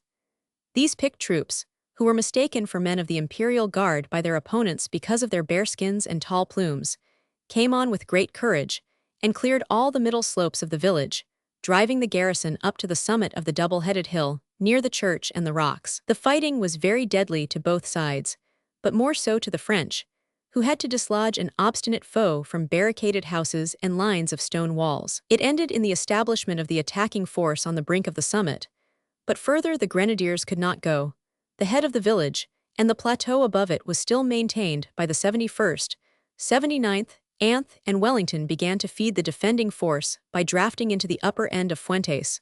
One after another, the light companies of several brigades of the 1st Anid divisions, the same detachments who had defended the village upon May 3, in succession those of Leroux's German brigade, of Howard's brigade, of Ashworth S. and Power's Portuguese, were sent to the critical point. The whole of the 6th Caçadores followed. But the progress of the attack had been so far encouraging that at this moment, about noon, Drouet resolved to finish the affair by putting in heavy supports from Conruiz's and Claparède's divisions for a final blow, which should heave the French line up onto the plateau, clear the Allied troops out of the last few houses of the village, and definitively break Wellington's line at its projecting point. 8 or 10 fresh battalions charged across the brook in column, through the narrow streets encumbered by dead and wounded, and, ascending the slope, drove their enemies out of the church and the rocks beside it. This was the critical moment of the day, the only one at which Wellington lost possession of the whole of the advanced post, which so perfectly defended his center. Such a series of attacks, writes an eyewitness, constantly supported by fresh troops, required exertions more than human to withstand. Every effort had been made to maintain the post, but efforts, however great, have their limits. Our soldiers had now been engaged in this unequal contest for upwards of 8 hours. The heat was excessive, and their ammunition was nearly expended. The town presented a shocking sight.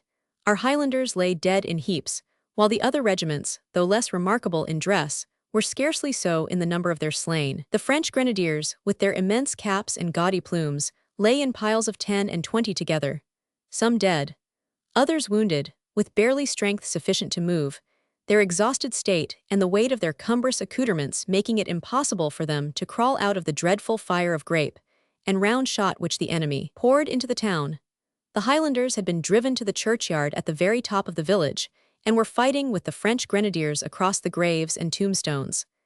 The 9th French Light Infantry, the leading battalion of Conruiz's division, had penetrated as far as the church, and were preparing to debouch upon the rear of our center. This part of the British Army, the 2nd or reserve line of the 3rd Division, whose front line was nearer the edge of the position, facing Marchand, was composed of Mackinaon's brigade, the 145th, 74th, and 88th. On these troops devolved the responsibility of stopping the gap, by recovering the church and the head of the village. The moment for their action had evidently come. Mackinnon sent for leave to charge to Wellington by Sir Edward Pakenham, who galloped back in a few minutes, for he had found his chief only a few yards away, watching for the crisis. "He says you may go, come along," was the prompt reply, and Mackinnon moved down with the 74th Anth in column of sections, left in front, leaving the 45th in reserve on his old position. There was a fearful clash by the church at the mouth of the village street, between the 88th, the leading British regiment, and the 4th Battalion of the 9th Leger at the head of Conruiz's column. They met front to front, both in column, and are said to have fought with the bayonet for some moments. The rarest thing in war. It was only in a street combat like this that such a chance could happen.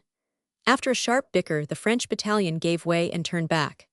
At the same moment, the 74th charged down another lane which led into the village, and all the broken remnants of the Highland regiments and the light companies cheered and advanced among the lanes and houses. The enemy yielded at every point, seeing their main column beaten back, and the advance of the British line swept the whole village as far as the brook. Some of the pursuers, going too far, were killed even on its further side. It was impossible to maintain the houses near the water, which were too much exposed to the fire of the French artillery on the opposite bank. But the 74th Anth made a firm lodgment in the middle and upper parts of the village, and were not molested by any further attempt on the part of Drouet to expel them, though his guns made their position sufficiently uncomfortable. The commander of the 9th Corps contented himself with bringing forward his last intact battalions to the front, to cover the routed masses, while they were getting into order again to the rear of their original position. The attempt to storm Fuentes had failed with loss, and by about 2 o'clock the decisive fighting was over. The Ninth Corps had lost 835 men in the street fighting, Ferry's division at least 400 more. On the part of the defenders, the 71st Anth, the original garrison of the village, Ha casualties, including 119 prisoners taken at the moment of the first storm. This was a loss of 30%. As they Ha, 419 officers and men on the field. Cameron, the colonel of the 79th, was shot from a house during the last victorious charge.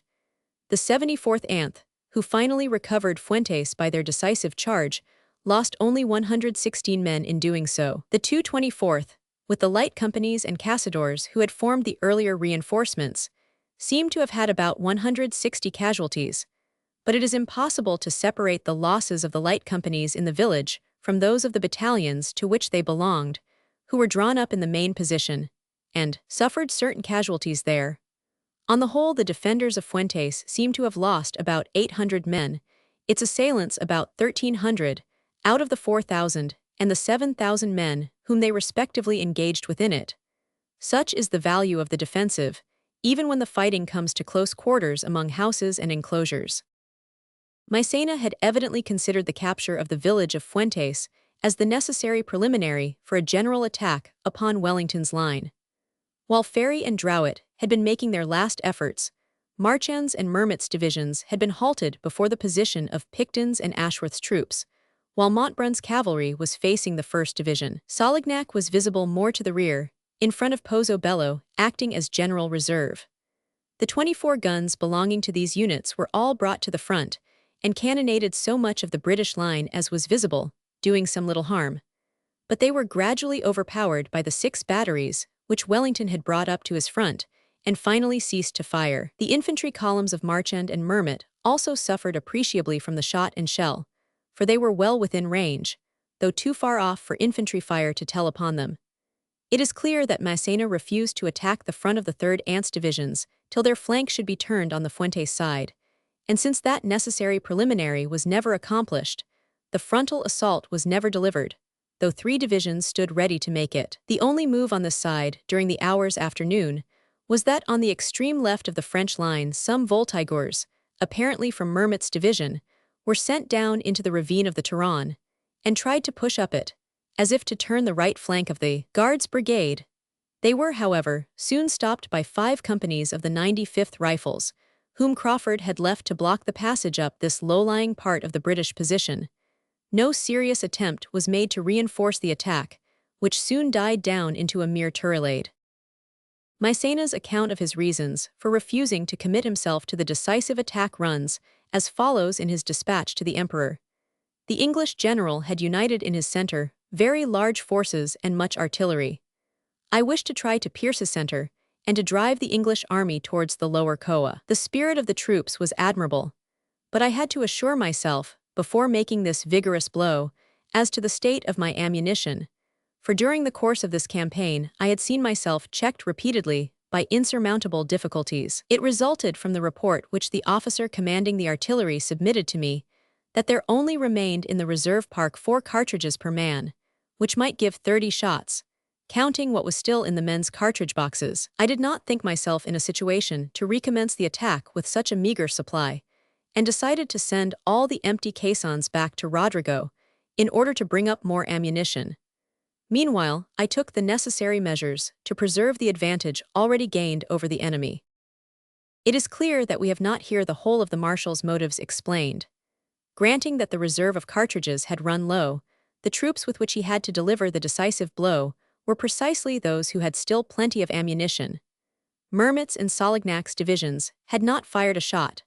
Marchand's had only been engaged for a few minutes in Pozo Bello, with the 2 battalions of the 7th Division which it had evicted from that village. It is true that Ferry's, Claparaide's and Conrua's troops, which had made the successive attacks on Fuentes, must have been not only exhausted in morale, but very short of ammunition by this moment. But why had not the attack by the 3 intact divisions been made before the troops to their right had been completely used up?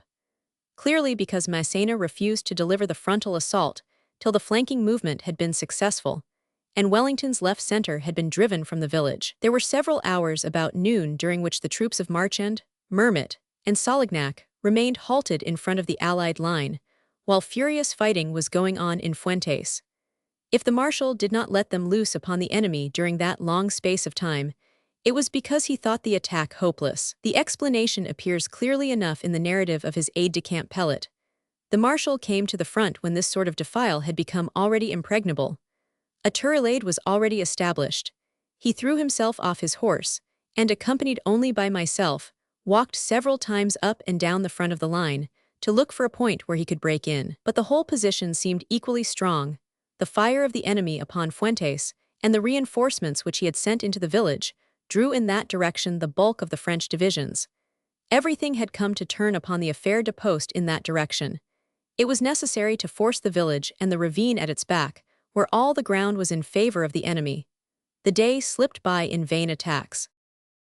If Massena did not move his main body at noon, when the British were waging a doubtful contest in Fuentes, it would have been idle to strike after 2 o'clock, when the attack on the village had utterly failed. The fact was that he had staked everything on the capture of Fuentes, and had seen at an early hour that he dared not send forward Marchand, Mermet, and Solignac, till the village should have been taken and Wellington's flank turned. But though 3 divisions had been used up one after another against that strong post, they had failed to master it. The game was up, for to deliver the front attack when the flank attack had failed would have been hopeless. The only chance that the Marshal had of success was to make the 2 attacks simultaneous, but he had such a respect for Wellington's main position that he would not assail it till it was turned. It never was turned, and so he never engaged the 3 divisions that were so long facing it. As a subsidiary reason for his refusal to strike home, we must undoubtedly add the fact that he had discovered that he was too weak in guns to make any proper artillery preparation for an attack on the British center. In the course of a long duel, his 24 pieces had been overpowered by the 36 which Wellington had placed over against them. They were badly mauled, and largely out of action, by the moment that the fighting in Fuentes village was over. If the infantry had advanced, it would have been shot to pieces by the victorious British artillery before it could reach the crest of the strong position where the Anglo-Portuguese battalions lay ranged behind the skyline. Map of the Battle of Fuentes do Añoro, May 5, 1811. Enlarge Fuentes do Añoro. May 5, 1811. On the northern flank of the British position, where the 5th Division, about Fort Conception, and the 6th Division in front of San Pedro watched Rainier's corps across the steep ravine of the Dos Casas, nothing of importance happened throughout the day. The opposing forces were almost equal, each about 10,000 strong, and Rainier had been ordered to make no more than a general demonstration all along his line to support the attack of the main army. It was true that he was also directed to make a parallel movement along the river. If Wellington should draw in towards Fuentes de Añoro, the troops immediately opposed to him. But this was never done. Wellington kept the 5th Anth divisions almost in their original positions throughout the day. A regiment from the latter, the 53rd, was moved to the edge of the plateau at the north end of Fuentes village, to keep back any attempt to turn the place on that side. But such an attempt was not made, and the rest of the division kept its original place opposite Rainier. The demonstration which that general had been ordered to make was duly carried out, but amounted to nothing more than the sending of the 31st Leger and 2 guns from Hewlett's division to skirmish, at the edge of the ravine, with the light troops of the 5th Division on the other side. Some more of the French regiments deployed, but never came within gunshot. The figures of the losses on the 2 sides show how little serious was the engagement. The 31st Leger lost 4 officers and men killed or wounded. The light companies of the British 31st, 1/9th, 2/30th, and 44th, and of the Portuguese 8th Caçadores lost 27 men. The 6th Division had no losses at all in its British brigades, and only 4 men in the 12th Portuguese line. Rainier has been blamed by some French critics for not pushing forward a pronounced attack, but it is hard to see how he could have done more. He was ordered to demonstrate only, not to commit himself to a real action, unless the British should withdraw from his front and go towards Fuentes. And as Wellington kept 10,000 men in his front all day, covered by a difficult ravine, he would only have lost lives and gained nothing by engaging. The 2 divisions opposite him were numerically as strong as himself, and lay in a most formidable position. An attack would have been beaten off, while if he had maneuvered towards Fuentes to join Drouet, the 5th Division could have crossed the ravine and taken him in the rear. Such a movement would also have exposed the convoy intended for Almeida, which lay at Gallegos, to Rainier's left rear. Thus ended the Battle of Fuentes de Oñoro. The fight, which had been hot and well contested down to 2 o'clock, dying down into a mere skirmishing between outposts before dusk. The total losses of the 5th had been, on the part of the Allies, 1,452 officers and men, of who were killed, 958 wounded and taken prisoners. That of the French was 2,192, of who were killed, 1,878 wounded and prisoners. On both sides, the larger half of the casualties was incurred in the street fighting that raged up and down the village of Fuentes for so many hours.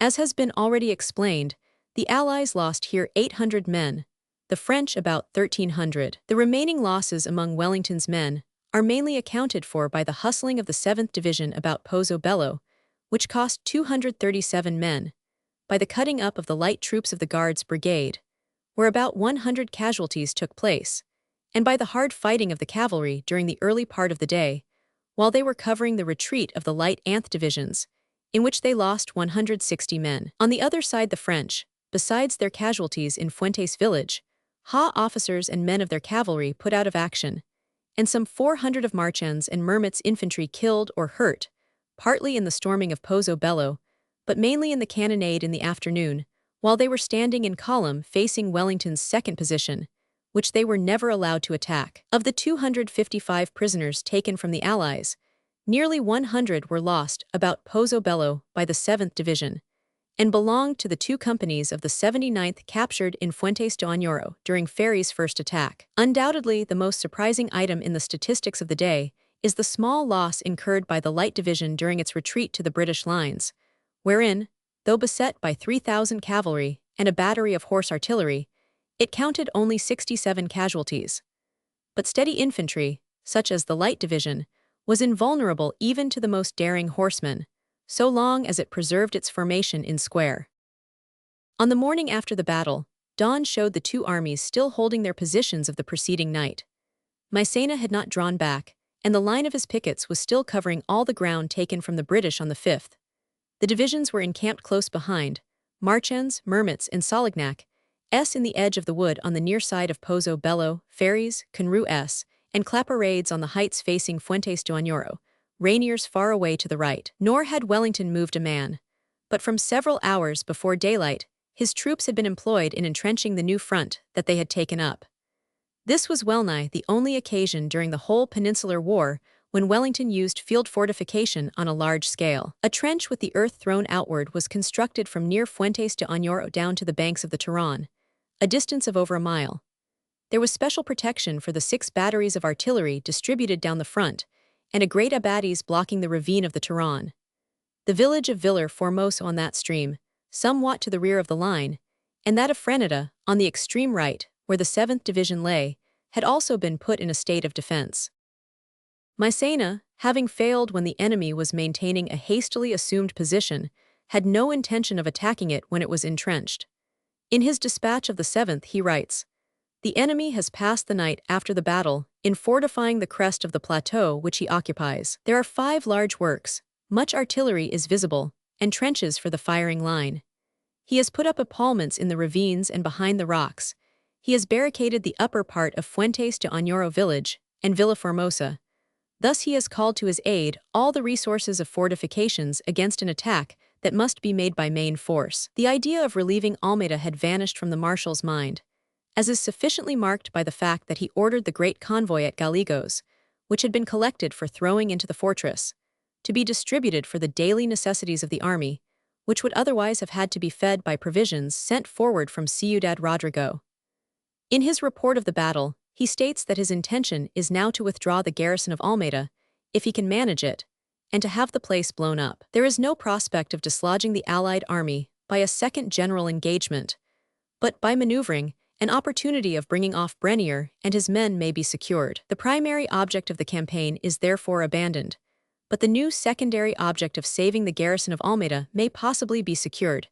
In this, as we shall see, the marshal was to succeed, owing to the culpable negligence of some of Wellington's subordinates. The main purpose of the expedition of the army of Portugal had been foiled. After the battle, the idea of retaining Almeida as a foothold beyond the frontier was given up. Fuentes de Oñoro has been called the most hazardous of all Wellington's fights, and he has often been censured for fighting at all. Success is not always the best criterion of a general's dispositions, and in this case, the fact that Massena was foiled is not enough to vindicate all his adversaries' arrangements. But when the case against Wellington is stated by critics like Napier, Frerian, or Pellet, it is necessary to set forth his defense, which seems an adequate one. Napier blames his old chief for accepting battle. A mistaken notion of Massena's sufferings during the late retreat induced Wellington to undertake two operations at the same time, which was above his strength.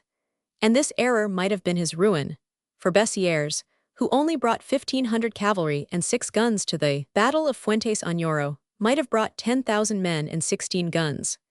He erred in sending out Houston's division to Pozo Bello, and so extending his line to an unwieldy length, across ground which, beyond Fuentes, was suitable for cavalry and lacked defensive strength. By engaging the 7th and Light Divisions on this terrain, he gave the enemy great advantages, which Napoleon would have made fatal. He took up a position which would have allowed Massena to detach some of his numerous squadrons round his right flank, by the Sabugal and Siqueiro bridges, to destroy his magazines at Garda and Celorico, break his communication, and cut up the transport in the rear of the Allied army. But says Napier, with an overwhelming cavalry on suitable ground, the Prince of Essling merely indicated, as it were, the English general's errors, and stopped short when he should have sprung forward. To this it may be answered, firstly, that Wellington would not have fought, if Bessieres had brought 10,000 men, instead of the 2 cavalry brigades which actually accompanied him. He states in his dispatch to Lord Liverpool of May 1st that he is prepared to abandon the blockade of Almeida, if the enemy have such a superiority of force as to render the result of contest for that point doubtful. He also states that he is aware that Massena might be reinforced by detachments of the troops under Bessieres, which would include some of the Imperial Guard. On May 2nd, his intelligence through Spanish sources was sufficiently good to enable him to know that very little of the Army of the North had actually moved. If one or both of the Guard infantry divisions had marched for the frontier a week before the campaign began, it is perfectly certain that he must have heard of it, for such a force would have taken long to advance from Valladolid to Ciudad Rodrigo, or still longer from Burgos to Ciudad Rodrigo. There were secret agents at Salamanca and most of the other towns of the Douro Valley, who would certainly have taken care that such a piece of information should reach the hands of Wellington. He fought because he was aware that the force opposed to him practically consisted of the army of Portugal alone. It will be remembered that, before his short visit to the Alemtejo in April, he gave Sir Brent Spencer elaborate directions as to the position which he was to take up, in case the French should come in overwhelming force to relieve Almeida during his own absence. Spencer was directed to leave the road open, and to draw back to a defensive position covering the Allied lines of communication. And this no doubt is the policy which Wellington would have adopted if Bessieres had brought up the infantry of the Imperial Guard to Massena's help. Of this, the best proof is that he actually followed this plan in September, at the time of the El Badon fighting, when Dorsen, Bessieres' successor, came up to the help of the army of Portugal with a large force. Napier's second criticism is of more validity. The placing of the 7th Division at Pozo Bello did extend the front of the army into indefensible ground. But, as has already been pointed out, Wellington's intention was not to fight with the 7th Division in such a position if the enemy made a wide flanking movement with a very large force. Houston's battalions and their cavalry supports were to guard against any attempt to turn Fuentes de Oñoro by a mere detachment, operating on a short circle.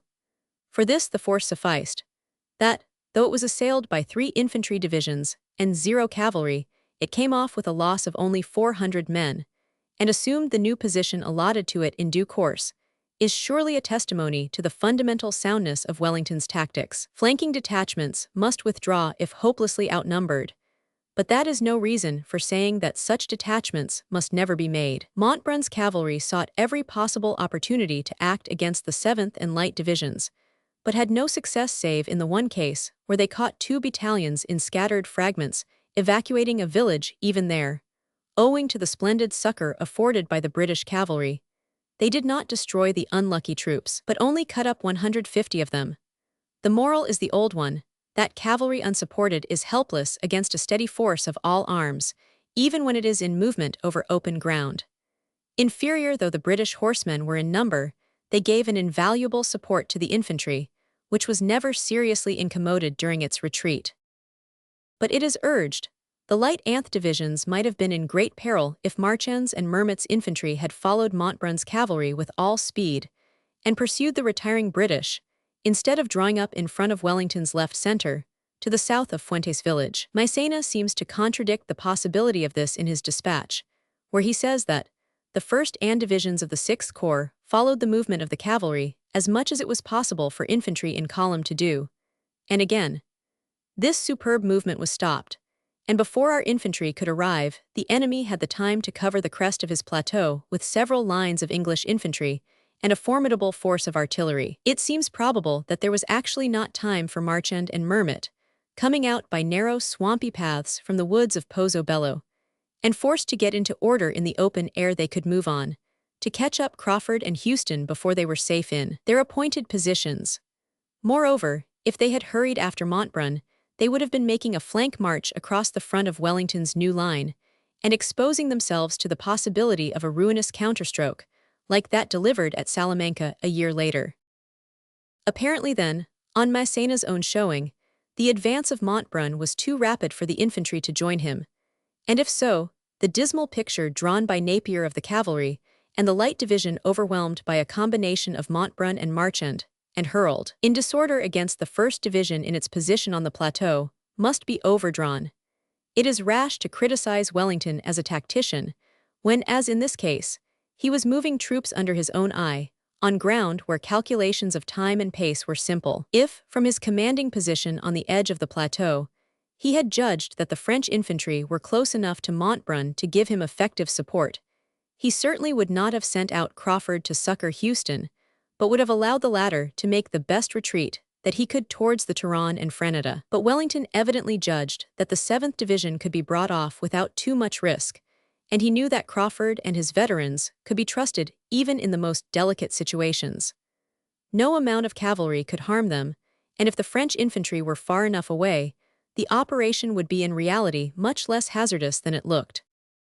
When once the light Anth divisions had got to their appointed places in the new line, it is hard to see that Massena could have done anything against Wellington's front, which was well established on a commanding ground, with a steep slope in front, and a superior artillery ranged along the crest. The marshal himself, as we have seen, after inspecting the new position in person, thought that Fuentes village was the crucial point, and had turned 3 divisions against it.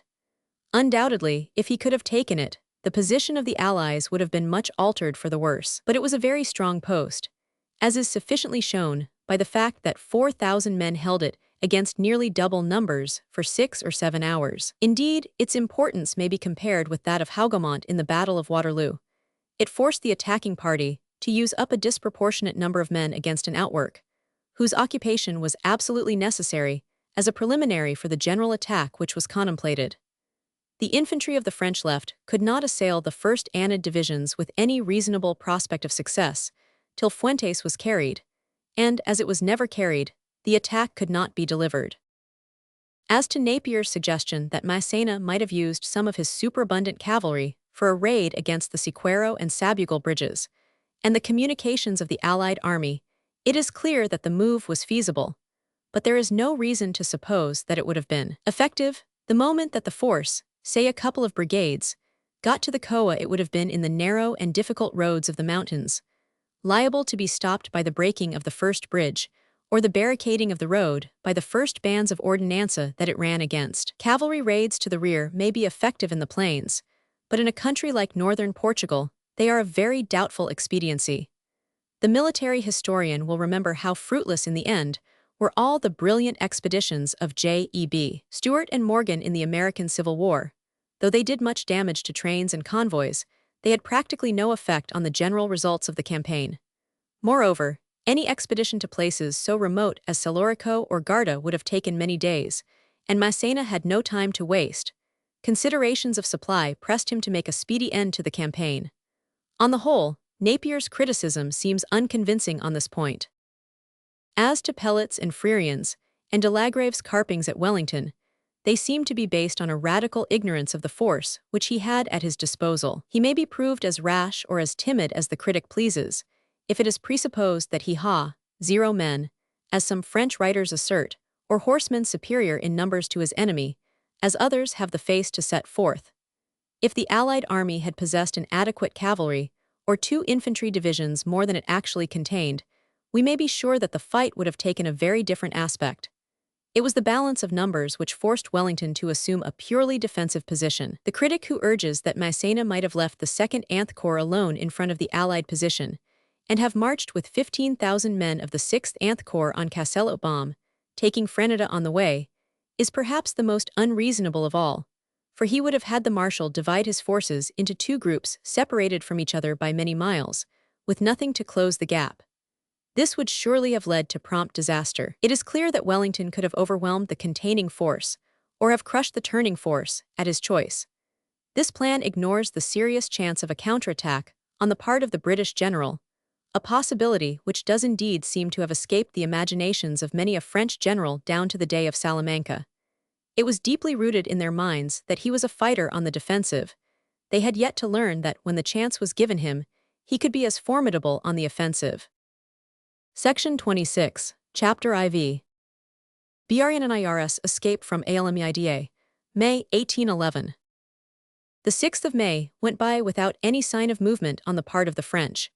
Wellington watched with anxiety for the indications of an extension of the enemy's front to north or south, but not even a cavalry picket was shown to the right of Nava d'Aver or to the left of Fort Conception.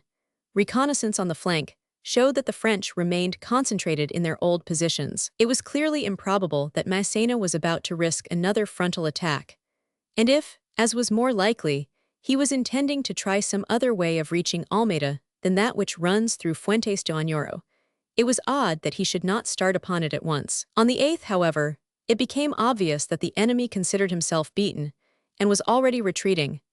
At dawn, it was found that the 6th Anth Corps had disappeared from in front of Fuentes de Oñoro and the entrenched position to its right. Only part of the 2nd Corps was still keeping its ground in front of Alameda.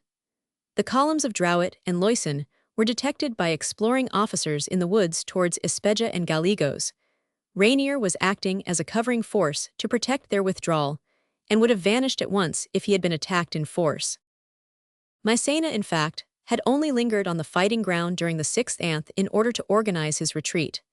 He had ordered the great convoy of food, which had been brought up to Gallegos, to be distributed among the corps, since there was no longer any hope of throwing it into Almeida, and had sent back his artillery caissons to Rodrigo to be refilled. They were not to return, as he intended to pick them up during his retreat. But the main reason why the army had remained near Fuentes for 2 days was that an effort had been made to communicate with General Brenier by stealth, since force had not availed. By offering a reward of 6,000 francs, the marshal had succeeded in finding 3 soldiers who volunteered to attempt to pass through the British lines by night bearing a cipher dispatch. Chance has preserved their names: Zaniboni, Lamy, and Tillet. The first 2 disguised themselves as Spanish peasants, but were both detected and shot as spies. The third, a private in the 6th Leger, retained his uniform and crawled for some miles down the bed of the Deux Casas ravine in the dark, only emerging from it when he got some way beyond Fort Conception. From thence he made his way to Almeida before dawn, by creeping on all fours through fields of corn. The dispatch which he bore to the governor directed him to evacuate the place and escape as best he could.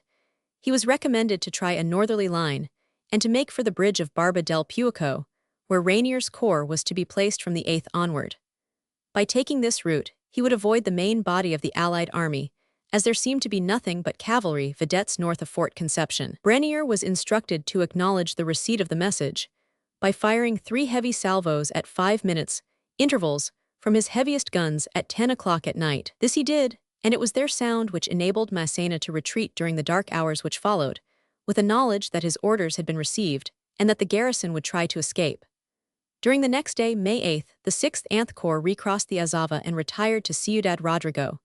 Rainier with the 2nd Corps, moving later and taking a separate route, marched by the bridge of Barba del Puico, further down the Agda, and placed himself at San Felices, just beyond the stream. Wellington, on seeing the French fall back to their point of starting, thought that Almeida and its garrison were now his own, and so they should have been if his subordinates had acted with common ability. He pushed forward his advanced posts to the Azava and the Agda in face of the retiring enemy, but sent back the whole 6th Division to relieve Pax Portuguese in the task of blockading Almeida. General Campbell took over the command from Pack on the 10th, and disposed his 3 brigades round the place in what he considered a satisfactory and scientific fashion. It appears, however, that he cantoned them, for convenience sake, much too far out, and neglected the usual precaution of pushing pickets close up to the walls every night to watch the garrison during the dark hours. The regiments were placed in villages 3 or 4 miles from the town, and the connecting screen of pickets between them was thin. Pax Portuguese were moved by Campbell to Cinco Villas, 4 miles northwest of Almeida. Of Burns' brigade, the 2nd Regiment was nearest Almeida, on the road that goes out towards the north, the 36th at Malpartida close by. The other British brigade, Hulse's, was facing the south side of the fortress at a considerable distance. The Portuguese of the division, Madden's brigade, were at or near Junca on the east front. Brenier was determined to do his very best to carry out the dangerous task which had been set him.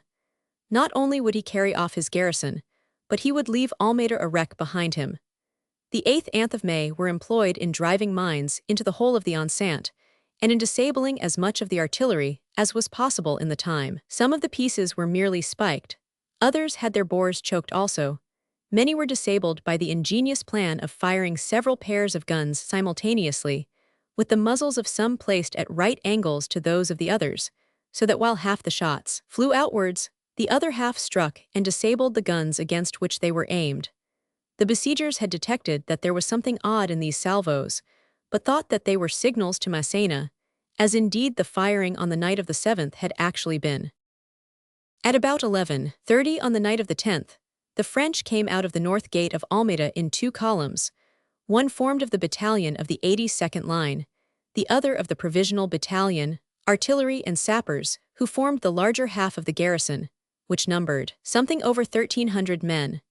The 2 columns, which marched close together, parallel with each other, struck the cordon of the blockading line near the point where the pickets of the 1st Portuguese, belonging to Pack's brigade, joined with those of the 2nd Queens of Bern.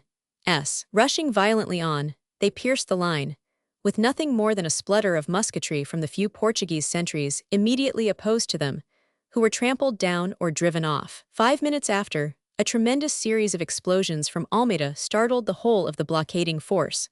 The mines left behind by Brenier had worked, and the greater part of the eastern and northern fronts of the place had been blown up. On the south side, something had gone wrong with the fuses, and little damage was done, but the fortress was effectively ruined. Brenier should have been caught if the officers entrusted with the blockade had shown ordinary wisdom, for he was plunging into the midst of 6,000 men, and, if Wellington's orders had been properly carried out, he could never have reached his destination. The main blame for his successful evasion seems to rest on the shoulders of Colonel Ironmonger of the Queen's Regiment and General Erskine.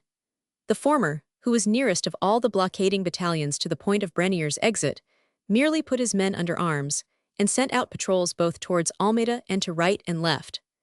They came back after long delay, reporting that the town seemed to have been evacuated, and that the French had apparently got off to the north and were out of sight. Even at dawn, Colonel Ironmonger had made no movement, yet his battalion of all the division had the best chance of pursuing the enemy. Erskine's responsibility is still heavier. He had been directed by a written order, on the afternoon of the 10th, to extend the line of the 4th Division as far as the bridge of Barba del Puico, and in particular to send the 4th Regiment under Colonel Bevan to the rocky defile which overhangs that bridge. Having apparently received the dispatch at 4 o'clock, he detained it, unopened according to some accounts, till long after dusk, when he forwarded directions to the 4th Regiment to move to Barba del Puico.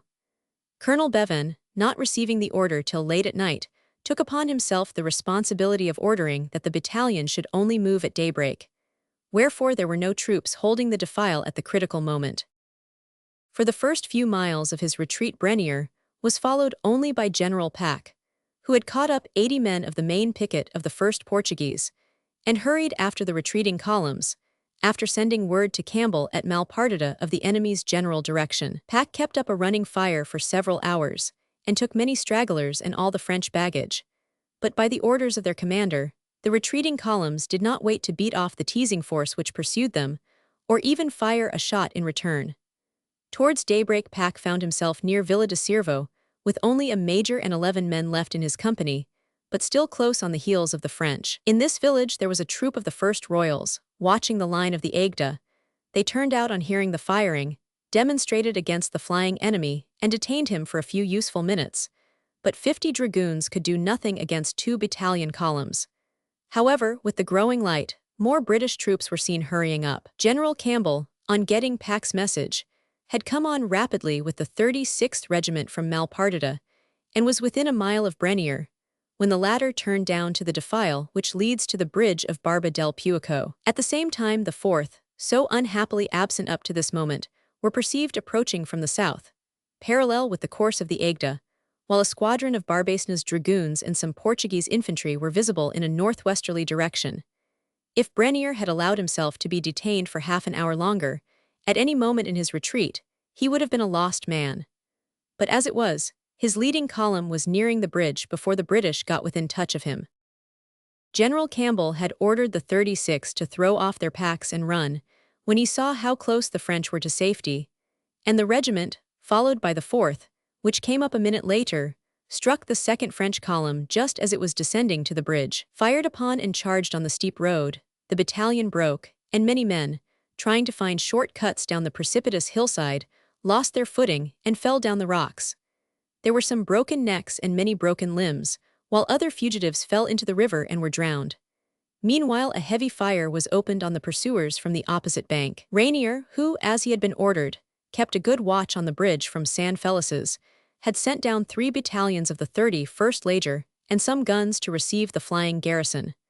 They had lined the bank and were ready to defend the defile. Colonel Cochrane, of the 36th, without Campbell's orders, took upon himself to try to force a passage through the covering force, and led a mixed mass of his own regiment and the 4th across the bridge and up the opposite slope. They were repulsed with loss by the 31st Leger. The casualties in this rash enterprise were the only ones suffered by the British that morning, and amounted to 18 killed and wounded, and an officer and 16 men taken prisoners. Pax Portuguese had lost some 15 men when their picket line was forced at midnight, so that the total casualties of the Allies were about 50. Brenier's columns had of course suffered far more, but it was a scandal that a single man had escaped. He states his loss in his report to Marmont at 360 men out of 1,300, of whom over 200 were prisoners and killed or wounded. The Commandant de Place of Almeida and 12 other officers were taken. Rainier says that when General Campbell had withdrawn his troops from the water's edge and up the cliff, out of the range of the French cannon, he sent a party across the bridge to bring in the wounded, and that they found quite a heap of men with broken limbs at the foot of the precipice, whom they dragged out from among the dead and brought back with them. There were some few English and Portuguese in this ghastly pile, who had lost their footing in reckless pursuit of the flying enemy and had fallen with them. Wellington gave it as his opinion that the escape of the garrison of Almeida was the most disgraceful military event that had yet occurred to the British Army in the peninsula, and it is easy to understand his wrath. Campbell had been warned that Brenier might very probably attempt to escape. Erskine had been told to guard the defile of Barba del Puico. The former kept his troops too far back from the place, and so disposed them that there was nothing directly behind the cordon of pickets, at the point where Brenier broke out, save the main guard of the 1st Portuguese. He also watched the south and west sides of Almeida with unnecessary numbers, for it was unlikely that the governor would choose either of those points for his sortie. But he clearly did his best to pursue when the alarm came, and was the first to appear at Barba del Puico with the 36th. The colonel of the 2nd Regiment was much more to blame than his chief, since he was close to the original point where the French appeared, but merely collected his battalion at its headquarters and made no attempt to pursue. In his exculpatory letter to General Campbell, he thinks that he has explained everything satisfactorily, but he clearly does not show that he made an adequate attempt to face the situation, which demanded a rapid pursuit. An extraordinary chance happened to another regiment of the 6th Division. Colonel Douglas, with the 8th Portuguese, was at Junca, some way to the east of Almeida. He started off at the first alarm, and with proper military instinct marched for Barba del Puico. Having good guides, he reached the bridge before daybreak, but could see nothing of Brenier, who was still some miles away near Villa de Cervo. Finding the defile all quiet, and no French visible save Rainier's cavalry picket on the other side of the water, he concluded that he had come upon the wrong track, and turned back across the Deux Casses to look for the garrison elsewhere. If he had been a trifle less prompt, he would have found Brenier running into his arms. This was sheer bad luck.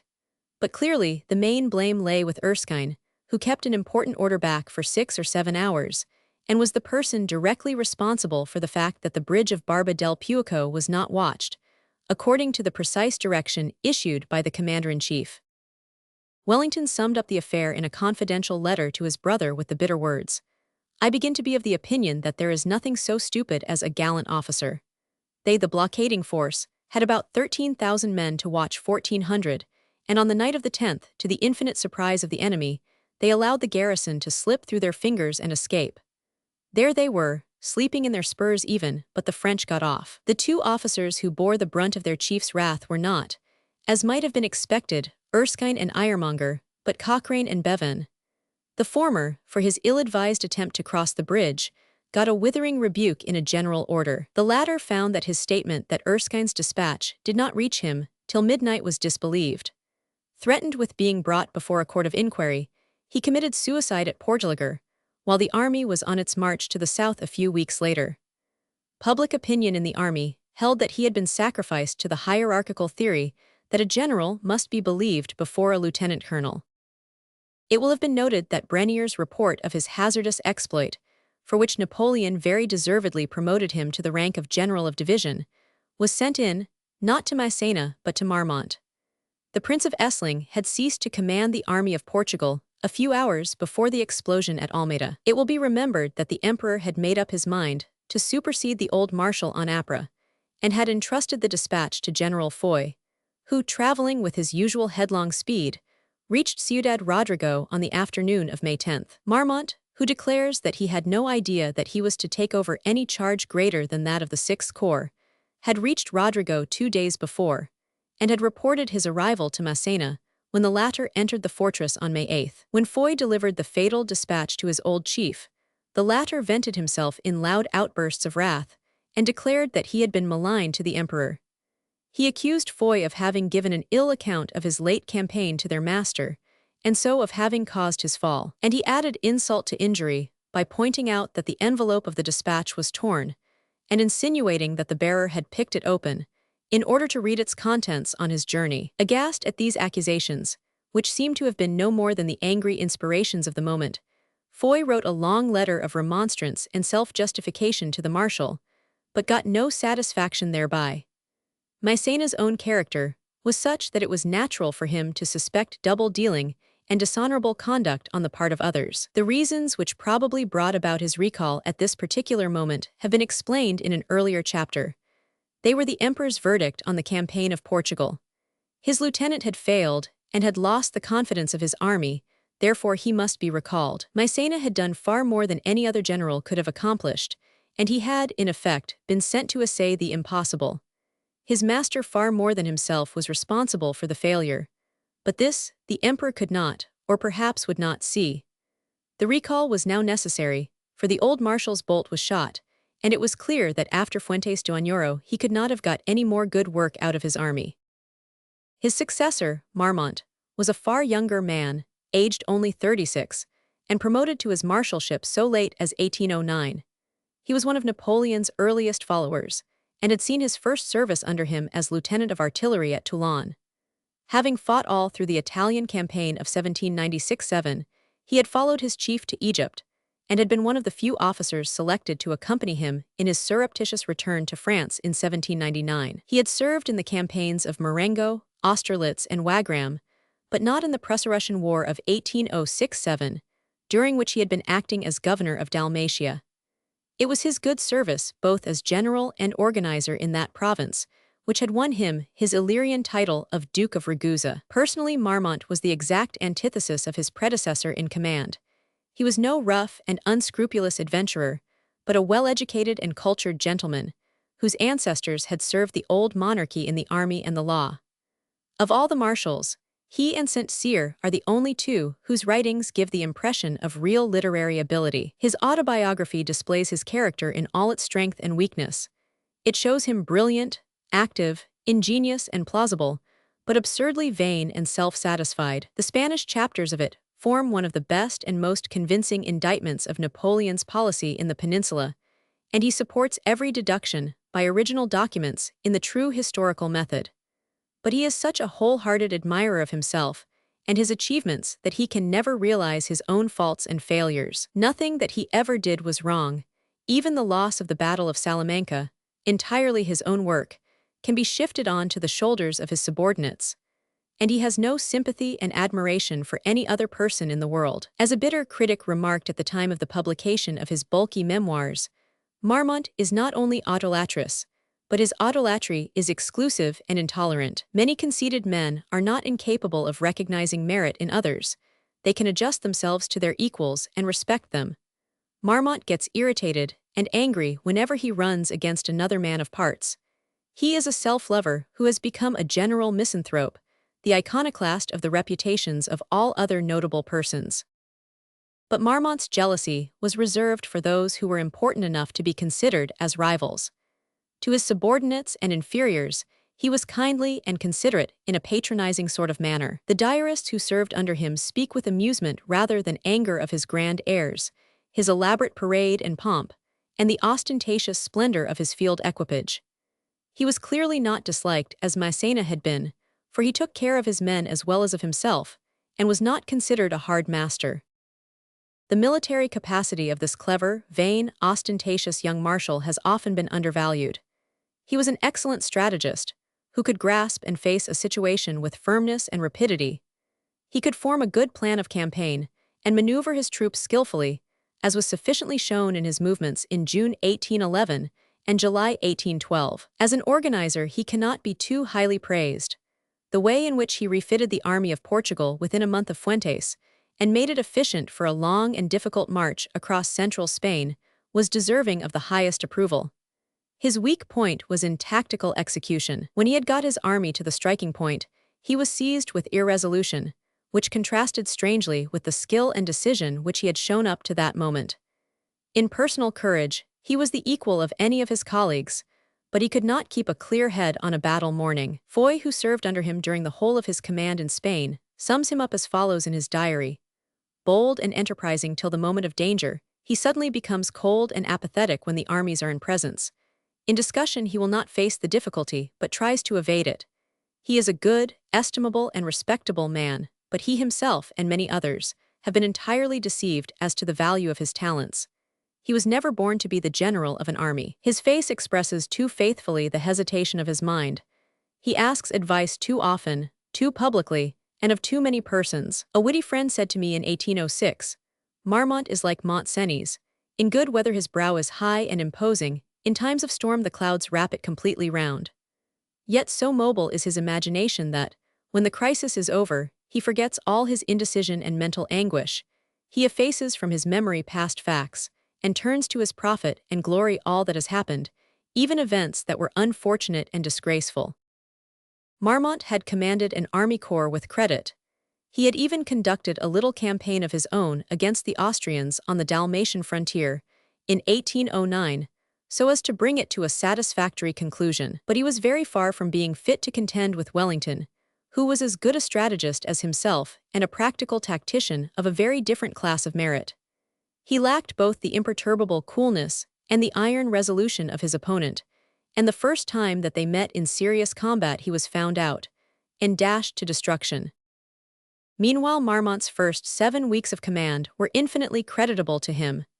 He reorganized the army of Portugal with a rapidity that disarranged Wellington's calculations, and he led it to the strategical point where it was needed, with great swiftness and skill, as we shall presently see. The emperor, in the dispatch which explained to Marmont his duties, had bidden him drop the organization into corps on which the army of Portugal had been hitherto formed, and send home the superfluous corps commanders, and any other generals whose absence he desired more than their presence. Such advice squared with the Duke of Ragusa's own ideas, for he disliked to have about him officers who were too high in rank and seniority to be his humble assistants. Junot and Loyson went back to France at once, and with them nearly all the old divisional generals, Marmont worked the army with promoted brigadiers. We hear for the future nothing more of many familiar names: Marchand, Merle, Mermet, Hewlett, and see of the old divisional commanders only Clausel and Solignac remained. The rest of the new divisions, into which the old corps were redistributed, were given to men who had entered Portugal in 1810 at the head of brigades only: Ferry, Brenier, Sarrat, Foy, Maucune. Rainier stopped a few months more with the army and went off in July, there being no place for him in the new system. Of the old superior officers, only Montbrun, commanding all the cavalry, remained with Marmont till the end of the campaign of 1811. There was no one who could be substituted for him in command of that arm. In the reorganization of the army, the old regimental association in brigades and divisions were mainly adhered to. The two senior divisions of the 6th Corps, Marchand's and Mermet's original commands, simply became the 1st and divisions of the Army of Portugal, under Foy and Clausel. The two divisions of the 2nd Corps, late Merle's and Hewlett's, became the 4th Anid divisions of the new organization, under Sarrat and Ferry. The 8th Corps and Loysen's original division of the 6th Corps were amalgamated and made into the 5th Anth divisions, Maucune and Brenier. A few small abnormal units, such as the Legion du Midi and the Hanoverian Legion, horse and foot, were disbanded and ceased to exist. All the isolated 4th battalions of the Auth Corps had gone down to skeleton units of 200 or 300 strong. Their rank and file were drafted into other regiments, their cadres sent home to France to recruit. In each line regiment, Marmont reduced the number of field battalions to 3 or 2, and having filled them up to a strength of 700 men each, sent back the cadres and the small remainder of rank and file from the junior battalions to their depots. A fortnight after Fuentes, there were not more than 28,000 infantry with the Eagles in the Army of Portugal, but there was a great mass of convalescents in the base hospitals and of newly arrived drafts in the governments of Leon and Old Castile, whom Marmont strove, not at first with great success, to draw to himself and embody in their regiments. It was hard to get them forward, when every officer commanding a small post in the rear detained drafts to strengthen his garrison, and when the governors of Salamanca and Valladolid wanted to keep as many recovered convalescents with them as they could retain, because their governments were undermanned. The cavalry units were in a far worse state than those of the infantry. Already at Fuentes, most of the regiments had shown only 2 squadrons for want of horses, and had left behind them in their cantonments dismounted men in vast numbers. Marmont, seeing it was impossible to find chargers for them in Spain, was forced to send them all back on foot to Bayonne, to draw horses from the interior of France. In June he could put only 2,500 mounted men in the field. The artillery in a similar fashion was hopelessly short of teams. It could produce only 36 guns, 6 batteries, properly horsed, though Massena had started from Santarem in March with more than 100. Marmont says that the army returns showed that Massena had entered Portugal in 1810 with 4,200 artillery horses. Of these only 1,400 survived the retreat, and of them in May only 400 were fit for service. As to the train, it had vanished altogether, so far as horses and wagons went. The marshal says that precisely 4 wagons were fully horsed and ready for work when he took over the command. But rest, the return to a land where food was to be got with ease and regularity, and the opening up of the depots of Salamanca and Valladolid, where uniforms, boots, and pay had been accumulating, soon did wonders for the army, under the marshal's careful and judicious supervision. By June he was able to take the field with an army that was restored in morale and fit for good service. Section 26, Chapter 5. The Battle of Albuera, May 16, 1811. Soult, it will be remembered, had quitted Estremadura and handed over the charge of the troops left therein to Mortier on March 14. He received the news of Beresford's eruption into the province and of the combat of Campo Mayor on March 30, so that from the beginning of April onward, he was aware that it would be incumbent on him to support the 5th Corps and to relieve Badajoz within a few weeks. That he was not forced to march back from Seville to the north at once was due to the breaking of the Jerumanha bridges, which, as we have seen, delayed Beresford's advance and the investment of Badajoz for many days. But by the end of April the danger had grown pressing. Latter Maubourg had been thrust out of Estremadura, and deceived by the movements of Colborne, reported that the Allies were about to invade Andalusia also. He had fallen back to Constantina, well within the limits of that kingdom, and not over 40 miles from Seville. Nothing definite had been heard of Badajoz and its garrison, since the communications between that fortress and the south had been cut by Beresford's cavalry on Apeth. Though its governor, Philippon, was known to be a man of resource, and though provisions and military stores, the leavings of Imaz, were abundant, yet the garrison was small for such a large place, and Soult was not aware how far the damaged fortifications had been repaired since his departure.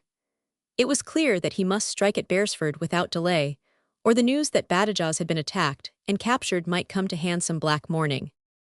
The marshal's situation, therefore, on May 1st, was not unlike what it had been at the end of the preceding December, when by the emperor's orders, he had been directed to make his first eruption into Estremadura. He must once more collect from the 70,000 men of the 1st, 4th, Anth Corps a force sufficient to beat whatever number of troops the Allies had placed in that province. The task would clearly be more difficult than it had been in January, for, instead of 16,000 or 20,000 Spaniards, there were now in Estremadura some 20,000 Anglo-Portuguese, besides the 8,000 men of whom Ballesteros and Castaños could dispose. Moreover, there was Blake to be taken into consideration, but the marshal, badly informed as to the movements of that general and his corps, thought that he was still so far from the rest of the Allies that he would not be able to join Beresford for battle, if the attack upon the latter was pressed with great swiftness and decision. The only favorable feature in the situation was that Badajoz was now in French hands, and could not be used, as in February, for a general rallying place for the Allies. Campo Mayor and Olivenza would be of little or no use to Beresford, and if he made Elvas his point d'appui, he must first evacuate all that lay on the south bank of the Guadiana. The only alternative for the British general would be to concentrate and fight at some point where he could cover the siege of Badajoz. This was the probable course for him to adopt, and Soult had to calculate the force that he would require in order to make victory reasonably certain. He fixed it at about 25,000 men, too low an estimate, as it turned out. It is interesting to note that at the very moment when Soult was ordering his concentration at Seville, a dispatch was on the way to him from Napoleon at Paris, dictating the course which he ought to pursue under the exact circumstances which had now arisen. Wellington, wrote the emperor on March 30th, has only 32,000 British troops. He cannot make a detachment of more than 8,000 or 9,000 of them, with 5,000 or 6,000 Portuguese added. It is necessary to keep permanently about Badajoz the value of 15,000 men of all arms, in good state, and of the best regiments, so that at the least movement of the English on this side, the Duke of Dalmatia, taking with 0 or 10,000 men, should be able to concentrate in Estremadura a total of 0 to 30,000 men. If this exceptional crisis arises, only a corps of observation must be left on the side of Granada, and it must be placed under the orders of the Duke of Belluno Victor. The Duke of Dalmatia must keep in correspondence, via Madrid, with the army of Portugal and the army of the centre. The king ought always to keep a division of 6,000 men between the Tagus and Badajoz, ready to unite with the Duke of Dalmatia, if it becomes necessary to resist a movement of the English against Andalusia.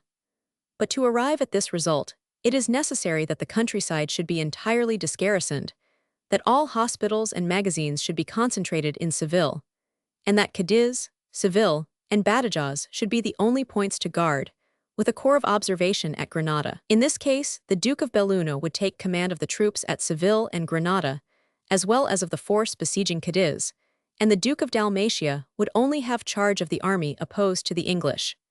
Counting the division from the army of the centre, he can easily unite 30,000 to 35,000 men. In this case, he would be able to resist even 30,000 English if Lord Wellington marched against him with his entire army.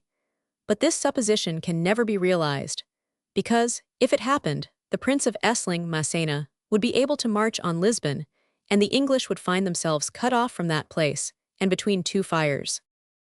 From the first part of Napoleon's calculations, it is clear that he thought Soult would require about 25,000 men, the 15,000 who were to be left about Badajoz, and the 10,000 who were to be brought up from Andalusia. They are increased to 30,000 by erroneous addition only.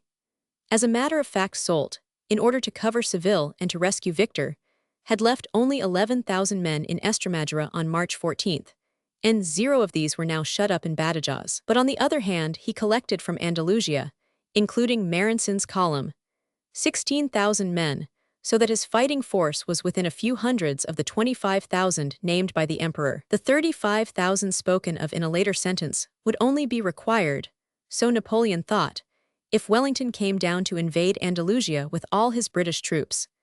We may point out, by the way, that the imperial calculations were all wrong in detail, as was bound to be the case when they were made at Paris on data many weeks old. Wellington, owing to the reinforcements which had landed at Lisbon in the first days of March, had now nearly 40,000 British troops. He had detached 0 of them under Beresford, and these were accompanied not by 6,000 Portuguese at the most, as the emperor guessed, but by a few 0.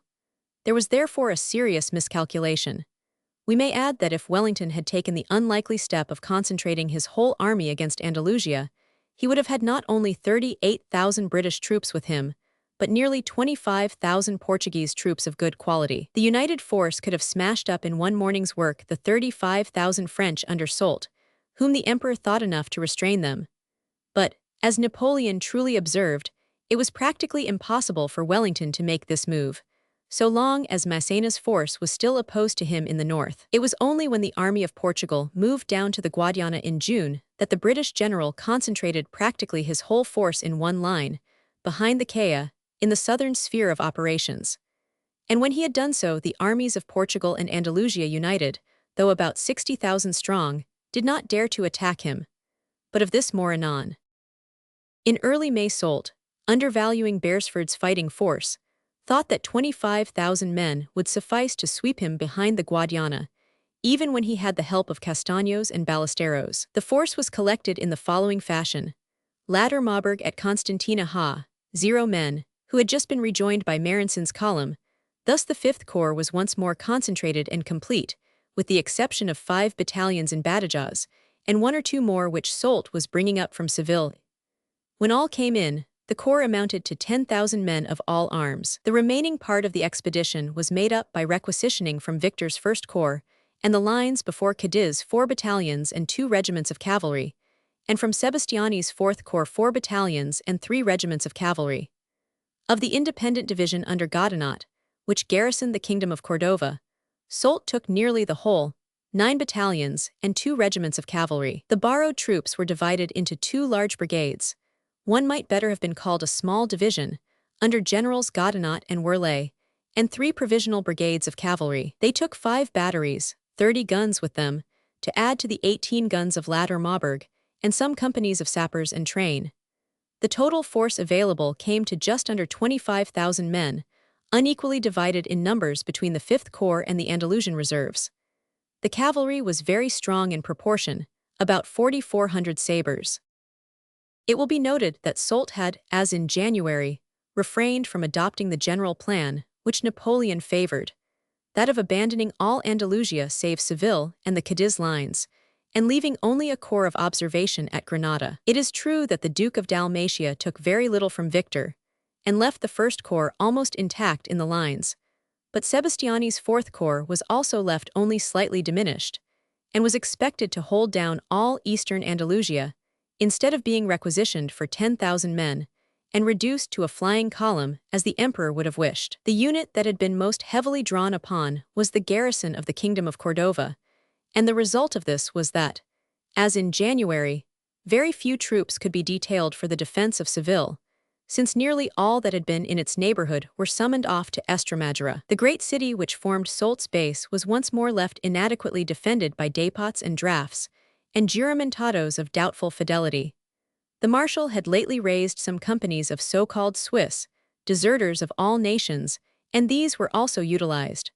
But the total left under General Derichau was dangerously small. So keenly was this realized that the governor was directed to retire within the great fortified enclosure of the Carthusian convent, La Cartuja, if pressed, and all the military stores had been placed in this immense building, which had been surrounded with a bastion enceinte, and armed with cannon, so as to form a sort of citadel. The castle of the Inquisition at Cordova in a similar fashion had been fortified, and converted into a work that could be held against any irregular force, and similar precautions had been taken at Jaén, Andujar, Ronda, Alcalá Real, and Nibla, to provide centers of resistance against possible assaults by guerrilleros. Probably, however, Napoleon was right, and if the minor places and eastern Andalusia had been evacuated, Soult might have brought 10,000 more infantry against Beresford, in which case the latter would never have dared to fight him and must have retired behind the Guadiana. There would have been no Battle of Albuera, but on the other hand,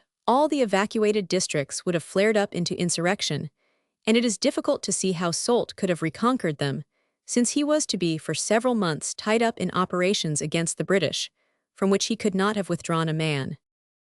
But having taken another decision, and resolved to surrender nothing, the Marshal had only gathered 0 men to reinforce the Fifth Corps. They required many days to concentrate, and it was only on May 8 that he reviewed them in their new provisional brigading at Seville, and delivered an allocution in which he announced to them that they were destined to save Badajoz and drive the British from Estremadura, and that the force would march at midnight on the 10th.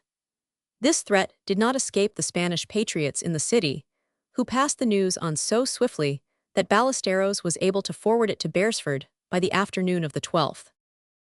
Having once started, Soult hoped to surprise his enemy by the swiftness of his movements. The head of the column, which marched at 12 p.m. on the night of the 9th-10th, was at Santa Olella, more than 30 miles away, on the 11th. The pace had to slacken in crossing the Sierra Morna, but on the 12th headquarters were at Monasterio, 15 miles further on, from which Ballesteros's scouts withdrew. Latter Maubourg and the Fifth Corps, far away to the right, had advanced at the same time from Cazalla and Constantina, and driven Castaños's advanced posts from Guadalcanal and then from Lerena. On the 13th, the two French forces joined at Fuente Cantos, and their leading cavalry squadrons reached Los Santos, from which the 13th Light Dragoons retired. As Wellington had directed, nearly a month before, in his Elvas memorandum, the Spaniards made no attempt to check the advance. Their cavalry withdrew as the French pushed forward. Their infantry were prepared to fall back on the rendezvous at Albuera. From the 13th, the British cavalry as well as the Spanish were in touch with Soult. General Long had been lying about Villafranca and Los Santos till that day, with 3 British and 4 Portuguese regiments. He retired to Fuente del Meister, and then to Santa Marta, contenting himself with reporting the successive advances of the French to Beresford, who was apparently not over well contented with his operations on this and the 2 following days, and thought that he might have gone back more slowly, and have compelled the leading squadrons of the enemy to deploy and lose time. At Fuente del Meister, the Allied cavalry split itself up, maddened with 2 Portuguese regiments covering the roads to Almendralejo and Solana, while Long and the main body stayed on the highroad to Badajoz via Santa Marta and Albuera. Having such long warning of his adversary's movements, Beresford was able to carry out the concentration of his fighting force at leisure. There was still some uncertainty as to which road the enemy might choose, 3 being open to him when his advance had reached Los Santos, viz. 1. The obvious central and shortest route by Albuera-Badajoz. 2. The eastern route Solana-Talavera-Real-Badajoz. 3. The western route Almendral-Valverde-Badajoz. The former was rather circuitous, its main advantage to the French being that it was all across open flat country, where their superior cavalry would have had excellent ground. But the Albuera route was not perceptibly inferior in this respect, as subsequent operations showed. To take the third or western road, that by Almendral-Valverde, though this is not so long as that by Solana, would have forced Soult to execute a flank march across Beresford's front, and what probably weighed more with the French marshal, would have fixed the decisive spot, where the fate of the campaign would be settled, nearer to the point towards which Blake's army was known to be marching, and Soult still hoped to fight his battle in that general's absence. On the 13th of May, Beresford marched out from his lines in front of Badajoz to Valverde, a point convenient for occupying a position across 2 of the possible roads, and not very remote from the third, and least likely one. He took with him the 2nd Division and Hamilton's Portuguese with 3 batteries. The rest of the army remained before Badajoz, covering the removal of artillery and stores, but ready to come up at any moment. On the same afternoon, he had a conference with General Blake, who rode over from Barcarota. On the following day, Soult's movement seemed to be growing much slower. The heads of his columns only reached Fuente del Meister and Villafranca. The fact, duly reported to Beresford, that part of the French army had reached the latter place, which is off the main chaussee to the right, seemed to make it possible that Soult was, after all, going to move by Talavera Real. Beresford waited for a more precise indication of his adversary's final route, and sent pressing orders to Madden to cover with his scouts all the open country between Talavera Real and Almendralejo. Blake on this day, finding that his cavalry could discover no signs of the French in his front, to the west of the Great Chaussee, drew in from Barcarota to Almendral, as he promised to do when he met Beresford at Valverde on the 12th. It being perfectly clear by this time that the French were not about to take the western route, Beresford on the 15th marched the 2nd Division and Hamilton's Portuguese to Albuera, where they were joined by more troops from in front of Badajoz, Alton's German brigade, and a provisional brigade of Portuguese under Colonel Collins. Only the 4th Division and the Spanish brigade belonging to Castaños, lately arrived from Mérida, now remained in front of the fortress, all on the south bank save Kemys's brigade of the first-named unit. The last of the stores were moved on this day from the trenches to Elvas, and the flying bridge opposite the mouth of the Caya was taken up. This last proved a mistake. It was intended that Kemys should join the army by using a ford below Badajoz, which had been practicable for the last 10 days. But on the night of the 15th-16th the water rose, and the brigade was forced to march round by the next passage, that, at Jaraminha, which involved a circuit of 30 miles, and made it late for the battle. Only 3 companies, which chanced to be on the south bank of the Guadiana when the freshet came down, were able to march off with Cole and the rest of the division, when the order came.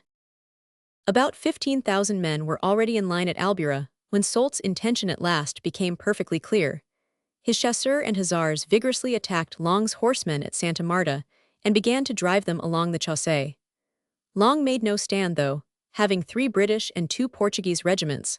Otway, besides some 600 of Castaños's cavalry, he was in considerable strength. He was driven rather faster than one could have wished, and retiring precipitately crossed the Albuera stream, and gave up the whole right bank to the enemy. This haste is a bad thing, because the woods there mask all the enemy's movements, wrote 500 Urban in his diary. Beresford was so vexed with him that he that night assigned to the command of the cavalry of the whole allied army General Lumley, who was Long's senior, leaving the latter in nominal command of the British horse alone. Lumley, though then in charge of an infantry brigade in the 2nd Division, was an old light dragoon, and showed himself next day well able to manage a mass of mounted men. No enemy, save Britch's light cavalry, came up during the 15th. Soult's infantry were far behind, and bivouacked that night at Santa Marta. Beresford was therefore able to complete his concentration at leisure. Blake's army was directed to march up in the afternoon from Almendral, only 5 miles away. Cole and the Spanish brigade of Carlos de España, Castaños's only infantry force, were directed to break up from the Badajoz lines and march at 2 a.m. to Albuera. The Spaniards, for some unknown reason, were very late. Blake only arrived at 11 p.m., and his troops, encamping in the dark, could not take up the position assigned to them till daylight. However, he had arrived, which was the main thing, bringing with him the 3 infantry divisions of Zayas, Ballesteros, and Lardizabal, and 0 horse under Loy, but only 1 battery. Cole reported that he would be on the ground soon after dawn, but that Kemys was cut off from him by the rise of the river, so that he could only bring 2 brigades instead of 3.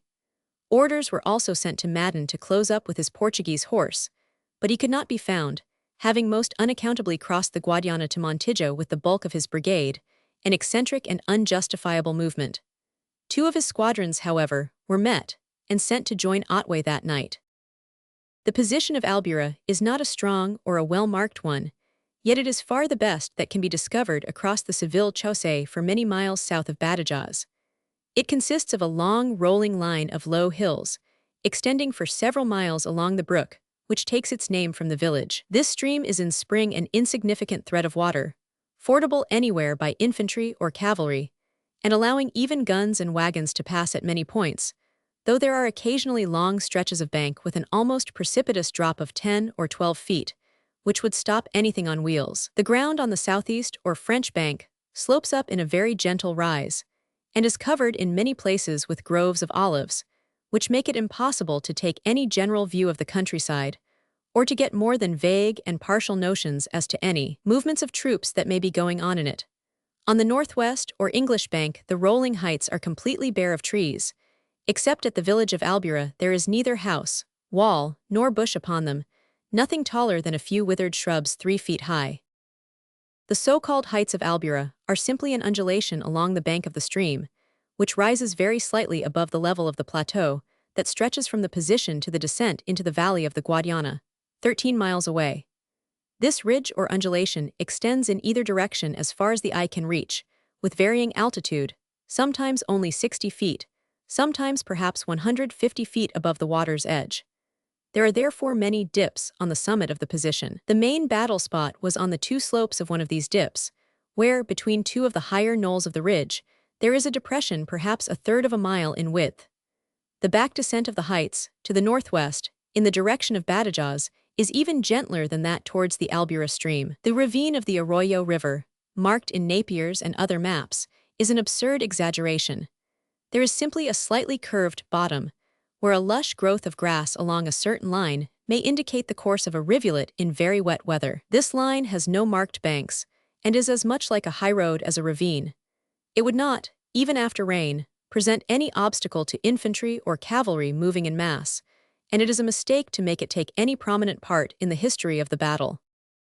There is no ravine or dead ground of any kind anywhere on either the French or the English side of the Albura. The slopes are so gentle that any spot can be seen from any other.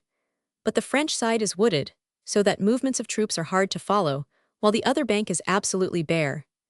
There is, however, a skyline on the English heights, between the dip where the main battle took place and Albura village. An observer standing on the point where Soult formed his front of battle cannot get a view of the English line near the village. To do so he must ride sideways down towards the water, to look along the trough of the depression. Hence Soult during the battle cannot have seen a good deal of what was going on behind the Allied front line, but Beresford, on the skyline above the northeastern edge of the dip, could make out all Soult's dispositions when the battle's smoke did not hinder him. Albura is a big, well-built village, with a disproportionately high church tower. It stands on a knoll of its own, in front of the main line of the ridge, to which it serves as an outwork, as Hougoumont did to Wellington's position at Waterloo. It is well away from the river bank, perhaps 150 or 200 yards from it. The bridge which brings the Seville chaussee across the stream is not exactly opposite the village, but decidedly to the southeast of it. The Albura stream is formed by two minor brooks, the Nogales and the Chiquipirna, which meet a little south of the village. Between them is a low wooded hill, which conceals from an observer on the British heights the upper course of the Nogales, and part of the woods beyond, in which the French formed their order of battle. It was behind this long low knoll that Soult hid his main attacking column, but the elevation itself is insignificant and much less effective than the more distant woods in covering his movement. Beresford drew up his army on the hypothesis that Soult's aim would be to pierce his center by capturing Albura village and storming the heights beyond, over which the high road passes. Years after the battle had become a matter of history, he still maintained that this would have been his adversary's best policy, since the place where the road crosses the position is the lowest and weakest part of the heights, and a blow piercing the center of a hostile army is always more effective than the mere tactical success of turning one of his flanks, which still leaves everything to be decided by hard fighting.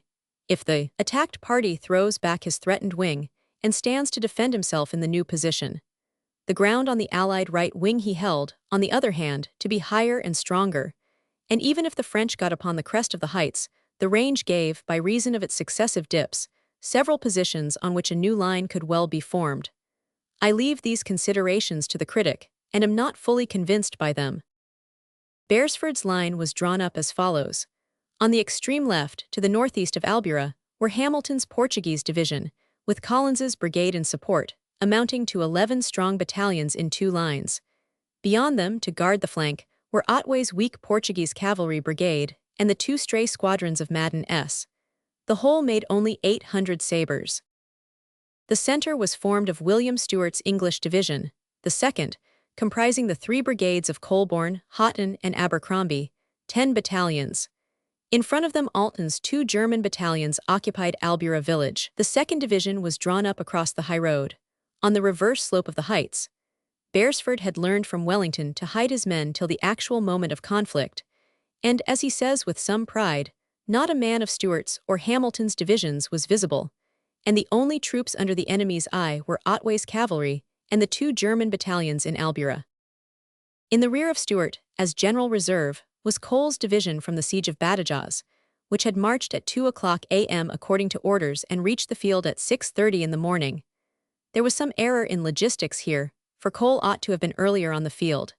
He had 15 miles to cover, and should have been started sooner, for preference on the preceding evening, so as to allow his men time to rest and cook on reaching the position. Having marched till dawn, they then had to lie down in formation and eat as best they might, for the French were on the move not very long after they came up. The division, as already mentioned, consisted only of Myers's Fusilier Brigade, 1 and 7th Royal Fusiliers and 23rd Royal Welsh Fusiliers, and Harvey's Portuguese Brigade, 11th, 23rd, Anst Battalion Lusitanian Legion. Kemmy's with the other British brigade, save 3 companies which had followed Myers, was making a fruitless march against time, round by Jeremenha. With Cole there had also come up Castaños's sole contribution of infantry, the weak brigade of Carlos de España, 3 battalions with 1,700 bayonets. The right wing of Beresford's position, the part of it which he thought least likely to be attacked, was held by Blake's 12,000 men. Having encamped anyhow on the hillside, when they arrived at midnight, they had to be collected and rearranged with much loss of time after morning broke. Indeed, they had formed their line only about an hour before the battle began. The 3 infantry divisions of Lardizabal, Ballesteros, and Zayas were arranged in succession from left to right, each with 1 brigade in first and 1 in second line. The 1,100 horse of Loy were out on the extreme right, corresponding to Otway's Portuguese on the extreme left. Of the rest of the Allied cavalry, de Grey's 700 heavy dragoons and horse of Castaños's Estramaduran force, under Peninsular, were in reserve near Cole's 4th Division. The 13th Light Dragoons, separated from the other 2 British regiments, were watching the course of the Albura from the bridge upwards, in front of Blake's line. Soult had come prepared to fight on the morrow, as soon as his infantry should arrive on the field. At nightfall, only 1 brigade of them was up. The main body had bivouacked at Santa Marta, from whence they broke up before dawn and marched 11 miles to the battlefield. Worley's reserve, forming the tail of the column, was not closed up till 7 or 8 o'clock in the morning. The marshal was still under the impression that Blake had not yet arrived, and that Beresford could not have more than 20,000 men in line opposite him. It is one of the ironies of history to read in his dispatch that his great flank attack, which so much surprised Beresford, and caused so much confusion in the Allied army at the commencement of the action, was made with the intention of cutting in between Beresford and Blake, whom he believed to be still on the march from the direction of Almendral, some miles to the south. The Spanish army, having arrived after dark, had never been seen, and at Beresford's request Blake had ranged it behind the skyline on the crest, so that nothing was visible save Loy's horse far on the right. Soult thought these were Peninsular's squadrons, belonging to Castaños, which had been accompanying the British cavalry for some days. The marshal could make out very little of his enemy's force or position. All that could be guessed was that Otway's and Loy's cavalry, both well visible, covered the 2 ends of the line. Soult's scheme of attack was ingenious, though founded on an utterly wrong hypothesis. He resolved to demonstrate with 1 infantry and 1 cavalry brigade against the village of Albura, so as to attract his enemy's attention to his center, while carrying the rest of his army far to the left, under cover of the woods and the low hill between the Nogales and Chiquipirna brooks, to a point from which they could turn Beresford's right, by crossing the 2 streams and ascending the plateau somewhere beyond the point where Loy's cavalry were visible. The details of the execution of this plan were very well worked out. Godinot's brigade, the 3,500 muskets of the 12th Leger Ernst Leen, marched upon Albura, flanked by Brich's light cavalry, and supported by the fire of 2 batteries.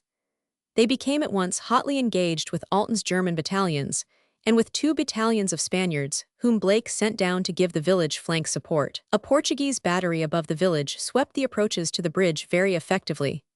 Meanwhile, on Godinot's left, Soult showed 2 brigades of dragoons and Worley's strong brigade of 6,000 men drawn up on the edge of the wood, and apparently about to attack Blake's line in front. But deep in the olives to the left, the 2 divisions of the 5th Corps, Gerard and Gazan, were executing a circular sweep, with a cavalry brigade in front of them, quite out of sight. They were covered not only by the trees, but by the height between the Nogales and Chiquipirna brooks. Beresford and Blake prepared to resist an attack on their center and right, and felt reasonably confident of giving a good account of themselves. But the frontal attack seemed somehow to hang fire, and suddenly a new development came. 4 regiments of French cavalry, far to the right, galloped out of the woods, across the two brooks, and up the slopes far beyond Beresford's right. Loy's Spanish cavalry, who lay in that direction, naturally gave way before them.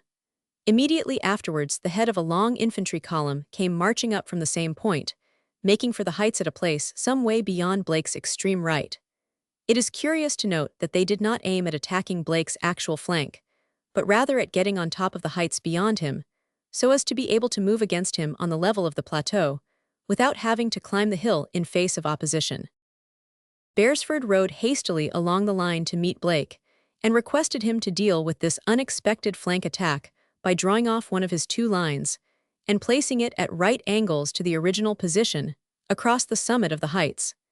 He himself would take care of the frontal attack. Blake promised to do this, but sent only one brigade of Zayas's division, 4 battalions, and his only battery, to execute the required movement.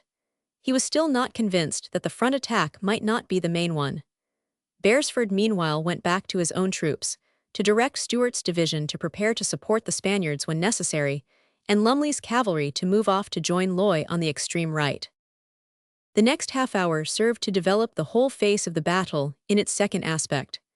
The French cavalry at the head of the turning column spread themselves out on the rolling plateau to the west of the heights, so as to flank their infantry. The 5th Corps formed itself in a column of extraordinary depth on the undulating summit of the ridge, and began to move on toward Blake's flank.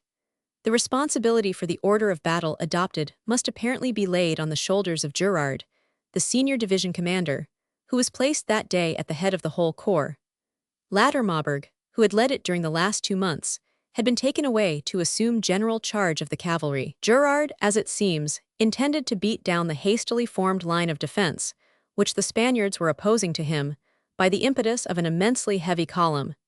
His force consisted of 2 divisions, each of 2 brigades, and each brigade composed of from 4 to 6 battalions. I had long sought for an exact description of his array, of which the French historians in Soult's dispatch only say that it was a colonne serrée de bataillons.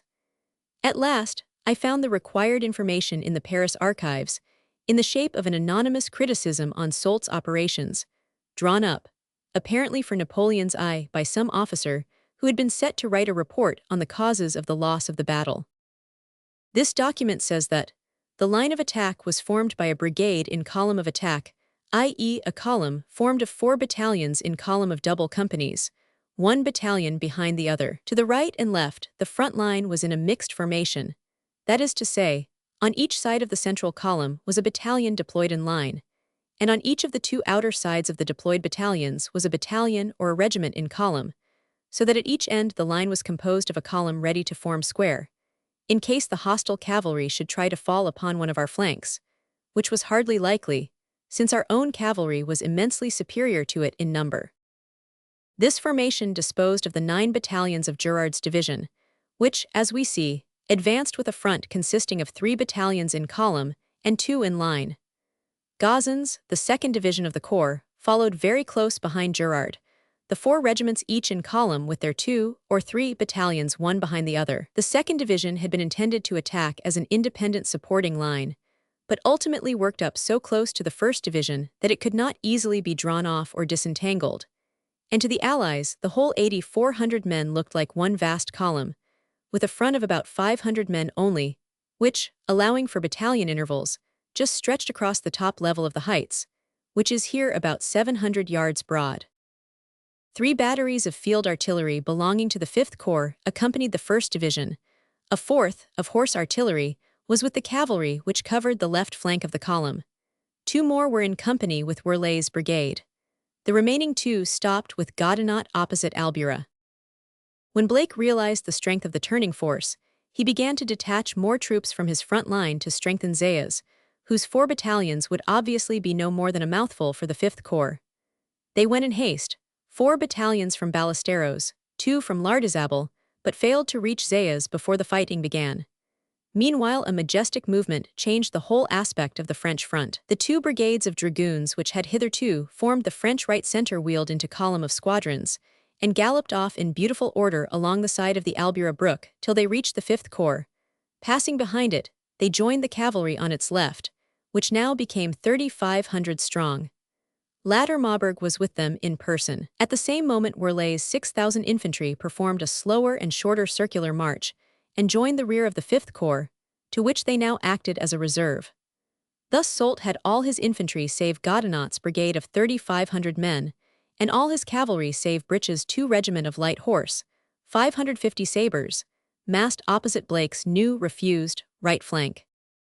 The sight of this sweep to the south on the part of the French caused Beresford to make a complete change in his disposition. The whole 2nd Division, one brigade following the other, in the order Colborne-Houghton-Abercrombie, marched along the top of the heights to reinforce Zayas. Hamilton's Portuguese were to move in, to take up the ground evacuated by the 2nd Division. Lastly, Cole's 4th Division, Myers's British and Harvey's Portuguese brigades, forming the reserve, were moved a full mile to the right, and placed behind the English and Spanish cavalry, facing Lattermoberg's great mass of horse. It was the sight of these 8 solid battalions in column, ready to form square, which alone prevented the French cavalry general from ordering a general charge upon the 2,300 Allied horse in his front, whom he outnumbered in the proportion of 3 to 2, and of whom only de Grey's 700 sabres were British. For the 13th Light Dragoons, the 3rd Regiment in the field, was covering the other wing of the new front, down by the Albura stream. Zayas's Spaniards, having a much shorter way to move than the French turning column, were in line of battle long before the 5th Corps came up against them. But the reinforcements tardily sent by Blake were still coming up, and forming on Zayas's flanks in much confusion, when the fighting began. Most of them prolonged the line down the slope of the heights above the Chiquipirna Brook. Beresford was personally occupied in posting and aligning them at the moment of the first clash. Zayas, whose behavior all through the day was most creditable, had found a very good point at which to draw up his brigade and battery. The summit of the heights is not level but undulating. He had chosen the deepest dip in their summit, about a mile to the south of Albura village, and drew up his small force in line on the hither side of it, so that the enemy had to attack him slightly uphill. His 4 battalions exactly occupied the top of the plateau. The troops under Ballesteros, which were now coming up, were not on the top, but on the descending slope towards the stream. Gerard's 2 divisions advancing along the summit had a front about equal to that of Zayas, but 4 times as deep. Opposite the rest of the Spanish line, Ballesteros's battalions, they sent out nothing but skirmishers. But Gerard's division, with a line of tirailleurs in front, descended their own side of the dip, and then began to ascend that occupied by the Spaniards. When they had reached a point on the gentle upslope about 60 yards from the Spaniards, the French tirailleurs cleared off to right and left, and the battalions behind them began to open up their fire, slowly advancing between each volley. The musketry was hot, and both sides were falling freely, when the first British troops arrived on the battle spot. These were the 4 battalions of Colborne's brigade at the head of the 2nd Division, the 1/3, 248th, 266th, and 31st, counting in that order from right to left. With them was the divisional commander, William Stewart. Beresford, in his account of the battle, says that he had intended to draw up the whole 2nd Division in a single line in support of Zayas, and to advance with it against the French when all was in order. But William Stewart, though he had received no order to attack, and had been only directed to support the Spaniards, took upon himself to assume the offensive. The position indeed was rather a tempting one. The enemy was engaged with Zayas on an equal front, and had no flank guard of any kind within a quarter of a mile. He could obviously be assailed at great advantage by a force which should pass round and through Zayas's right, and place itself perpendicular to Gerard's long unprotected flank. This movement Stewart took upon himself to execute. As each of the battalions of the 1st Brigade came up, it was extended and sent forward, apparently in a sort of a chelon, the Buffs leading, far to the flank, and the 48th Anth passing actually through Zayas's right battalions. But the 31st, the left regiment, had not come up or deployed when the other 3 went forward into action. Along with Colborne, there was coming up Cleves's battery of the King's German Legion. The leading 4 guns got into action, just to Zayas's front, at the same moment that the British infantry went forward. The French column, thus unexpectedly attacked in flank both by artillery and infantry fire, was naturally thrown into dreadful confusion. The 2 battalions in column which formed its left section faced outwards, and opened a rolling fire 3 deep, the front rank kneeling. But they could not stand the volleys poured into them from a distance of 60 paces, and soon began to break. The men were seen trying to go to the rear, and the officers beating them back with their swords. Colborne's line cheered and went forward to complete its victory with the bayonet. At this moment, a dreadful catastrophe occurred. Latter Maubourg had been watching the struggle on the hillside before him, and when he saw it going badly for his friends, directed his nearest cavalry regiments, which chanced to be the 1st Lancers of the Vistula and the 2nd Hussars, to charge along the slopes against the exposed outer flank of Colborne's brigade. At this moment, the morning, which had been fair at first but had been growing darker every hour, was disturbed by a blinding shower of rain and hail coming from the north. It is said to have been largely in consequence of this accident that the approach of the 800 horsemen was unnoticed by any of the British infantry. But Colborne's men were also smothered in their own smoke, and entirely concentrated on the work before them. At any rate, the charge took the Buffs in flank, rolled them up, and then swept down the back of the other 2 battalions, and on to Cleves's battery. It is hardly exaggeration to say that Colborne's 3 leading battalions were annihilated in 5 minutes. 58 officers out of 80, 1190 men out of 1568 were slain, wounded, or captured. The number of killed was out of all proportion to the wounded. In the Buffs, there were 212 dead to 234 hurt. This ghastly slaughter is said to have been due to the fact that the savage Polish Lancers not only refused to accept surrender from the unhappy infantry, but deliberately speared the wounded as they lay. Nor can I refuse credit to the general statement of contemporary British authorities after reading the journal of Major Brooke, commanding the 248th, who relates how, after he had surrendered and was being taken to the rear by 2 French infantry soldiers, a Pole rode up to him and deliberately cut him down, after which the ruffian made his horse trample over him and left him for dead. In the regimental annals of the 66th, 2 officers are named as having been wounded by the lance, while already disabled and lying on the ground. Peninsular tradition tells that the 2nd Division after Albura swore to give no quarter to Poles. But not all the victorious horsemen were so inhumane. 479 prisoners, many wounded, were driven off to the French lines. The brigade lost 5 of its 6 colors, and the 4 guns of Cleves's battery, which had accompanied it, were captured. Only 1 howitzer, however, was dragged off by the victors. The other 3 were left behind for want of horses. The 231st, somewhat to the left rear of its comrades, had time to form square, and beat off without difficulty the rush of the remnant of the Lancers who got so far as its position. Marking too late the awful catastrophe on his left, General Lumley sent 2 squadrons of the 4th Dragoons to fall upon the flank and rear of the Poles. But they were intercepted by a French Hussar regiment, which latter Maubourg sent out to cover the retreat of the Lancers, and were beaten back, with the loss of both their squadron leaders wounded and taken prisoners. Map of the Battle of Albura, about 10 a.m. Enlarge Albura, No. 1 about 10 a.m. Note, the front line of the French attacking force is not correctly represented. It consisted of a column of 4 battalions in the center, flanked by 2 deployed battalions, and with battalions in column placed outside the 2 deployed battalions on either side, CP 380. In the French reserve there should be only 2, not 3, battalions of grenadiers. The right flank of Zayas's line is 2 battalions too long. It may be remarked that the loss of the victorious cavalry was very heavy, though not out of proportion to their success.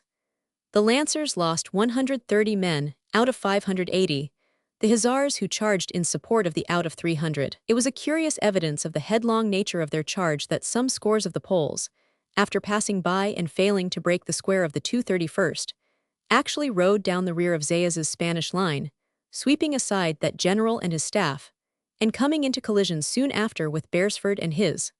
The marshal actually parried a lance thrust, and cast the man who dealt it from his saddle, and his aide-de-camp had to fight for their lives. At this moment, the head of Haughton's brigade was just coming up from the rear, and its leading regiment opening fire on the scattered Lancers shot a great many men of the rear rank of Zayas's Spaniards in the back. Notwithstanding this, and to their eternal credit, the Spaniards did not break, and continued their frontal contest with Gerard's division, which had not slackened for a moment during Colborne's disastrous fight. There was a distinct pause, however, in the battle after this bloody episode. The leading division of French infantry had been so much shaken and driven into disorder by Colborne's momentary pressure on their flank that the whole column had lost its impetus, and stood wavering below the Spanish line. Gerard, regarding his own division as practically a spent force, ordered up Gazan's 2 brigades to relieve it. There was fearful confusion while the new columns were thrusting their way to the front, and they were never properly formed. For the rest of the battle, the 2 divisions formed a dense mass of 8,000 men, which looked like one solid clump, without much vestige of regular formation. While this confused change of front line was being carried out by the French, Beresford had leisure to deploy Haughton's brigade in the rear of Zaya's, and Abercrombie's in rear of Ballesteros, lower down the slope. He then proceeded to bring them forward to relieve the Spaniards.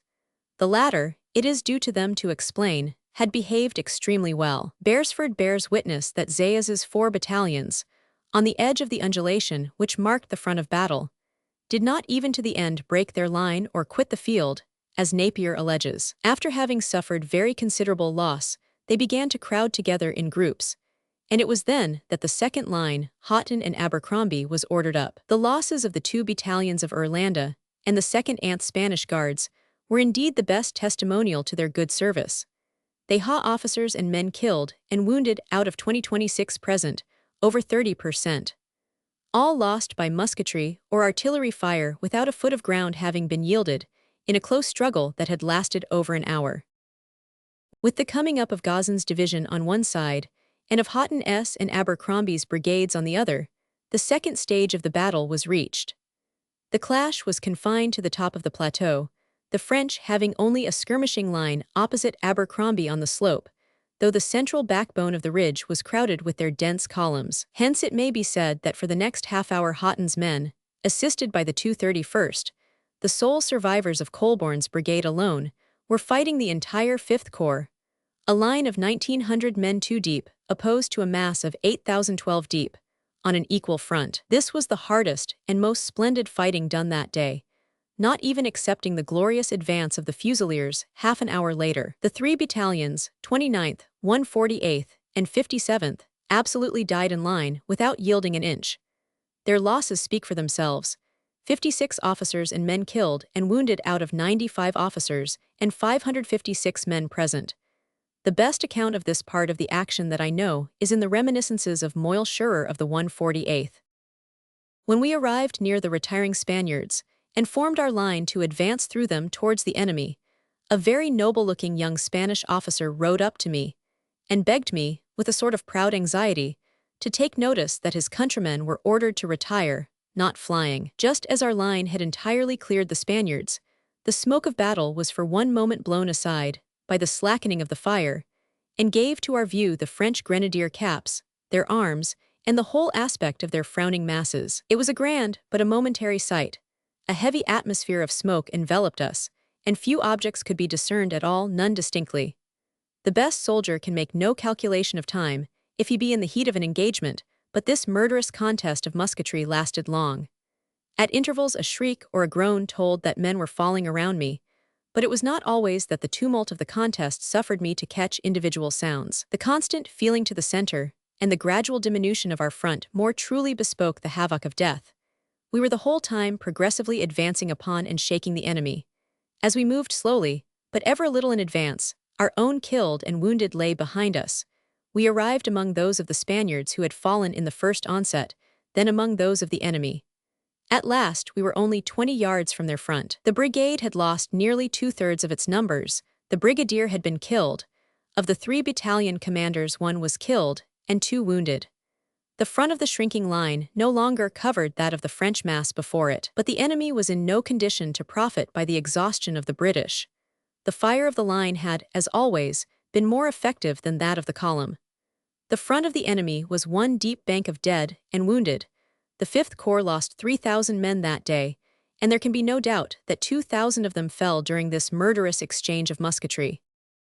Meanwhile, it is strange to find that both commanders allowed this duel of the many against the few, on the plateau, to go on undisturbed. Soult had still 11 battalions intact in reserve, Worley's brigade and 2 battalions of Grenadiers Rayunis. His cavalry was also doing nothing, save observe Lumley's much inferior force. Beresford had still of intact troops the 4th Division, the 3 brigades of Hamilton, S. and Collins's Portuguese, and the 4,000 Spaniards who had remained on their original position. None of those forces on either side were being utilized during the crisis of the battle. The explanation is to be found in the narratives of the two hostile generals. Soult says in his dispatch to the emperor, "When I ascended the heights, at the moment that the enemy's second line advanced and began to press in our front, I was surprised to notice their great numbers. Immediately afterwards, I learned from a Spanish prisoner that Blake had already joined Beresford, so that I had 0 men to deal with. The odds were not fair, and I resolved at once to give up my original project and to aim at nothing more than retaining the ground already won." The marshal therefore changed his plan from an offensive to a defensive battle and refused to engage his reserves or to bid his cavalry charge, a most half-hearted resolve. As to Beresford, he was anxious to succor Houghton, but he did not wish to move the 4th Division, which he thought was playing its part in containing Ladder Maubourg's enormous mass of cavalry and covering the Valverde and Badajoz Road, the line of communication of the Allied army. He sent back instead to order up Hamilton's Portuguese to the hilltop, 4,800 fresh infantry. But it took a much greater time to bring them up than Beresford had expected. Some of the aides-de-camp sent to summon them were wounded on the way. But the main delay was caused by the fact that Hamilton, instead of taking up Stuart's original position, had gone down closer to Albuera to support Alton's brigade at the village against Godinot's attack, which had become a very fierce one. It was only after many precious minutes had been wasted that he was found, and Fonseca's and Collins's brigades did not start for half an hour after the order had been sent to them. Campbell's brigade remained to give Alton help if he should need it. Meanwhile, Beresford was trying to utilize the troops already at hand. Abercrombie's brigade was told to wheel inward and attack the right flank of the 5th Corps, while the marshal himself tried to move up Carlos de España's Spanish brigade to the place where Colborne had fought so unsuccessfully a little earlier, on the left flank of the French mass. But this brigade, demoralized relics of the lost army of the Geberra, refused to face the fire, though the marshal went to lead it on in person, seized one colonel by the epaulets, and tried to drag him to the front of his battalion. As this brigade only lost 33 men out of 1,700 present, it is clear that it misbehaved. At last Beresford grew so anxious at the sight of Houghton's gallant brigade shrinking away to nothing, while no succor appeared from the rear, that he actually sent orders to Alton's Germans to evacuate Albuera village, and to come in haste to strengthen the center. They were to be relieved by a brigade of the Spaniards, who still held the old position above the village. The legionaries were disentangled from the village with some difficulty, and the French 16th Leger got into it before the Spaniards had taken Alton's place. If Godinot had been in force, the position here would have been very dangerous. But he had only 6 battalions, 3,500 men in all, and was hopelessly outnumbered, for Hamilton had left Campbell's Portuguese brigade opposite him, and 0 Spaniards came down from the heights. As a matter of fact, Alton never had to go to the front. The crisis on the heights was over before he got far from the village, and he was sent back to retake it half an hour after he had given it up. This he accomplished with a loss of 100 men, long after the more important business on the heights was over. The stroke which ended the battle came from a direction where Beresford had intended to keep to the defensive, and was delivered by the one part of his army which he had refused to utilize, the 4th Division. Cole and his 8 battalions had been standing for an hour and a half supporting the Allied cavalry, opposite Maubourg's threatening squadrons. He was himself doubting whether he ought not to take a more active part, and sent an aide-de-camp to Beresford to ask for further orders. But this officer was badly wounded on the way, and the message was never delivered. If it had been, the answer would undoubtedly have been in the negative. But at this moment, there rode up to the 4th Division Henry Hardinge, then a young Portuguese colonel, and deputy quartermaster general of the Portuguese army. He had no orders from Beresford, but he took upon himself to urge Cole to assume the responsibility of advancing, saying, what was true enough, that Houghton's brigade on the heights above could not hold out much longer, and that there were no British reserves behind the center. Cole hesitated for a moment. The proposal that he should advance across open ground in face of 3,500 French cavalry, without any adequate support of that arm on his own side, was enough to make any man think twice. But he had already been pondering over the move himself, and after a short conference with Lumley, his colleague in command of the cavalry, determined to risk all. The 4th Division was ordered to deploy from columns into line, and to strike obliquely at the French flank. Entirely conscious of the danger from the 26 squadrons of French horse before him, Cole flanked his deployed battalions with a unit in column at either end. At the right flank, where Harvey's Portuguese brigade was drawn out, he placed a provisional battalion made up of the 9 light companies of all his regiments, British and Portuguese. At the left extremity, on the flank of his British Fusilier Brigade, the 2 battalions of the 7th and the 23rd Royal Welsh Fusiliers, was a good Portuguese unit, Hawkshaw's battalion of the Loyal Lusitanian Legion. The line made up 5,000 bayonets, 2,000 British, 3,000 Portuguese. The whole of the English and Spanish cavalry advanced on his flank and rear, Lefebure's horse artillery battery accompanying the extreme right. The sight of this mile of bayonets moving forward showed Soult that he must fight for his life. There was no drawn battle possible, but only dire disaster, unless Cole were stopped. Accordingly, he told Lattermaubourg to charge the Portuguese brigade, while the whole 9 battalions of Werleigh's reserve were sent forward diagonally to protect the flank of the 5th Corps, moving along the upper slope of the heights, so as to thrust themselves between the Fusilier Brigade and the flank of Gerard and Gazan. Soult had now no reserve left except the 2 battalions of Grenadiers Réunis, which he held back for the last chance, on his right rear, keeping up the connection with Gaudenat. The story of what happened at the right end of Cole's line is simple. Lattermaubourg sent 4 regiments of dragoons at the middle of the Portuguese brigade, thinking to break it down, as he had done often before with deployed infantry in Spanish battles. But Harvey's 4 battalions, keeping absolutely steady, delivered a series of volleys which completely shattered the advance of the charging squadrons. It was a fine achievement for troops which had never before taken part in the thick of a battle, for the 11th Anid Portuguese line had not been engaged at Busaco or any previous action of importance. Owing to their excellent behavior, the flank of the British brigade was kept perfectly safe from cavalry assaults during the next half hour. Myers's 3 Fusilier battalions, therefore, with the Lusitanian Legion battalion that guarded their left rear, came into collision with Werleigh's 3 regiments without any interference from without. They were outnumbered by over 2 to 1, 2,000 British and Portuguese against 5,600 French. But Werleigh had adopted the same vicious formation which had already hampered the 5th Corps. His 9 battalions were in 3 columns of regiments, each with a front of only 2 companies and a depth of 9, i.e., he was opposing in each case a front of about 120 men in the first 2 ranks, capable of using their muskets, to a front of about 500. The fact that there were 16 men in depth, behind the 120 who could fire, was of no profit to him. 3 separate regimental duels followed. The 23rd and the 1st Anne battalions of the 7th Fusiliers each tackled a column, as Blakeney, the colonel of the last-named unit, tells in his letter. In each case, the stress for the moment was tremendous. Blakeney may be quoted for its general character. From the quantity of smoke, he writes, I could perceive very little but what went on in my own front. The 1st Battalion of the 7th closed with the right column of the French. I moved on and closed with the 2nd. The 23rd took the 3rd. The men behaved most gloriously, never losing their rank, and closing to the center as casualties occurred. The French faced us at a distance of about 30 or 40 paces.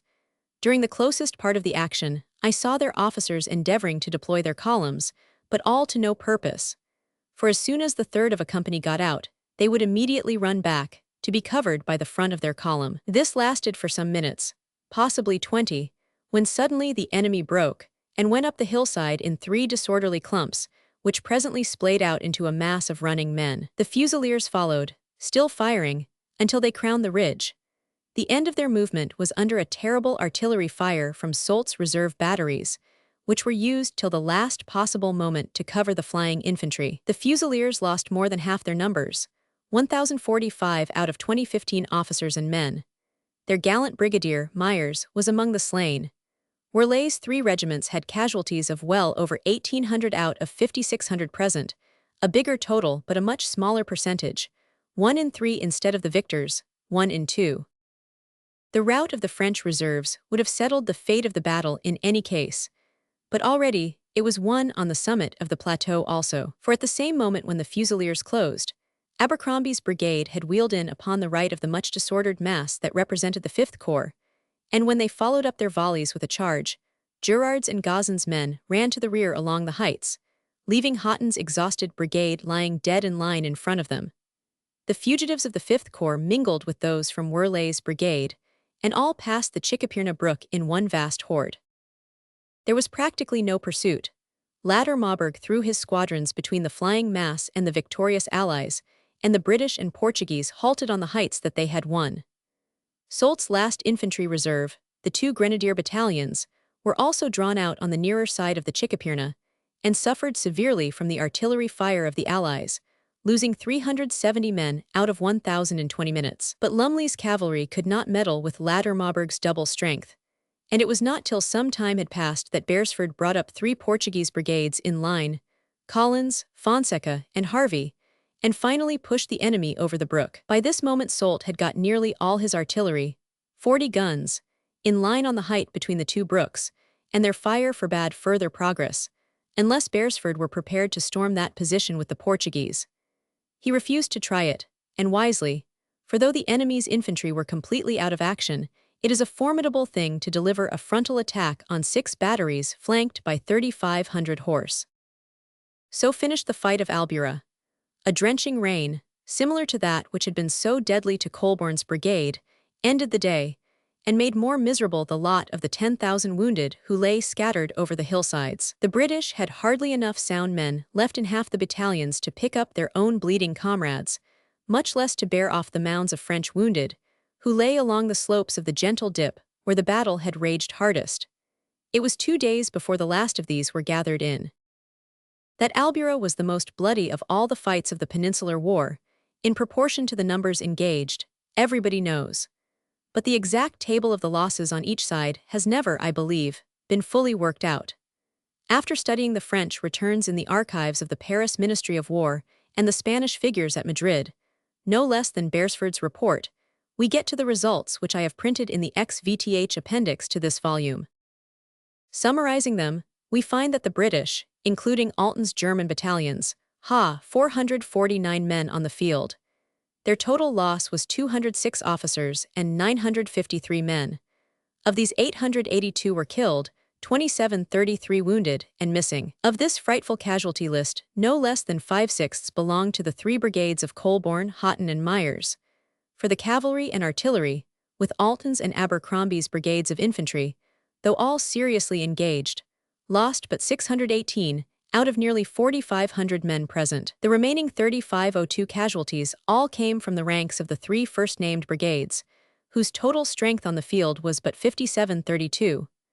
Colborne's brigade lost, in an instant as it were, under the charge of the Lancers and Hussars, 7/10 of its numbers, 1,400 men out of 2,000. Of the 600 who were left standing, nearly half belonged to the 231st, the battalion which was not broken by the cavalry charge, and survived to join in Houghton's advance. The brigades of Houghton and Myers were not, like Colborne's, annihilated in one awful moment of disaster, but used up in continuous fighting at short musketry range, with an enemy of far superior numbers.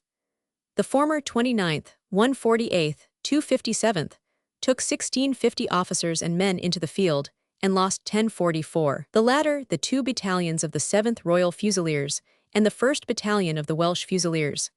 15 combatants present, and lost 1045. Houghton's troops, therefore, lost 5/8, Myers's 1/2 of their strength, and these were victorious units which hardly left a single prisoner in the enemy's hands, and finally drove their adversaries from the field in spite of a twofold inequality of numbers.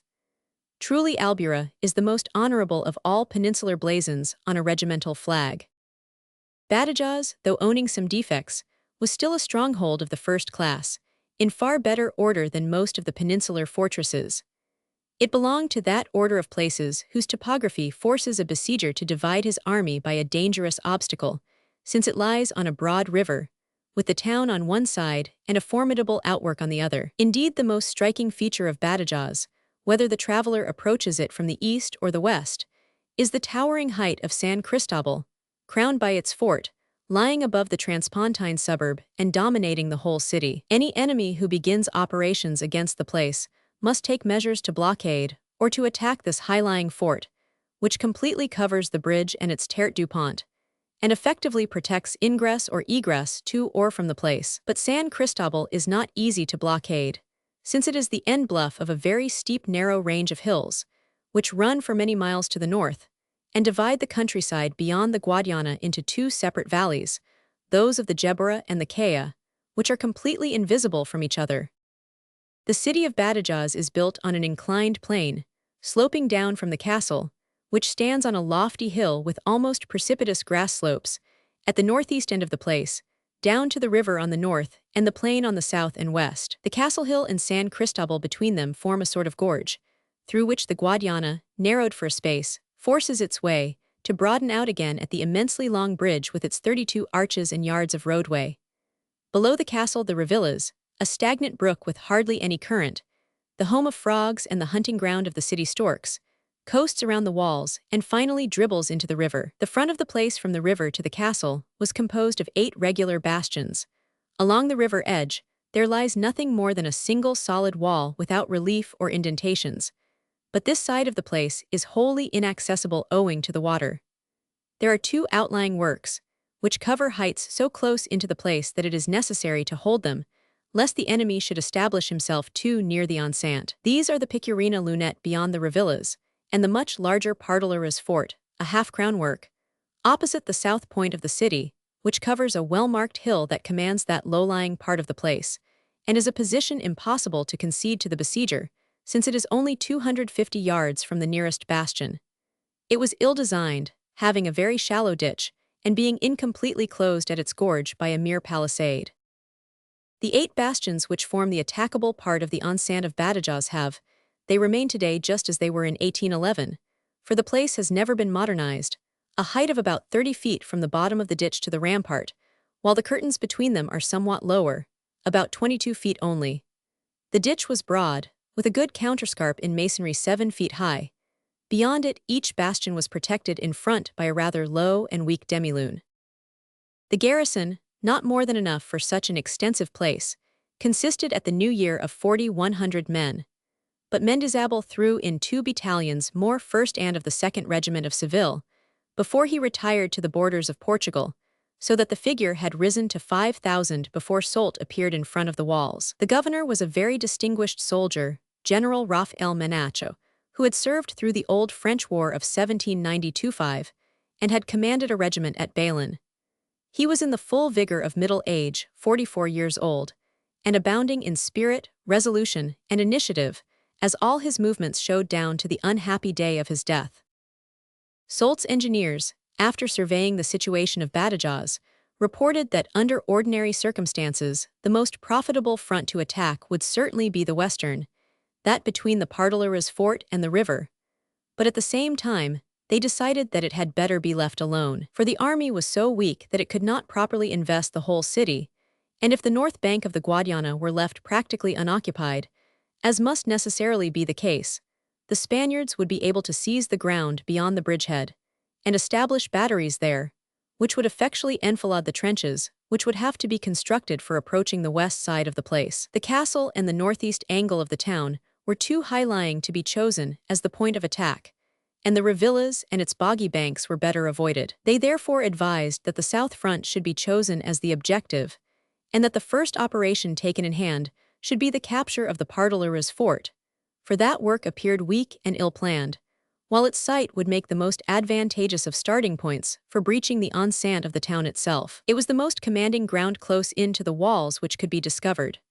Soult and Mortier concurred, and placed the army in the best position for utilizing this method of attack.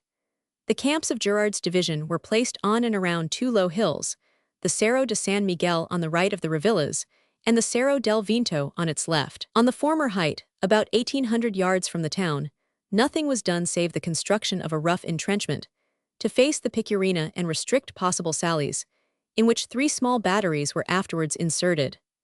The Cerro del Vinto, which is about 1,200 yards from the Pardaleras, was to be the real starting point of the attack, and under its side the siege park and engineers' camp were established. 2 batteries in front of it were marked out and begun on the first night of open trenches, January 28-9, but it was not till the 3rd night, January 31, that the first parallel was commenced, on the undulating ground to the west of the Revillas. When the work became visible next day, the governor directed a vigorous sortie against it, composed of 800 men. The trenches were occupied for a moment, but soon recovered by the French supports. A small body of Spanish cavalry which had taken part in the sally rode right round the rear of the camp, and sabred the chef de bataillon Cazin, the chief engineer, and a dozen of his sappers on the Cerro del Vinto. But the total loss of the besiegers was only about 70 killed and wounded, while the men of the sortie suffered much more heavily, while they were being driven back across the open ground towards the city. Their commander, a Colonel Bassicourt of the 1st Regiment of Seville, the corps which furnished the sallying force, was killed.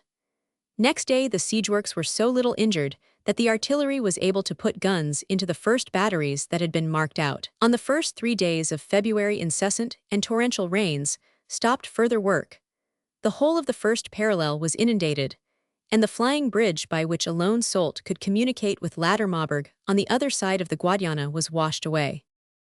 But despite of the rain, February 3 was a day of joy for the French, for on its morning Gazin reported his arrival at Valverde, 10 miles away, and at 3 o'clock his division of 6,000 men marched into camp and doubled the force of the besieging army. Their arrival was a piece of cruel ill luck for the Spaniards, for on that same afternoon at dusk, Menacho sent out a formidable sortie of 1,500 men, all that he could safely spare from the ramparts, who came out of the riverside gate, Puerto de las Palmas, and stormed the first parallel, driving out the workers and the 3 companies of their covering party. The Spaniards had already filled up a considerable section of the trench, when they were charged by 2 battalions of Gazin's newly arrived troops, and driven out again, before they had finished their task. The serious nature of the attack may be judged from the fact that the French lost 188 killed and wounded, including 8 officers, in repelling it. If only 1 brigade of Gerard had been in the Cerro del Vinto camps, instead of Gazin's entire division, it is probable that the whole first parallel and the batteries behind it would have been destroyed. While the damage was being repaired, on February 4, Soult began to bombard the town from these batteries, but with no good effect. The result, indeed, was rather to the profit of the Spaniards, for a great portion of the civil population fled at the first sign of bombardment and escaped by night down the Guadiana bank towards Elvas. The provisions left in their deserted houses added appreciably to Menacho's stores. The work of extending the first parallel diagonally toward the Pardilaras was still going on, when, on February 5, the whole situation before Badajoz was changed by the appearance in the neighborhood of a Spanish army of succor. Even before Soult had started from Seville at the New Year, Wellington had been aware of the imminence of the invasion of Estremadura, and had been consulting with his colleague La Romana as to the measures that it would be necessary to take. As early as the 2nd of January, La Romana had sent orders to Mendizábal to tell him that if the French should cross the Sierra Morna in force, he was to evacuate southern Estremadura, break the bridges of Medellin and Mérida, and endeavor to defend the line of the Guadiana. By later instructions, January 8, Mendizábal was directed to retire into the Sierra de San Mamde if the enemy crossed the river above Badajoz, but to throw himself upon their rear, and to hang on to them if they crossed below, and seemed to be making for Elvas and Portugal. On the 12th, Wellington, hearing that Soult seemed to be heading towards Olivenza rather than Mérida, conceived doubts as to whether he might not be intending to abandon his communications with Seville, to leave the fortresses behind him, and to march to the Tagus to cooperate with Massena upon the Alemtejo bank of that river. On the 14th arrived the more comfortable news that the French had sat down to beleaguer Olivenza, a sure sign that they did not propose to cut themselves loose from their base and to join Massena as a flying column. As a matter of fact, as we have seen, Soult, having been deprived of Gazin's assistance, was too weak at this moment to dream of an incursion into Portugal, and had attacked Olivenza because he could find nothing else to do for the present. Accordingly, since the enemy had apparently settled down to besiege the Estremadura's fortresses, Wellington and La Romana determined to reinforce Mendizábal up to a strength which would enable him to act as a serious check upon Soult, probably even to foil him completely. On January 14, La Romana ordered Carlos de España and his brigade of some 1,500 or 1,800 men, from opposite Abrantes, to join the small existing remnant of the army of Estremadura. On the 19th, the more important resolve was taken of sending the remainder of the Spanish troops from the Lisbon lines on the same errand. They amounted to about 6,000 men, the rest of La Carrera's division, and the whole of that of Charles O'Donnell. Starting on the 20th, they reached Montemor o Novo on the 24th, where they heard of the disgraceful capitulation of Olivenza, and Elvas on the 29th. To the same point came in Mendizábal, who, with the remains of his own infantry division, something over 3,000 men, and Butron's cavalry, had moved from his original post at Albuquerque to Portelager on the Portuguese border, and had there been joined by Carlos de España's brigade. Madden's Portuguese cavalry had already moved back to Campo Mayor and Elvas when Soult first undertook the siege of Olivenza. By the accumulation of all these forces, an army of about 11,000 infantry and over 3,000 cavalry was put together. La Romana himself had intended to take charge of the expedition, which under his prudent leadership would probably have achieved its desired end, and have held Soult completely in check. But he was prevented from starting with his troops on the 20th by an indisposition, which was not judged to be serious. A spasm in the chest, apparently a preliminary attack of angina pectoris. He appeared convalescent on the 22nd, but died suddenly of a recurrence of the complaint early on the afternoon of the 23rd, after he had already sent forward his secretary and staff to prepare quarters for him on the way towards the army. His death was a real disaster to the cause of the Allies for two main reasons. The first was that, unlike most of his contemporaries in the Spanish service, he was a very cautious general who avoided risks and preferred to maneuver rather than to fight, unless he had a good chance of success. His long marches and many retreats had won him the punning nickname of the Marqués de las Ramirias, the Marquis of Pilgrimages. But even a long pilgrimage is better than a defeat, and he had never destroyed an army like Cuesta, Blake, or Arizaga. The other reason which made him valuable to the Allied cause was that, being a man of great tact and obliging manners, he had won Wellington's personal regard and always lived on the best terms with him. Indeed, the Marquis was the only Spanish general, save Castaños, who never had any difficulties with his English colleague. And it may be added that Wellington thought much more of his capacity than of that of Castaños, whom he regarded as well-meaning but weak. He wrote of him, in words that may be regarded as entirely genuine and heartfelt, and which were not intended for Spanish eyes, that he was the brightest ornament of the Spanish army, an upright patriot, a strenuous and zealous defender of the cause of European liberty, a loyal colleague, a useful counselor. That the Marquis was not a man of brilliant genius, nor a general of the first rank, is sufficiently evident from the account of his campaigns, duly detailed in the first 3 volumes of this work. But he had a very high and meritorious record. Of all the old nobles of Spain, he was the one who served his country best in the day of her distress. His energy and determination were displayed in his romantic escape from Denmark in 1808. Having once unsheathed his sword in the national cause, he never faltered or despaired even in the day of the worst disaster. If his life had been spared, he would have fought on undismayed to the end of the war. Though he became involved in the unhappy disputes which preceded the fall of the Supreme Junta in the winter of 1809-10, and did not disdain to accept a command from the illegal Seville government in the January of the latter year, he was neither a self-seeker nor a frondeur. If his words or acts sometimes appeared factious, they were inspired by a genuine discontent at the incapacity of the ruling powers, not by a desire for self-advancement. And there seems to be no evidence to connect him with the unwise and autocratic proceedings of his brother José Caro in Valencia. During the last year of his life, he was discharging a very invidious task while he commanded in Estremadura under the control of the last regency, which treated him with neglect and regarded him with suspicion. His death is said to have been hastened by scurrilous accusations made against his loyalty in pamphlets and newspapers published at Cadiz, which drove him to distraction, for he was a man of a sensitive disposition, keenly affected by any criticism. Albuquerque, it will be remembered, is said to have been helped towards his grave by similar means. The death of La Romana, and the transfer at this same date of Charles O'Donnell to another sphere of operations, caused a general rearrangement of the commands in the army of Estremadura. Mendizábal, as the sole lieutenant general in the province, succeeded to the place and responsibilities of the Marquis, but only as a provisional chief.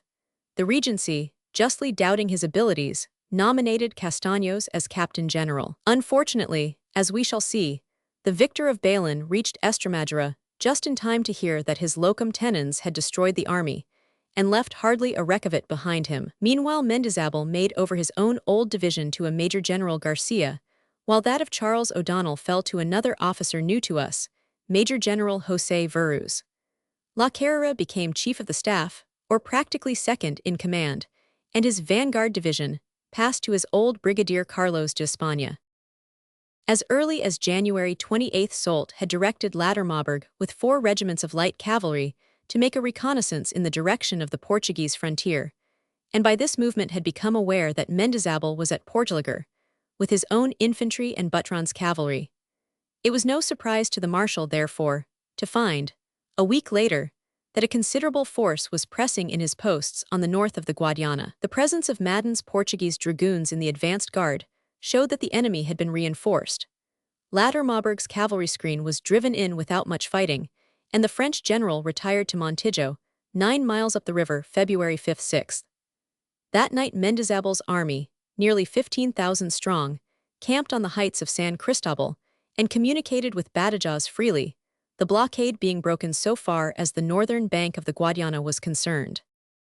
Wellington and La Romana, when the return of the Spanish troops from Lisbon to Estremadura was ordered, had settled upon a regular plan of campaign, which had been communicated to Mendizábal. It required some slight modification when the fall of Olivenza became known, and when Soult's intention to besiege Badajoz declared itself. But in its essentials, it was well applicable to the situation of affairs upon February 6. After a solemn warning to the Spanish generals that the army of Estremadura is the last body of troops which their country possesses, and must not be risked in dangerous operations, the memorandum suggests, 1. That an entrenched camp capable of holding the entire army should be prepared on the heights which lie between Campo Mayor and Badajoz, and which end in the high bluff of San Cristobal above the latter town. 2. That if possible an attempt should be made to break the bridges of Medellin and Mérida, so as to restrict the French to the southern bank of the Guadiana. 3. That the Regency should be asked to send back Ballesteros' division to join the army of Estremadura. And 4.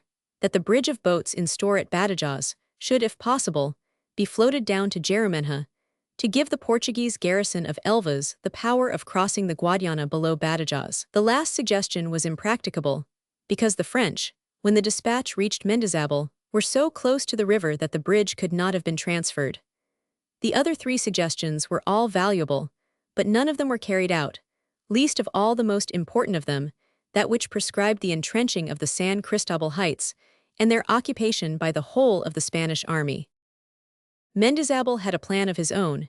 He resolved not to fortify himself on the heights beyond the river, as Wellington suggested, but to throw a great part of his infantry into Badajoz, and make with them a grand sortie against the French lines. The bulk of his cavalry remained below San Cristobal, and had a skirmish of evil omen with Lattermaubourg, who drove them in with ease, and pursued them beyond the Jebura to the foot of the heights. But Madden's Portuguese horse filed into town across the bridge, to join in the sally of the infantry. At 3 o'clock on the afternoon of the 7th of February the sortie was made. While Madden's dragoons and a small infantry support threatened the left of the French lines, without closing, a large force composed of all Carlos de España's vanguard division, with picked battalions from the others, delivered a vigorous, indeed a desperate, assault upon Soult's right, the entrenchments on the hill of San Miguel. There were apparently 4 columns, each of 2 battalions, and making 5,000 men.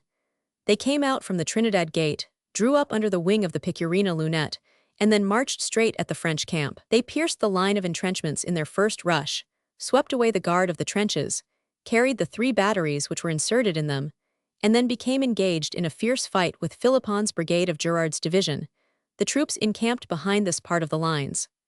Mortier, who was on the other flank, detecting that the movements in front of him were only a demonstration, promptly sent several battalions eastward to succor the threatened point. These fell upon the Spaniards' flank, and threatened to cut them off from their retreat into the fortress, whereupon Carlos de España, who was slightly wounded, ordered a retreat, finding that forces equal to his own had now been concentrated against him. His troops suffered severely in fighting their way back into Badajoz. Their loss was about 650 men. That of the French, whose front line had been very severely handled, came to about 400. But the besieged could spare the larger number better than the besiegers the smaller, since they had the whole army of succor to draw upon, while Soult had no reserves nearer than Seville. It is hard to see why Mendizábal, if he was resolved upon a sortie, did not double the force engaged in it, as he might easily have done without depleting any part of the enceinte. For counting the garrison, he had 0 infantry, a larger number than the French could dispose of. To send out 5,000 only seems to have been a half measure, which ensured ultimate failure when the besiegers should have drawn together. The fighting of Carlos de España's men was most creditable, but there were not enough of them. On the next day, but one Mendizábal withdrew from Badajoz the divisions of Carlos de España and Verus, and part of that of Garcia, leaving the original garrison, strengthened by the remainder of the last-named unit, up to a force of 7,000 men. The field army retired across the river and encamped on the strong position of the heights of San Cristobal, its right wing resting on the fort, while the remainder of its camps lay along the reverse slope of the range for a distance of 1.5 miles. There were some 9,000 infantry on the position, and the 3,000 horse of Butron and Madden were encamped behind it in the plain of the Caya. By some inconceivable folly, Mendizábal made no attempt to use this large force of cavalry, which he should have sent forward to seize and hold the valley of the Geberra, in front of his position. All beyond that stream, which flows at the very foot of the San Cristobal Heights, was abandoned to Ladder Maubourg. It seems certain that the French cavalry general could have been driven to a respectful distance if a force of all arms had been sent against him, for he had on the north of the Guadiana only 5 regiments of horse and not a single battalion of infantry. But the Spaniard allowed himself to be cooped up on the hill, and kept no guard of cavalry far out in the plain to shield his front and report the motions of the enemy. What was worse, he made no attempt to entrench the long hillside, though this was a point on which Wellington and La Romana had given very clear and definite instructions. The position was strong, but as no care was taken to keep the enemy at a distance, it was always possible that he might make a sudden dash at it, and the Spanish army, scattered in its camps, would require time to take up its ground and form its fighting line. For some days after the sortie, however, Soult paid little attention to Mendizábal and concentrated all his efforts against the fortress. Having completed the first parallel and established several new batteries in it, he proceeded with his operations against the Pardaleras fort. His plan was very daring, not to say hazardous, for on the afternoon of the 11th of February, when the work was much battered but still quite defensible, he determined to try to capture it by escalade. At dusk 2 columns, making about 500 men, issued from the trenches and dashed at the Pardaleras. The left-hand column coasting round its flank made for the gorge, which was only defended by a row of palisades. These were so weak that they were broken down or hewn to pieces by the assailants without much difficulty. At the same time, the right column, which had entered the ditch, found an open postern into which it made its way. Attacked on 2 sides, the garrison evacuated the work and fled into the city, leaving 60 men killed or prisoners behind them. The French, who had lost only 4 killed and wounded in this reckless venture, established themselves in the Pardaleras. But the governor turned against the fort all the guns of the next 2 bastions, and the captors had to burrow and lie low, till on the night of the 12th-13th, a trench was run out from the first parallel, which gave safe ingress and egress. During the intervening day, the besiegers lost more men in holding the work than they had in storming it, and the Pardaleras, close though it was to the walls, proved to be ground from which it was most difficult to push forward, while the artillery fire of the town was unsubdued. To transform the open gorge in its rear into a base for new approaches was a slow and expensive business, and the siege made a much less rapid progress than had been hoped. Meanwhile, Soult resolved to make a blow at Mendizábal and his field army, which was visible day after day encamped on the San Cristobal Heights, in a position imposing but unfortified and ill-watched. The marshal had intended to cross the Guadiana and deliver his attack even before the Pardaleras was taken, but much rain was falling, and the river had overflowed its banks, so that access to the point where the French flying bridge had been established, a mile above Badajoz, was difficult. Moreover, the Geberra was also in flood, and reported to be unfordable, though usually a slender stream. The only thing which the marshal was able to do between the 11th and the 18th of February was to shell the nearer end of the heights of San Cristobal from the batteries in his right attack, with the object of inducing the Spanish battalions there encamped to move further from the protection of the fort, which effectually covered their right flank. On February 13th, this plan was seen to have been effective. The Spaniards had withdrawn from the neighborhood and had left half a mile unoccupied between San Cristobal and their new camp. On the afternoon of the 18th, it was reported to Soult that both the rivers had fallen, and that the Geberra had again become fordable. He made no delay, and at dusk his striking force began to cross the Guadiana. The operation was slow, since only 2 flying bridges and a few riverboats were available. But at dawn 9 battalions, 3 squadrons, and 2 batteries were on the north bank, while latter Maubourg had come up from his usual post at Montijo with 6 cavalry regiments more. The whole force assembled in the angle between the Guadiana and the Geberra amounted to no more than 4,500 infantry and 500 horse, with 12 guns, a total so much below Mendizabel's 9,000 infantry and 0 cavalry that the adventure seemed most hazardous. But fortune often favors the audacious, and on this day Soult chanced on the unexpected luck of a very foggy morning.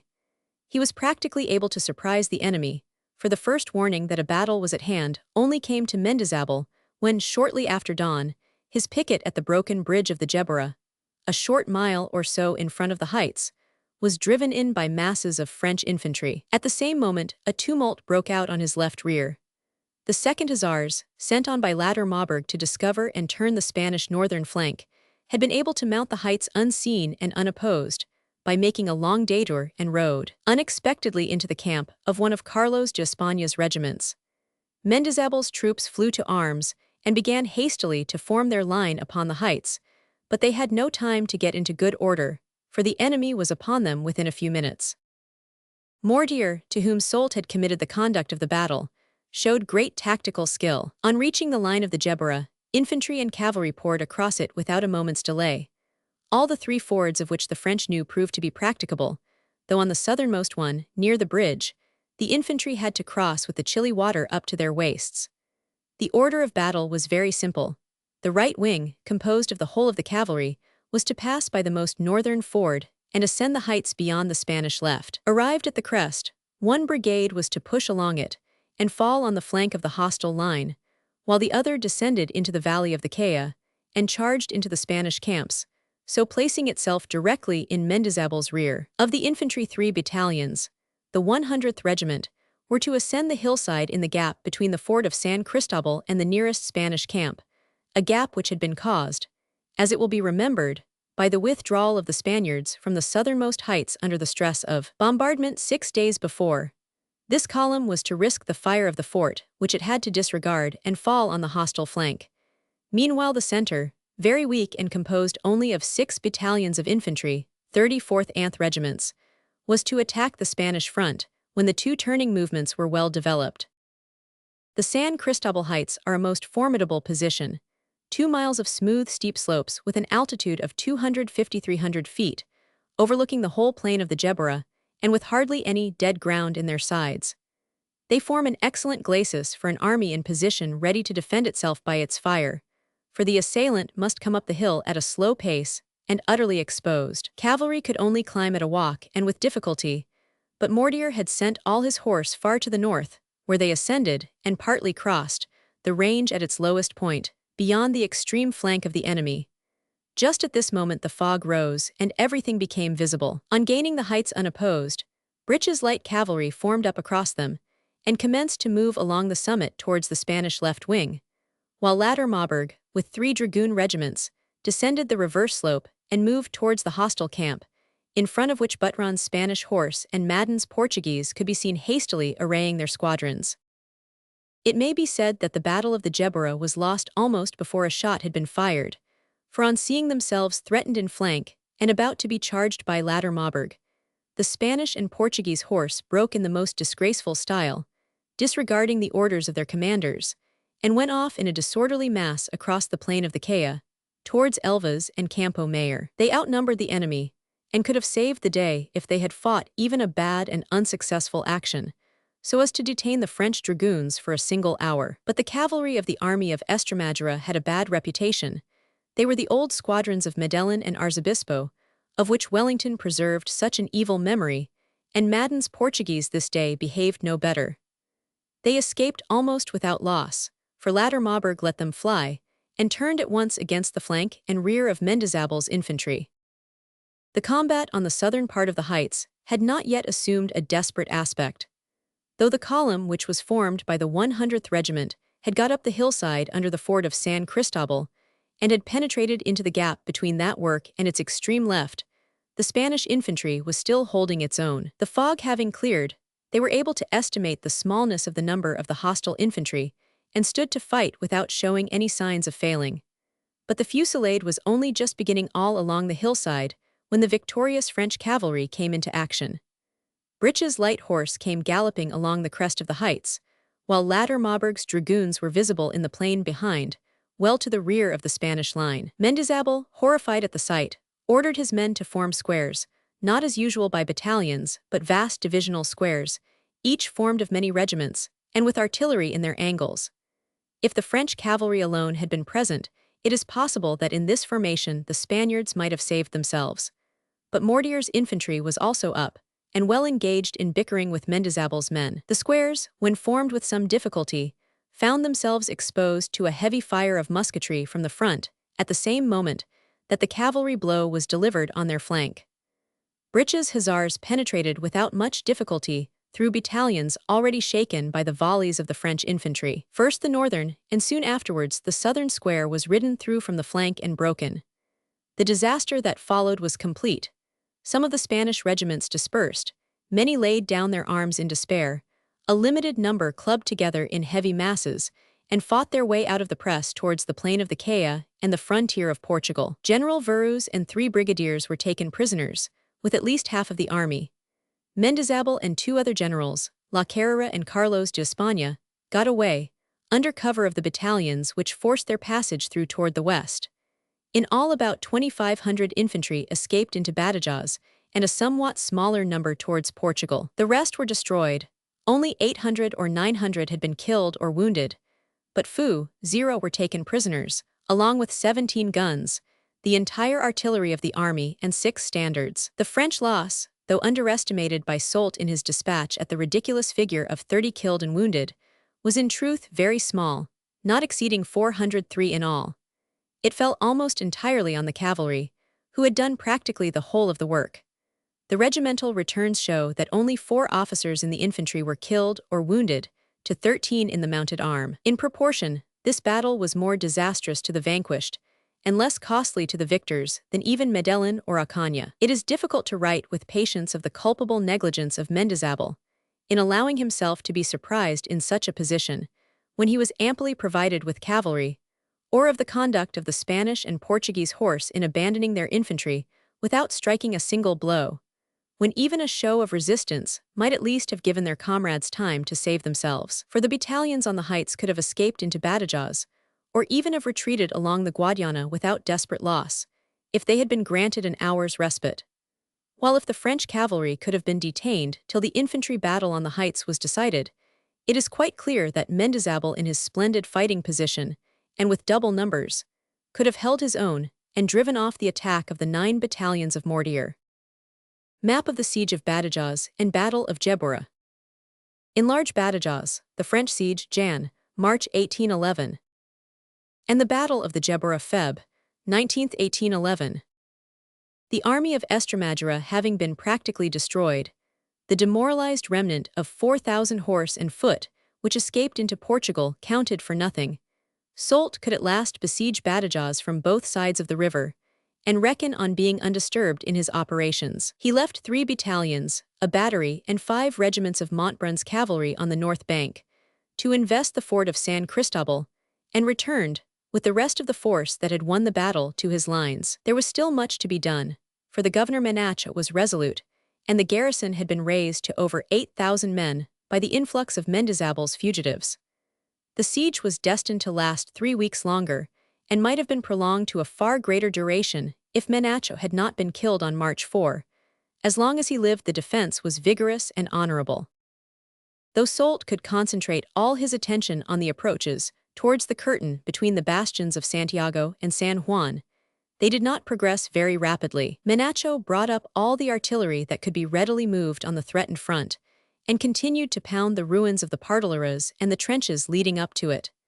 It was only on the night of the 24th February that a battery was at last completed under the right flank of the fort, and another under its left, to keep down the fire of the defenders. Nor was it till the 28th of the same month, and the 1st of March, that the zigzags began to creep forward from the second parallel towards the body of the place. On the 2nd of March, the approaches reached the demilune outside the bastion of San Juan, and the French could look down into the ditch, but they found the counterscarp in good order and the palisades intact.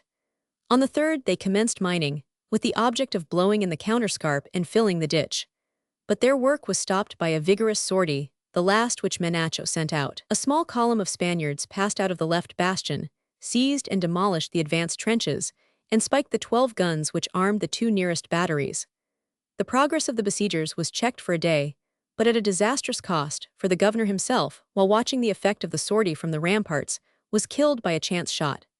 His place was taken by the senior brigadier in the place, José Imaz, a man of desponding heart and utterly lacking in energy. It was 1,000 pities that, when the rout of the Geborra took place, neither La Carrera nor Carlos de España had been driven back into Badajoz, for both these officers were men of desperate resolution, who would have played out a losing game to the last moment with stubborn courage. The French narratives note that from the moment of Menacho's death the defense slackened.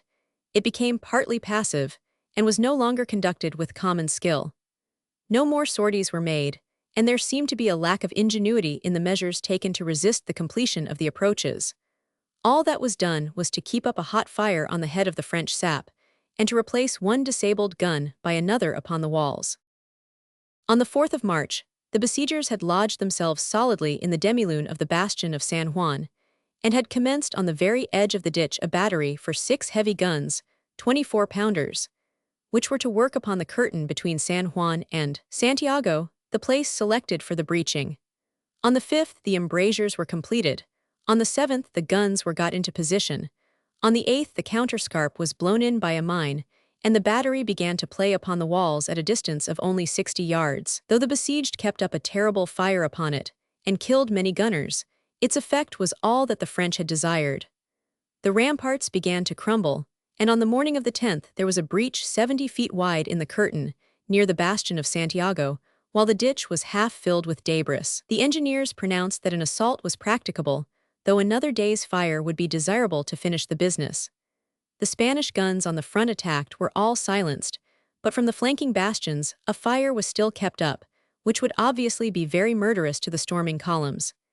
It was clear that it would be better to subdue it, and to batter the breach into an easier slope, before the assault should be delivered.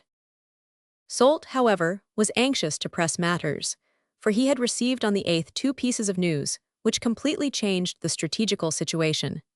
The first was that Massena had given orders for the evacuation of Santarém and his other positions on the Tagus 5 days before, and had already commenced his retreat towards the north.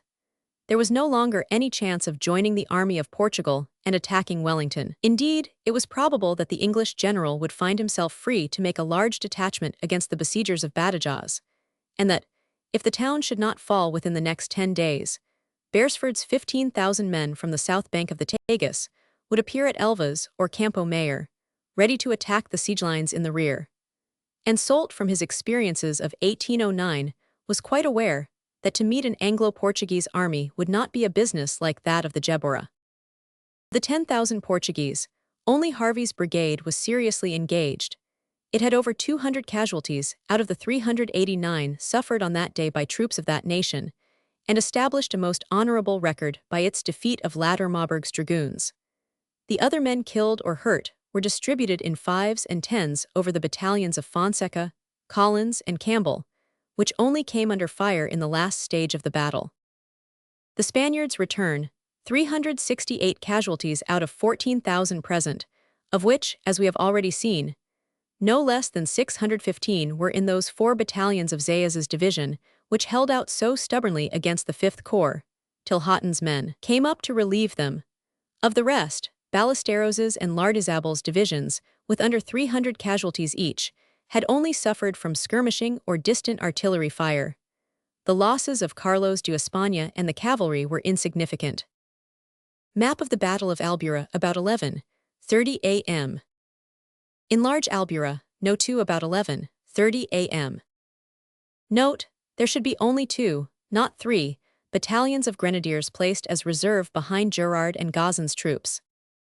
The French losses can be made out with reasonable certainty After careful comparison of different returns in the Paris archives, Soult had the shamelessness to assert in his dispatch to the emperor that he had only 2,800 killed and wounded. But a tardily prepared and incomplete list drawn up on July 6 gave 6,000 casualties, of who were missing, wounded prisoners left on the Allied position. Unfortunately, this return, on examination, turns out to be far from satisfactory. Soult gives 262 officers killed, wounded, or missing, but the regimental returns when compiled show a much higher figure, 359, and cannot possibly be wrong, since the name and rank of every officer hit is carefully recorded for documentary and official purposes. But if 262 casualties among officers correspond, as the return of July 6 states, to 5744 among the rank and file, then 362 officers hit must imply 7,900 men disabled, and this, we may conclude, was very near the real figure. Belmas and Lapayne, the most trustworthy French historians of the campaign, agree in giving 7,000, 1,000 more than Soult conceded in his tardy and incomplete return. This proportion out of 24,000 men put in the field is sufficiently heavy, though exceeded so terribly by the 4,150 men lost out of 10,450 among the British troops. The units which suffered most heavily were the two divisions of the 5th Corps, which must have lost nearly 4,000 out of 8,400 present. Werlay's reserve had probably close on 2,000 casualties, out of 5,600 bayonets. Godinot's column and the cavalry had very considerable losses, but were the only troops fit for action next day. The 5th Corps was absolutely wrecked. In some battalions there were only 3 or 4 officers unhurt, and the losses were similar to those in Myers's or Haughton's British brigades. 2 or 3 others had fared comparatively better, having been in the flank or rear at the time when the desperate musketry duel in the front was in progress. But the corps as a whole could not have been put in action on the 17th. On the morning of that day, each army sullenly formed line on its own side of the Albura Brook, but made no further movement. Beresford was prepared to fight another defensive battle, in the unlikely event of its being forced upon him, but was not willing to attack an enemy hidden behind a screen of woods, and possessed of a superior and still effective cavalry and artillery. Such an attack must have been delivered mainly by the Spanish and Portuguese infantry, since of the British only Abercrombie's and Alton's 5 battalions were fit for immediate service. The missing brigade of Chemis arrived during the day, after a fatiguing march over the Jereminha Bridge, and add 400 bayonets more, but even so there would have been only 4,000 British infantry in full fighting trim. The sad relics of Haughton S. and Colborne's brigades were organized into 2 provisional battalions of 600 men each, where whole regiments were represented by 1, 2, or, at the most, 3 companies. Myers's brigade 0 men left, so was better off, but no general would have dreamed of using any of these troops for offensive action on the day after the battle. An attack would have had to be delivered by the 9,000 Portuguese infantry, backed by the Spaniards and Abercrombie, Alton and Chemis. Beresford refused to try it, even though he knew that Soult's losses had been greater than his own, so far as mere numbers went. Probably, he argued, Soult would retire covered by his cavalry and artillery if he were assailed. Covered by the woods, he could get off as he pleased. But Soult was certain to retire in any case, as news had now come to hand that Wellington was coming down to Elvas with 2 divisions, and might be expected there immediately. He actually arrived on the 19th. The head of his column had marched on the 14th, and reached Elvas on the 23rd. To risk anything in order to get Soult on the move a few days earlier was not worthwhile. The French marshal was even further than Beresford from the idea of renewing operations on the 17th. He had shot his bolt and failed. The battle, so he declared, would never have been fought if he had known that Blake had joined the British on the night of the 15th. His main object in keeping his ground for a day was to organize the transport of a column of 5,000 wounded on to Seville. If he had retired at once, the greater part of them would have had to be abandoned. As it was, his transport was used up, and several hundreds of severe cases had to be left to the mercy of the Allies, in and about the chapel in the wood of Albura. Beresford found them there on the morning of the 18th, for Soult commenced his retreat before dawn, some 36 hours after the battle was over. Gazan, himself wounded, and some 2,000 men from the regiments which had been most cut up guarded the convoy, which included the 500 British prisoners, southward along the Great Chaussee. Soult himself, with the rest of the army, now reduced to 14,000 men at the most, retired by a more circuitous route, by Solana and Fuente del Meister towards Lerena and the Sierra Morna. Beresford's cavalry followed, but was unable to do anything in face of Lattermauberg's preponderant squadrons. The Allied infantry remained behind to resume the siege of Badajoz. On the 18th, Hamilton's division and Madden's cavalry were sent back to invest the place, which was shut in again at dawn on the 19th, after having been relieved of the presence of the Allies for only 3 days. 16th, 17th, 18th May. General Philippon had employed this short respite in the useful task of leveling the Allied trenches and batteries outside his works. He found nothing in them of which he could make booty, save the heavy wood employed for the gun platforms before San Cristobal.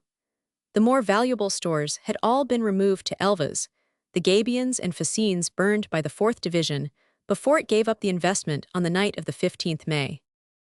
That Albuera, with all its slaughter, was a battle in which both sides committed serious errors is generally acknowledged, but few are the general actions in which there is nothing to criticize on the part of the victor, much more of the vanquished. We must, however, protest against Napier's sweeping assertion that no general ever gained so great a battle with so little increase of military reputation as Marshal Beresford. His triumph was disputed by the very soldiers who followed his car. Their censures have been reiterated without change and without abatement to this hour, and a close examination, while it detects many ill-founded observations and others tainted with malice, leaves little doubt that the general feeling was right. Napier then proceeds to argue that Beresford ought to have refused battle and retired beyond the Guadiana, that his concentration was over-tardy, and that, considering the doubtful quality of Blake's troops, he was too bold in fighting. His tactical dispositions were bad. He occupied the position so as to render defeat almost certain.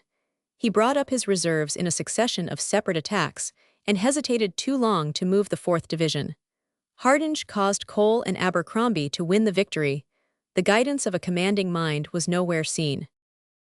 Napier was Beresford's bitter enemy, and it is clear that his eloquent denunciations of the Marshal were inspired by a personal animosity which clouded his judgment. His account of Albuera is one of the finest pieces of military writing in the English language, but it bristles with mistakes, many of them worked in so as to throw additional discredit on his enemy's capacity. One turns naturally to investigate Wellington's observations on the fight, made when he had ridden over the field on May 21st, only 5 days after the battle. In one private letter he writes, "We had a very good position, and I think should have gained a complete victory without any material loss if the Spaniards could have maneuvered, but unfortunately they cannot."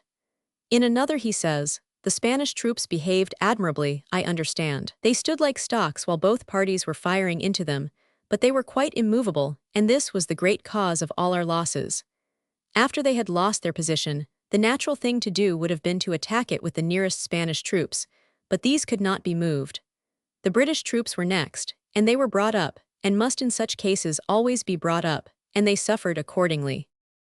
Wellington's opinion, therefore, was that Blake's slowness in guarding against the flank attack was the real cause of all the trouble. Considering the gallant way in which Zayas's 4 battalions fought, when once they were in line, it certainly seems that if thrice the force which that officer was given had been thrown back en potence across the heights, as Beresford desired, at the moment that Soult's movement was detected, they would have held their own so effectively that the British 2nd Division could have come up at leisure, and in order to support the Spaniards.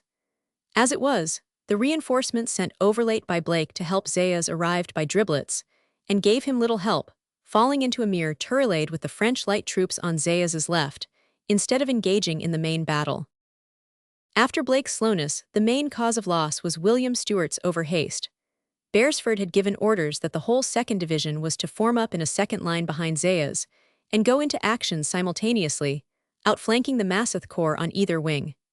Stewart, combining overzeal and want of discipline, attacked with the 1st Brigade that came up, while the 2nd and the 3rd were still remote. He also, if several contemporaries are to be trusted, refused to listen to Colonel Colborne's request to be allowed to keep a unit in square or column, to protect the flank of the 1st Brigade when it started out to make its attack, and it was the want of this flank guard alone which made the charge of the Polish lancers so effective. As Beresford's Vindicator writes, the Marshal had directed Sir William Stewart to form the second line. He could not distrust an officer of his experience, zeal, and knowledge of the service. That his subordinate should be struck with sudden battle fury and attack the French flank with one isolated brigade, contrary to his orders, cannot be imputed as a crime to Beresford, who was in no way responsible for it.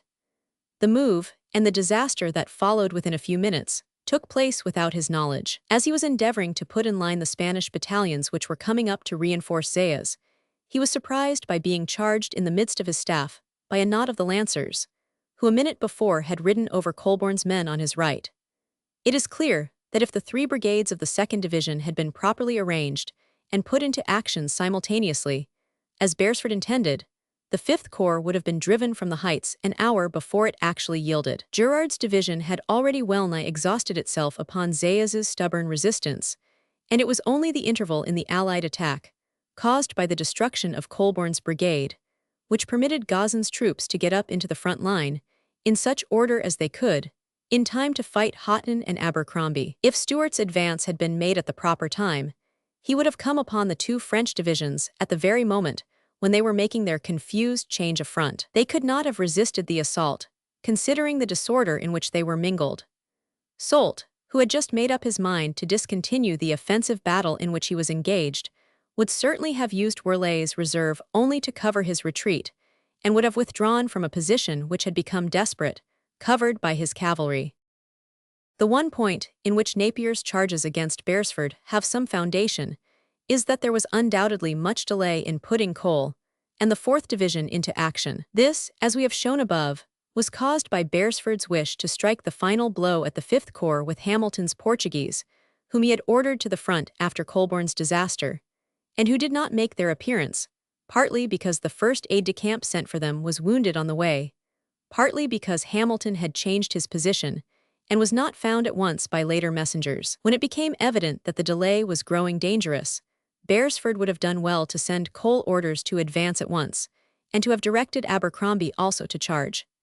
Napier is right in saying that Hardinge caused Cole to win the victory, for Cole's advance was made without Beresford's orders, and even contrary to his intention, since he had sent for Alton and the Portuguese to make the final stroke. But while they were being collected, Houghton's brigade had been practically used up, and there was nothing but Zayas's reformed but exhausted battalions in Houghton's rear to form the Allied center.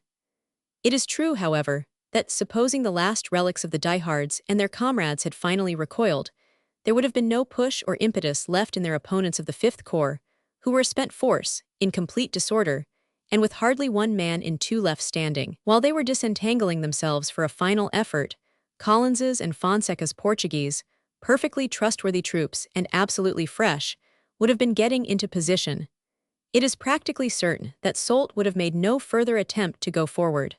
His own dispatch states that he had abandoned all offensive intentions. This much Beresford's advocates may plead, but it remains true that the moral impression of Albuera would have been very different if the charge of the Fusilier Brigade had never taken place. It was their triumphant sweeping away of Werleigh's reserve which struck dismay into the enemy. If it had never occurred, Soult would have retired, foiled indeed, but in good order, and with 2,000 or 3,000 fewer casualties than he actually suffered. In criticizing the operations of the French, the main point which strikes us is that Soult stands self-convicted of hesitation and divided purpose in the crisis of the battle. His attack had been admirable.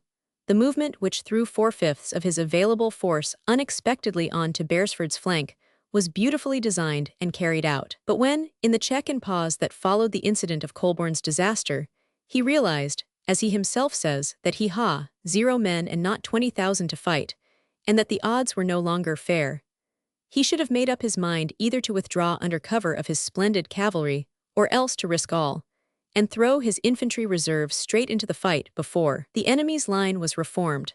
He did neither, but, as he says, giving up his original project, aimed at nothing more than retaining the ground already won. What use was half a mile of hillside to him if he had failed to break the Allies and drive them off the position which covered the road to Badajoz? He deserved the beating that he got for this extraordinary resolve. As to the details of the French tactics, Gerard was responsible for the dense order of the 5th Corps, which told so fatally on his men. But in arranging them as he did, he was but adopting the method that most other French generals were wont to use. Accustomed to break through the lines of continental armies by the impetus of a solid mass, and not by musketry fire, he prepared to employ the normal shock tactics of the column of divisions. It may be even noticed that, more in light than many of his comrades, he used the order mixed recommended by Napoleon, in which some battalions in three-deep line were interspersed among the columns. His array was better than that of Victor at Barossa or Talavera, or that of Rainier and Ney at Bassaco. But he had never met the British line before. This was the first time that the Fifth Corps saw the Redcoats, and he did not know the unwelcome truth that Riel told Napoleon before Waterloo. "Sire, l'infanterie anglaise en duel c'est le diable." There was, no doubt, extra confusion caused by the fact that the 2nd Division of the Corps closed up too near to the 1st, so that the passage des Lignes, when it was brought up to the front with the idea of passing it through the intervals of the shattered regiments of the van, was even more disorderly than was necessary. But the crucial mistake, repeated by every French general throughout the war, was to come on in column at all against the British line. Gerard did no worse than his contemporaries, and the gallant obstinacy of his troops enabled him to inflict very heavy losses upon the victors. Later Marburg has sometimes been accused of making insufficient use of his great mass of cavalry, but till the last stage of the battle, he had in front of him not merely Lumley's squadrons, but the whole 4th Division. To attack a force of all arms, in a good position, with cavalry alone would have been dangerous. If he had failed, the flank of the 5th Corps would have been laid open in the most disastrous fashion. Probably he was right to be satisfied in containing, with his 3,500 horse, 7,000 men, 5,000 of them good infantry, belonging to the enemy. His brilliant stroke at Colborne's brigade is enough to save his reputation as a battle general, though, as we have said before, he was no strategist. By this alone, he had done more for Soult than any other French officer upon the field. The real hero, most undoubtedly, of the whole fight was Sir Larry Cole, who showed as much moral courage in striking in, on his own responsibility, at the critical moment, as he did practical skill in conducting his 2 brigades against the enemy opposed to him. A most formidable adversary who showed 26 squadrons of cavalry opposed to one of his wings, and the 5,600 bayonets of Werley's infantry opposed to the other. With Harvey's Portuguese, he drove off the cavalry charge. With Myers's Fusiliers, he beat to pieces the heavy columns of the French reserve. It was a great achievement, and the general was worthy of his soldiers, no less than the soldiers of their general. He was well seconded by Lumley, who justified in the most splendid way his sudden appointment to the command of the cavalry of the whole army only a few hours before the battle. Note: the result of a 4 hours visit to the field of Albuera, on a very hot day in Ypres, was to prove to me that Napier had no idea of its topography, while Beresford in his strictures on Colonel Napier's history, 1833, describes it very well. I could see no trace of several things on which Napier lays stress, especially the ravine behind the British position. Nearly the whole of the field is now arable. It was covered thickly with small red poppies, when I visited it, in which 4 plows were cutting long seams, turning up a thin soil of a chocolate-brown hue. Section 27. Wellington's First Eastern Campaign. Chapter 1. The Second British Siege of Badajoz. May-June 1811. The short 10-day campaign of Fuentes de Oñoro had not been without important results, but it had left the general strategical aspect of affairs in the peninsula unaltered. Almeida had fallen, and it had been demonstrated that the French army of Portugal was not strong enough to force back Wellington from the frontier, where he had taken post. On the other hand, it was equally clear that Wellington was far too weak to dream of taking the offensive in the valley of the Douro, or marching on Salamanca. Such a movement would have brought 20,000 men from the Army of the North to the aid of the Army of Portugal, and the Allied army on the northern frontier was barely superior in numbers to the latter alone, even when the 9th Corps had departed for Andalusia. To provoke the enemy to concentrate would have been insane. If he were left alone, however, it was improbable that he would prove dangerous for many a day. Marmont had to complete the reorganization of the army which he had just taken over from Massena.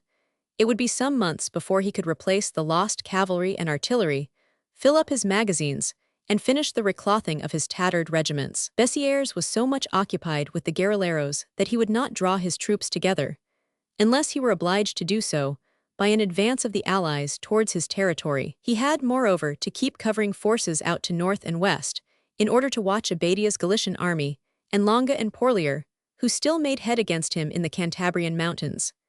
It was probable, therefore, that the French in Leon and Old Castile would keep quiet for some time unless they were provoked. Wellington resolved to leave them unmolested and to endeavor to strike a blow in the south.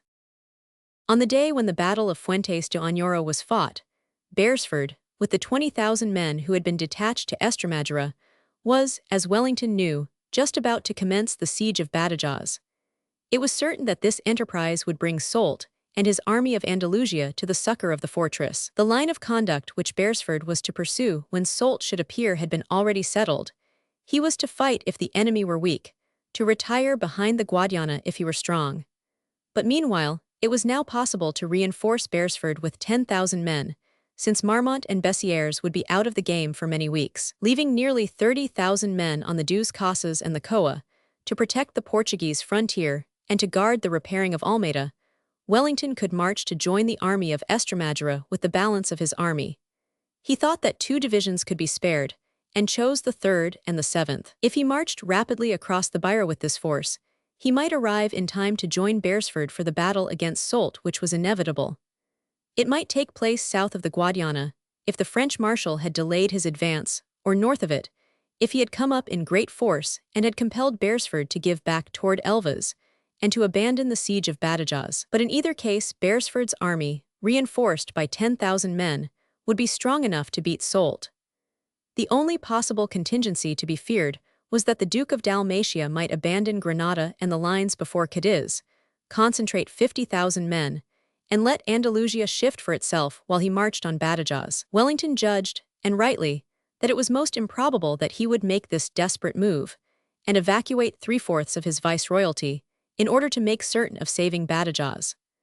Knowing the strength of Beresford and Castaños, he would come with the 20,000 or 25,000 men that he could collect without disgarrisoning any points of primary importance. In such a case, supposing that he came with the higher figure, Beresford ha, 0 Anglo-Portuguese, 10,000 more were coming down from the Beira, and there were the Spaniards of Blake and of Castaños to be taken into consideration.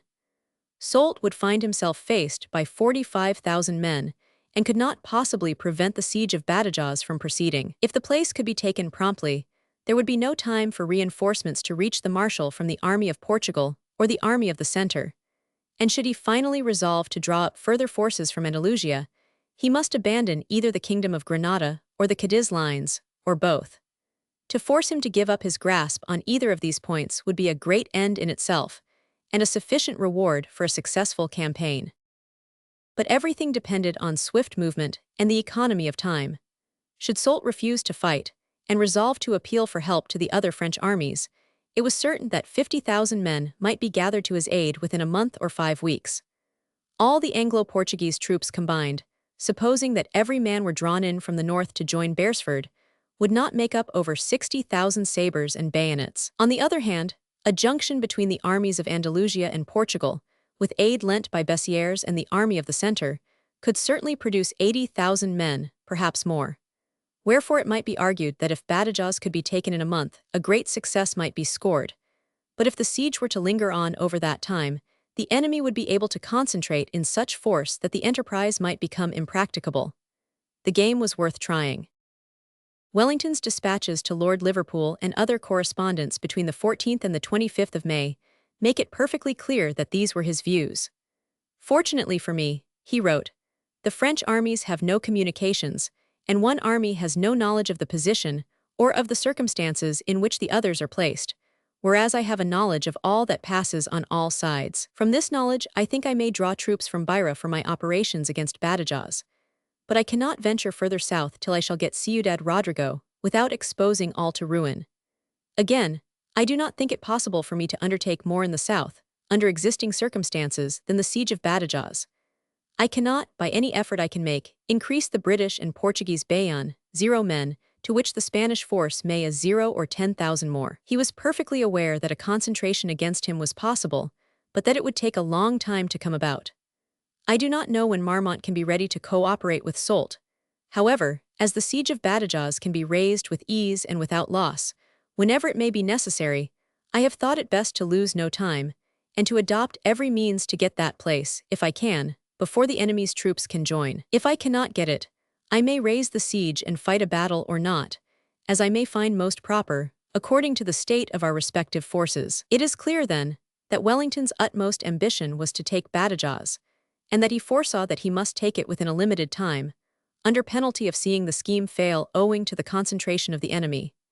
His letters show that he knew that Drouet and the Ninth Corps had started for Andalusia immediately after Fuentes de Oñoro, and in calculating Soult's utmost available force in June, he takes Drouet into account, though he somewhat undervalues his numerical strength. The garrison of Almeida had made its escape on the night of May 10-11th. The French army had drawn back beyond Ciudad Rodrigo and dispersed itself into cantonments on May 12th.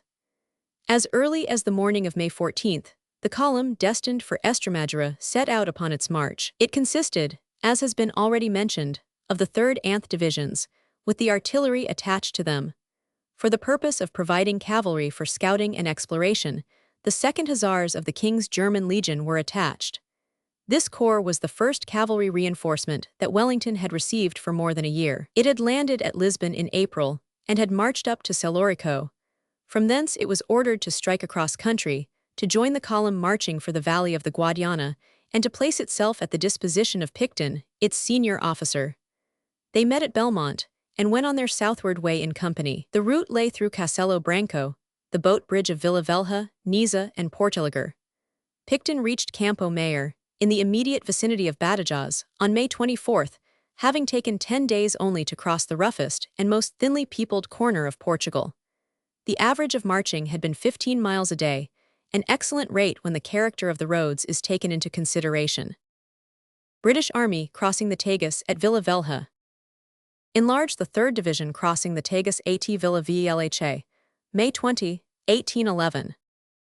Wellington himself started from Villar Formoso 2 days after the departure of the troops, on May 16th, and riding with his accustomed headlong speed reached Elvas on the afternoon of May 19th. He had passed Picton between Sabugal and Belmont. Before quitting the line of the Aigda, he drew up elaborate instructions for Sir Brent Spencer, who was left, as usual, in charge of the army on the northern frontier. The force entrusted to Spencer consisted of the 1st, 5th, 6th, and Light Divisions, Pax and Ashworth's Portuguese brigades, and the cavalry of Slade, Aranchalt, and Barbacena, altogether about 26,000 foot and 800 horse. The directions left were much the same as those which had been issued during Wellington's earlier visit to Estremadura in April. It is probable that some time will elapse before the French army in this part of Spain will be capable of making any movement against the Allies. Yet the unexpected might happen, and Spencer was told that, while so large a detachment was absent in the south, he must adopt a purely defensive attitude in the unlikely event of Marmont's taking the field against him. For the present he was to hold the line of the Azava, facing Ciudad Rodrigo, with his advanced posts. The divisions were to be cantoned between Almeida and Nava de Ver, so that they could be concentrated in a single day. If the enemy should advance with a large force, as if intending a serious invasion, Almeida was to be evacuated, since it would be impossible that the repairs to its ruined ramparts should have got far enough to render the place tenable. The army was to fall back, not westward towards Almeida and Garda, but southwards, firstly to the position before Alfaiates which had already been marked out in April, then to a second position at Aldiavelha and Rendo, then to a third beyond the Coa. In case Marmont should push even further, the line of retreat was to be from Sabugal to Belmont, and finally by the mountain road of the Estrada Nova towards the Zezer. But the strong country between Belmont and the Zezer must not be given up in a hurry. All this was pure precaution against the improbable. Wellington was convinced, and quite rightly, that Marmont would be incapable for some weeks, probably for some months, of any serious offensive action against Portugal. To invade the Beira he would have to collect a store of provisions, such as the exhausted Kingdom of Leon could not possibly give him. His magazines were known to have been empty after Fuentes de Oñoro, and his troops had been dispersed, because there was no possibility of feeding them while they were concentrated. Spencer could be in no possible danger for many a day. So strongly did Wellington feel this, that when he reached Elvas, he wrote back to his lieutenant on May 24th that he intended to borrow from him Howard's British and Ashworth's Portuguese brigades, and thought that this could be done without any risk. But if, notwithstanding my expectations to the contrary, Marmont seemed to be on the move, the brigades might be stopped. just before starting on his ride from Villar-Formoso to Elva's, Wellington received Beresford's dispatches of May 12, which informed him that Soult, as had been expected, was on the march from Seville to relieve Badajoz, and that, according to the instructions that had been given, the Allied army of Estremadura would fight him if he were not too strong to be meddled with. It was the news that battle was impending which made the commander-in-chief quicken his pace to 50 miles a day, in hopes that he might be in time to take charge of the troops in person. He galloped ahead, and on the morning of the 19th heard between Niza and Elvas that there had been a pitched battle on the 16th, and that Soult had been repulsed. The details met him at Elvas, where Arbuthnot, Beresford's aide-de-camp, handed him the Albuera dispatch. He read it through and struck out some paragraphs before sending it on to the ministry at home. The reason for these erasures was that he considered that Beresford's tone was a little too desponding, and that he had laid too much stress on the terrible loss of the British troops, and too little on the complete check to Soult's designs. He wrote to the marshal to hearten him up, to tell him that the result achieved had been worth the cost. You could not be successful in such an action without a large loss, and we must make up our mind to affairs of this kind sometimes, or give up the game. With the military situation that he found in existence on May 19, Wellington professed himself satisfied. Hamilton's Portuguese division had reinvested Badajoz on the preceding day. Soult was in full retreat, with the Allied cavalry in pursuit of him. It was uncertain whether he would fall back on Seville or halt at the line of the Sierra Morena. But at any rate his bolt was shot. He could give no trouble for some weeks, and would only become dangerous if he strengthened his army by calling up Sebastiani and Victor, and evacuating the Cadiz lines and Granada. This Wellington rightly believed that he would not think of doing. He would rather cry for aid to his neighbors, and it would take a long time for reinforcements to reach him from the army of Portugal or from Madrid. There was a month in hand, and Badajoz must be captured if possible within that space.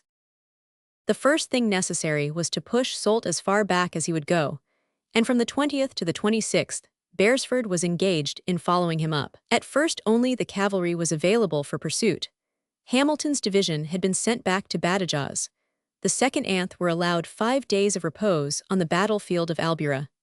Not only were they absolutely exhausted, but all their transport was engaged in the heartrending task of forwarding to Elva's convoy after convoy of British wounded. The French, of whom the last were not collected till 3 days after the battle, were packed in an extemporized hospital at Albuera village, where they suffered much for lack of surgeons. It would have been possible to send Blake's army to support the British cavalry if he had possessed provisions, but he reported that his men were starving, and that he must disperse them to procure food. Accordingly, they were sent to Almendral, Barcarota, and the neighboring villages, to gather stores as best they might. Soult meanwhile gave back slowly, being hampered by his immense convoys of wounded. On the 20th, he retired from Solana to Almendralejo and Azuchal, on the 21st to Villafranca and Fuente del Meister. On the 22nd, he was in march for Uzeguer and Lerena, so that it was evident that he was retiring on the Sierra Morena by the Lerena and not by the Monasterio road. It was only on this last day that Beresford's infantry were able to start in support of the cavalry advanced guard, which had been cautiously following on Soult's track. The Albuera divisions were sad wrecks of their former selves. The 2nd had but 2,500 bayonets in its 3 brigades, the 4th about 2,200 British and 500 Portuguese. Alton's German brigade was less than 1,000 strong, so that the whole did not make up much more than 8,000 men. But Blake was requested to move on Feria and Zafra, parallel to the advance of the British column, and did so, having collected a few days' provisions in his cantonments. The whole force was sufficient to move Soult back, since his troops were in a despondent humor, and did not amount to more than 13,000 or 14,000 men, for he had been forced to detach a brigade under Gazan to escort his immense train of wounded back to Seville. But the Allied infantry never came up with the retreating French. By the time that it had reached Villalba and Fuente del Meister, Soult was at Lerena, 30 miles ahead. The last day of his retreat was marked by a vigorous cavalry action, the most satisfactory of its kind that the British horse in the peninsula had been engaged in since the combats of Sahagun and Benavent. Having reached Lerena, where he intended to stop if he were allowed, Soult determined to find out what was the force which was pursuing him, and more especially if it were accompanied by infantry. He instructed Lattermauberg to turn back, to attack the Allied horse, and to drive it in upon its supports. Accordingly, the French cavalry general took the 4 brigades of Braun, Bouvier des Éclats, Vinot, and Brich, some 3,000 sabres in all, and began to advance along the high road. He found in Villa Garcia the enemy's advanced vedettes, composed of Peninsular Spaniards, drove them out, and pursued them for 5 miles, till he came to the town of Uzeger, where he caught a glimpse of supports in position. He had run against the main body of the Allied horse, though he could not make out either its strength or its intentions. General Lumley, who was thus thrown upon the defensive, had with him his 3 original British cavalry regiments, 3rd Dragoon Guards, 4th Dragoons, 13th Light Dragoons, 4 small regiments of Madden's and Otway's Portuguese, and a detachment of Peninsular's Spanish horse under General Loy, about 2,200 sabres in all, so that his position was a dangerous one. But the fighting ground was propitious. Uzeger lies on the south bank of the stream, which flows in a well-marked ravine. On the north bank there are 2 rolling heights a few hundred yards back from the water, with a definite skyline. Troops placed behind them were invisible to an enemy coming up from the town, and the French, if they wished to attack, would have to defile on a narrow front, first through the main street of Uzeger, and then across the bridge. On hearing of Ladder-Maubourg's approach, Lumley sent the 13th Light Dragoons and Otway's Portuguese across the ravine to the left of the town, and Madden's Portuguese in like manner on the right, each using a ford which had been previously discovered and sounded. The heavy dragoons remained facing the town, behind the skyline, with Lefebure's battery guarding the high road. Both the flanking forces reported that the enemy was coming up the road in great strength. Lumley was told that 13 regiments had been counted, though there were really only 10. Wherefore he ordered Otway and Madden to recross the stream by their fords, which they did without loss, and to watch these passages, while keeping well under cover behind the skyline. Ladder-Maubourg could not make out the force or the intentions of the Allies.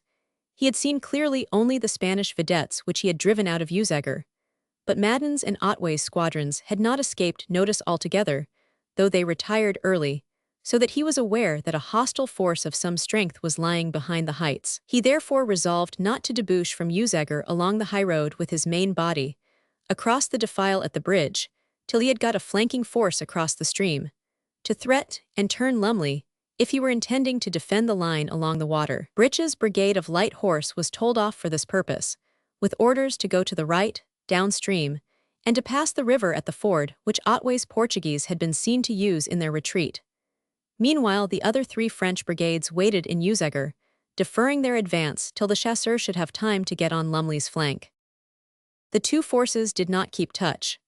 Brich went for a mile along the river and found the ford, but Otway was guarding it, and he did not like to try the passage of a steep ravine in face of an enemy in position. Wherefore he moved further off, looking for a more practicable and unguarded crossing, but the banks grew steeper and steeper as he rode northward, and he found that he was losing time. He was long absent, and apparently committed the inexcusable fault of omitting to send any report explaining his long delay. After waiting for more than an hour, Ladder-Maubourg became impatient, and fell into an equally grave military error. Taking it for granted that the chasseurs must now be in their destined position, he ordered his division of dragoons to debouch from the town and cross the stream and the defile. Braun's brigade led. The 2 regiments in front, the 4th Anth, trotted over the bridge and deployed on the other side on an ascending slope to cover the passage of the remainder of the division. The 3rd Regiment of the brigade, the 26th, was just crossing the bridge, when suddenly the whole skyline in front was covered with a long line of horsemen charging downwards. Lumley had waited till the propitious moment, and had caught his enemy in a trap, with 1/3 of his force across the water, and the remainder jammed in the defile of bridge and street. The 4th Dragoons charged Braun straight in front. The 3rd Dragoon Guards took him somewhat in flank, while Madden's Portuguese supported on the right, and Peninsular's Spaniards on the left. The 2 deployed French regiments were hurled back on the 3rd, at the bridge foot, and all 3 fell into most lamentable confusion. The Allies penetrated into the mass and broke it to pieces with great slaughter. The survivors, unable to pass the encumbered bridge, dispersed right and left, far along the banks of the stream, where they were pursued and hunted down in detail. Ladder-Maubourg could do no more than dismount the leading regiment of his 2nd Brigade, and set them to fire from the houses along the waterside, while 4 horse artillery guns opened upon the enemy's main body. But the guns were promptly silenced by Lefebure's battery, which Lumley had put in action on the slope above, and latter Maubourg had to watch the destruction of Braun's brigade without being able to give effective help. More than 250 dragoons were killed or wounded, and officers, including the colonel of the 4th, with 72 men were led away prisoners. The British loss was insignificant, not 20 troopers, for the enemy had been caught in a position in which they could offer no effective resistance. Lumley made no attempt to attack Uzegger town, which would indeed have been insane, and drew off at leisure with his prisoners. Latter Maubourg sent to recall Brich, and remained halted on his own side of the stream till evening. At Uzegger, the two armies drew their line of demarcation for nearly a month. Soult stopped at Larena, since he found that he was not to be pressed. His advanced cavalry continued to hold Uzegger and Monasterio on the two roads from Badajoz and Seville. Beresford, by Wellington's orders, did not move further forward.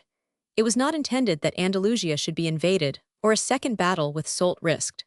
The cavalry formed a line from Hinojosa to Fuente Cantos, facing the French, the Anglo-Portuguese forming the left, the Spanish the right of the screen. Some of Blake's infantry moved up to Zafra in support, but the main body remained further to the rear, about Santa Marta and Barcarota. The British 2nd Anth divisions were placed further back, at Almendralejo and the neighboring villages, with the bulk of Lumley's cavalry in front of them at Ribera, in support of the left half of the screen, which its advanced squadrons supplied. On the 27th, May Beresford relinquished the command of the separate army of Estremadura, which had been merged in a larger unit, when the 3rd Anth divisions came up to Campo Mayor on the 24th. Wellington had announced his intention of assuming permanent charge of the force in the south, which was henceforth considered as the main army, and the seat of headquarters, while Spencer's 4 divisions on the frontier of Leon were now to be regarded as the subsidiary force. In his letters home, Wellington spoke of Beresford's removal from active command in the field as necessary because of the unsatisfactory state into which the Portuguese army had fallen during his absence. His strong and methodical hand had been much missed, and matters of detail had all gone wrong. But there can be no doubt that this was a secondary consideration. The real cause of his supersession was that his chief had not been satisfied with his conduct of the Estremadura's campaign in March and April. Though there were excuses and explanations to be found for each one of his individual acts, yet the general effect of his leadership had not been happy. The best commentary on it was that everyone, from Wellington to the simplest soldier in the ranks, was delighted to hear that Rowland Hill had landed at Lisbon on May 24, and was on his way to the front to resume command of the 2nd Division. He was at once placed in the same position that he had held in 1810, i.e. entrusted with the command not only of his own division, but of the whole wing of the army which was detached to the south. The force put at his disposition to observe Soult and cover the leaguer of Badajoz consisted of precisely the same units that had formed Beresford's Albuera army, with the exception that Hamilton's and Collins's Portuguese had been drawn off to the siege operations. Hill had charge of the 2nd Anth divisions, Alton's detached German brigade, and de Grey's and Madden's cavalry, the whole about 10,000 strong. When he arrived at Elvas on May 31st, and then went forward to establish himself at Almendralejo, Wellington felt a degree of security that he had not known for months. It was certain that nothing would be risked, that there would be neither delays nor mistakes, while this kindly, cheerful, and resolute old soldier, the idol of his troops who called him in affection Daddy Hill, was in charge of the covering corps.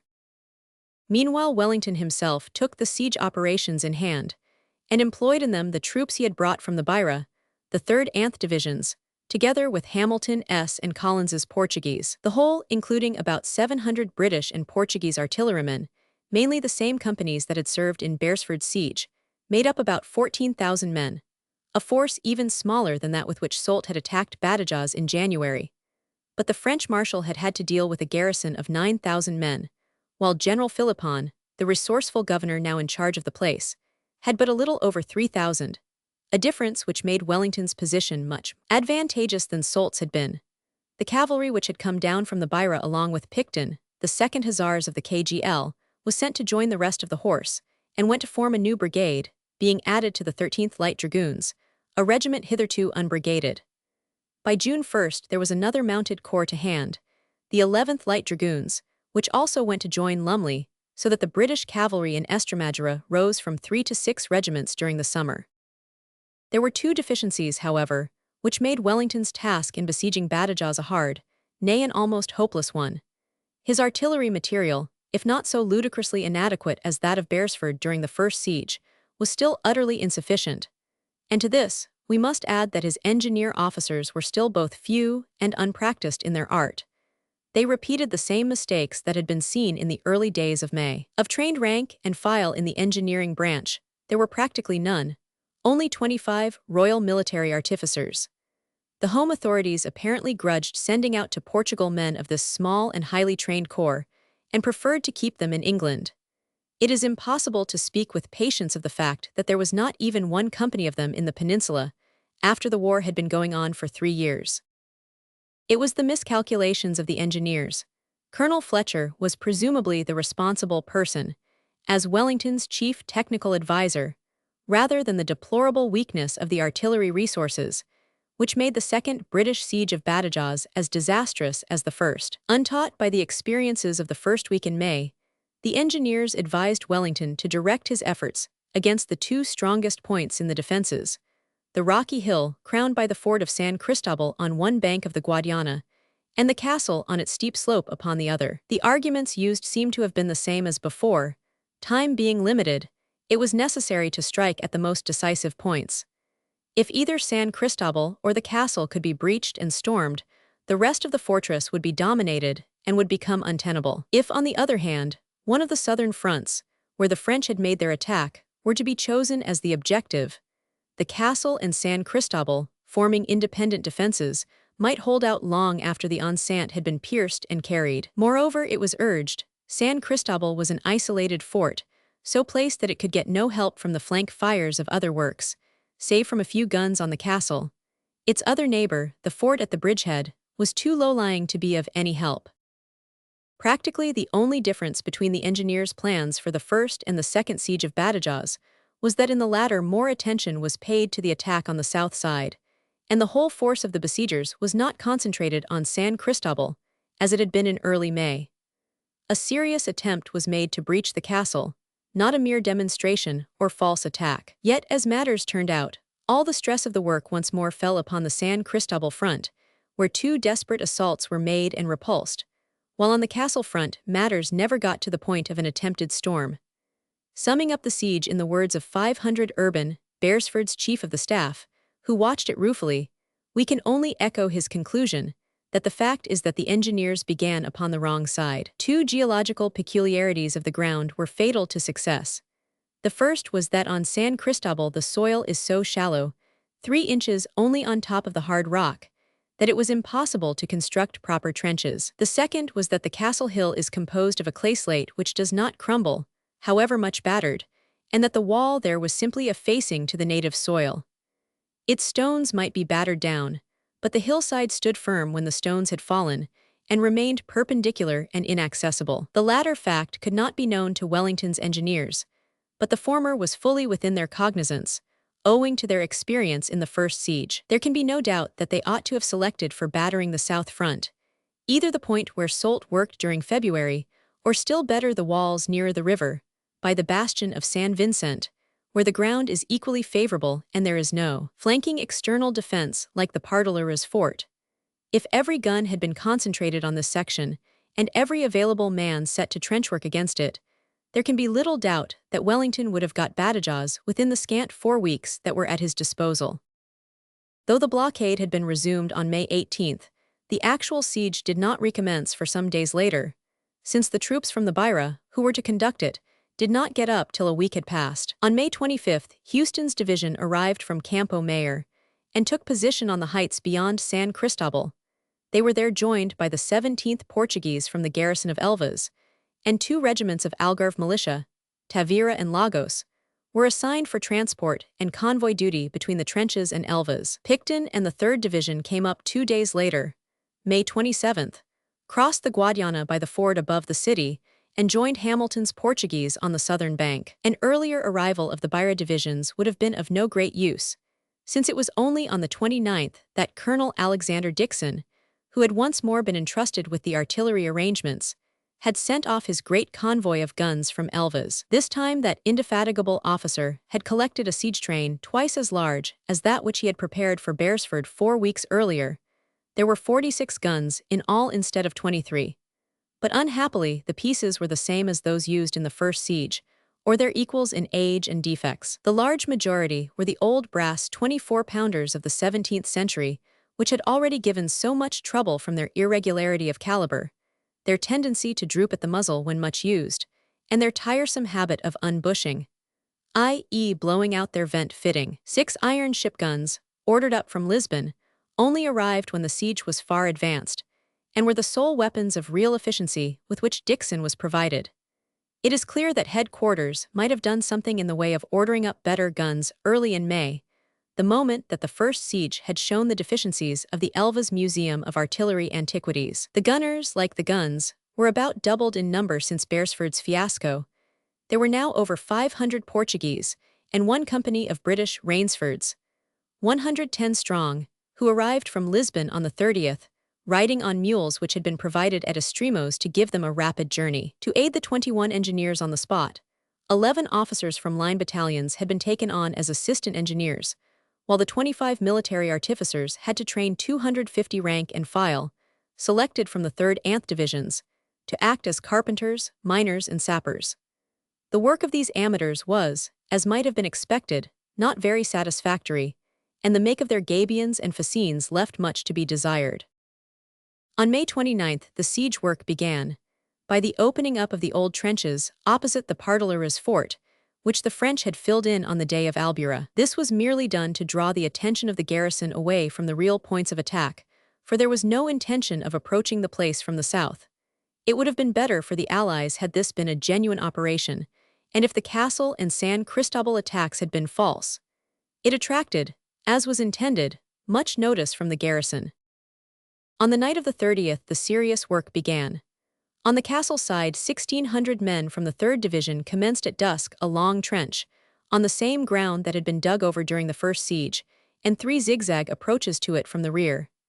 This trench, the first parallel, was no less than 800 yards from the castle. The attention of the enemy was so much drawn to other points, and the soil was so soft, that by daybreak there had been formed a trench 1,100 yards long, with a parapet 3 feet high, and a depth of 3 feet in the ground.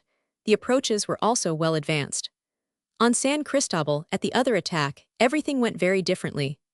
The ground chosen for the first parallel was, owing to the exigencies of the contour of the hill, only 400 yards from the fort. The working parties were discovered at once, and a heavy fire was directed on them, not only from San Cristobal but from the castle across the river. It was found that there was no soil to dig in. What little once existed had been used in building the old trenches of the first siege, and the French governor, during his days of respite, May 1518, had ingeniously ordered that all this earth should be carted away and thrown down the steep towards the river. All that could be done was to place a row of gabions along the intended line of trench, and to begin to bring up earth from below to stuff them. At daylight, there was not more than 2 feet of earth thrown up along the more important points in the parallel, where it was intended that 3 batteries should be placed. The enemy's fire soon knocked over the gabions, and the working parties had to be withdrawn from a great part of the front. Practically nothing had been accomplished, and there had been many casualties.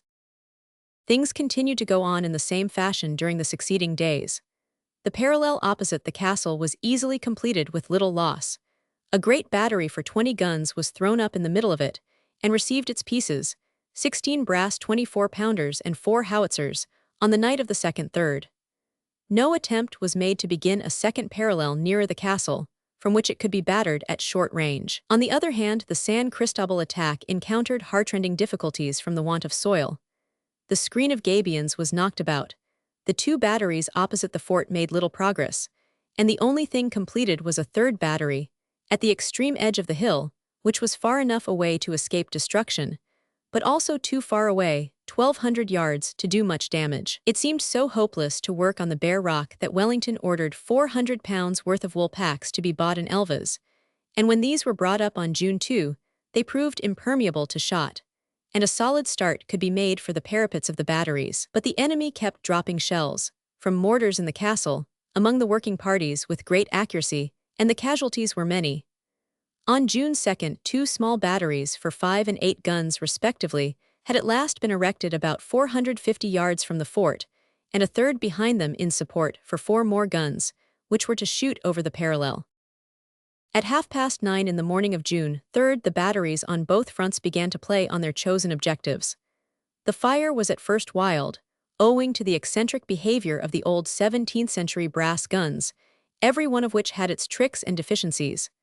As the gunners began to learn and humor them, some effect began to be produced, especially on the castle. Here great flakes of masonry began to fall in the evening, but it was noticed that behind the stone facing there was a core of clay slate, the natural soil of the castle hill, which remained perpendicular when the masonry crumbled. On San Cristobal, the southeast front of the fort, the one selected for breaching, was somewhat damaged, and the guns nearly silenced by evening.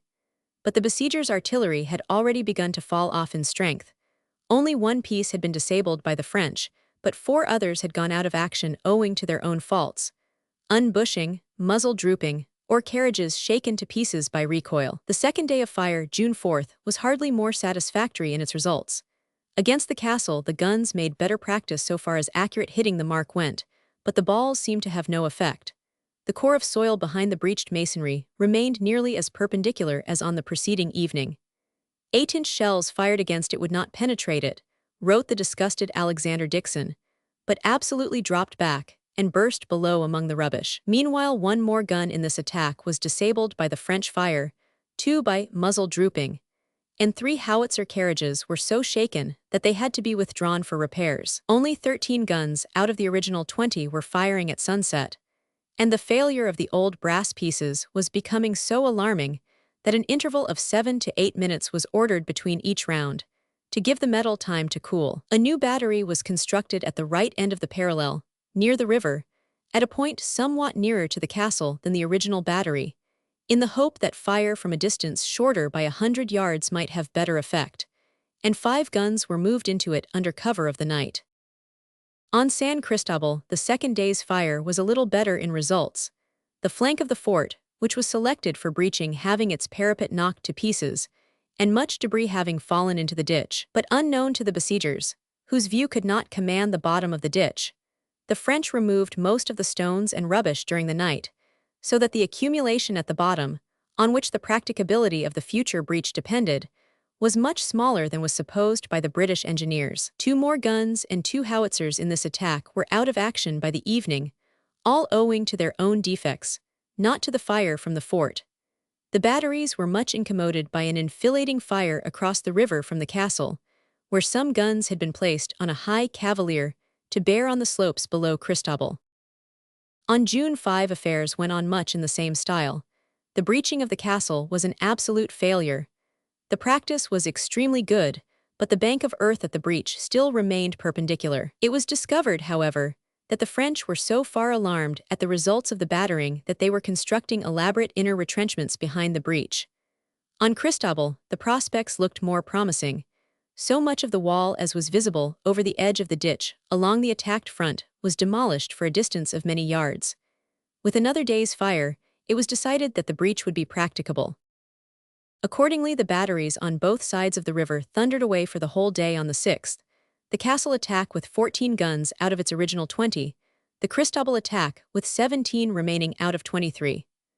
On the former front, the results were somewhat more satisfactory than those of the 3 first days of battering, the seam in the castle wall appearing much wider, and the accumulation of rubbish at its foot beginning to look appreciable. Observers in the trenches held that a single man, climbing unhindered, might get up to the top, but of course there was a great difference between such a scrambling place and a practicable breach. Nothing, at any rate, could yet be done on this side in the way of assault. There were, it must be remembered, 800 yards of open ground between the parallel from which a storming column must start and the foot of the damaged wall, not to speak of the muddy bed of the Revillas Brook, which had to be forded in order to reach the castle hill. The San Cristobal breach, on the other hand, was judged ripe for assault, though the condition of its lower part was not accurately known. According to French accounts, it was probably practicable at dusk, but the moment that night fell 60 men went down into the ditch and began clearing away the debris with such energy that there was a sheer 7-foot drop once more, at midnight, between the bottom of the excavation and the lip of the battered wall above it. The garrison also stuffed up the breach with chevox de frise, and carts turned upside down and jammed together, while the sappers in the fort prepared a quantity of 14-inch bombs, to be thrown by hand into the ditch when an assault should be made. It is probable that the delay of over 4 hours between dark 7:30 and midnight, when the storm came, just sufficed to provide defenses strong enough to render the attack hopeless. The governor of the fort, Captain Chauvin of the 88th Line, deserves all credit for his admirable activity and resource. The arrangement of the assault fell to General Houston, whose division was to deliver it. The regiments from which volunteers were picked were the 151st, 285th, and Portuguese.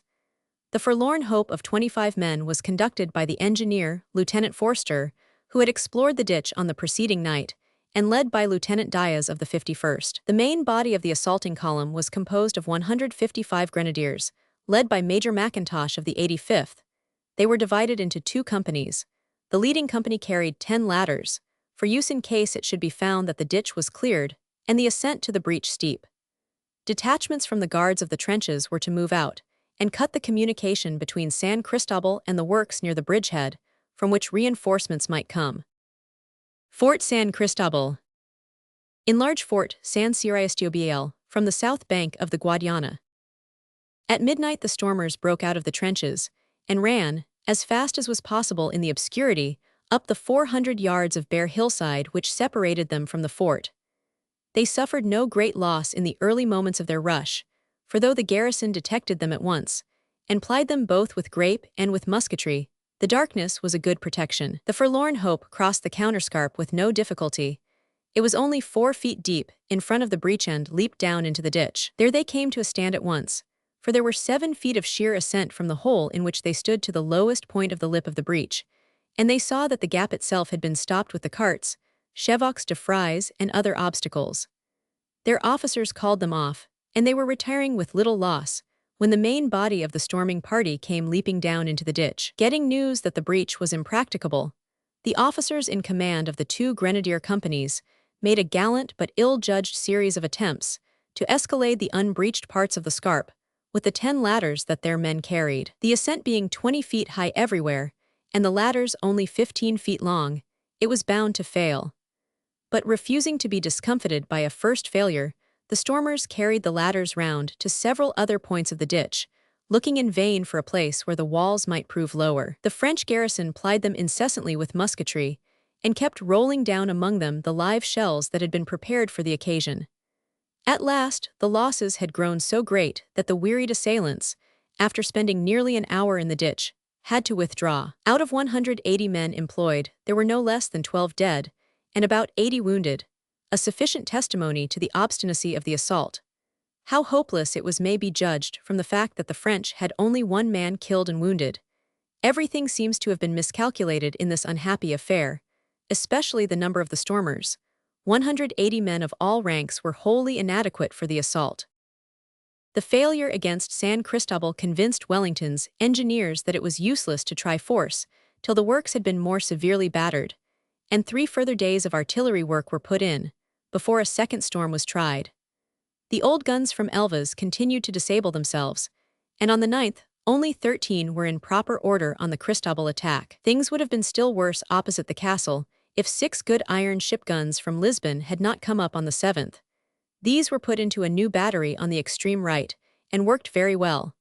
But including them, there were only 20 pieces playing on the castle breach on the 8th anth. Of the original 46 guns and howitzers, only 27 survived. The net result of these last 3 days of bombardment on the castle side was still unsatisfactory.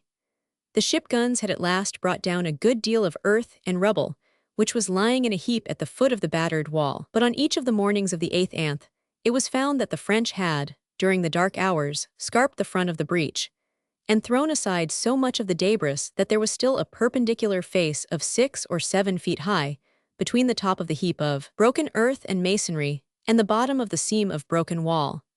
This work had been carried out by the garrison under great difficulties, for the British batteries had been throwing grape against the foot of the breach all night, for the purpose of preventing any such activity. But the French, trusting to the cover of the darkness, had continued to work on manfully, and though some men were hit, the task had on each night been more or less carried out.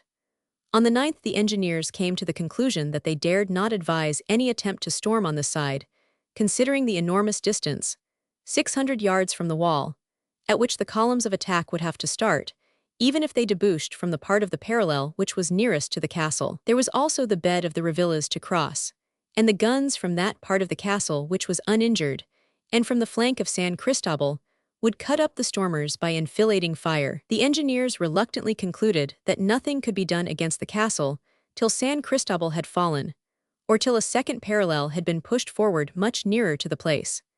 This was a confession that all their original plans had been erroneous, and that the immense store of shot and shell lavished on the castle breach had been wasted. All therefore depended on the result of a second attempt to storm San Cristobal. Here there were now two breaches, a large and a small one. The parapets were completely knocked to pieces, and the fort looked a mere battered heap. Its fire had been nearly silenced, so much so that not a single casualty occurred in the trench before it during the last 12 hours of bombardment. Nevertheless, the breaches were not very practicable, for here, as at the castle, the garrison had, by hard work during the nights, cleared away great part of the debris below the breach. They could not be prevented from doing so, because the besiegers' batteries were so far away that they were unable to command the dead ground in the bottom of the ditch. On each morning, the battered parapet was found to have been replaced with sandbags and wool packs, and the breach itself stopped with chevox de frise. These were swept away again by continual battering, both on the 8th and the 9th, but the gallant garrison began to replace them on each evening the moment that dusk fell. Nor could this be prevented because, contrary to all the rules of siegecraft, the besiegers had not sapped up close enough to the walls to enable them to prevent repairs from being carried out. General Philippon had doubled the garrison of the fort, which now consisted of 2 companies instead of the one that had held it on the 6th. The men were furnished with 3 muskets each, and a great store of grenades, fireballs, and live shell, prepared for throwing by hand, had been sent up into the work. The 7th Division delivered its second assault on the night of the 9th, 3 hours earlier than on the previous occasion, and only 90 minutes after dark had fallen. This moment had been chosen in order that the French might have less time to do repairs, but 9 o'clock was still too late an hour. Rough preparations to receive the stormers had already been made when they arrived. The French narratives state that an assault by daylight in the late afternoon would have been much more likely to succeed. But this idea, though it had been mooted in the English camp, was rejected because of the distance which the attacking column would have to advance, fully visible in the open, under fire and uphill. Once more the fact that the parallel was too far from the fort had become all-important as a hindrance. On the San Cristobal Heights approaches could not be driven any nearer, for want of earth to dig in. This had been known from the first, and should have been held sufficient reason for not attacking at all upon this stony height. General Houston told off for the assault a force twice as great as that which had been sent forward on the 6th, 400 men instead of 180, and a precaution neglected on the previous occasion. 100 picked shots were told off to line the outer edge of the ditch and keep up a fire against the enemy lining the breach. The assaulting column was guided by Lieutenant Hunt, R.E., and commanded by Major Medici of the 17th Portuguese. The volunteers forming it were taken from all the regiments of Sontag's brigade, the 51st, 85th, Chasseurs Britanniques and Brunswick Oles, and also from the 17th Portuguese. There being now 2 breaches, the column was to divide into 2 halves, one making for that in the salient angle, the other for that in the curtain. The former carried 6 ladders, the latter 10. The men were paraded in the ravine behind the parallel and came out into the open at 9 o'clock. They were seen at once, and came under a rapid fire of musketry as they breasted the slope. The guiding engineer, Hunt, and the commander of the column, Medici, were both killed before the ditch was reached, with many others. But the forlorn hope sprang down and made for the breaches, followed a moment later by the supports. It appears that, as on June 6, there was found to be a gap between the top of the rubble in the ditch and the lips of both breaches, 6 or 7 feet high. The ladders were therefore brought forward, and many of them were reared. But the musketry fire knocked over nearly every man who tried to ascend them, and the few who got a footing in the breach were met and bayoneted by the garrison, who showed splendid courage, running down the slope of the breach and charging any small knot of men who struggled on from the ladders. Meanwhile the mass in the ditch, who could not press forward to the breach foot, were pelted with stones, hand grenades, bags of powder, and fireballs. Finally, after nearly an hour of unavailing effort, all the ladders were broken or thrown down. The assailants had lost 5 officers and men killed, and officers and men wounded, and the column recoiled to the trenches. The breaches and glacis were so strewn with their wounded that the artillery dared not fire to cover the retreat, and the French, descending into the ditch, took up to the fort 2 wounded officers as prisoners, removed the ladders, and threw aside much of the debris, so that the breach foot was completely cleared.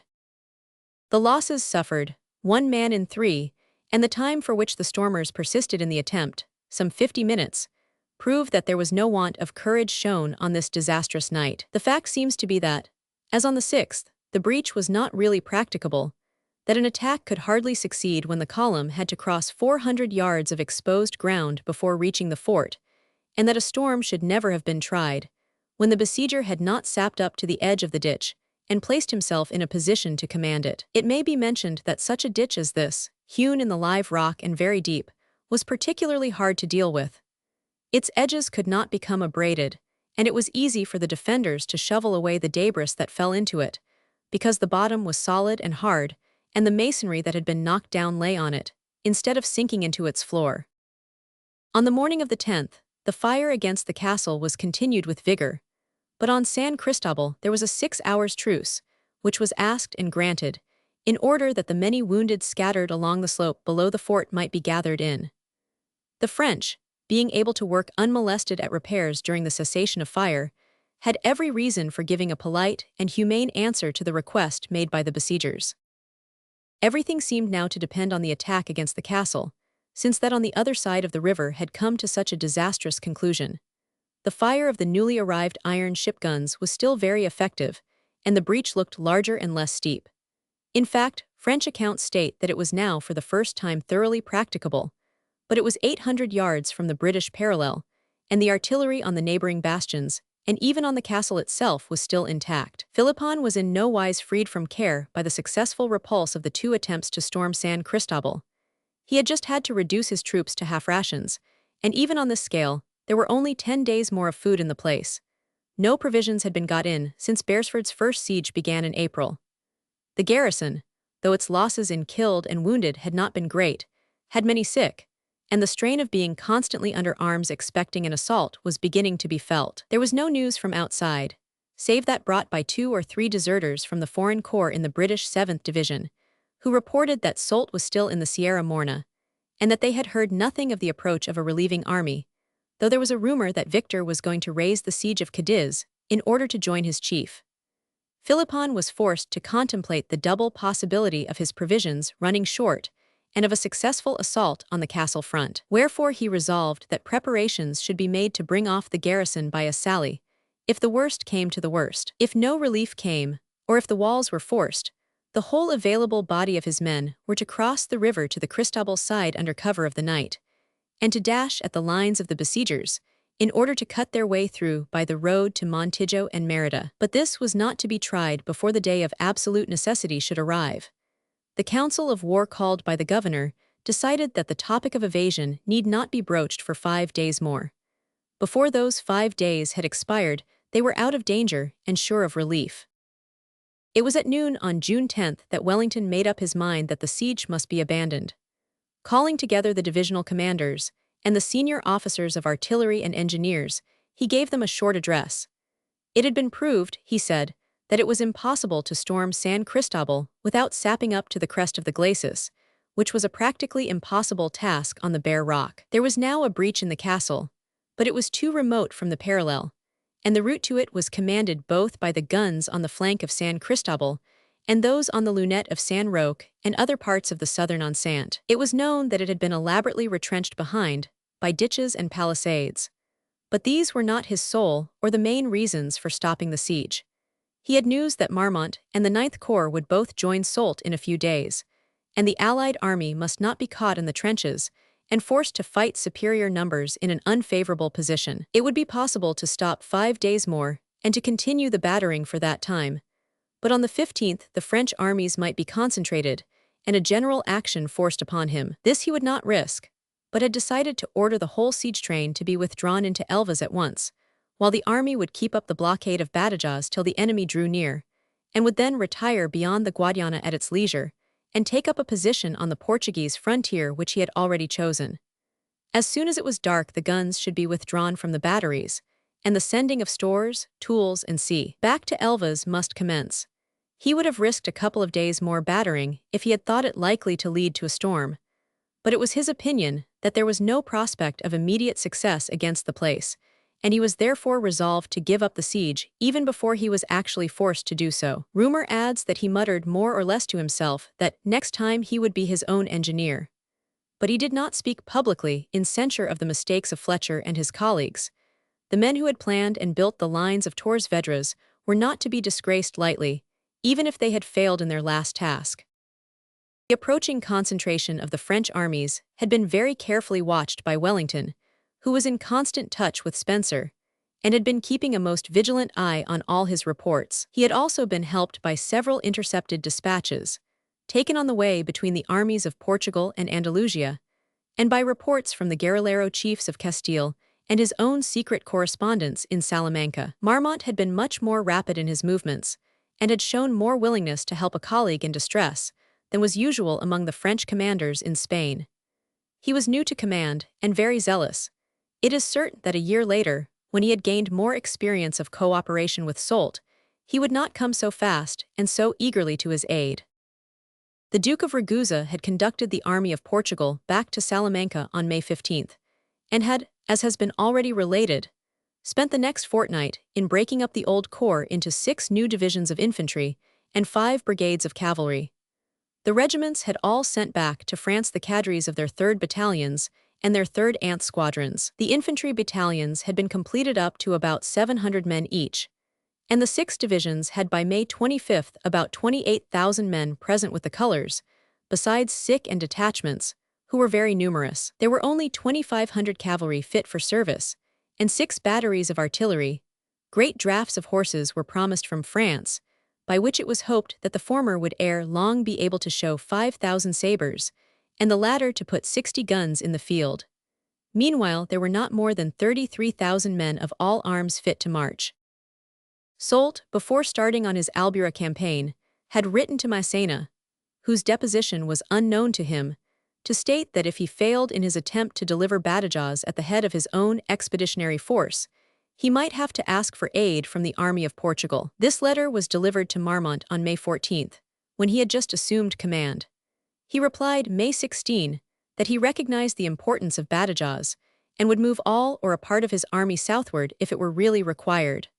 Soult received the dispatch from the hands of his colleague's aide-de-camp Fabvier at Lerina on May 27th and was overjoyed at its contents. He wrote to acknowledge the offer in terms of effusive politeness, and begged Marmont to march not with a detachment, but with his whole army.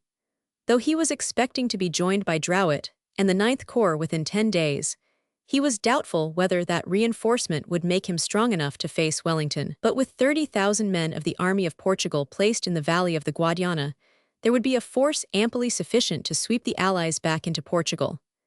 On hearing that Marmont had started, he would extend his troops toward Merida, where the head of his colleague's column, coming by Truxillo and Almaraz, would probably appear.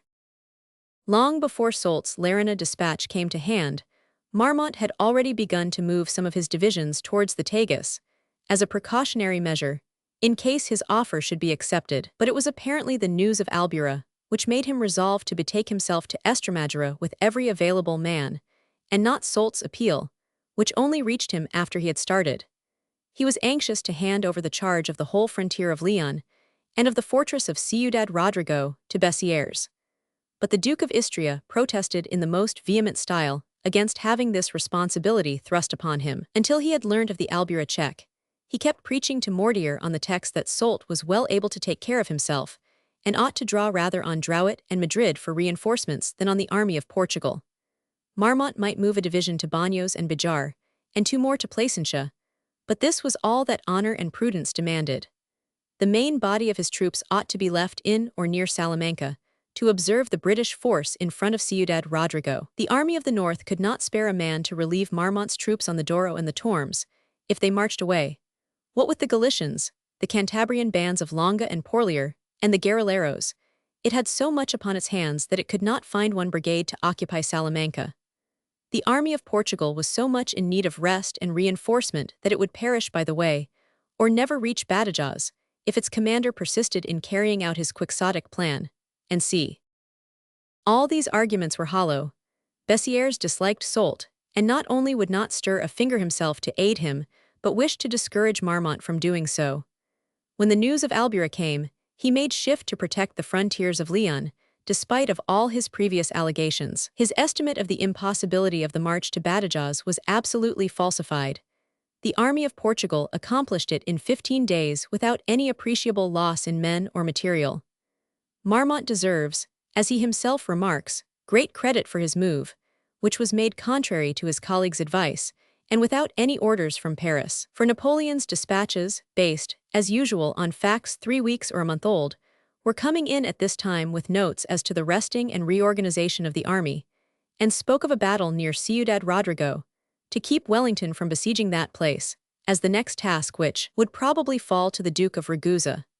Marmont had as directions nothing but a vague precept to act for the general interest of the imperial armies in Spain, and to keep an eye on Andalusia, where the progress of affairs would be better known to him than it could be in Paris. These directions he most certainly carried out, but on his own responsibility, and without any detailed instructions from his master. Indeed, his dispatch of May 31st, in which he informed the emperor that he was about to march for the Tagus, brought down on him a scolding from Berthier for moving with only 36 pieces of artillery, and for not having sent back to Bayonne a mass of men of the train who were to pick up horses there. If Marmont had waited to procure more teams from the rear, he would never have joined Soult in time to raise the siege of Badajoz. It was the quickness of his movement which forced the Allies to abandon that enterprise.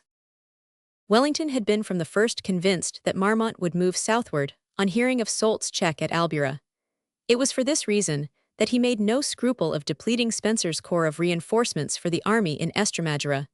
Not only detachments, but probably the whole force would ere long have to be drawn to join the main army. On May 24th, as has been already mentioned, he ordered Howard's British and Ashworth's Portuguese brigades to move towards him via Sabugal, Castelo Branco, and the bridge of Villa Velha. Howard's 1,500 men were to be taken away permanently from the 1st Division and added to the 2nd, replacing in it 3 battalions which, owing to the carnage of Albuera, had to be sent home to recruit. By June 8 Howard had reached Talavera Real, near Badajoz, and had formally been placed on the roll of the 2nd Division, which then rose once more to 4,000 men. In compliance with his chief's general directions that, if the French army of Portugal turned southward, he himself was to make a corresponding movement, Spencer moved the light ants divisions from their cantonments towards Sabugal, on a rumor, which turned out to be premature, that Marmont had already started on the 26th of May. Learning that he had been misinformed, he brought them back again to their old cantonments between the Azava and the Coa on the 27th. On the next day there arrived detailed and certain news from secret correspondents in Salamanca, to the effect that Marmont was concentrating his troops in 2 bodies, one, under his own command, at Salamanca itself, the other about Alba de Tormes and Tamames. The natural deduction from this information was that one column would march by the Puerto de Baños over the mountains to the Tagus, and the other by Ciudad Rodrigo and the Puerto de Perales. Wellington, on receiving the Spanish notes forwarded by Spencer, was delighted to find that his forecast was almost certainly right.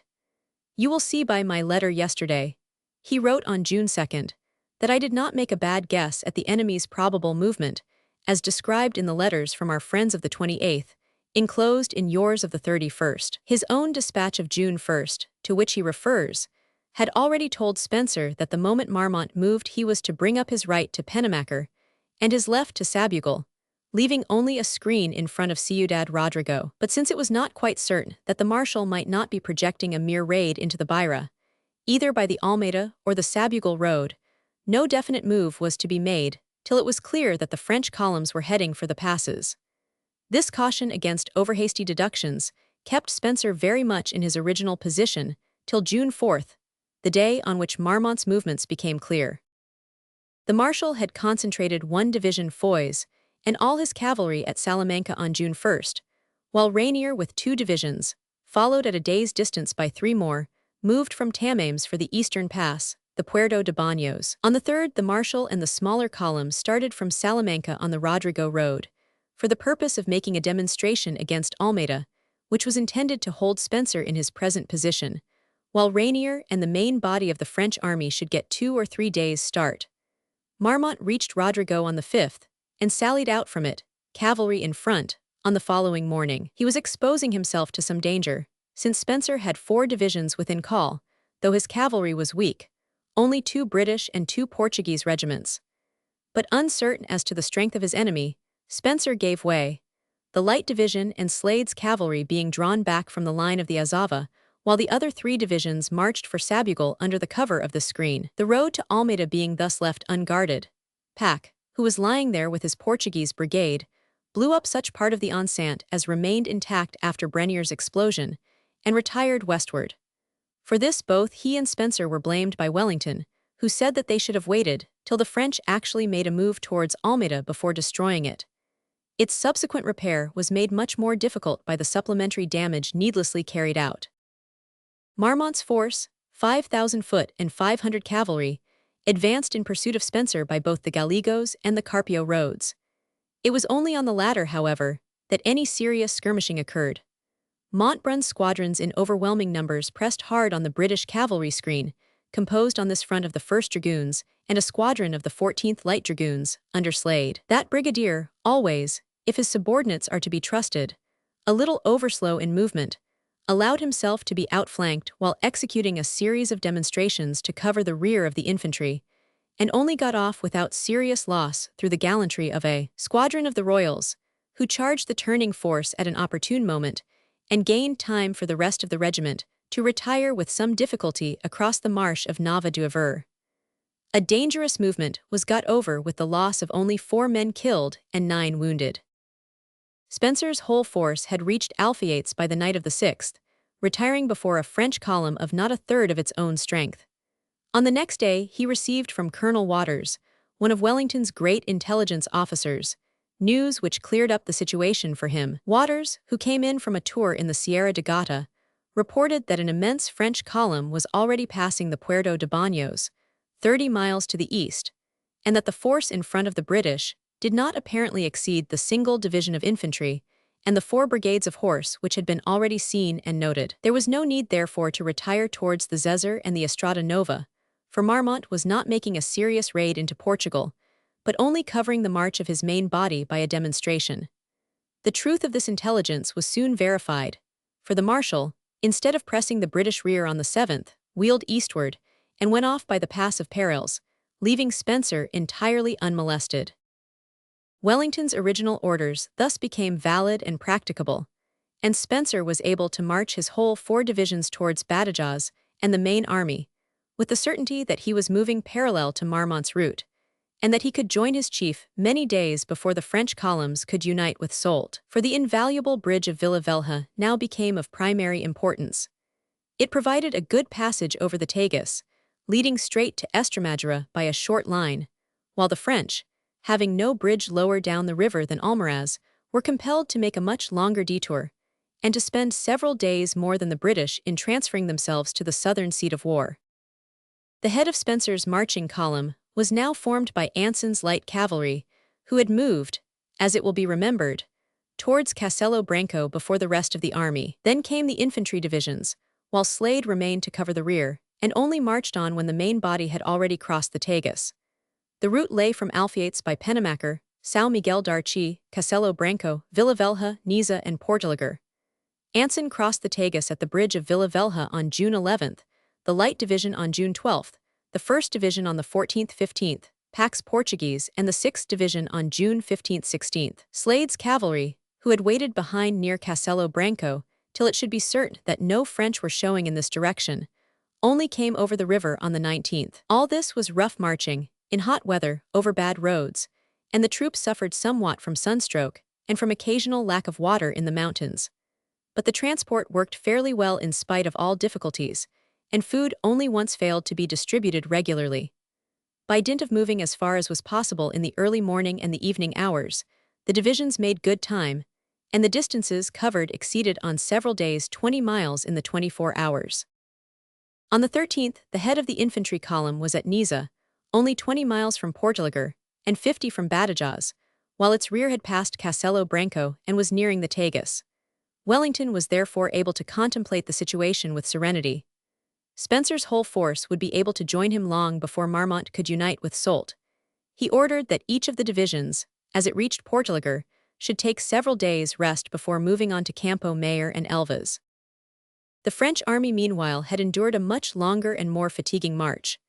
The head of Rainier's column, moving by Fuenterrabal, Baños, and Bijar across the chain of the Sierra de Gata, reached Plasencia on the 9th and Almaraz on the 11th. Marmont and the smaller column which had demonstrated against Spencer fell into the rear of the main body at Malpartida near Plasencia on the 14th. The passage of the Tagus at Almaraz took longer than had been expected, because pontoons which had been ordered down from Madrid had failed to appear, and the whole army had to be ferried over by driblets on the flying bridge already existing there. But though strung out over 50 miles of road by this mischance, the army of Portugal at least got the advanced squadrons of its light cavalry to Truxillo on the 14th, and to Mérida on the 17th. The head of the infantry column was a day's march behind, and reached Mérida on the 18th, with the main body trailing down the mountain road from Truxillo behind it. Soult's advanced guard was already in possession of the town and bridge of Mérida, and the junction of the armies of Andalusia and Portugal was secured. But meanwhile Wellington had retired from their neighborhood. On the afternoon of the 10th, the orders had been issued for the withdrawing of all the guns from the siege batteries before Badajoz, and by the next morning many of them were already en route for Elvas. All through the 11th anth convoys of ammunition, platforms, fascines, woolpacks, and were being sent to the rear, and by the night of the last-named day, there was nothing left in the trenches or the camps save a small daily store for the troops, who were kept to blockade the fortress as long as was prudent, for it was well that the garrison should be straitly shut in and forced to consume as much of their provisions as possible. Wellington knew that they were only rationed up to the 20th, and there was a bare chance that Soult or Marmont might be delayed by some unforeseen mishap. Nothing of the kind happened, however, and on the 13th Soult began to stir. He had been joined by Drouot's long-expected corps on that morning. It had accomplished a most circuitous march from Valladolid, by Madrid, Toledo, the pass of Despeñaperros and Cordova, in which it had consumed more than a month, May 11th, June 13th. All Drouot's corps was composed of 4th battalions of regiments belonging to the 1st or 5th Corps, and the provisional brigade of cavalry which accompanied him consisted of 3rd Anth squadrons belonging to dragoon regiments of the Army of the South. These were at once treated as drafts and amalgamated with the depleted units which had been so much cut up at Albuera. The 5th Corps and the other regiments present with Soult Ha, 0 men drafted into their ranks, and once more became strong. There remained over one provisional division, 5,000 strong, which consisted of 4th battalions whose regiments were absent with Victor before Cadiz. Drouot's arrival gave Soult a total force of some 28,000 men, which made him still unable to face Wellington with his own unaided strength, but he knew that he could count on Marmont's approach with 30,000 more within a week. If he pressed in upon Badajoz before the junction took place, he would risk the very real danger that Wellington might march against him with every available man and force him to another battle. He therefore first sent cavalry along the highroads towards Villafranca and Los Santos, and only when they reported that there was no British infantry in front of them, moved up his main body to Villafranca and Almendralejo, June 16th. Reconnaissances were pushed towards the bridges of Mérida and Medellin, where the army of Portugal was to be expected. As he kept very far from Wellington's front, Soult's march was unmolested. The British general had concentrated the 4th Anne divisions and Hamilton's Portuguese on the old Albuera position on the 14th of June, and could have brought up the 3rd Anth and Ashworth's Portuguese to join them in a few hours. But he was not going to take offensive action, and since Soult kept well away from him, he waited till he had news that the two French armies would get in touch at Mérida on the 17th, and retired with his whole army beyond the Guadiana on that day. Section 27, Chapter 2. Wellington on the Caya, June-July 1811.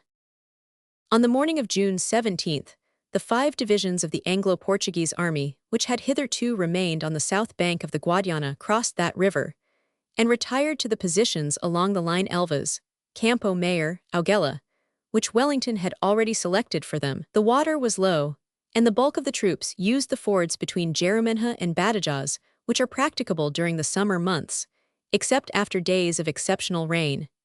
Headquarters were moved back to the country house known as the Quinta de São João, near São Vicente, a spot equidistant from Elvas and Campo Mayor. The 7th Division, from the north side of Badajoz, made a corresponding movement and fell back into the same general line. Spencer's column from the Beira was now all across the Tagus, save Slade's cavalry and the 5th Division, and its head was resting at Portalegre, to which its rear was rapidly coming up. As there are only 2 marches between Portalegre and Elvas, it was clear that the 2 sections of the Allied army were certain of their junction. For since on the 18th Marmont's column head had only reached Mérida, and Soult's was at Almendralejo, it would take some days for the 2 French armies to draw together and concert further operations on the northern side of Badajoz. But there was one section of the Allied forces which Wellington was anxious not to withdraw across the Guadiana, but to send on another quest, and all his future movements depended on the march of this corps. The moment that Soult began to advance from Lerina on the 14th, and to edge off in the direction of Mérida and Marmont, he had left the western roads into Andalusia uncovered. Except a trifling detachment at Guadalcanal, there was now no force protecting Seville on that side. From the day that he got the news of the Marshal's northerly march, Wellington began to press General Blake to return at once into his old haunts in the Condado de Niebla, passing round the left rear of the enemy, and to begin to threaten Seville. There was now nothing to prevent him from doing so, and it was well known that the Andalusian capital was left to a scanty garrison, largely composed of convalescents and untrustworthy juramentados. As long as Soult lay at Lerina, he could easily throw a column to the flank to succor Seville, but when he had moved on, this was no longer in his power. As early as June 10, Wellington had written to Castaños that Soult would ultimately move on Mérida, and that Blake would then be able to slip into Andalusia, either by the route of Exers de los Caballeros and Freginal, or if he preferred a safer though longer road, by that hugging the Portuguese frontier, following which he would emerge into Spain by Murtola. He could not be stopped on either route, and his appearance before Seville would bring back Soult in haste from Badajoz, and cure him of any desire to cross the Guadiana or to besiege Elvas. On June 12, Wellington ordered his commissaries to prepare rations at Murtola for the benefit of the Spaniards, who would probably be in their usual state of semi-starvation, and wrote to Blake to urge him to march at once. The Captain General consented to move, but asked for more food. He was told in reply that he should be fed from Jerumenha to Murtola while he was on Portuguese soil, but must rely on his own exertions while he was in Spain. On the morning of the 17th, Blake crossed the Guadiana at Jerumenha with Loy's 1,000 horse, the 10,000 infantry of Zayas and Ballesteros, and 2 batteries, and started to march downstream for his destination. He was quite out of touch with the enemy, and so well protected by the Guadiana and the mountains that it was certain that his movement would be unobserved. Marching fast, he reached Murtola on June 22, and Castellijos, across the Andalusian frontier, on the 24th. Thus Wellington was serenely confident, when the enemy came up against his front, that he had thrown a bomb behind them, whose explosion would cause no small stir, and infallibly draw back a large section of the army of Andalusia to defend Seville. Without these troops Soult would be in no condition to attack him, even with Marmont's aid. The crisis between Elvas and Badajoz, therefore, could only last for a few days. Meanwhile it had to be faced, and from the 22nd to the 29th of June, Wellington might have found himself engaged in a general action on any day of the week. Soult and Marmont had met at Mérida on the 18th, the day after Wellington's army had crossed the Guadiana. The elder marshal had overwhelmed the younger with compliments. It was the first time, he said, that the army of Portugal had done anything for the army of the South. With a colleague who was unselfish and enterprising, he felt himself able to undertake any task. It was settled that the combined armies should march against the Albuera positions next morning, in 3 columns. Marmont and his 6 divisions would move along the bank of the Guadiana, by the road running through Laban and Talavera Real. The main body of the Andalusian forces would take the route Almendralejo-Solana-Albuera. 1 division detached by Soult, it was the 10 battalions of Conru, the undistributed fraction of Drouet's 9th Corps, was to turn the British line by a flanking movement through Almendral to Valverde. Thus just 60,000 men were put in motion, Marmont having brought about 32,000 of all arms, while Soult, including Drouet, had about 28,000. Expecting an action, for Wellington was known to have been at Albuera on the 16th, and his departure was unsuspected, the 3 columns advanced cautiously and ready to deploy. But no enemy was found, and by the evening of the 19th, It was known that the Anglo-Portuguese were all behind the Guadiana. At dusk, the head of Marmont's light cavalry got in touch with the garrison of Badajoz and learnt that the last of the allies had disappeared from in front of its walls on the 16th. Philippon was justified of his long and obstinate defense, on the very day before his half-rations would have given out, and at the moment when he was thinking seriously of blowing up his works and making a dash to get away, the expected succors had appeared. On the 20th, Marmont entered Badajoz in triumph, amid the blare of military music, and a few hours later Soult arrived and exchanged felicitations with him and with the trusty governor. The two main columns of each of their armies converged on the fortress, but Brich's light cavalry and the divisions of Conroux and Godinot went to Olivenza to see if by chance the allies were holding that unlucky and ill-protected town. It was found empty, June 21st, the small Portuguese garrison having retired to Elvas on the 17th. With 60,000 men in hand, or more, if the 3,500 bayonets of the Badajoz garrison are counted, and with one bridge and many good fords at their disposition, for the crossing of the Guadiana, the two marshals had the power to thrust a general action upon their adversary, unless indeed he should retire far beyond the Portuguese frontier, and so give them the chance of laying siege to Elvas. It remained to be seen what was his purpose, and on June 22nd, a general reconnaissance on the further bank of the Guadiana was carried out. On the left, Godinot's division advanced from Olivenza to a point opposite Jerumenha, where, being very visible from the further bank, it was furiously but ineffectively cannonaded by the Portuguese garrison. Two dragoon regiments under General Braun forded the river, but found no allied troops in this direction. On the right, Montbrun, with two cavalry brigades of the Army of Portugal, passed the Badajoz Bridge and marched on Campo Mayor. After driving in a cavalry screen belonging to de Grey's and Madden's regiments, he found himself feeling the front of a defensive line, which he estimated at 2 divisions of infantry and 400 horse, and could get no further forward. He returned to report that Wellington was showing fight.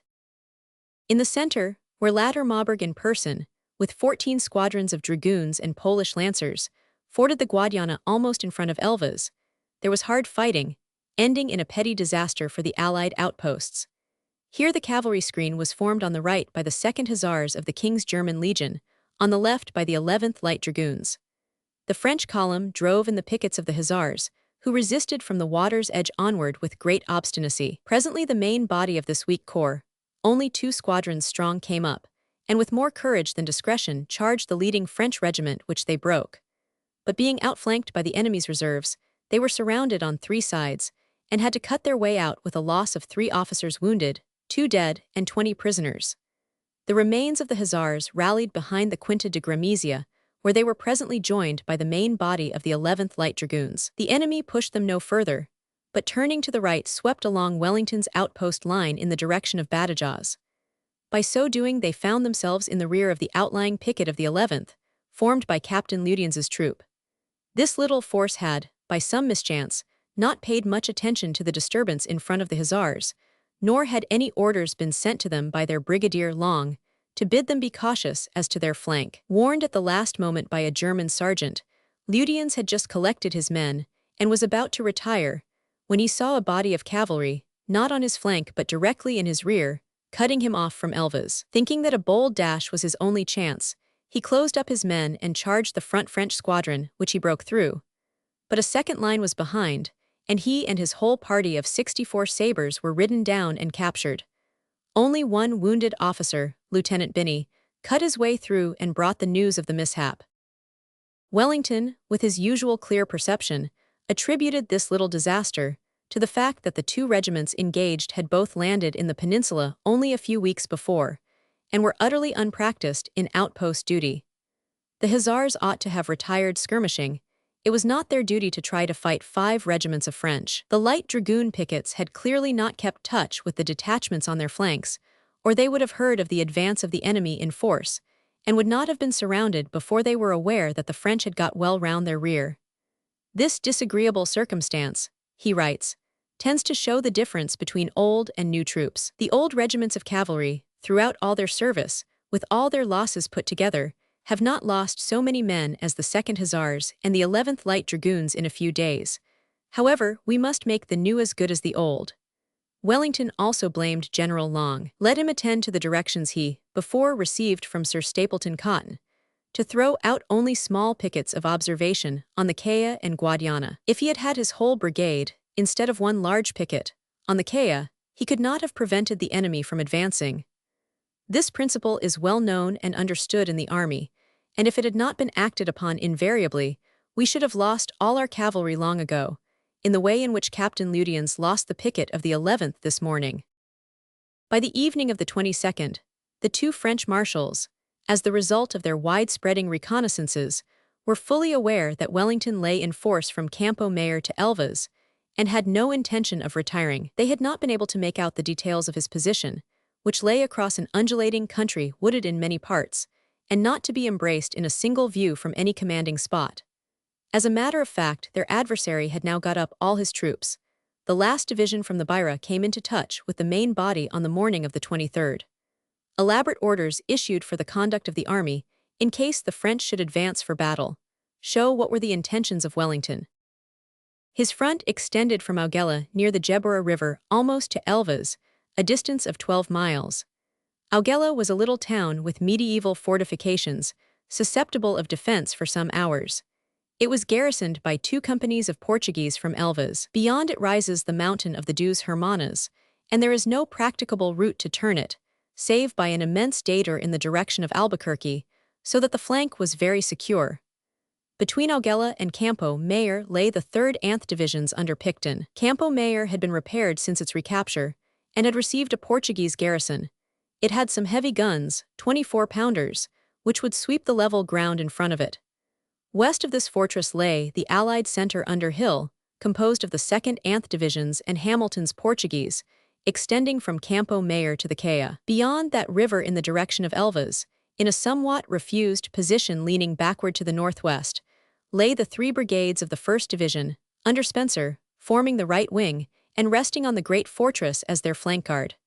This formed the front line. The reserves were the light division on the Monte Reguingo in front of Aranches, ready to support Picton, and the 5th Anth Divisions, which were on the Portalagar road, echeloned in advance from that place, behind Spencer, and able to reinforce the right or center. The cavalry was out in front, Madden's Portuguese on the left, Long's brigade on the right, with de Grey's, Slade's, and Anson's regiments ready in reserve to transfer themselves where they should be wanted.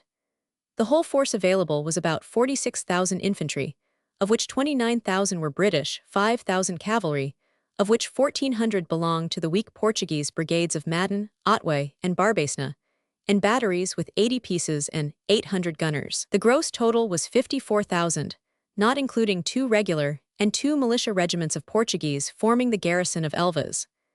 Thus the Allied army, though still appreciably inferior in numbers to the enemy, more especially in the cavalry arm, was strong enough to take the defensive in a good position. Every available regular unit in Portugal had been gathered in by the 23rd, even Pack S and Barbacena's small Portuguese brigades, which had remained down to the last possible moment in the Beira. The ground was most formidable for defense, covered by 3 fortresses, and having in its front an open plain which, though interspersed with occasional groves, was sufficiently commanded by the heights on the British flanks to make it impossible for any large body of troops to move across it in any direction without being detected. Wellington had placed observation parties at the many atalayas, the old Moorish watchtowers, which line the Portuguese frontier, and had arranged for a system of flag signaling to convey news from one flank to the other. There were also warnings to be given by gunfire, from pieces detailed for that purpose at Augela and Campo Mayor. The crossroads along the rear of the position being good, and the Caya fordable in many places, Wellington thought that he was certain of being able to transfer troops with swiftness and security to any part of the line that might be threatened. The only way in which the enemy could approach him unseen would be by moving at night, and even so there would be ample warning, since the cavalry pickets were out far in front of the line, and would give notice betimes. Moreover, a night march of some 9 miles out from Badajoz over unknown ground, towards an undiscovered position, would have little temptation for the enemy. The danger of blundering into a trap in the dark would be too great. But as a matter of fact, the French marshals were not proposing to attack. They had learnt that Spencer's divisions were up, so that the whole of the Anglo-Portuguese army was in front of them, and they shrank from committing themselves to a general action. Marmont wrote to Berthier on June 21st, Soult on June 22nd, and in neither of their dispatches is there the least intention displayed of making any further offensive move. Both state that they intended to attack the Albuera position on the 19th, if Wellington had stayed in it. The enemy, says Marmont, retired in haste, repassed the Guadiana, and returned into Portugal without leaving us any chance of tackling him. It is tiresome that he would not make trial of his fortune, for a decisive victory would infallibly have marked our arrival in this region. Soult, in very similar terms, writes, "The Duke of Ragusa and I had resolved to give battle, but Lord Wellington prudently retreated before we could come up with him. Yet he had 0 men, of who 0 were English, including General Spencer's divisions just drawn in from the north, 14,000 Portuguese, and 0 Spaniards. There were 5,000 cavalry among them. It is vexatious that no general action could take place. Our success would not be doubtful, but we may hope that another occasion may present itself, especially if the army of Portugal continues to keep in touch with the army of the south, and communicates with it, as it is now doing. Of that I have no doubt, from the alacrity with which the Duke of Ragusa marched to join in the relief of Badajoz with all his disposable forces." Soult then proceeds to state with great gravity that Albuera was a signal victory, and the sole cause of the preservation of Badajoz, ignoring the fact that he retreated 60 miles after it, and could not move again till he had been joined by Drouet and Marmont. If Soult wanted another signal victory of the type of Albuera, he had only to march 9 miles towards Campo Mayor, on the day after he wrote this dispatch to Berthier. The temptation was surely great, since the defeat of Wellington's army would have shaken to its foundations the whole defense of the peninsula. To assemble the force now lying by Badajoz, Andalusia and Leon had been stripped of all disposable troops, and left exposed to the raids of the Spanish armies of Galicia and Murcia, and to the omnipresent guerrilleros, who had already cut communications in every direction. If Wellington could be beaten, the concentration was justified. If he were left unmolested, nothing had been gained, save the reprovisioning of Badajoz, and the game might go on forever. Battle was now offered to the marshals if they chose to accept it. The reconnaissance of June 22nd proved that the Allies had taken up a position and were standing on it. General map of Estremadura. Enlarge Estremadura. But neither Soult nor Marmont would advance. The cause of their reluctance to engage was undoubtedly a moral one. As Napier very truly remarks in a typical sentence, Marmont's army was conscious of its recent defeats at Basaco, at Sabugal, at Fuentes de Oñoro. The horrid field of Albuera was fresh. The fierce blood there spilt still reeked in the nostrils of Soult's soldiers. The generals, no less than the rank and file, felt a qualm at the idea of attacking Wellington in a position which he had taken up with deliberation, and where he showed himself serenely expectant of their attack. They were aware that an attempt to dislodge him would be rendered very tiresome by the fact that Elvas and Campo Mayor protected his line. They overvalued his forces by the number of Blake's army, which, till the 24th June, they wrongly supposed to be still with him. So contenting themselves with dictating pompous dispatches concerning the importance of the relief of Badajoz, which was indeed a notable advantage, they went each upon his separate way. Instead of attempting to inflict a defeat on Wellington, the marshals did no more than patch up a scheme by which they thought he might be contained and held in check for the present. In short, the offensive spirit was gone. The French armies in Spain found themselves thrown upon the defensive, and so things were to remain for the rest of the Peninsular War. The offensive, though it was hardly realized as yet, had passed to Wellington. Meanwhile, the Allies could not tell what might be the intentions of the enemy. Seeing the enormous advantage that a victory would bring the French, and remembering the way in which they had stripped all Spain of troops in order to produce the army which now lay opposite him, Wellington thought that he was to be attacked, and continued for some days to perfect his preparations. The period of intent waiting was from the 23rd to the 28th of June, during which nothing was to be made out concerning the main purpose of the French. Petty cavalry reconnaissances in the direction of the Albuquerque and Montijo roads, much moving about of small columns between Olivenza and Badajoz, were observed, but no certain deductions could be drawn from them. No judging what he means yet. Meanwhile everything is ready for him, wrote 500 Urban, Beresford's chief of the staff, in his diary on June 25th. As a matter of fact, the small movements hitherto observed were merely matters of foraging and exploration, and had no occult meaning. On the 27th, however, there was something definite to be learnt. On the morning of that day, Godinot's division blew up the walls of Olivenza and marched to Valverde. This disappearance of the French left wing might have meant that all the columns were being drawn in for an attack in the center, but it might also mean that Soult was about to send back troops to Seville.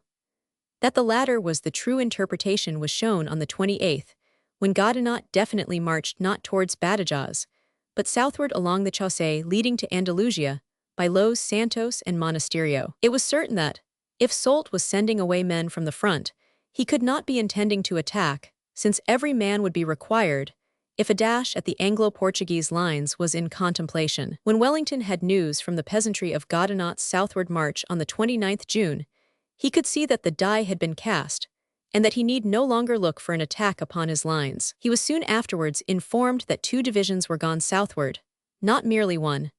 But for some time he could get no certitude of the departure of the 2nd Division, though it was perfectly true that this unit, Conrua's 10 battalions of Drouet's old corps, had departed almost immediately after Godinot.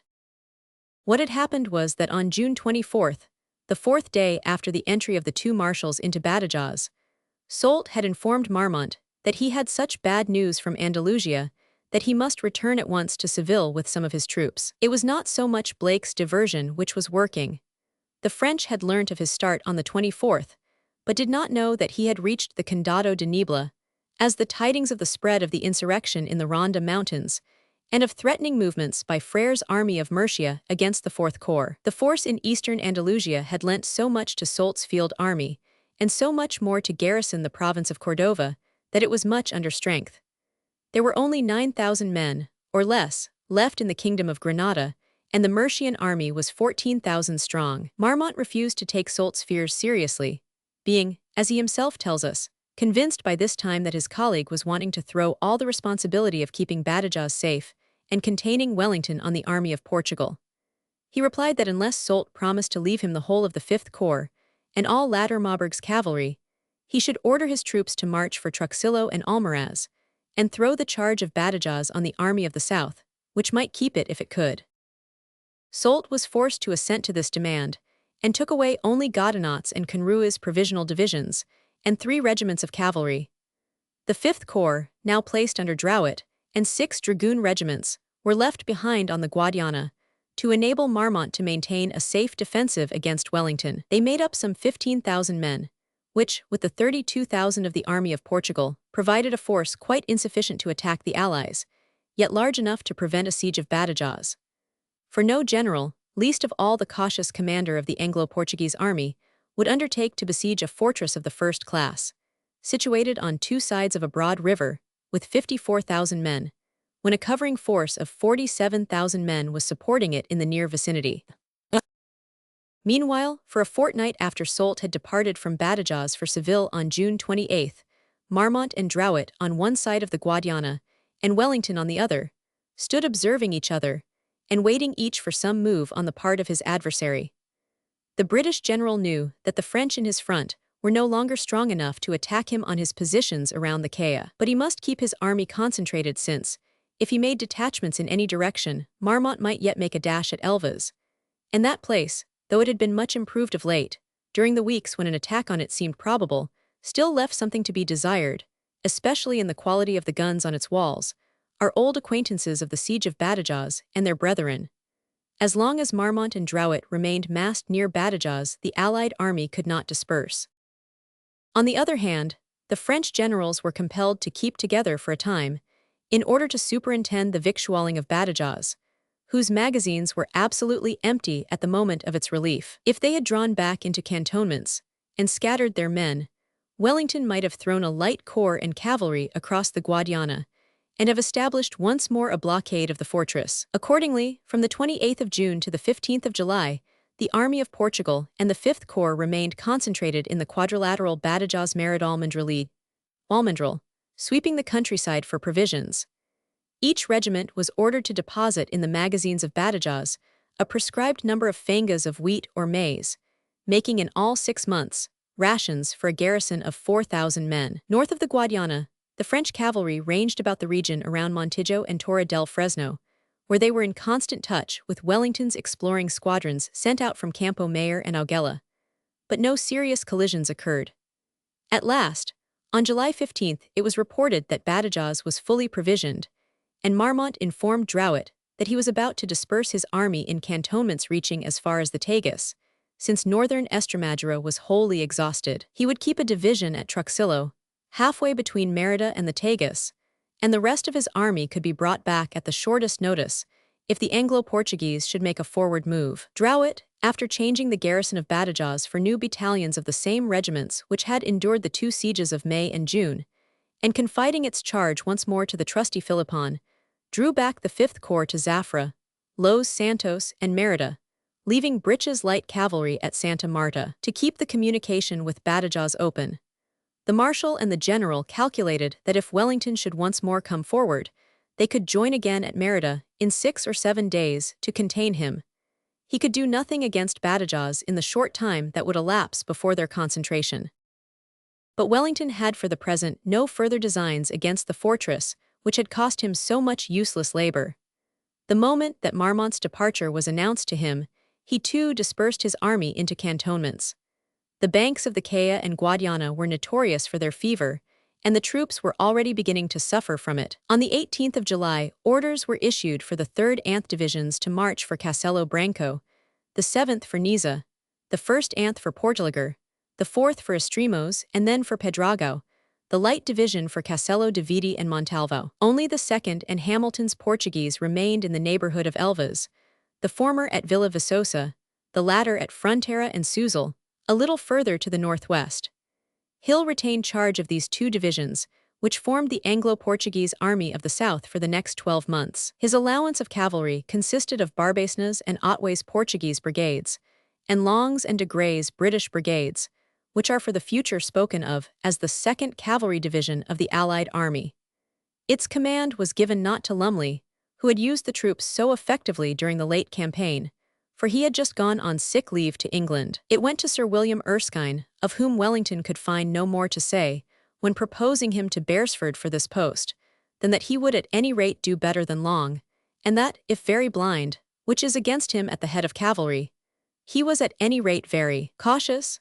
The fact was that Erskine had given grave dissatisfaction at Sabugal and elsewhere, and that the commander-in-chief wished to shunt him on to some new line, where he would have less responsibility. Yet the experiment of trusting him with 2 cavalry brigades was a risky one.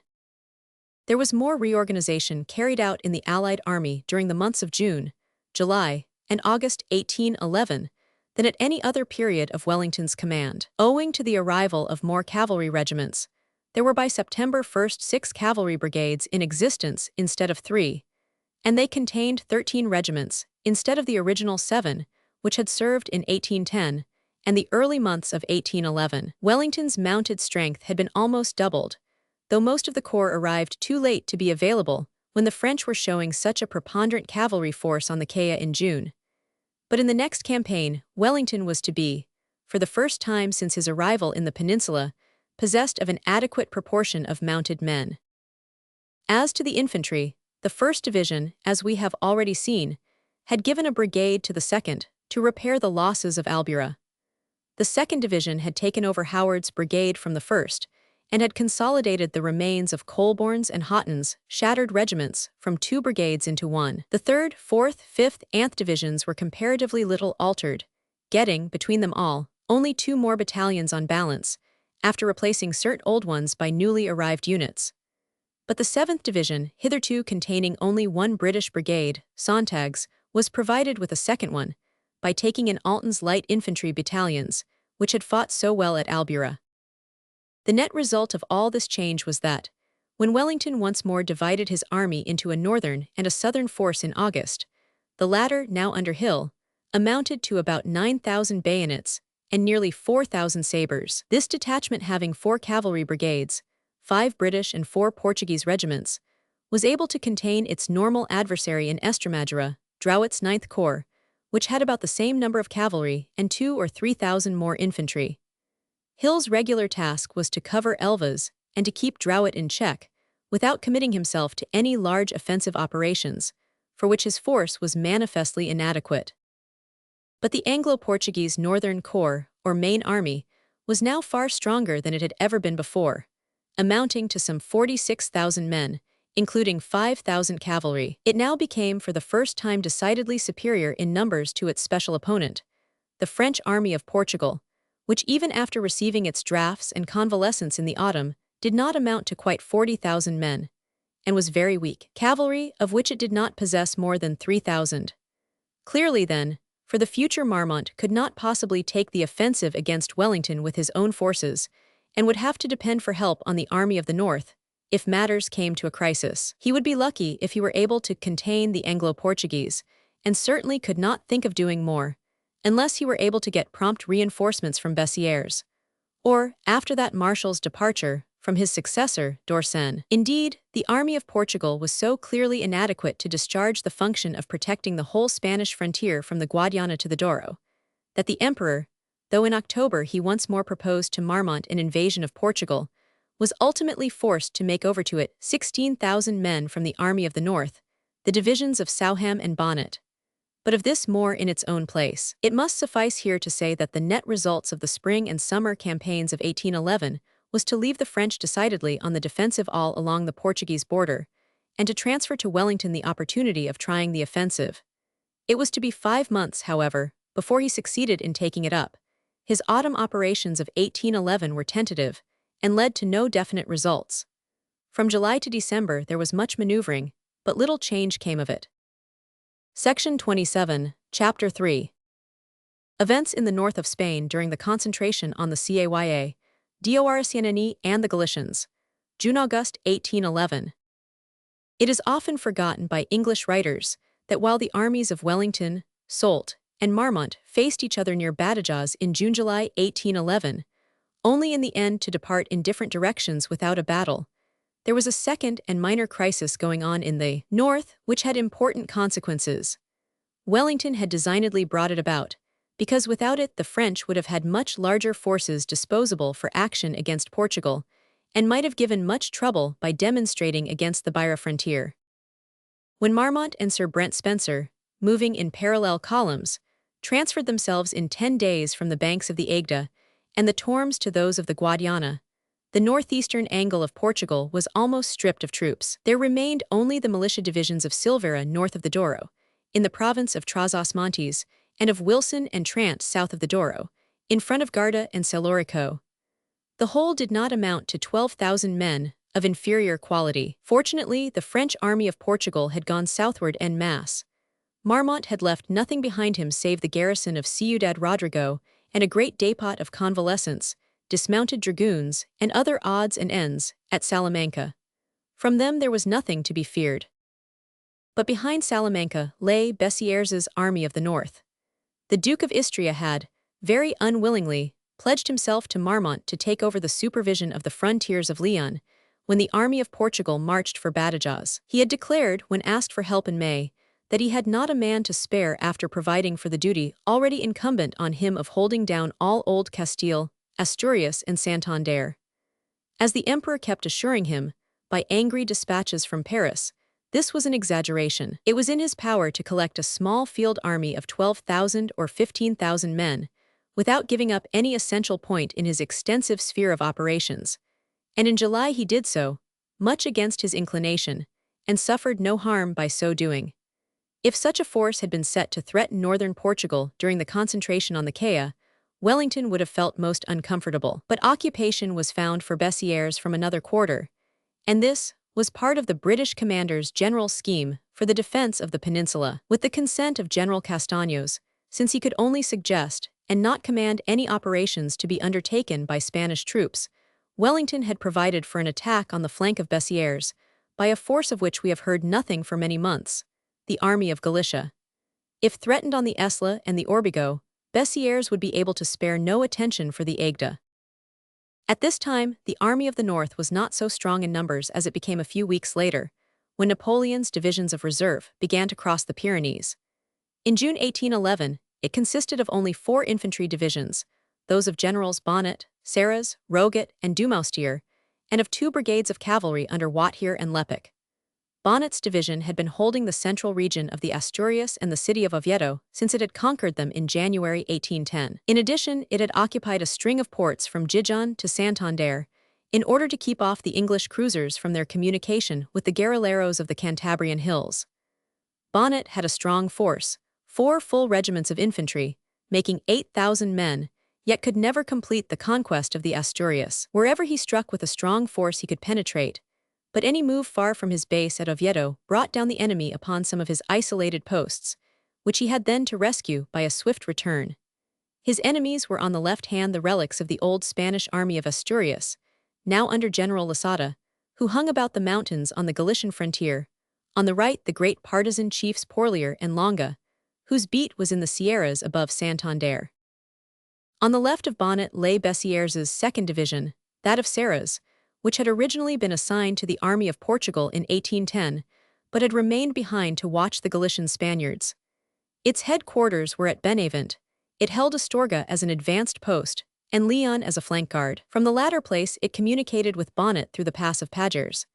This was an enormous front for a division of 6,000 men to occupy, and that, too, one not composed of picked troops, but of miscellaneous units. For Serras had 2 Italian regiments, 32nd Leger, 113th Line, and 2 Polish and 2 Swiss battalions, so that much the larger half of his men were auxiliary troops and not native French. On the other hand, there was nothing left to be desired in the 2 divisions of Roget and Dumoustier, which held the central position in Bessieres's cantonments. They were all troops of the Young Guard, 11 regiments of Tirailleurs, Chasseurs, and Voltigeurs.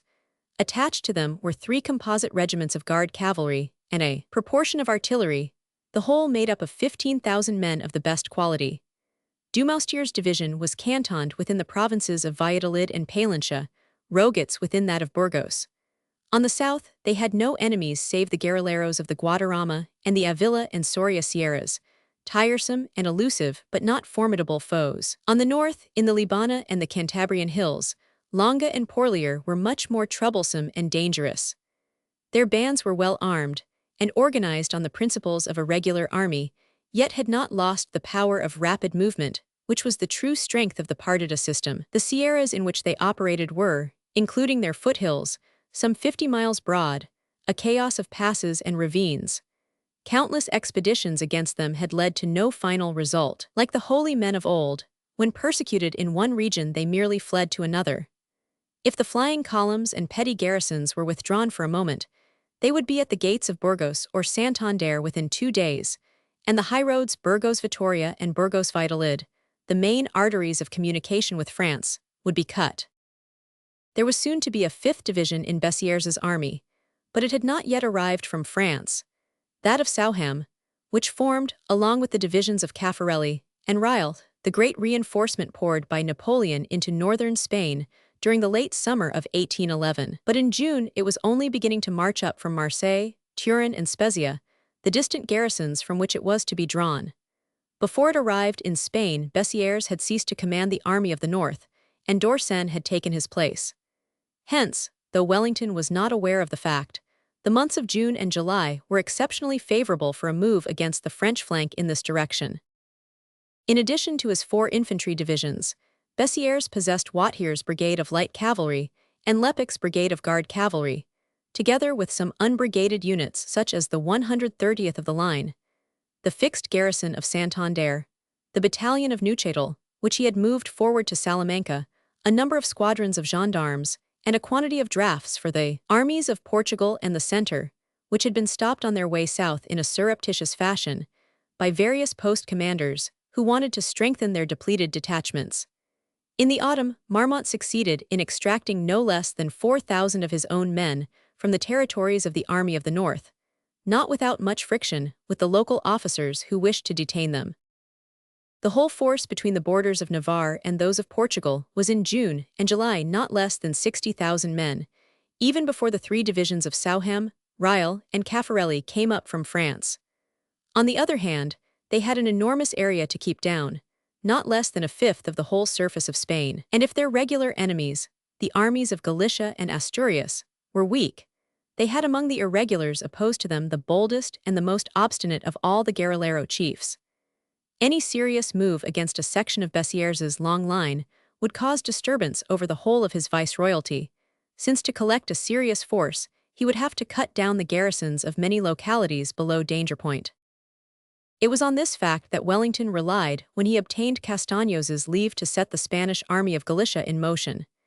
It was fortunately led at this moment by an active and enterprising chief, Santasildas, the hero of the defense of Astorga in 1810, who lent himself eagerly to the plan, though his army was not in good order. The cadres left behind in the north, when Del Parque moved into Estremadura in the winter of 1809-10, were the worst and weakest of the old army of Galicia, and though they had been filled up with local recruits, till the whole force had a nominal strength of 21,000 men, the organization was bad, and the want of well-trained and capable regimental officers very noticeable. The Junta of Galicia had spent more energy in 1810 on quarrels with the Captain General Mahy than on the equipment of its army. Its weakest point was that it possessed only 600 regular cavalry, a defect that must be fatal if it left the mountains to descend into the plains of Leon. It was for this reason that Wellington advised Santasildas to form the siege of Astorga, to harass Bonnet in the Asturias, but not to quit the skirts of the friendly Sierras. On taking over charge of the whole kingdom of Leon from Marmont, Bessières came to the conclusion that he must draw in troops towards the south, lest he should be caught in a position in which he had no disposable central mass towards the Douro. Consequently, on the 6th of June, he sent orders to Bonnet to evacuate the Asturias and fall back by the pass of Pagers to Leon, in order to place himself in closer touch with Serres. On the 14th, therefore, Bonnet left Oviedo and came over the mountains with 3 of his regiments, while the 4th went eastward parallel to the coast, in the direction of Santander, picking up in its retreat all the small garrisons which had been left to dominate the Asturian ports, and to prevent communication between Longa and Porlier, and the English cruisers. By the 17th, Bonnet lay at Leon with 6,000 men. He was just in time to support the scattered front line formed by Serres's division against the attack which Wellington had planned. For Santasildas and the army of Galicia had advanced against Astorga, quite without his knowledge, 2 days before he marched south from Oviedo. The disposable force of the Spaniards consisted, after the weakest and least serviceable regiments had been told off for garrison duty at Corunna, Ferrol, Vigo, and other fortified places, of about 15,000 men.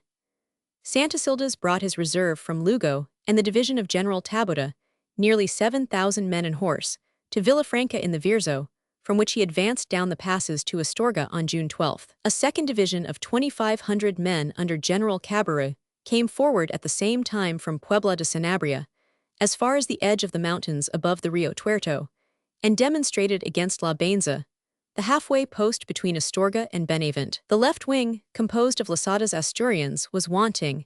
It had followed Bonnet when he began to retreat and had occupied Oviedo. Losada remained there himself, but sent one brigade to join the main army by a circuitous route, since the direct way by the pass of Pagers and Leon was blocked by Bonnet. This brigade under Castañon did not get to the front till June 23. On the 19th of June, Santasildas found Astorga evacuated. The small garrison of 400 men had blown up part of the city walls and absconded on that same morning. They fell back on Bonnet at Leon. Meanwhile, Serres started to march northward from Benavent with 2,000 men, to contain Santasildas, while Bonnet sent forward 2 regiments under his brigadier, Valetox, to assist Serres. But their forces never met. The column from Benavent got engaged with Cabarrus's division near La Baenza, and could not push further forward. That from Leon found most of Taboada's division placed across its path near Benavides, behind the river Orbigo, 9 miles in front of Astorga, June 23. Valetox, despising his enemy, crossed the stream and attacked, though the balance of numbers was against him. When the engagement had been for some hours in progress, Castañon, with the brigade just arriving from Asturias, came down on his flank. The French were beaten. Valetox fell, and his brigade lost over 300 men in the combat, which the Spaniards named from the village of Cagorderos and the French from that of Quintanilla de Val. The defeated force fell back beyond the Orbigo, and was succored by Bonnet, with the rest of his troops from Leon. Meanwhile, Serres retired towards Benavent and called loudly for help to his chief Bessières. Santasildas, seeing that Cabarrus had now nothing in front of him at La Baenza, called up his division to Astorga, and uniting it with the troops of Taboada and Castañon marched against Bonnet on July 2. The French general, after trying to defend for some time the bridge of the Orbigo, found himself so outnumbered that he must retreat towards Leon. But before he had been driven back so far, first Serres from Benevent, and then Bessieres himself, with Dumoustier's division from Valladolid, came up to join him. The French, now 13,000 strong, advanced to seek a general action, July 18. Santasildas, showing great prudence, refused to fight in the plain, hastily abandoned Astorga and the banks of the Orbigo, and withdrew into the mountains southwest of Astorga, where he took post at Torrienzo. The enemy did not pursue, and only a party of light cavalry entered Astorga, which it abandoned next day. For Bessieres had received intelligence that his headquarters at Valladolid, which was almost ungarrisoned in the absence of Dumoustier's division, had been attacked by the partidas of the southern Sierras, July 15. At the same time, General d'Orsen reported from Burgos that Mina had crossed into his government, deserting his more usual haunts in Navarre, and had united with Longa and Porlier. They had a large force, and had cut the communications with Santander. On returning to Valladolid with the Guard division, Bessieres found waiting there, on July 25, his letters of recall to Paris. The emperor had deposed him, partly in consequence of complaints as to his intractability made by King Joseph, partly because he was dissatisfied at the hopeless tone of his dispatches, in which, to his master's discontent, he kept setting forth the thesis that the war in Spain was being conducted on a wrong system, and that the Army of the North was helpless. His post was given to General d'Orsen, a man of inferior ability, though his operations prove him not to have been such a conceited imbecile as his jealous subordinate Thigbalt alleges. Indeed, his record in the north compares not unfavorably with that of Bessieres, and he was decidedly more ready to aid his neighbors than the Duke of Istria, which was the main thing necessary among French generals in Spain.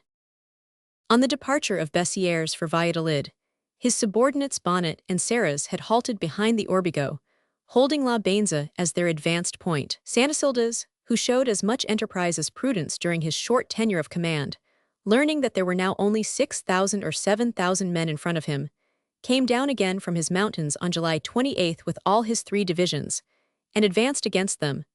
They were forced, after some slight skirmishing, to abandon La Bainza and the line of the Orbigo, and to fall back on Leon. Santasildas advanced to the Esla, and roving detachments sent out from his front pushed forward as far into Old Castile as Sahagun and Palencia. The partidas got possession of the whole countryside, and the French garrisons of Zamora, Toro, Benevent, and Salamanca were completely cut off from their communication with d'Orsen's headquarters at Valladolid. There was equal trouble in the provinces of Burgos and Santander, where Longa and Porlier long held, occupied the Guard division of General Roget, evading him when necessary, and always returning to give trouble when he had passed by. Unfortunately for the Spaniards, Santasildas was at this moment superseded by General Abadia, whom Castaños had sent to take general command of the 6th Army. He was in every way inferior to his junior and predecessor, being neither so alert nor so cautious, and having a craze for unnecessary innovation in matters of detail, which might have been harmless in time of peace, but was vexatious when carried out during a campaign. Wellington had at first conceived great expectations from his intelligence, but soon became entirely disappointed with him. Just before Abadia replaced Santasildas, the position of d'Orsen was wonderfully improved by the arrival on the Ebro of the division of Sauham, 7,000 strong, which had been promised to him in June, and had been marching up from Marseille for 5 weeks. The commander of the Army of the North at once turned over the province of Burgos to Sauham, and moved forward from it the greater part of the Guard division of Roget, which thus became free for operations in the open field. Caffarelli's and Rial's divisions were now also present in Biscay and Navarre, so that the available strength of the French in northern Spain was higher than it had been since the summer of 1810, and d'Orsen thought that his rear was adequately covered. He therefore marched with the 2 divisions of the Young Guard and his 2 cavalry brigades to link his operations with those of Bonnet on the Esla. D'Orsen started from Valladolid on August 9, marching in 2 columns, Dumoustier's division by Mayorga and Valencia de Don Juan, Roget's by Villalpando and Benevent, so as to converge on La Bainza. Bonnet, strengthened by some reinforcements, advanced at the same time from Leon against the bridges of the Orbigo and Astorga, and d'Orsen, with a small reserve, followed by the road Valladolid-Valderas. It was evidently intended that Roget's division should turn the Spanish right, and drive the whole army northward and away from Galicia, while it was attacked in front by Bonnet and Dumoustier. Fortunately for his army, which was now about to be attacked by nearly 30,000 men, Abadia listened to the advice of Santisildas and withdrew hastily to the hills when, on August 17, his outposts were attacked. Cabrera's division retired on its old post of Puebla de Sanabria and got into communication with Silvera's Portuguese, who had come up to Braganza. Castagnan and the Conde de Belvedere, who had just relieved Taboada in command of the 2nd Division, were drawn back to the two passes above Astorga, those of Manzanal and Fuensalbedin. Dorsen, dividing his troops, attacked both and carried them, not without severe fighting, on July 27. The Spanish detachment in the Manzanal Pass was badly cut up, that before Fuensalbedin suffered less. The French lost General Corson. Behind the passes there are two lines of retreat into Galicia. The northern and more obvious is the Great Chaussee to Corunna, via Villafranca and Lugo, which Sir John Moore followed in January 1809. The southern and more rugged is that by Ponferrada, Domingo Flores, and the Val de Oras to Orense, which La Romana took in that same historic retreat. This last road was now chosen by Abadia, for two reasons. The first was that by taking it, he placed himself upon the flank of Dorsen's advance against the heart of Galicia, and forced the enemy either to turn against him and follow him into a remote and desolate country, or, if he pressed on, to expose his communication with Astorga and Leon. The second reason was that he knew that Dorsen had come lightly equipped, intending rather to drive his army out of the Astorga region than to conquer the whole province of Galicia. The French would not, therefore, be able to feed on the desolate route between Ponferrada and Orense, and would probably turn back, content with having cleared the plains of Leon. This argument was correct. Dorsen went no further on the Great Chaussee than Villafranca, which he sacked on August 29, and then turned on his heel, refusing to press deeper into Galicia or to pursue Abadia's army. He marched back to Astorga on the 31st, burning every village of the Virzo on his way, and descended into the plains of Leon. Abadia followed cautiously, reoccupied Villafranca and Ponferrada, and pushed his outposts forward again to the edge of the mountains. It was found that the French were repairing Astorga, which they once more garrisoned, and held as an outpost till the next year. The ground occupied by the Army of Galicia was exactly the same on the 10th of September as it had been on the 10th of June, save that all Asturias was still clear of invaders. It was not till the late autumn that Bonnet once more made his appearance in that oft-invaded province. The reasons of Dorsen's sudden retreat from the borders of Galicia were many and various. It must not be supposed that his expedition had been taken in hand with the object of conquering that province, as Napier seems to suggest. Such a task would have required much longer preparation than he had been able to make. He had neither collected the stores and munitions that would have been required for so great an enterprise, nor made the necessary dispositions for the protection of the vast space behind him. When he marched against Abadia, he left nothing between the Ebro and the border of Portugal save Sauham's newly arrived division, and a few of Serraz's battalions scattered in small garrisons at Leon, Benavent, Valladolid, and C. His movement of advance had been made to chase the army of Galicia out of the plains, where it had been showing itself so persistently since June, and to relieve the pressure which it had brought upon Bonnet and Serraz. There was no purpose of conquest underlying his march, only a desire to scour the valleys of the Orbigo and the Esla of tiresome intruders. The Spaniards were wholly mistaken in supposing that he retired from Villafranca because Abadia had shown a disposition to make a long resistance, or because the junta had called out the alarmas, or general levee en masse of the province, raised on the principle of the Portuguese ordinanza. He could have gone on further if that had been his intention, but he had no such desire. Not only were his munitions exhausted, but all the news behind him was unsatisfactory. Though the reinforcements from France had arrived on the Ebro, Old Castile was in the most disturbed condition. There had been a notable disaster at Santander on August 14-15, when Porlier, by a sudden concentration, had stormed the town, dispersing General Rouget's garrison, and had then swept away most of the minor posts around it. Only Torrellavega had succeeded in beating off his assault.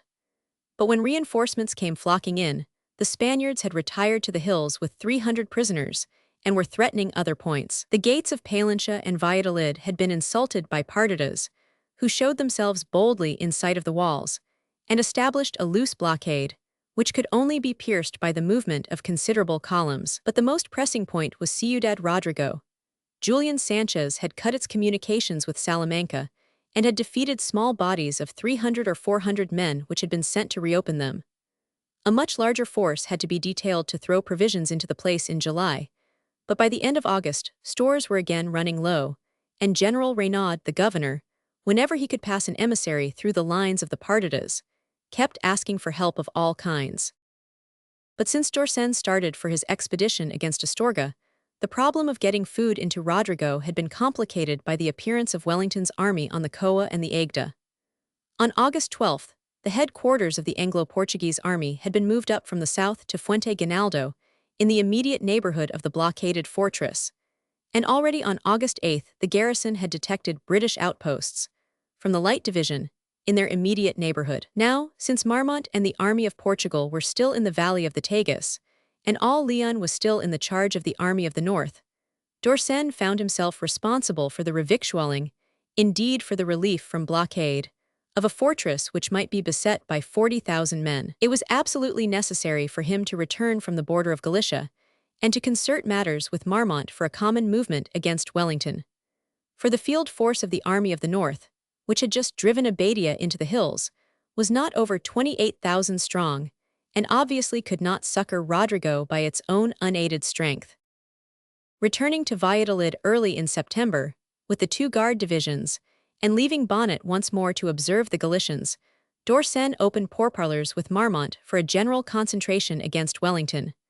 Of this effort we must speak in its due place. Meanwhile matters settled down in the northern field of operations. Bonnet was too weak to move, or to think of reoccupying his old post in the Asturias. Abadia's army was much reduced in numbers, both by privations and by desertion.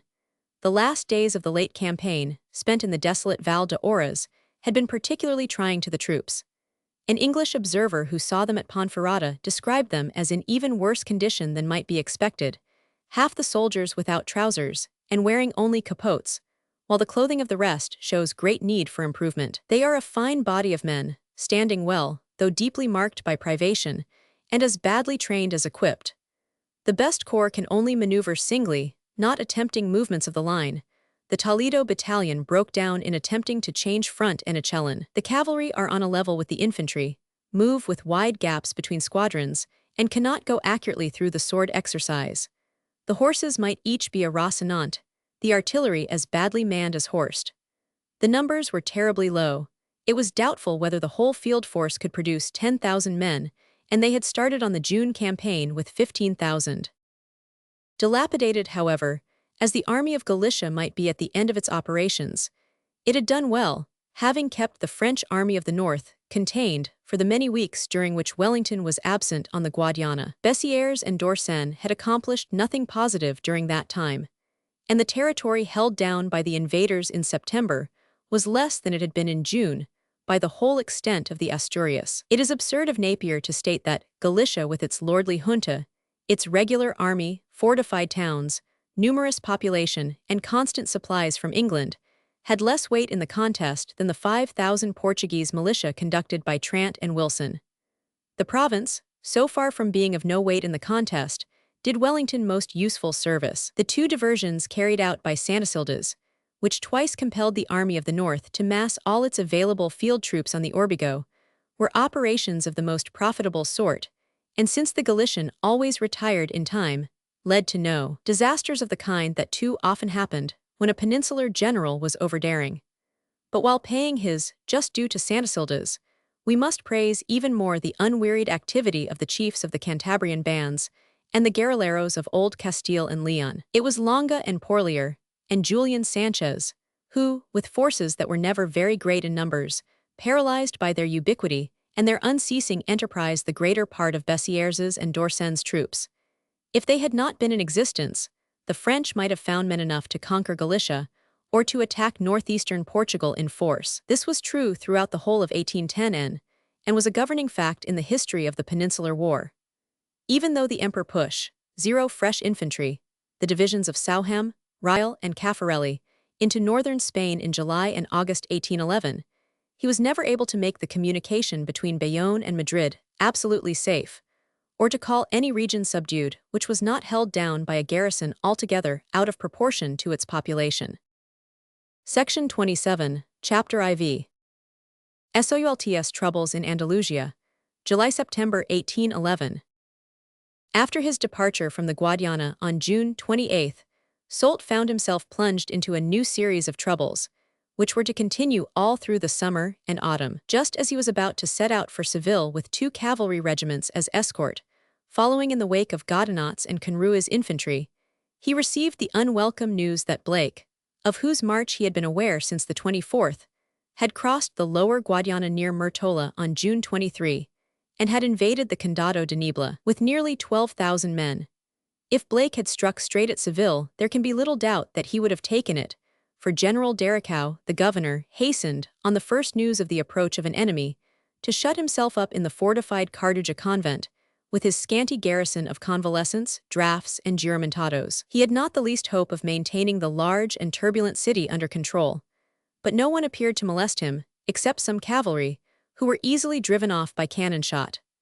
Blake, apparently disliking to present himself in the open plain of the Guadalquivir, had not marched on Seville, but sat down on June 30 to besiege the castle of Niebla, the capital of the region which he had invaded. It was the only French garrison left in western Andalusia, and was held by a battalion of 600 Swiss in King Joseph's service, a miscellaneous corps formed of deserters of all races from the Spanish and British armies, under a Colonel Fritz Hart. Blake lay for 5 days before the medieval castle with the division of Zayas, while Ballesteros, with the rest of the army, took a position to cover him against French troops coming from Estremadura, who, as was rightly suspected, were not long in appearing. The siege failed because Blake had brought no artillery with him.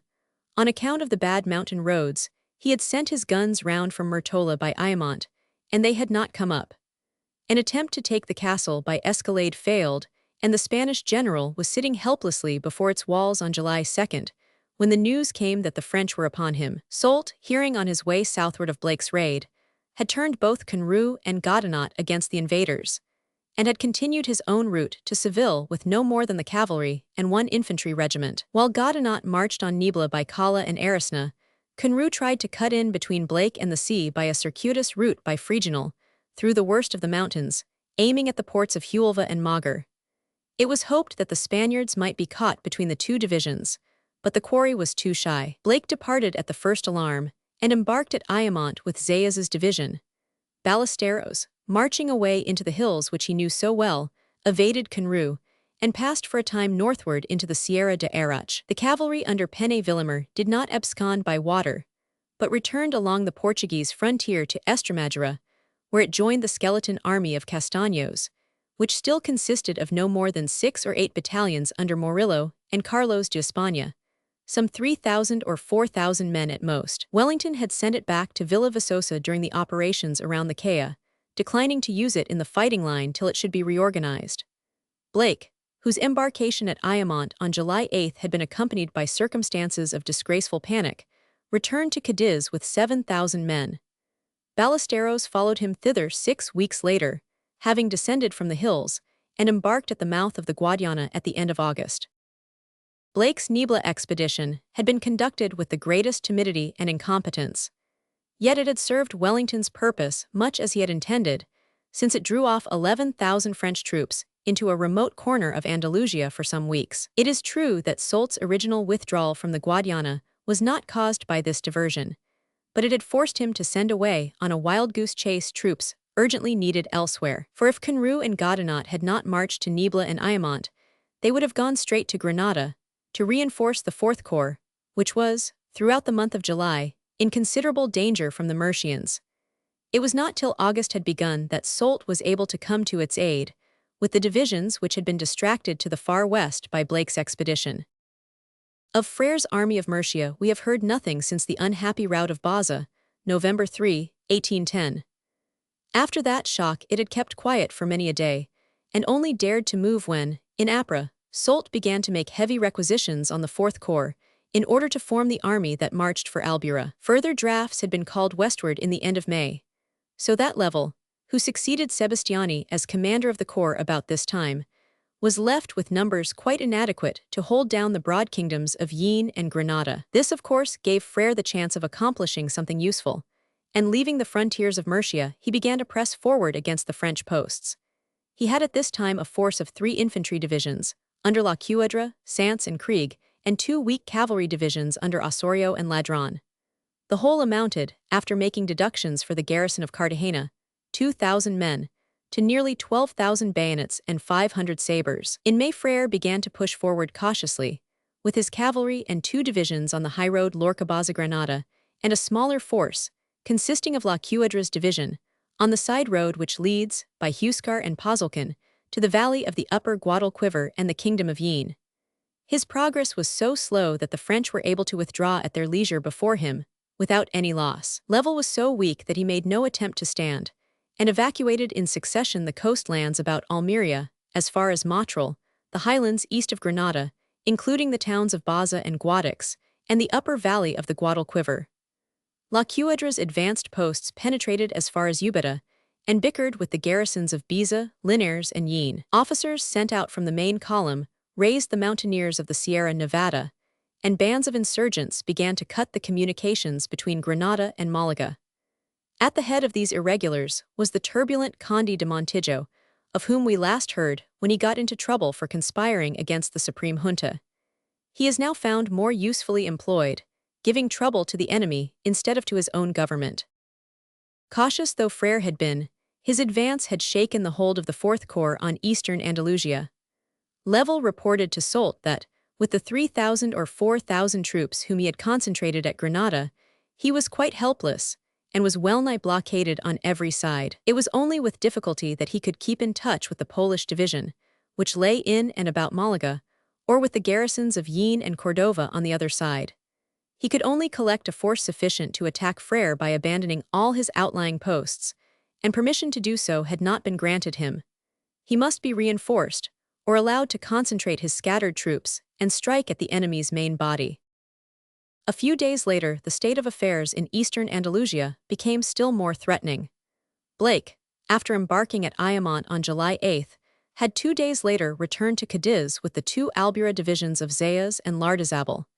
He stayed only a fortnight in the island city, and got leave from the Regency to join the army of Murcia. In order that he might dispose of all the forces in that direction, he asked and obtained the control of the Valencian army also, and was made captain general of that province as well as of Murcia and Aragon. Blake landed at Almeria on July 31 with the same troops that he had brought back from the west, about 7,000 foot and horse. From thence he led them to join Frere's army near Baza, and left them there, while he himself, taking Zayas and some other officers with him, made a hasty visit to Valencia to receive over the command from the Marquis del Palacio, and to see what measures were necessary with regard to the threatening movements of Suchet on the side of Aragon. The 2 divisions under Lardizabal and Joseph O'Donnell vice Zayas had joined Frere on August 3, and a force of 15,000 infantry and nearly 2,000 horse was thus concentrated near Baza.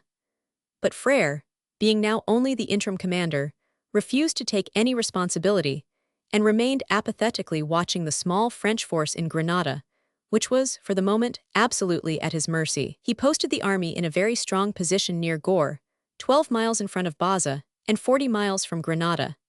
It was covered in front by the ravine of one of the tributaries of the Gardel River, and could only be turned on the flanks by a very wide movement in difficult ground. La Cuadra's division remained at Pozolcan, some 30 miles away from the main body, observing the kingdom of Yine and vexing its garrisons by small incursions.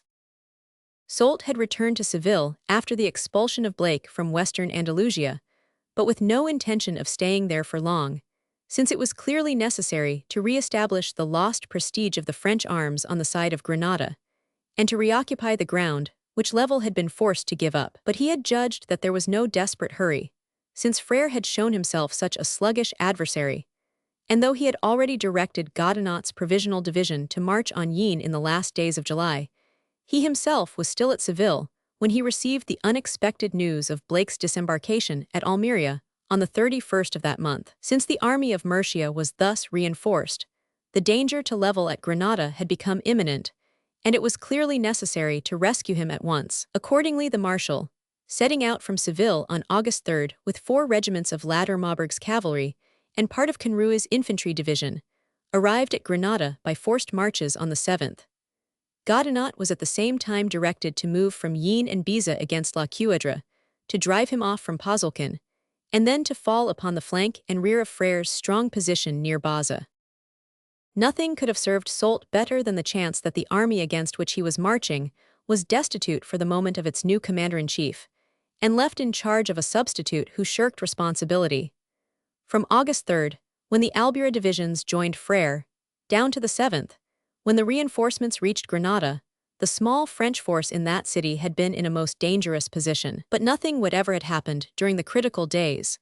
The Spaniards had remained quiescent behind the ravine of Gore. Picking up the small part of the garrison of Granada that could be spared to join his field force, Soult marched against the enemy on the 8th of August, and was in front of their position on the 9th, with 6,000 infantry and 500 horse. Seeing the enormous strength of the ground, he contented himself with making noisy artillery demonstrations against Frere's line, and waited for the arrival of Godinot, who with 4,000 bayonets and sabres was due to appear in the rear of the Mercians on the 10th, if all had gone well with him. As a matter of fact, Godinot had marched against La Cuadra on the 7th from Biza, by the way of Jadar. The Spanish general, who was outnumbered, abandoned his post at Pozolcán on the 8th and fell back towards Huescar, nearer the frontier of Murcia, without fighting. Godinot, therefore, found nothing to prevent him from falling on the rear of the main hostile force, and marched on Baza. His approach was reported to Frere, who detached against him Joseph O'Donnell's division of 4,000 men, and ordered La Cuadra to hasten to its aid, and to join in covering the flank of the army. O'Donnell took post at the fords of the Gardel River, in front of Zújar, and stood on the defensive, hoping to be joined by La Cuadra during the course of the day. The latter, however, had gone off too far to the east for it to be possible for him to return in time, and O'Donnell was badly beaten by Godinot on the afternoon of the 9th, and lost a third of his men, 423 killed and wounded, and 0 dispersed or prisoners. By continuing his march for another 8 miles, after beating O'Donnell, Godinot might have seized Baza and cut off Frere from his retreat on Murcia. But his men were tired, and it was reported to him that a new Spanish force, La Cuadra, coming up over late in the day, was approaching. Wherefore he halted, and only sent out cavalry to search for Soult's flank and to reconnoiter Baza. But Frere, on hearing that O'Donnell was crushed and his own rear threatened, silently evacuated his strong position in the night, and marched through Baza and across Godinot's front with all his host. He got away, but Soult, detecting his retreat at dawn, bade Ladder-Maubourg pursue him with all speed at the head of his horsemen. The Spanish rearguard was caught up at Las Vergentes, 10 miles beyond Baza. Frere ordered his cavalry, under Osorio and Loy, to face about and protect the march of the infantry. But a charge of Pierre Soult, who led the French advance brigade, broke the Spanish horse, who fled in all directions, uncovering the infantry. The latter took to the hills. One column consisting of the divisions of Sants and O'Donnell went off southward, and escaped without much loss by Oria and Albox. The other, containing the divisions of Krieg and Lardizabal, turned north, plunged into the Murcian hills, and made its way by Maria to Caravaca. La Cuadra, making a separate retreat in a parallel direction, also arrived at the last-named place. Such was their haste that one column made 36 miles in the day on the 10th, the other 27. Stragglers were many. The Murcian army was thus divided into 2 masses, neither of which covered the main road to the capital of the province, and Soult, standing triumphant at Vélez Rubio with his 12,000 men united, might have marched on Murcia had he chosen. But the way was long, some 70 miles, and the intervening country rough and thinly peopled. The marshal resolved not to pursue Frere, but to devote himself to the hunting down of the insurgents of Granada and the southern mountains, while the main hostile army was out of action. When, therefore, Blake returned from Valencia to pay a hasty visit to his scattered army, he found it shaken in morale, and weaker by 4,000 men than when he had left it, but not destroyed. Of the 2 disjointed sections, one descended in haste from the northern mountains, the other came in marching parallel with the coast. They met at Alcantarilla in front of the city of Murcia, on August 14th, and began to fortify a position there. But the French had turned back. Soult contented himself with reoccupying Baza with a permanent garrison, and did not cross the Murcian frontier. Hence Blake was able, a few weeks later, to take off to the north not only his own 2 divisions, but part of Frere's troops, for service against Suchet on the side of Valencia. It was a lucky chance for him that the invasion of Valencia from the side of Aragon only began upon September 16, more than a month after Soult had returned into Andalusia. If it had come earlier, there would have been no succors available for the oft-defeated and never very efficient Second Army, as the Valencian Corps was now called. Soult had not gone in person further than Vélez Rubio, though his light cavalry had pursued the flying Spaniards many miles further, as far as the pass of Lumbreras. On August 14 he turned back and broke up his army into several columns, who were to hunt down the insurgents of the Sierra Nevada and the Alpujarras. The main body returned to Granada, a flanking column occupied Almeria, another swept the valley of the upper Guadalquivir. There was much plunder, and a good deal of reckless shooting of inhabitants, for the French were exasperated at the rising which had taken place in districts that had seemed for the last 18 months to be pacified. But the crushing of the insurgents turned out to be a long business. Indeed, eastern and southern Andalusia were never so thoroughly under Soult's control as they had been in 1810 and the early months of 1811. The Count of Montijo lurked persistently in the mountains and gained several small successes over General Godinot, who was in main charge of the hunt. On August 21, he captured 2 whole companies of Poles near Motril, and a few days later checked a column of 1,500 men under Colonel Raymond. He himself ultimately got off to join the Murcian army, but the local guerrilleros continued the strife, which was to blaze up again into a formidable conflagration when a new Spanish regular force came upon the scene. This was the division of Ballesteros, who, as has been already mentioned, abandoned his old haunts by the Rio Tinto and the lower Guadiana, to land on September 4 at Algeciras with 3,000 men. Calling in the Serranos of the Ronda Mountains to his aid, he captured many small places and forced Soult to turn Godinot's troops against him.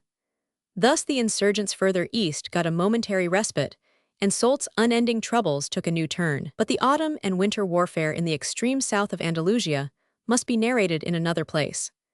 Suffice it to say here that Soult was never in the later months of 1811 so free from trouble as to find it easy to send any serious aid to Drouet and the 5th Corps, whose duty it was to check and contain Hill's Anglo-Portuguese divisions in Estremadura. Section 28.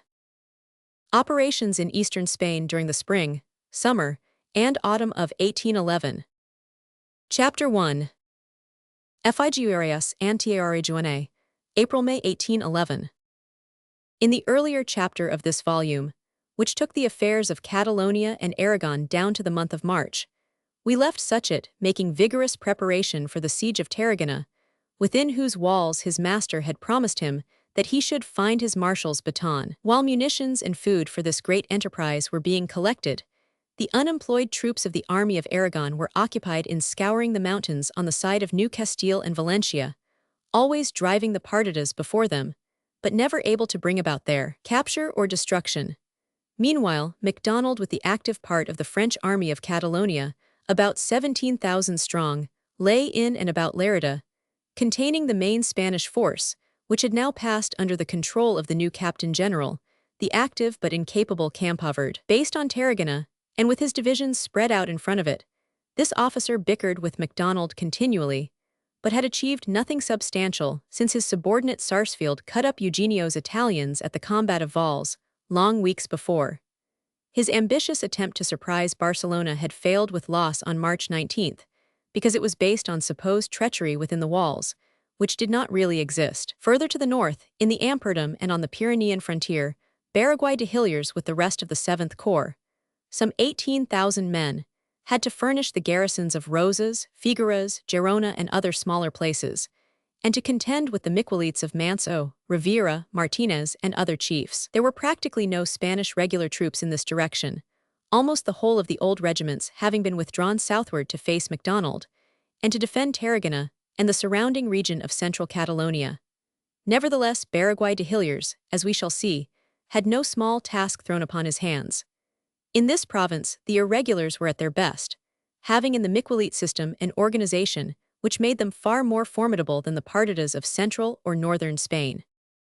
On March 10 Napoleon, who had marked with approval all Suchet's earlier operations, While he was thoroughly dissatisfied with MacDonald, resolved to cut up the Auth Corps or Army of Catalonia by making over nearly half of its force to the Army of Aragon. A decree declared that the three provinces of Lerida, Tarragona, and Tortosa were transferred to the charge of Suchet, with so much of the province of Barcelona as lay east of the Pass of Ordal and the course of the upper Llobregat.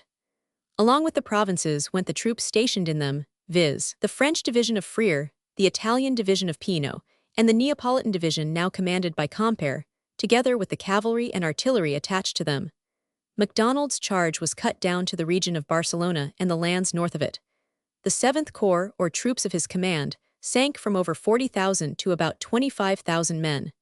The 3rd Corps rose from 0 to 43,000 men. With this augmented force, Suchet was told both to hold down his old realm in Aragon and to take Tarragona, furnishing not only a siege army but a covering force as well. MacDonald was no longer to be the shield of Suchet's operations, as during the siege of Tortosa, but was to occupy himself on a separate and minor system of operations. The imperial orders directed him to occupy Cardona, Berga, and Urgell, the centers of resistance in Upper Catalonia, and to take the rocky stronghold of Montserrat. Meanwhile, it was necessary to transfer MacDonald's own person from Lerida, where lay the troops that he had to surrender, to Barcelona, which was to be for the future the center of his activity. So dangerous was the passage that he had to be given an escort of no less than 7,000 infantry and horse. Taking the way of Manresa, he started from Lerida on March 30th and cut his way through the Spanish forces which stretched across his path. The regular division of Sarsfield, supported by the Somme-18s of central Catalonia, gave him much trouble. Though they failed to hold Manresa, which the French stormed and wantonly burnt, they hung on to the flanks of the marching column, repeatedly attacked its rearguard, and cut off or slew in 3 days of continuous fighting some 600 men. After reaching the Llobregat at Sabidell, MacDonald went on to the neighboring Barcelona, while his escort fought its way back to Lerida by the road of Igualada and joined Suchet on Apeth. Having now got the whole of his new army under his own hand, Suchet was able to prepare all his arrangements for the march on Tarragona. Ample provision had first to be made for the defense of Aragon in his rear, where the enemies were numerous if not powerful: Mina on the side of Navarre, Villacampa and Carbajal in the mountains of the south, and the army of Valencia beyond the lower course of the Ebro. He set aside 3 battalions and a cavalry regiment to watch Mina, and 2 battalions each for garrisons at Saragossa and Calatayud. He placed a brigade under Paris at Daroca, and another under Abbey at Teruel to watch the southern insurgents. To keep off the Valencians, he left a regiment at Morla and Alcañiz, another in garrison at Tortosa, and 600 men disposed in small forts along the lower Ebro from La Rapida at its mouth to Casp. Musnier was given charge of all the troops on the right bank of the Ebro, and had orders to unite Abbey's and Paris's brigades and evacuate the southern hill country if the Valencians made a serious advance against Tortosa. This left Suchet 29 battalions for the Expeditionary Corps with which he was about to march against Tarragona, of which 19 were French, 2 Polish, and 8 Italian. They amounted to just under 15,000 bayonets. Since the 3 divisions of the Army of Aragon had all been thinned down by the numerous detachments left behind, he amalgamated what remained of them with the French and the Italian brigades left to him by MacDonald, to make up 3 provisional divisions for the field, under Habert, Harispe, and Freire. The first had 1 French and 2 Italian brigades, 14 battalions.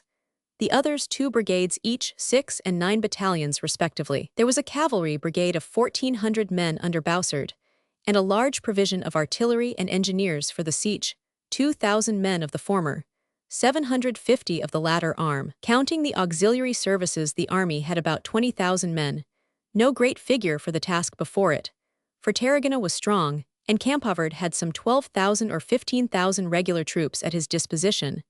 The 3 divisions of Sarsfield, Eroles, and Curtin, besides such aid as the Miquelites might give.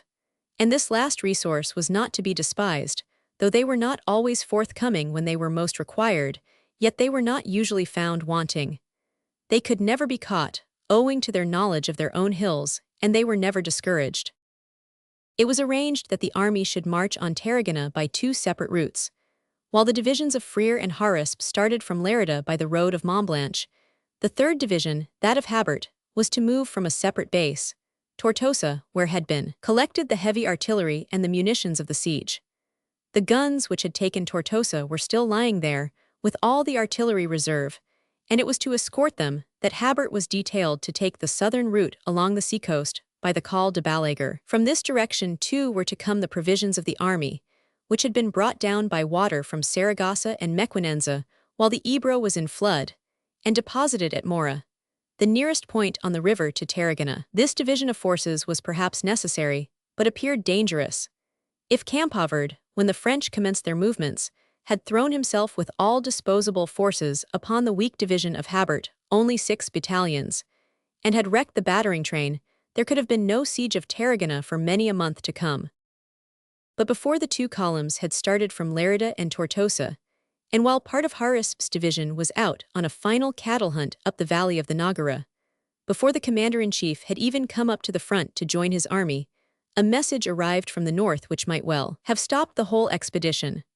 On Apist Suchet, still at Saragossa, received the astounding news that the Spaniards had captured Figueras, the bulwark of northern Catalonia, and the most important place, with the exception of Barcelona, which belonged to the French in the whole principality. The disaster had happened on the night of the 9th-10th, and the news of it had been brought by a spy paid by MacDonald, across the territory occupied by the Spanish army. Otherwise it would have taken still longer to travel, by the circuitous route through France, which was the only way by which news from Upper Catalonia could reach Aragon. MacDonald and Maurice Mathieu, the governor of Barcelona, who added his supplications to those of the marshal, begged Suchet to abandon for the moment the projected siege of Tarragona, and to march to their aid with every man that he could spare, for they must collect as large a force as possible to recover Figueras, and a field army could not be got together from the much reduced corps, which had to find a garrison of 6,000 men for Barcelona, and similar, if smaller, detachments for Gerona, Roses, Hostelrich, Montlouis, Palamos, and other smaller places. If Campoverd should march northward, with the bulk of his regular divisions to succor Figueras, there would be little or nothing to oppose to him.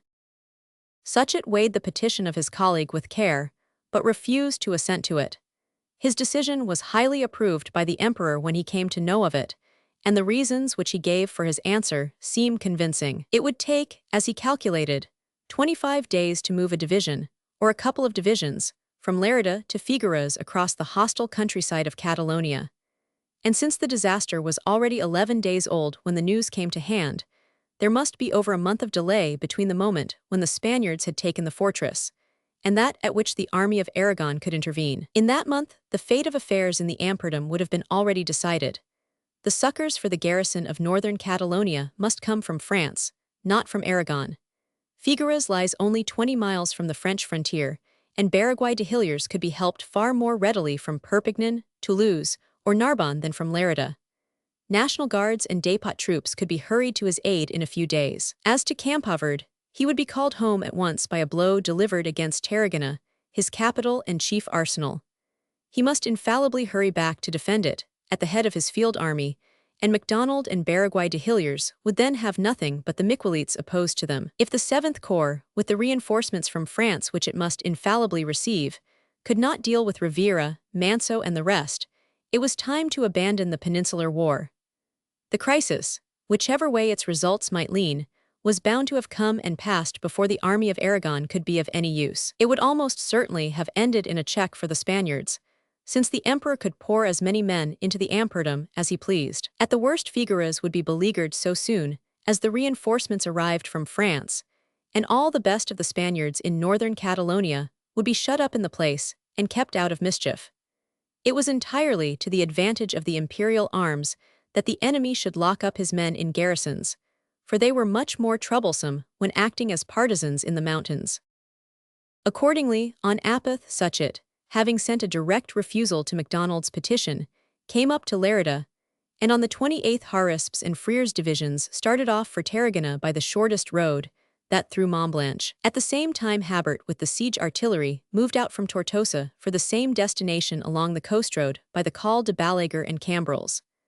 On May 2, both columns were near Tarragona, having met with very little opposition by the way, for Campoverd, with the larger part of his field army, had gone off a fortnight before to the north, with the intention of succoring Figueras, and the rest of his regulars had retired into Tarragona to form its garrison. Before dealing with the long and bitterly contested struggle at Tarragona, it is necessary to explain how Figueres had come into the hands of the Spaniards. This place was a new and well-designed 18th-century fortress, built 60 years back by Ferdinand VI, to supplement the defenses of the Catalonian frontier.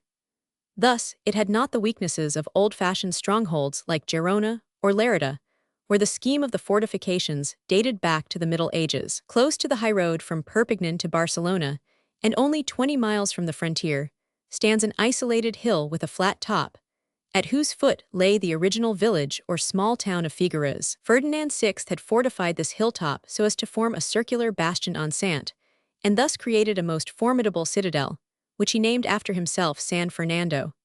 It dominated the little town below, and the whole of the surrounding plain of the Ampurdam. The slopes below the wall are steep, even precipitous in some places, and there is only one road leading up into the place by curves and zigzags, though there are several posterns at other points. San Fernando had been one of the fortresses which Napoleon seized by treachery in 1808. A French detachment, ostensibly marching through the town towards Barcelona, had fallen upon and evicted the Spanish garrison. Since then, it had formed the most important base for operations in northern Catalonia, and had been the magazine from which the sieges of Roses and Girona had been fed. A long possession of 3 years had made the imperial generals careless, and the garrison had gradually dwindled down to a provisional battalion of 600 or 700 men, mainly composed at this moment of drafts for the Italian and Neapolitan divisions of Pino and Quimper, detained on their way to the front, according to the usual system. The governor was a Brigadier General Gillat, who seems to have been a negligent and easygoing officer. The rocky fortress was so strong that it never entered into his head that his restless neighbors the Miquelites might try a blow at it. It was a mere chance that on the day when the assault was delivered, a marching battalion of Italian drafts, escorting General Perry, who was coming up to take command of Pino's late division, happened to be billeted in the town below. Next day they would have been gone. It was clearly Gillat's carelessness, and the small numbers of his garrison, which inspired the Miquelite chiefs with the idea of making an attack by surprise on this almost impregnable citadel. Rivera, the most active of them, got into communication with 3 young Catalans who passed as afrancesados and were employed by the commissary Bouclier, who had charge of the magazines. One, Juan Marquez, was his servant. The other 2, Pedro and Ginés Pons, were under storekeepers. All 3 were mere boys, the oldest not 21 years of age. Marquez got wax impressions of various keys belonging to his master, including those of the store vaults, and of a postern gate leading into them from the foot of the ramparts, and made false keys from them. It was determined that a picked band of Miquelites should attempt to force their way into the place through the postern on the midnight of Apath 10th. Rivera sent the details of his scheme to Campoverd, who, despite of his late fiasco at Barcelona, was delighted with the plan, and offered to come up with his field army to the north if the attempt should succeed. The Miquelite chiefs conducted their enterprise with considerable skill. On the 7th of April, Rivera collected some 2,000 men at the foot of the Pyrenees, north of Alat, and threatened to make a descent into the French valleys beyond, in order to distract the attention of the enemy. On the 9th he countermarched for Figueres, and at dusk got within 9 miles of it. At 1 in the morning, his forlorn hope, 700 men under 2 captains named Casas and Lovera, came up under the ramparts, found their confederates waiting for them at the postern, and were admitted by means of the false keys. They burst up out of the vaults, and caught the garrison mostly asleep. The governor was captured in his bed, the main guard at the great gate was surprised, and the few men who came straggling out of the barracks to make resistance were overpowered in detail. Only 35 men were killed or wounded on the part of the French, not so many on the Spanish side, and in an hour or less the place was won.